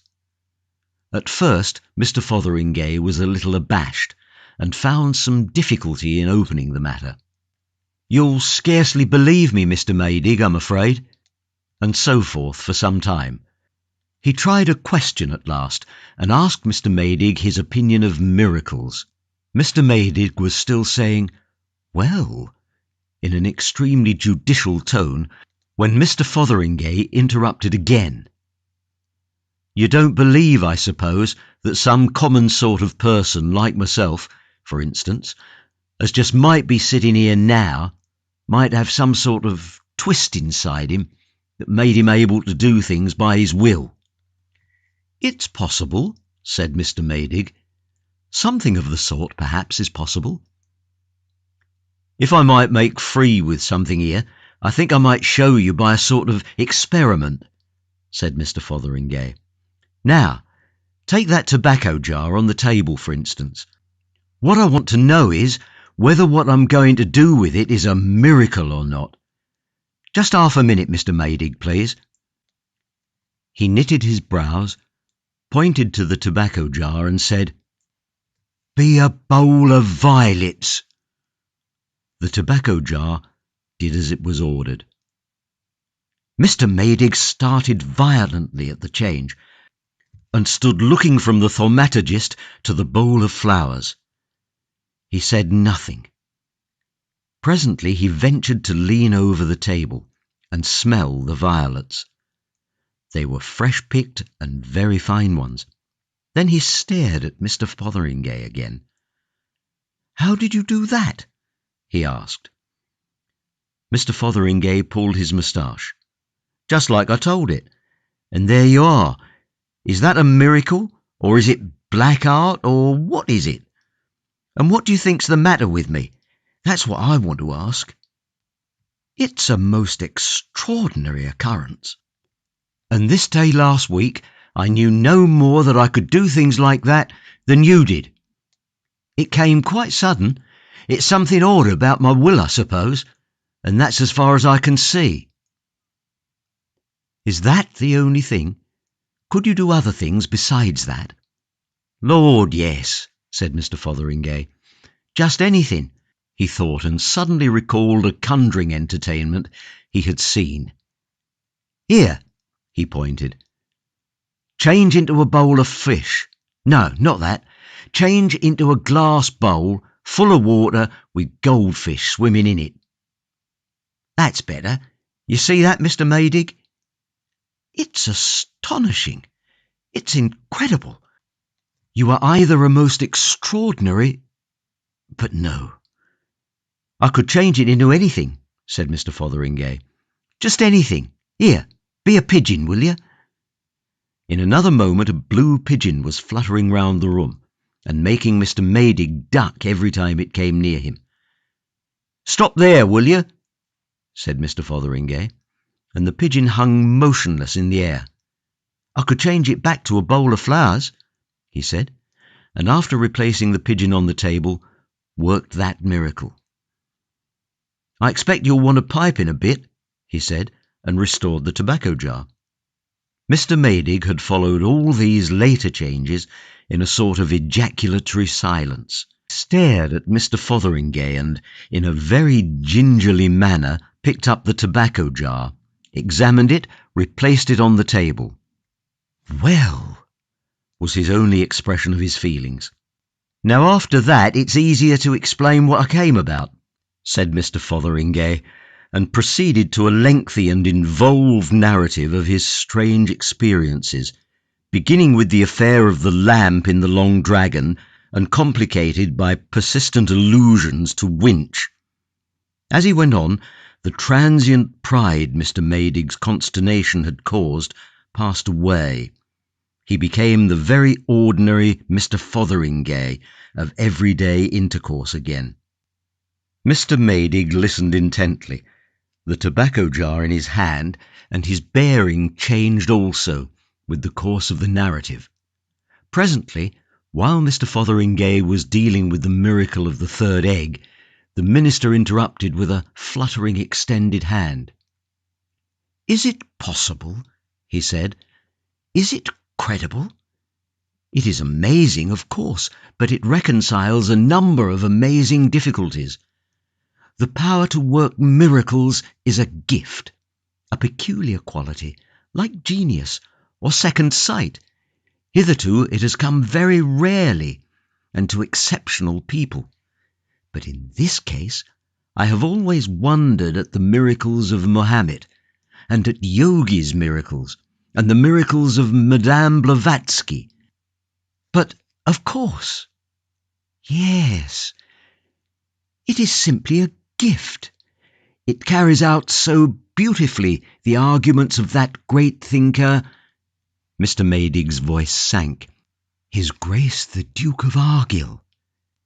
Here we plumb some profounder law, deeper than the ordinary laws of nature. Yes, yes, go on, go on."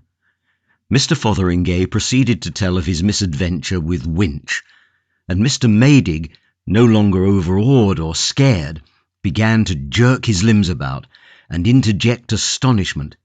"It's this what troubled me most," proceeded Mr. Fotheringay. "It's this I'm most immediately in want of advice for. Of course he's in San Francisco, wherever San Francisco may be. But of course it's awkward for both of us, as you'll see, Mr. Maydig. I don't see how he can understand what has happened, and I dare say he's scared and exasperated something tremendous, and trying to get at me. I dare say he keeps on starting off to come here. I send him back by a miracle every few hours, when I think of it. And of course that's a thing he won't be able to understand, and it's bound to annoy him, and of course if he takes a ticket every time, it will cost him a lot of money. I done the best I could for him, but of course it's difficult for him to put himself in my place. I thought afterwards that his clothes might have got scorched, if Hades is all it's supposed to be, before I shifted him. In that case, I suppose they'd have to lock him up in San Francisco. Of course I willed him a new suit of clothes on him directly I thought of it, but you see, I'm already in a deuce of a tangle." Mr. Maydig looked serious. "I see you are in a tangle. Yes, it's a difficult position. How you are to end it?" He became diffuse and inconclusive. "However, we'll leave Winch for a little and discuss the larger questions. I don't think this is a case of the black art, or anything of that sort. I don't think there is any taint of criminality about it at all, Mr. Fotheringay. None whatever, unless you are suppressing material facts. No, it's miracles. Pure miracles, miracles, if I may say so, of the very highest class." He began to pace the hearthrug and gesticulate, while Mr. Fotheringay sat with his arm on the table and his head on his arm, looking worried. "I don't see how I'm to manage about Winch," he said. "A gift of working miracles, apparently a very powerful gift," said Mr. Maydig, "will find a way about Winch, never fear. My dear sir, you are a most important man, a man of the most astonishing possibilities. As evidence, for example, and in other ways, the things you may do." "Yes, I've thought about a thing or two," said Mr. Fotheringay. "But some of the things come a bit twisty. You saw that fish at first? Wrong sort of bowl and wrong sort of fish, and I thought I'd ask someone." "A proper course," said Mr. Maydig. "A very proper course. Altogether the proper course." He stopped and looked at Mr. Fotheringay. "It's practically an unlimited gift. Let us test your powers, for instance. If they really are all they seem to be. And so, incredible as it may seem, in the study of that little house behind the Congregational Chapel on the evening of Sunday, November the 10th, 1896, Mr. Fotheringay, egged on and inspired by Mr. Maydig, began to work miracles.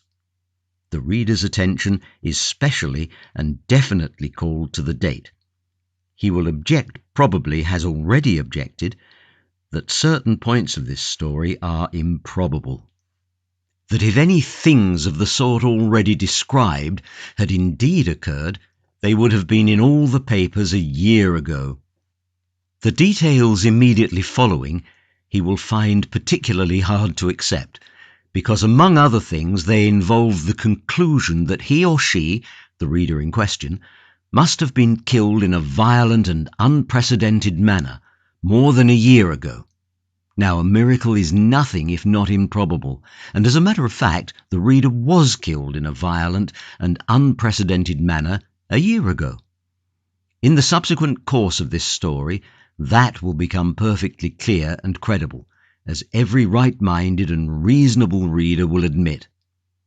But this is not the place for the end of the story, being but little beyond the hither side of the middle, and at first the miracles worked by Mr. Fotheringay were timid little miracles, little things with the cups and parlour fitments, as feeble as the miracles of theosophists, and feeble as they were received with awe by his collaborator.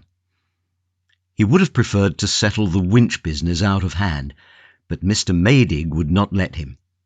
But after they had worked a dozen of these domestic trivialities, their sense of power grew. Their imagination began to show signs of stimulation, and their ambition enlarged. Their first larger enterprise was due to hunger, and the negligence of Mrs. Minchin, Mr. Maydig's housekeeper.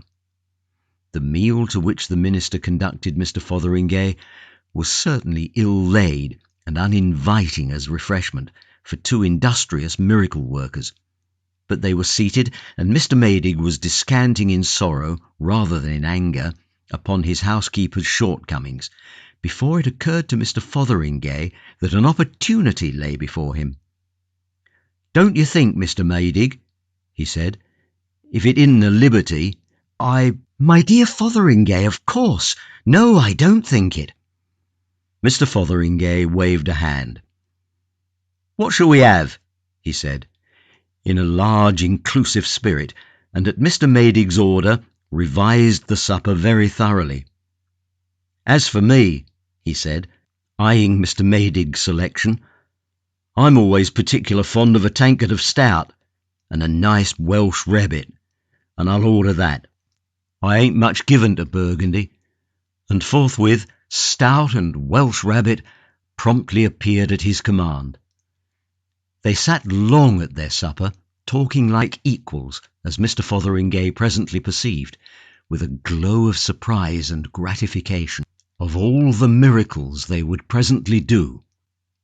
"And, by the by, Mr. Maydig," said Mr. Fotheringay, "I might perhaps be able to help you, in a domestic way." "Don't quite follow," said Mr. Maydig, pouring out a glass of miraculous old Burgundy. Mr. Fotheringay helped himself to a second Welsh rabbit out of vacancy and took a mouthful. "I was thinking," he said, "I might be able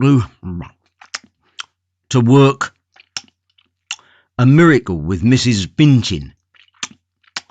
Make her a better woman." Mr. Maydig put down his glass and looked doubtful.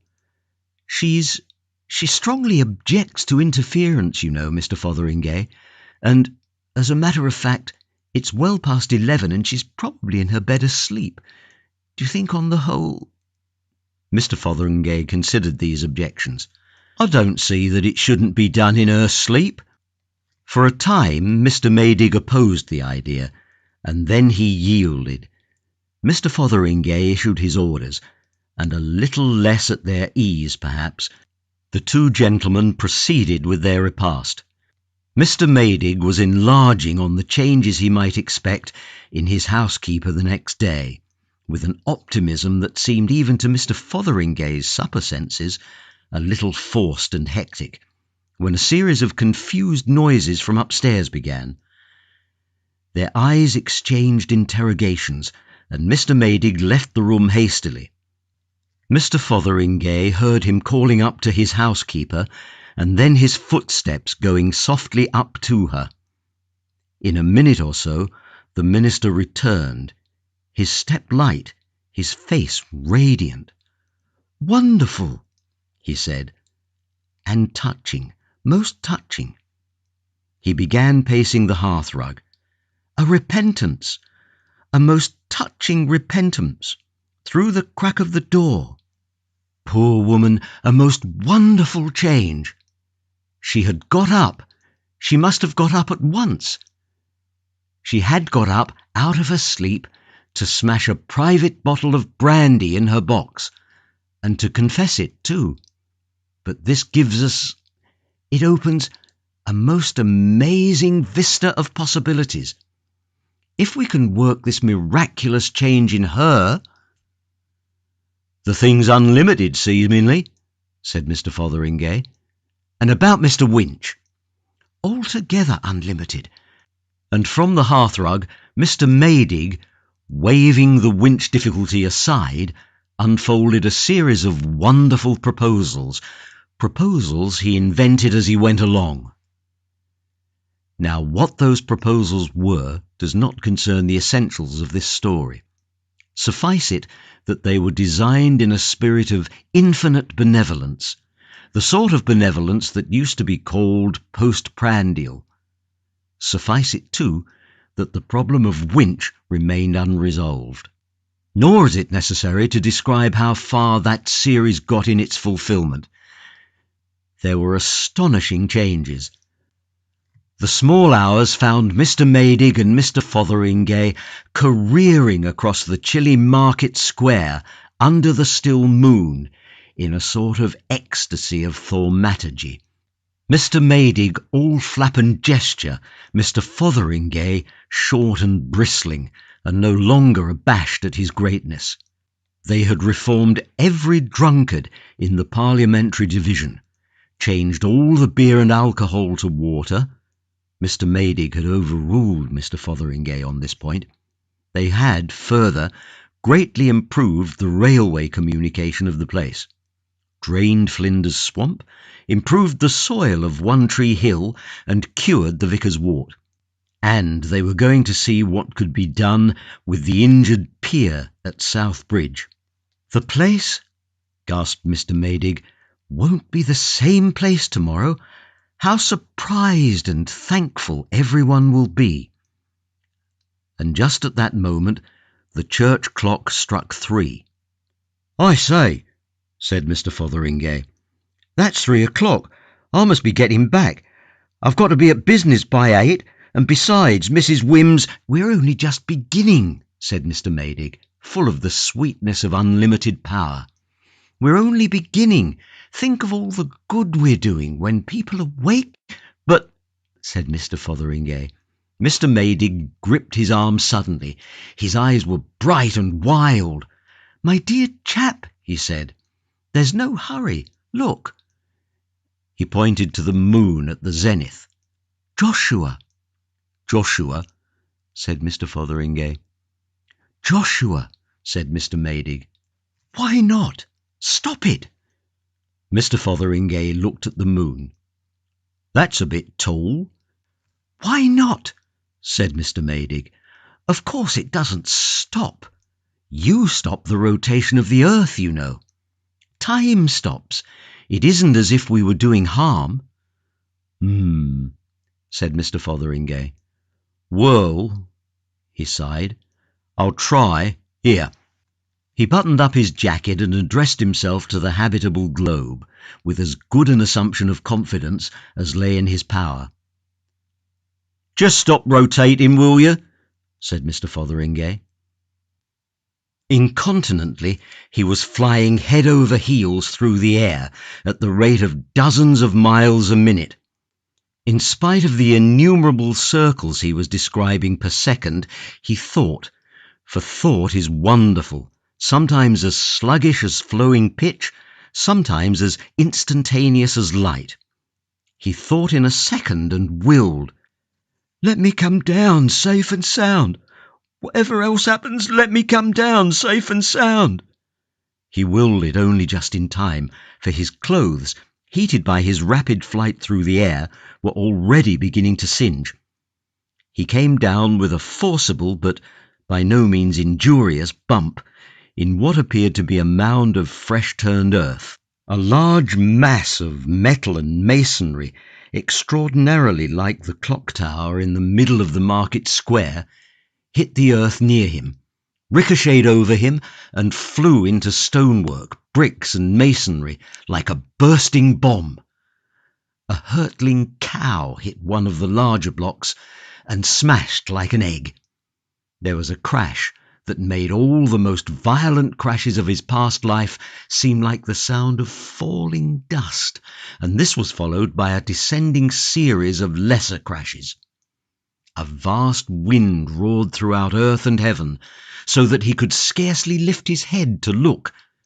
For a while he was too breathless and astonished even to see where he was or what had happened, and his first movement was to feel his head and reassure himself that his streaming hair was still his own.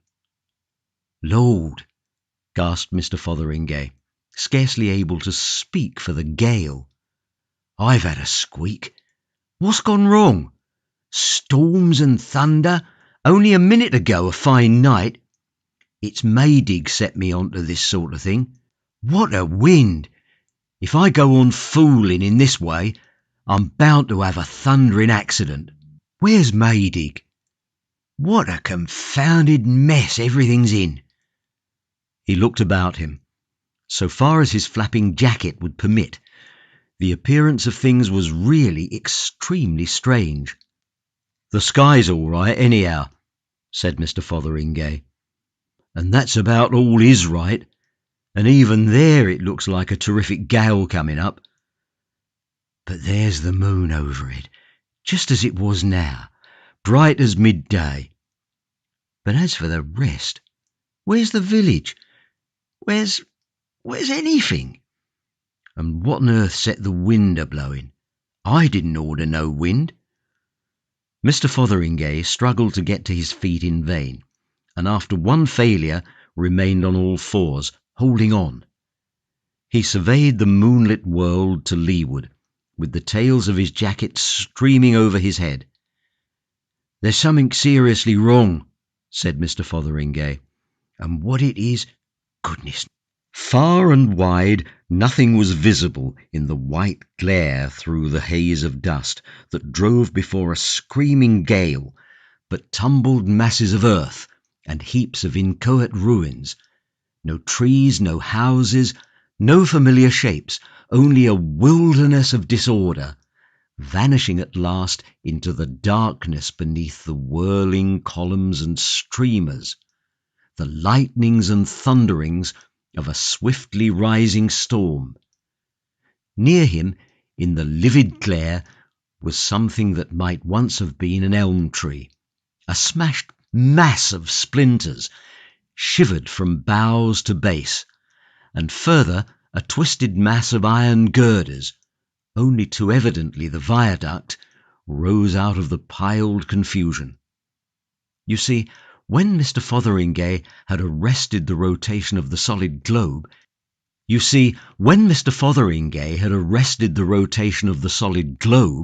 he had made no stipulation concerning the trifling movables upon its surface, and the earth spins so fast that the surface at its equator is travelling at rather more than 1,000 miles an hour, and in these latitudes at more than half that pace, so that the village and Mr. Maydig and Mr. Fotheringay and everybody and everything had been jerked violently forward at about 9 miles per second, that is to say, much more violently than if they had been fired out of a cannon.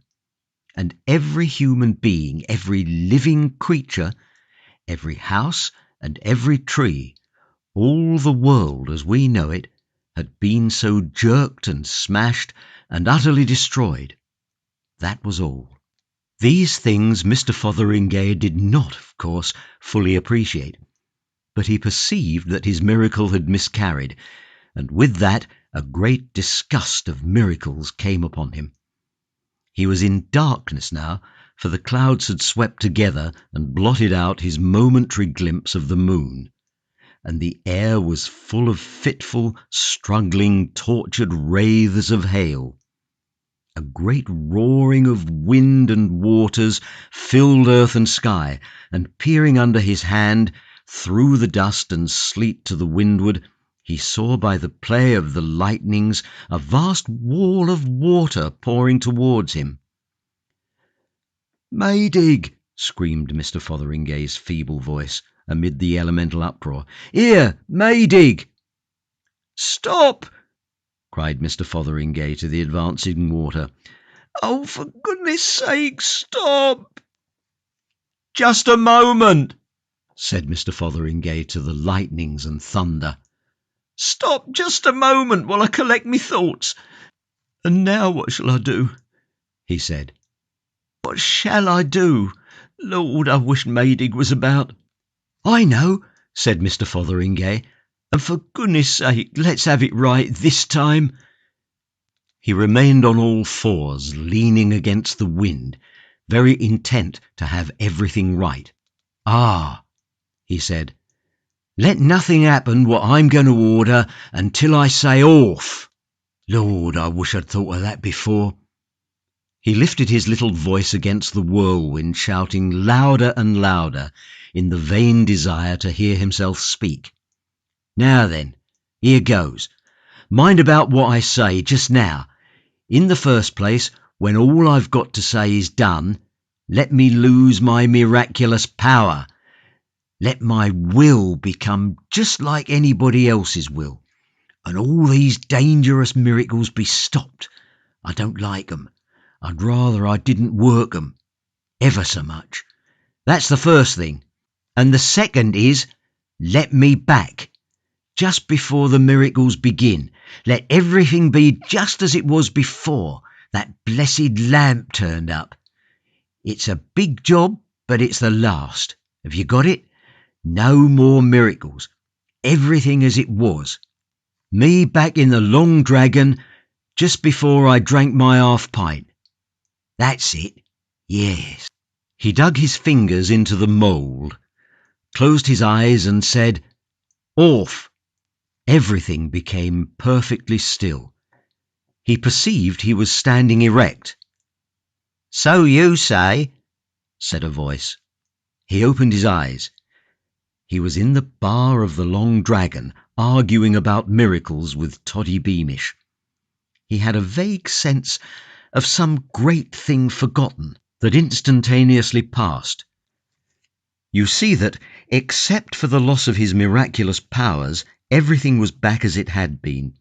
His mind and memory, therefore, were now just as they had been at the time when this story began, so that he knew absolutely nothing of all that is told here, knows nothing of all that is told here to this day, and among other things, of course, he still did not believe in miracles.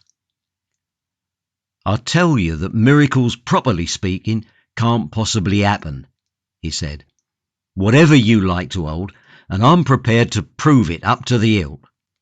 "That's what you think," said Toddy Beamish, and "prove it if you can." "Looky here, Mr. Beamish," said Mr. Fotheringay. "Let us clearly understand what a miracle is. It's something contrary-wise to the course of nature, done by power of will.